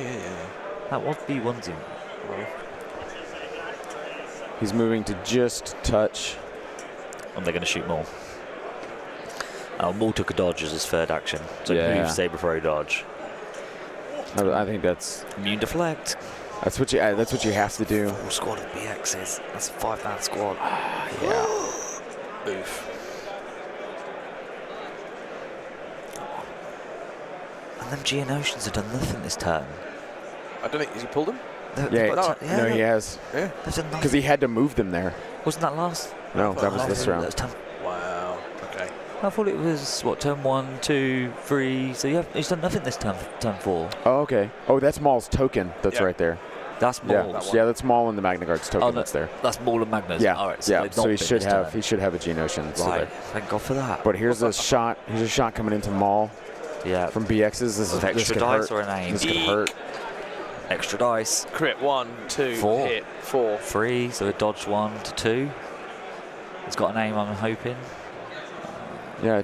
Yeah, it's got an aim. 4. Okay. No. 4. Okay. Takes 1. Dodge 1. Dodge the other. So 2. He didn't dodge. I don't know where this. What? Why would you not dodge? What? And that's caused him 2 wounds. He just took 2. And now he's on 3. Oh, because what else is going to shoot at you? Yeah. ¿Qué pasa? What? There must be another unit that we've not seen. Is there another BX shot? Oh, there's another BX token that's up around there. the back there. Yep. Let's go. Is he going to get the full shots on though? He's only. Yeah, I think you can get range 3 on that. Here we go. Right. Come on, Geos. Why don't they jump up? Jump up. Jump up and get down. Let me begin. What? He's just going to jump around. He's going to. Yeah, I mean, he did the same thing. He just put his tool down, move the unit, and he hasn't measured range. I think this is definitely either fatigue or nerves. Yeah, because he hasn't. Unless he knows he can't fit all 5 up there, but why haven't you at least tried? Yeah. Your card does have scale. I've just checked. All right, so here we go. Shot. It's a lovely shot. Okay. If there was no cover, that'd be even better. They're so quick at picking up their dice. I know. I told them it's so hard. They're trying to clear it out, but yeah. Right. Shields. So 2 shields were spent there in the BXs for just 1. Takes 1. Okay. But that was a 5-man squad. Yeah. I think if he and then they've jumped back. That's fine. That's the right Okay, play. yeah. Because you're still scoring right there. He measured with Maul. Yeah. Maul was scoring, so he's still scoring right there. But why are you not jumping up on the top and doing that? I mean, same effect, right? Well, no, because you denied the Oh, cover. because then you get the down. That's two Yeah, extra. that's one That's buff. 2 extra saves on the BXs. That could be 2 extra dead. Yeah, you're exactly right with that. Yeah, utilize those keywords. Yeah.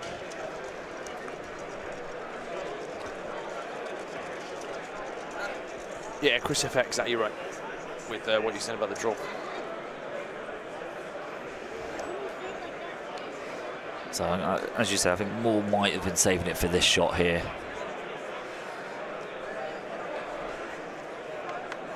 Assuming that the opponent now rolls bigger. Yeah. And the irony is, if he fluffs out on the dice roll, you've now wasted a dodge. Yeah. Oh, no. Wow. So you've been All right, he might be okay. minimum 2 crits there, a hit, another 3 hits, I think. It's 6. Oh, That's a good nice dice. surging. I mean, that's 6 there. So that's going to be 4. 4. 4. You gotta aim. You gotta aim. And then There's aim. another That's crit. 5. Oh, this dead Maul. I think that's game. I do not see a way out with this Maul's down. Spin the dodge. Spin the dodge. Spend the dodge. Spend the dodge. Yeah, it was. Spin it. Spin it. Spin it. Spin it. I think they're just talking about if that was a hit. Yeah. There was definitely 6 there. Yeah. Yeah, it was 6.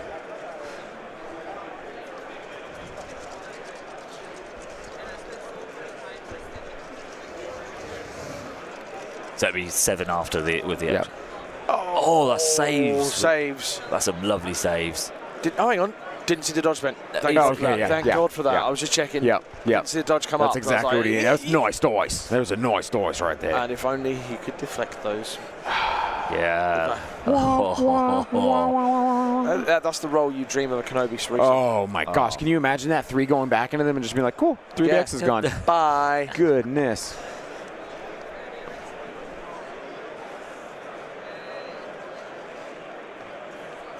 Right, cheerio.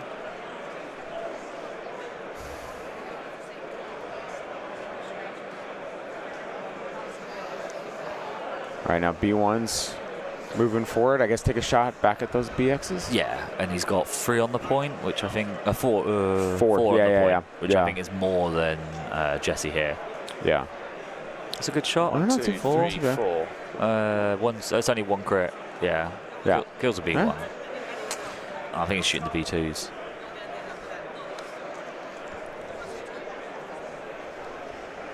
All right, so this looks like it's going to be a. No, there wasn't a deflect there, Richard, because BX snipers are immune deflect. So that would, if that was like a normal sniper shot. All right, so we are end of turn 4. It looks like it is a 4-2 Trent Hale right now, scoring the middle, his point, and then Jesse scoring his far left point. So going into turn 5 at a 4-2. I think the guys have got good pace for the turns. Yeah. Yeah, they're both players actually playing very, very efficiently. Yeah. So that's 4 and a 2.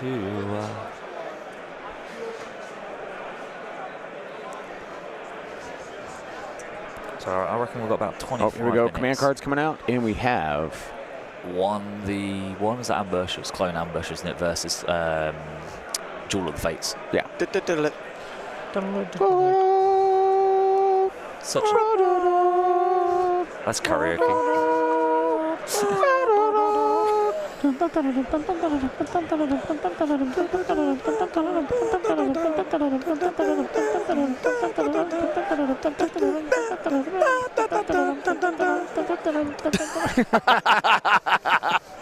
That's one of those songs that like you can't start it and then not go into it a little ways. You know, like Disappointed you didn't join in, Andy. I'm awful at things like that, man. I know the song and I recognise it, but I could not play the song now. I couldn't even tell you it now. After I've just heard it, I could not play that. I like back that. to you. Okay, they're saying the look to say keep going psychically, and I was going, you do you carry, and I'll go. To get the harmony. That's right. That was that a roll off by any chance, Ryan, which you've seen up there? With a single red dice. Yeah, actually it might have been. So if it's turn 5, that would be 1, 2, 3, 4, 5. It's going to Trent. Yep, Trent has first activation here.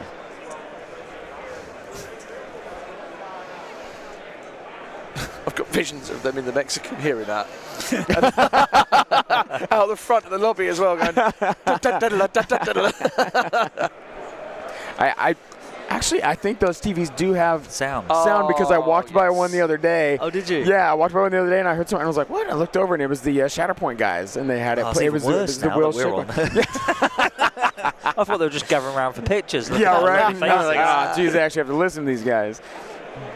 Here we go. Here we go. All right, Maul's jumping into this. Now take standby. Take standby. Don't attack. Stand by, boy. Has he done it? Yes, he has. He heard you. Good No, he didn't hear you, man. obviously. There you go. He didn't hear it, obviously. Big more plays. Big more plays. It's just like the Kenobi play. Very similar.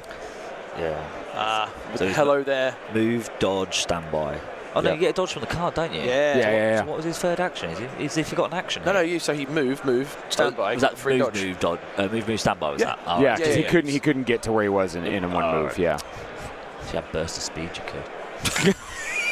If he had, not be funny though, if he had burst of speed, he would not be there now. He would have gone right up there earlier. Yeah. he would've gone He got vroom, straight to around. him. Yeah. Or jumped straight over Yes, and been there. exactly. So Yeah. that would have been a different Yeah. Can you benefit. just zoom in a little bit to find the unit leader? Has he based the unit leader on that BX squad? Do we know? He must have, surely. Okay, yes. So what I was watching is, you see Yeah. here, he's cohered back a model quite far. Yeah. Now what he should Well, have there's done. two of them. There's two of them that are cohered back far. Yeah. Both of those light blues. Now what he should have done here is, and it's a really clever, smart play. These two, you swap one with the unit leader, and now your unit leader is when he dies, he snaps. your unit leader then disengages a speed 1, and you're further away than what he can catch up with, because you've done a speed 1 cohesion plus a speed 1 move, which is further than a speed 2 to follow up after you. Okay. Now Maul can jump into another unit, but that unit then just disengages naturally, and now you can just shoot Maul until he's dead. Okay. Is he moving his Magna? He's moving his one Magna charging out. in, tying him up. Well done. Oh, very What did, nice. well, hang on. What did he activate then? What did Jesse activate? in between? Unit at the back. Yeah, I think he's a unit at the back. Yeah. there's a And a nice little punch, two little hits. dice, yeah. Nice. Nice dice here. 2 dead Magnus, hopefully. Two dead Or Magnus. two dead. And BX There's one. kills the Got BX. one. Kills one.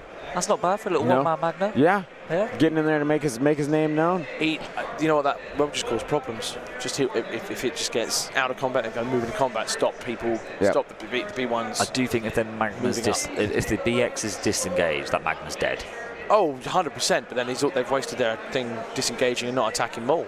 Yeah, and Maul can jump into something else, hopefully. Yeah. It doesn't And get to an attack. And but as soon as they aim, maybe as well. Oh, I'll just whack you first. Yeah. yeah, if they aim to punch him. Oh yeah, he went with Kalani in the back there. Kalani's right. got the order token flipped over. So he gave an aim and a dodge to the units in melee. Yep. So this, if he'd saved that preservation protocols for this turn, it's game, because then BX's move shoot Maul. And Yeah. they just do a speed 2 move out, and that's it. Yeah.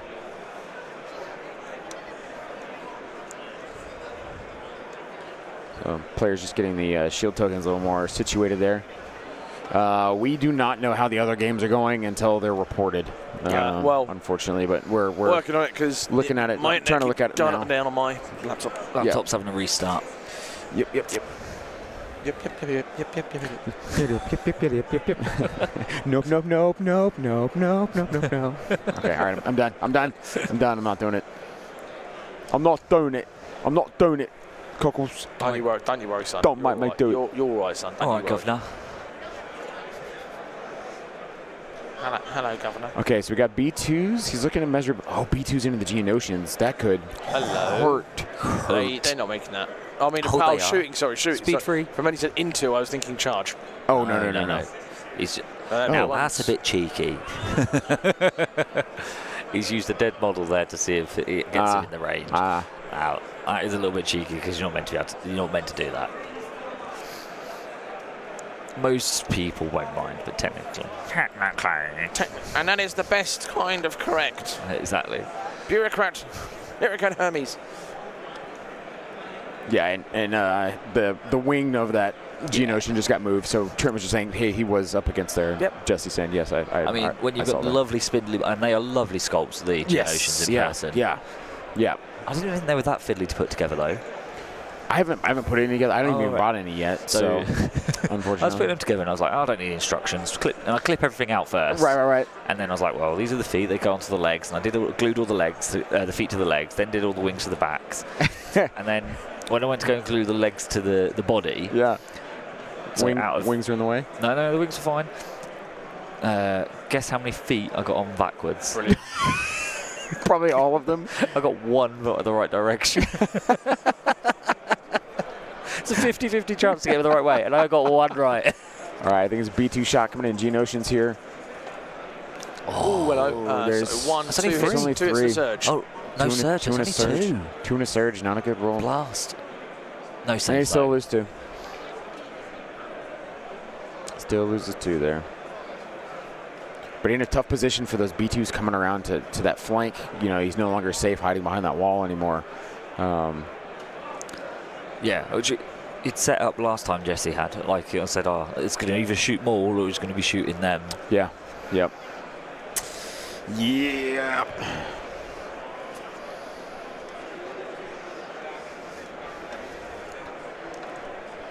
All right, so we got Another shot here. just one. Loses one. Is that another BX gone? I think it was a B1. It was these. Was it? No. He shot with the B1s into the B1s. B1s to B1s. Oh, it was B1s, Yep, was it? yep, Oh, right. Yep. With the heavy cover, he just had the one to block.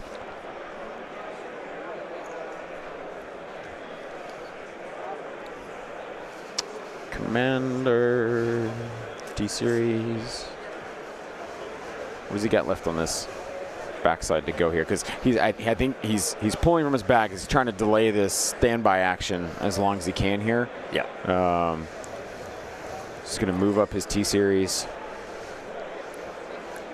And then Now, he's checking for bolster here. this is interesting because I don't know what Maul does. Because if then BXs disengage, he's running out of things to shoot Maul with. Quick query. Does not Maul have into do fray? No, he's got tenacity and What? It was last game into the fray then. yeah. That's fine. So I think if something disengages from Maul at this point, especially if he leaves this many activations, like uncontested. Oh, sorry. oh, he does have into the fray. Oh, he does. Yeah, There's two train into the slots. fray and tenacity. Oh, yeah. it's I both. thought so. Right, so Maul's getting loads of surges at the moment. I'm not seeing them on his token. Is he forgetting about it? Yeah. Yeah, and that just may be like. I'm now lost count as to how many what's gone. So that's Well, they're at range one of him, right? That activates? Nothing at the moment. Yeah, I don't think it's actually been. Yeah, because then it would also trigger his standby If they wanted. if you wanted to. That's You can choose to ignore it. Yeah. Yep. All right, looks like he's going to move these Geonosians into base, the B2s. Okay. Overrun. It keeps him safe from being shot. Yes. And B2s don't hit as hard when punching. Yep. Yeah, it negates that ha by a lad. Ha ha. It's because it's only one black each. Still in the white saves. That's He can for aim and punch. He could kill that one shot them. yeah. It's just that's a tough matchup, but I think tying them up to just avoid being shot more is, as these B2s I don't think have gone in the back here, the yellow ones, the yellow base, so like they could move around and then they would shoot the Geonosians and then that could potentially finish them. So not a bad move to move into melee and negate that unit from being taken off the board there. Draws effect in SOS. It is included in the calculation. plus half, isn't it? I think it's just counted as a half. Of your, it's half. Split point. It's half the tournament. So SOS is actually the number of tournament points that your opponents have earned divided by the number of games they have played. Yep. So you half of a tournament point of a draw is half, obviously. So so take Ollie for instance. He's got 5 wins under his belt at the moment. So it's 5 times 3 for So I 15. think these BXs are punching Maul right here. 4. Oh, that could kill him, can't it? Dodge. Oh. Save it, shoot or have a surge. So it should be 1 wound. He hasn't got the surge there. He but should. as in, he hasn't got the surge token there. Well, he has. Let's see. Let's go to this other side.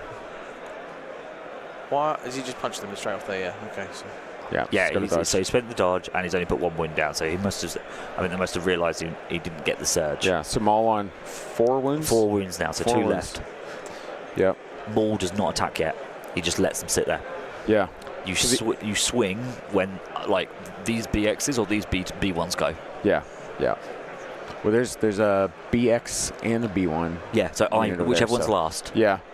Go with whatever activates last. Just let him sit. Yeah. What would be his remaining command card for after this?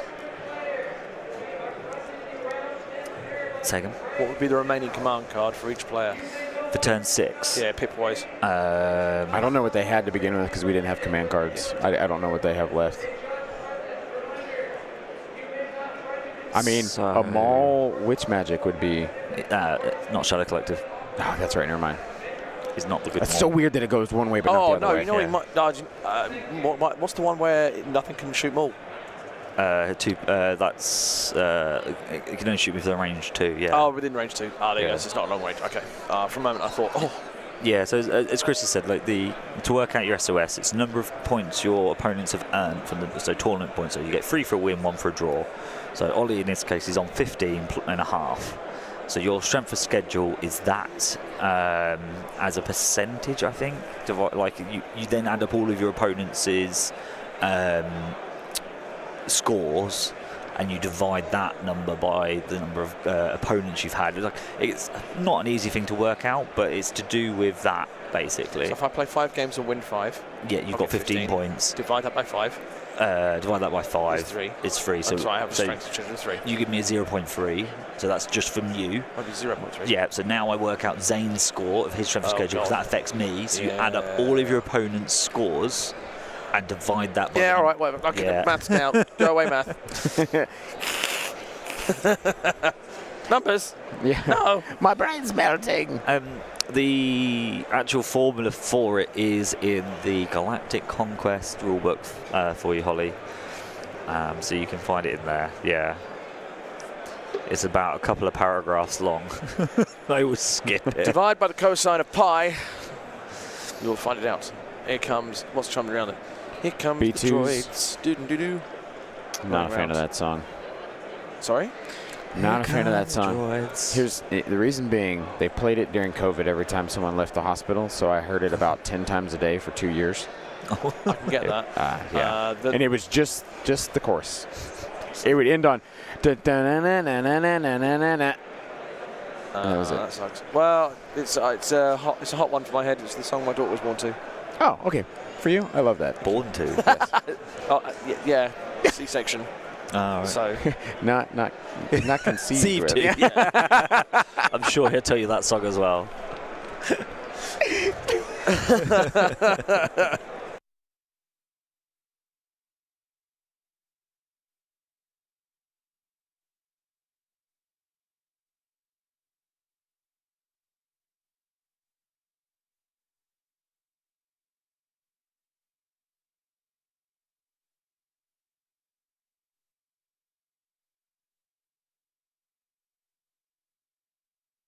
Just a quick tactical mute there for things not said on stream.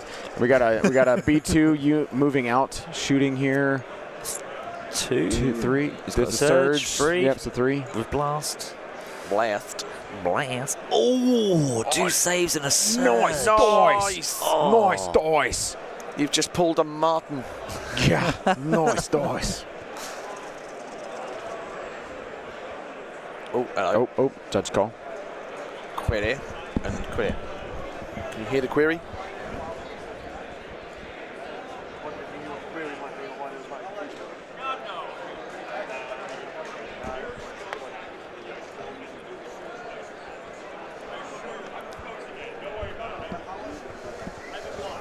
We'll find out shortly. I'll go find out.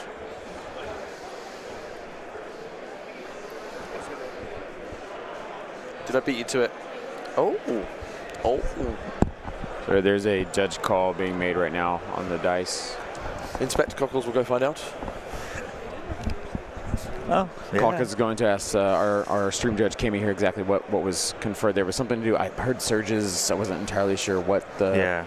So Cockles is going to see what that discussion was just about between the players and the judge. Trent moving that, I think 3-4 man B1 squad up now to.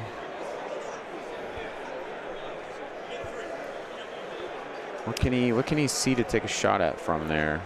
I guess the B2s, right? I mean, they're there, they're contesting that point. Oh, I don't know, like. But it's not. I mean, that's not a like that shot's not going to do much potentially. I'm just not sure what you do here, guys. So the query was there was too many dice rolled, and a surge spent that didn't exist. Right. Then Trent rolled the defense. Yeah. Obviously, he saved everything. Yeah. So, right. But because there was too many dice, what was cool? Cammy asked him, said who had priority, and ruled, and Trent does so. Ruled to Trent because it was not his error. So anyway, that's how she ruled it, and they seemed fine with it. So. Okay. Okay. I mean, yeah, when you've saved all, then you might as well.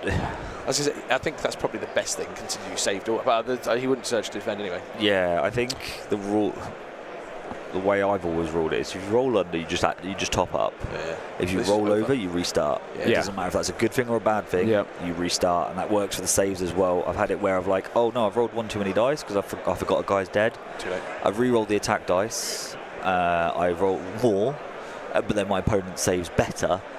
Like kind of thing, so it works in both ways, you know. So they got you if you save brilliant on the first. So we got roll. a suppression, a rally roll here for one. What? Because Kalani back there, I believe, is 5 suppression.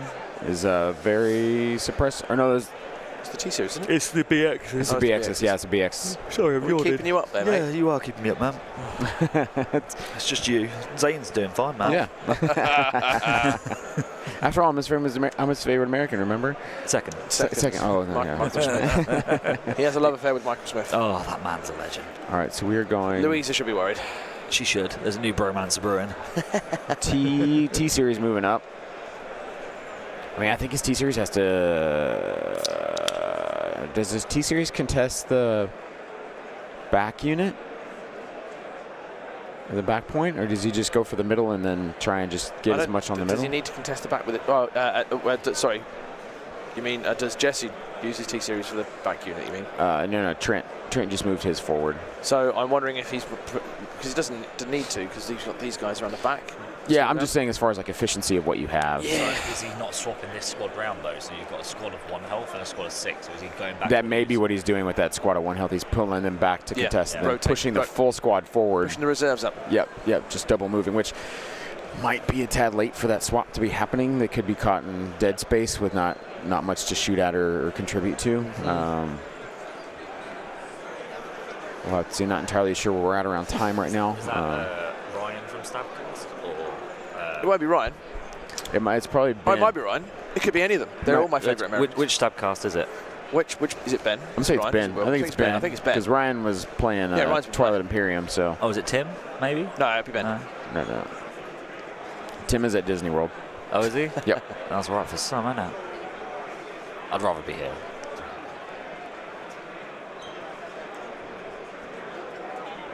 So I think Jesse is looking to see what is activations, I believe. That is correct, Mrs. Miller. Strength of schedule is not a representation of your ability, but if you're lucky enough to match against an opponent who is good, opposed to someone who loses every game. Yep. It's an imperfect world. See, Ben, I knew it was you the whole time. Hey, Ben. Love you. Shh. Don't tell anyone. Is it Disney that will opposed to this? With the Tim puppet. Richard will post.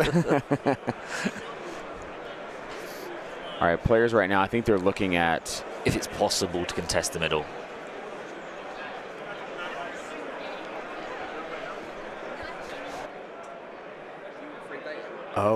This is scoring round. This is scoring round. Kami just told them time. They're in the 15-minute runoff right now. This is scoring, so we have... Is that hard dice now? Hard dice? Is that hard dice?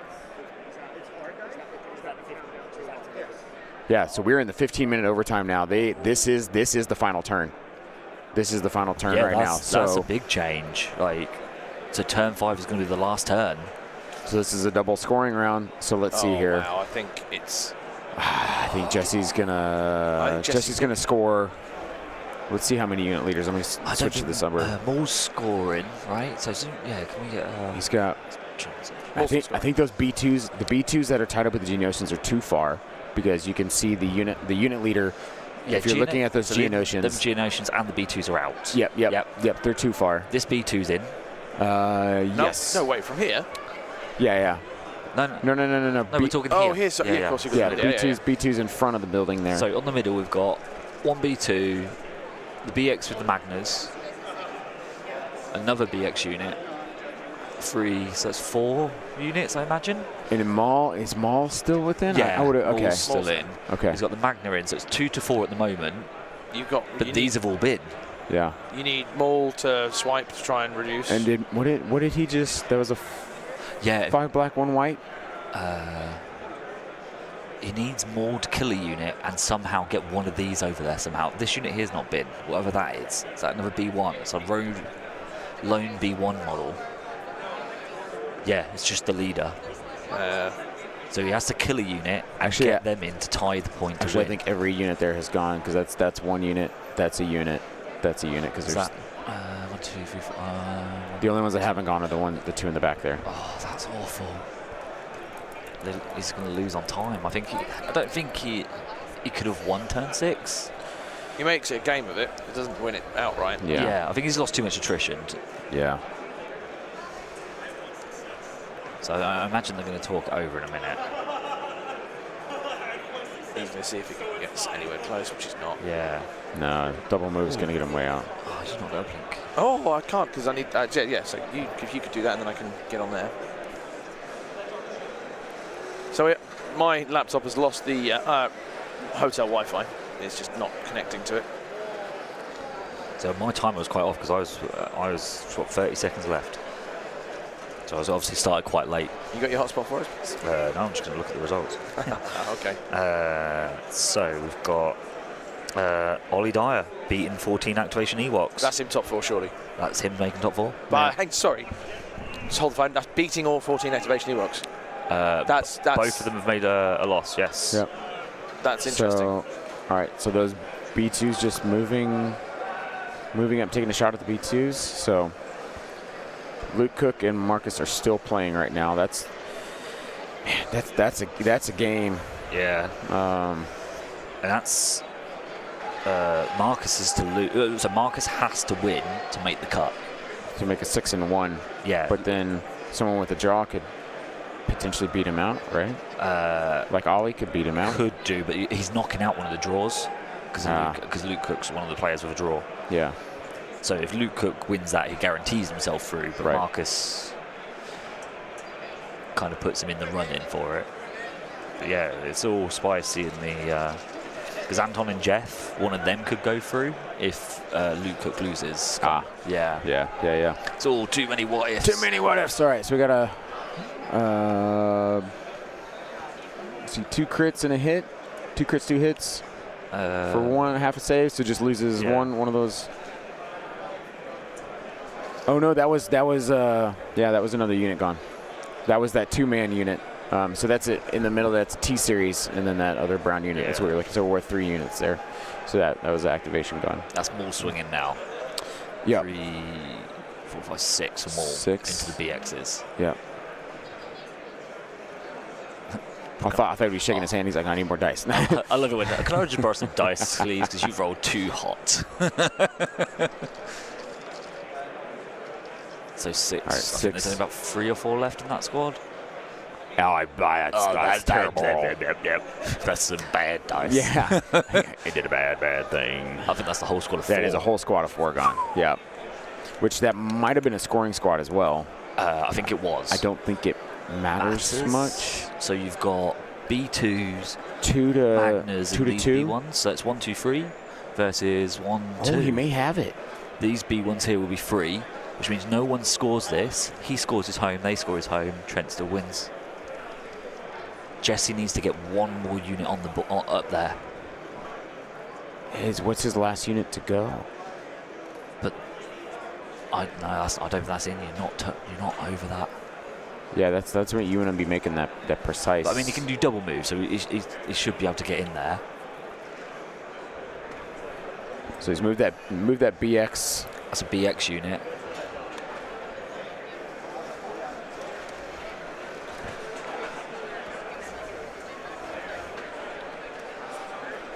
I don't think. Interesting if it's in range. It's interesting. Like as I say, I kind of did think Jesse had this, especially if they got the 6th turn in. I think this was his game to massively lose. But by getting it called that close, like midway through turn 5, he's going to shoot. He's shooting Maul here with 4 wounds. Why? He just got the point. Oh, because it removes. There was only 1, 2. There's 2. 1 save. By Maul. Gone. That's game, surely. He's got no other shots. Don't think so. Maul's on 1 health. Unless we've not seen something. What he should have sniped that guy off. Ooh. That BX sniper move here. Oh yeah, that BX sniper moved around, shot that single. It's hard to get the line of sight. Just climb up on the roof, get it, bang. You can't score your home objective. I win. Yeah. Why is Maul been taking the board yet? Where's Bosk? Oh, he's over here, isn't he? Oh. I forgot about him. He's going to shoot them BXs. He's going to shoot. So you got the range? Did you measure it, or? Yeah. Oh, that's right, because he shot that from earlier. Yeah. He's shooting at B2s or BXs? I think the BXs to get 2 crits. That's not enough to kill him. It's not going to do Sorry, it. Maul's still on the board, and we believe he took a wound, and he was on 5. No, he was on 4. He was on 4. Oh, yeah. I thought he was on 5. No. He was on 4. Oh, okay. Pierce 1. He's got to spend a surge. Oh, right, yes, spend a surge. No, he took 2 models off. All right, so they're talking over right now who's scoring. Did we do Ollie won on payload. Oh, wow. So he goes with this last unit. He just moves it. That makes sense. Yeah, so he has that capped. Which unit's this we got left? It was just that lone unit. He just flipped it over, saying like this unit is. This lone dude. Handshake. There we go. Oh, is that Trent? And it is. 6-4. They're calculating. Yeah, they're both looking at it right now to figure it out, because it was 4-2 going into this round. Trent. They've got some victory points on the side that they're helping keep tally with. So.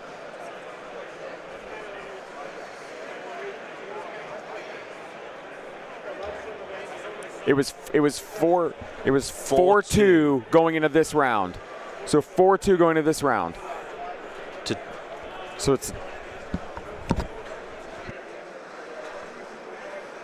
that's our players looking to see.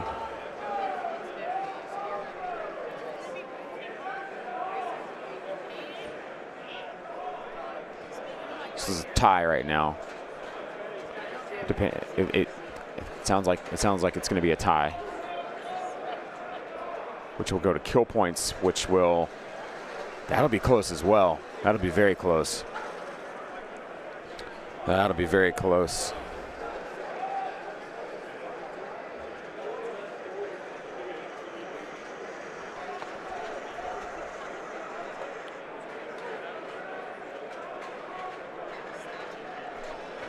I'd like to thank you guys for tuning in all day today with us, and those of you that jumped in occasionally. So. Lots of really good games. Tomorrow we will be streaming 2 games, one of the semifinal matches and then the final match. We will have 2 different tables on stream for that. I believe we are kicking off at 8 a.m. in the morning, so make sure you tune in 8 a.m. Central Time to get that going. Well, it's a tie on victory points, but then with points killed, we're waiting. They're still trying to discuss it out here. Andy is coming back over after hearing the discussion to figure out what exactly went on here. So, Andy, what do we got? Yeah, we've been wrong this whole time. Oh.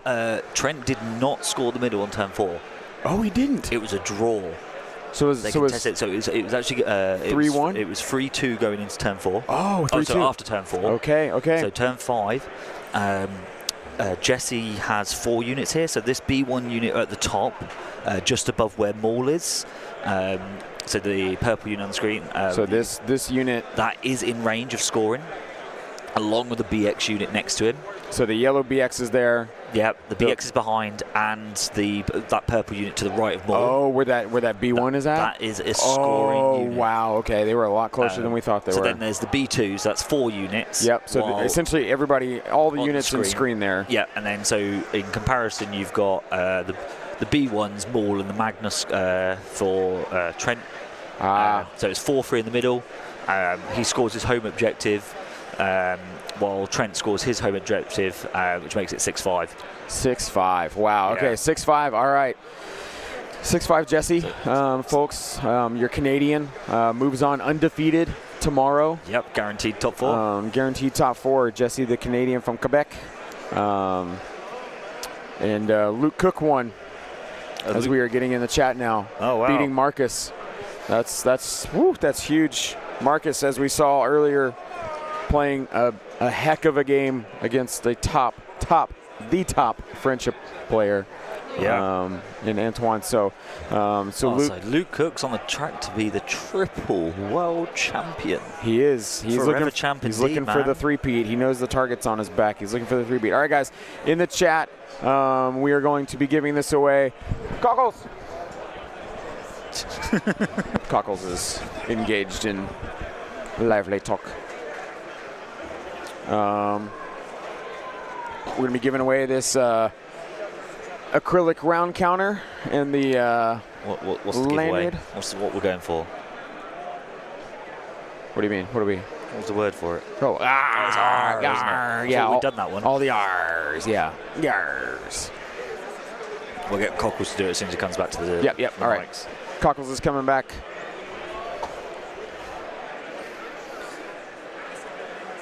Oh. Sensing the giveaway fine. What was the words? Yeah. Yar. Arr. Just all the R's you can find.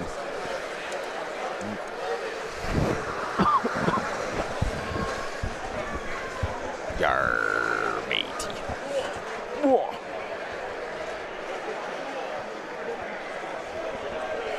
All right, guys, so that is it for today. We're going to draw this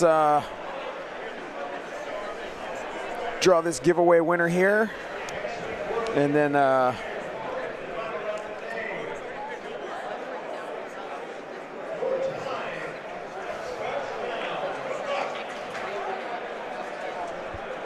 bear with, it's coming.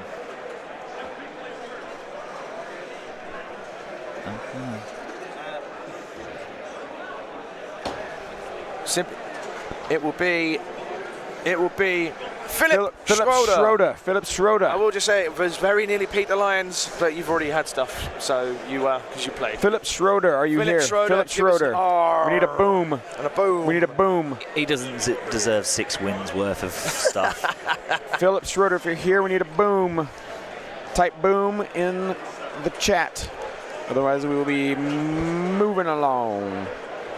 I'm going to give you 20 seconds. 10 seconds here. That's harsh. Philip Schroeder. Philip Schroeder. Philip Schroeder. To be fair, everyone's still typing. I mean, we're going to... We're watching. I'm giving you a little bit more time because I'm just waiting because there's a slight delay between the two chats connecting. So, Philip Schroeder going once. Calling. Going twice. Oh, come on, Philip. Give it a boom. And going to the next one. He's driving. He's driving. All right. All right, we're picking another. Spin again. Oh, here I've got the other. Oh, no. I've got the spinning over this side. Oh, he's got it over there. I've got the spinning ready. Here we go. Nope, it only goes so far. We got Zachary Casper. Zachary Casper.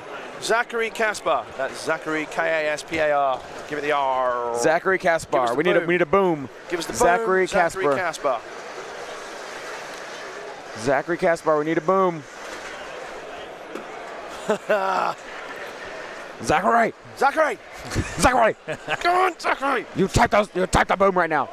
We're at the end of the day now. We're getting silly. Come on. Yeah. Zachary Casper. Oh, Zachary. Zachary You came Casper. and you Are went we all gonna on do the this? Are we gonna do a third? Zachary Casper. Zachary Casper. 10, 9, 8, Zachary Casper. 7, 6. Paging Zachary Casper. 5, Paging Zachary Casper. 4, Dr. Zachary Casper, 3, will you please come to the front desk? 2, 1. Time is gone. All right. Moving on. Pulling another one. Here we go. Third time's a charm. Here we go. Boom. And that will be Mikolaj Grodecki. Come in. Boom. Mikolaj. That's Mikolaj Grodecki. Michael Smith, you can't qualify. No boom boom yet. Come on. Mikolaj Grodecki. I'm probably pronouncing your name wrong, which is why you don't know. Mikolaj Grodecki.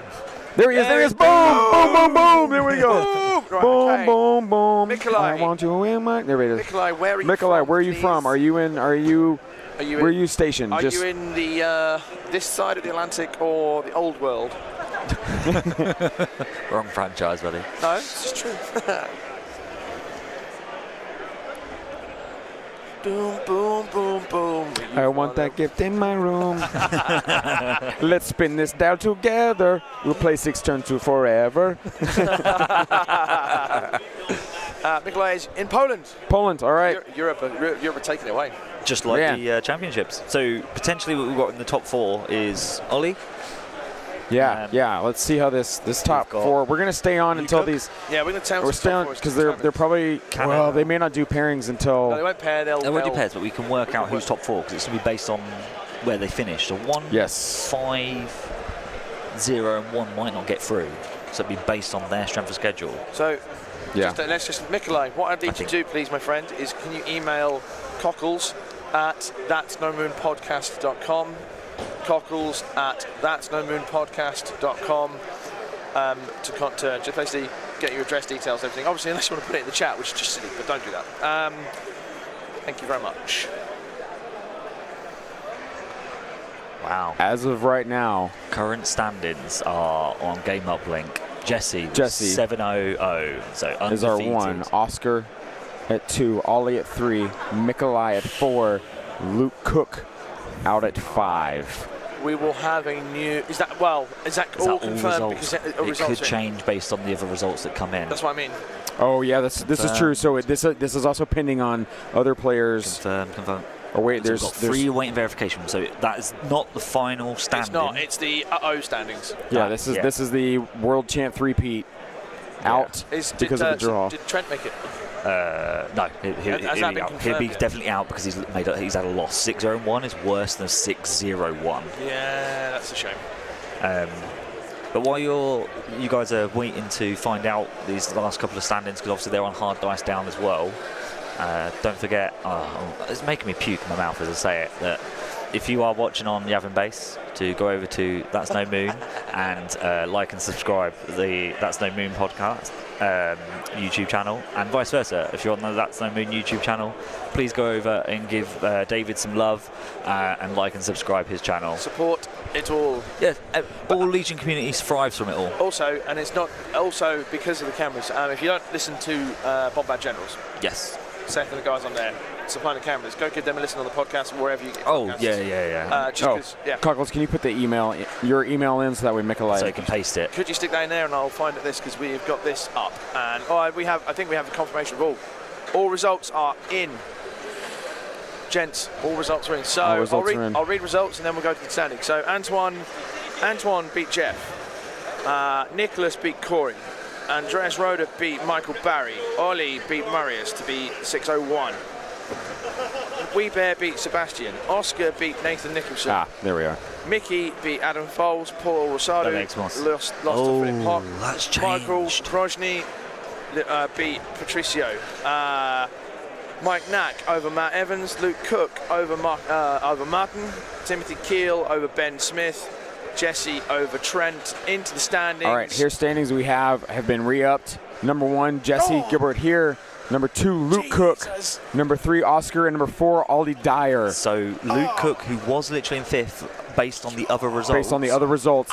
bumped through. So this is why it's important to play games out, because then you see how it affects. So Luke Cook going from 5th to 2nd to make it till tomorrow. Mikolai getting bumped out just into 5th. So we've got 1 Canadian, 1 American, 1 Brit, and 1 Polish. 1 Pole. Fantastic. So we've got a potential here. If anyone bar Luke Cook wins, we've got a new country top 4. 1, 2, 3, 4. Now let's just put the sorry. CIS, Shadow. Yeah, yeah. Followed by, so just to round it out followed as well. by Followed by CIS, Rebel. CIS, Rebel. I think CIS. Then Republic. Yeah. That is a mental top 10. On Discord, you told me I was hesitating between a coaching list with a silver tank and this list. You're the one who told me to like, go for this. I'll take all the credit for me. You better win now. It's my first car. I'll come back next year for sure. So just obviously Jesse just saying it's his first time. He's going to come back for sure next year. But I'll just give you the strength of schedules for a second. So Jesse's strength of schedule is 2.1. Luke Cook on 1.8. Oscar 1.74. Ollie on 1.7. With Mickey Lucky Matsuzushi Ski, 1.58. Had Trent won, he would have Trent's strength of schedule would change, but he has the strength of schedule of 2.04. Antoine Granet 1.86. He's got a higher. So the fact he has lost means the 601s beat him out. Apart from Lucky from Poland. That, my friends, is your final 4. I was going to say, would we have a new champion? We may have the same champion. We may have a new. It's UK, Poland, Quebec, and the United States. The boy from Buffalo, can he do it again? Can he make it a three-peat? Let's find out tomorrow. Everybody, thank you for joining us. Adios, my amigos.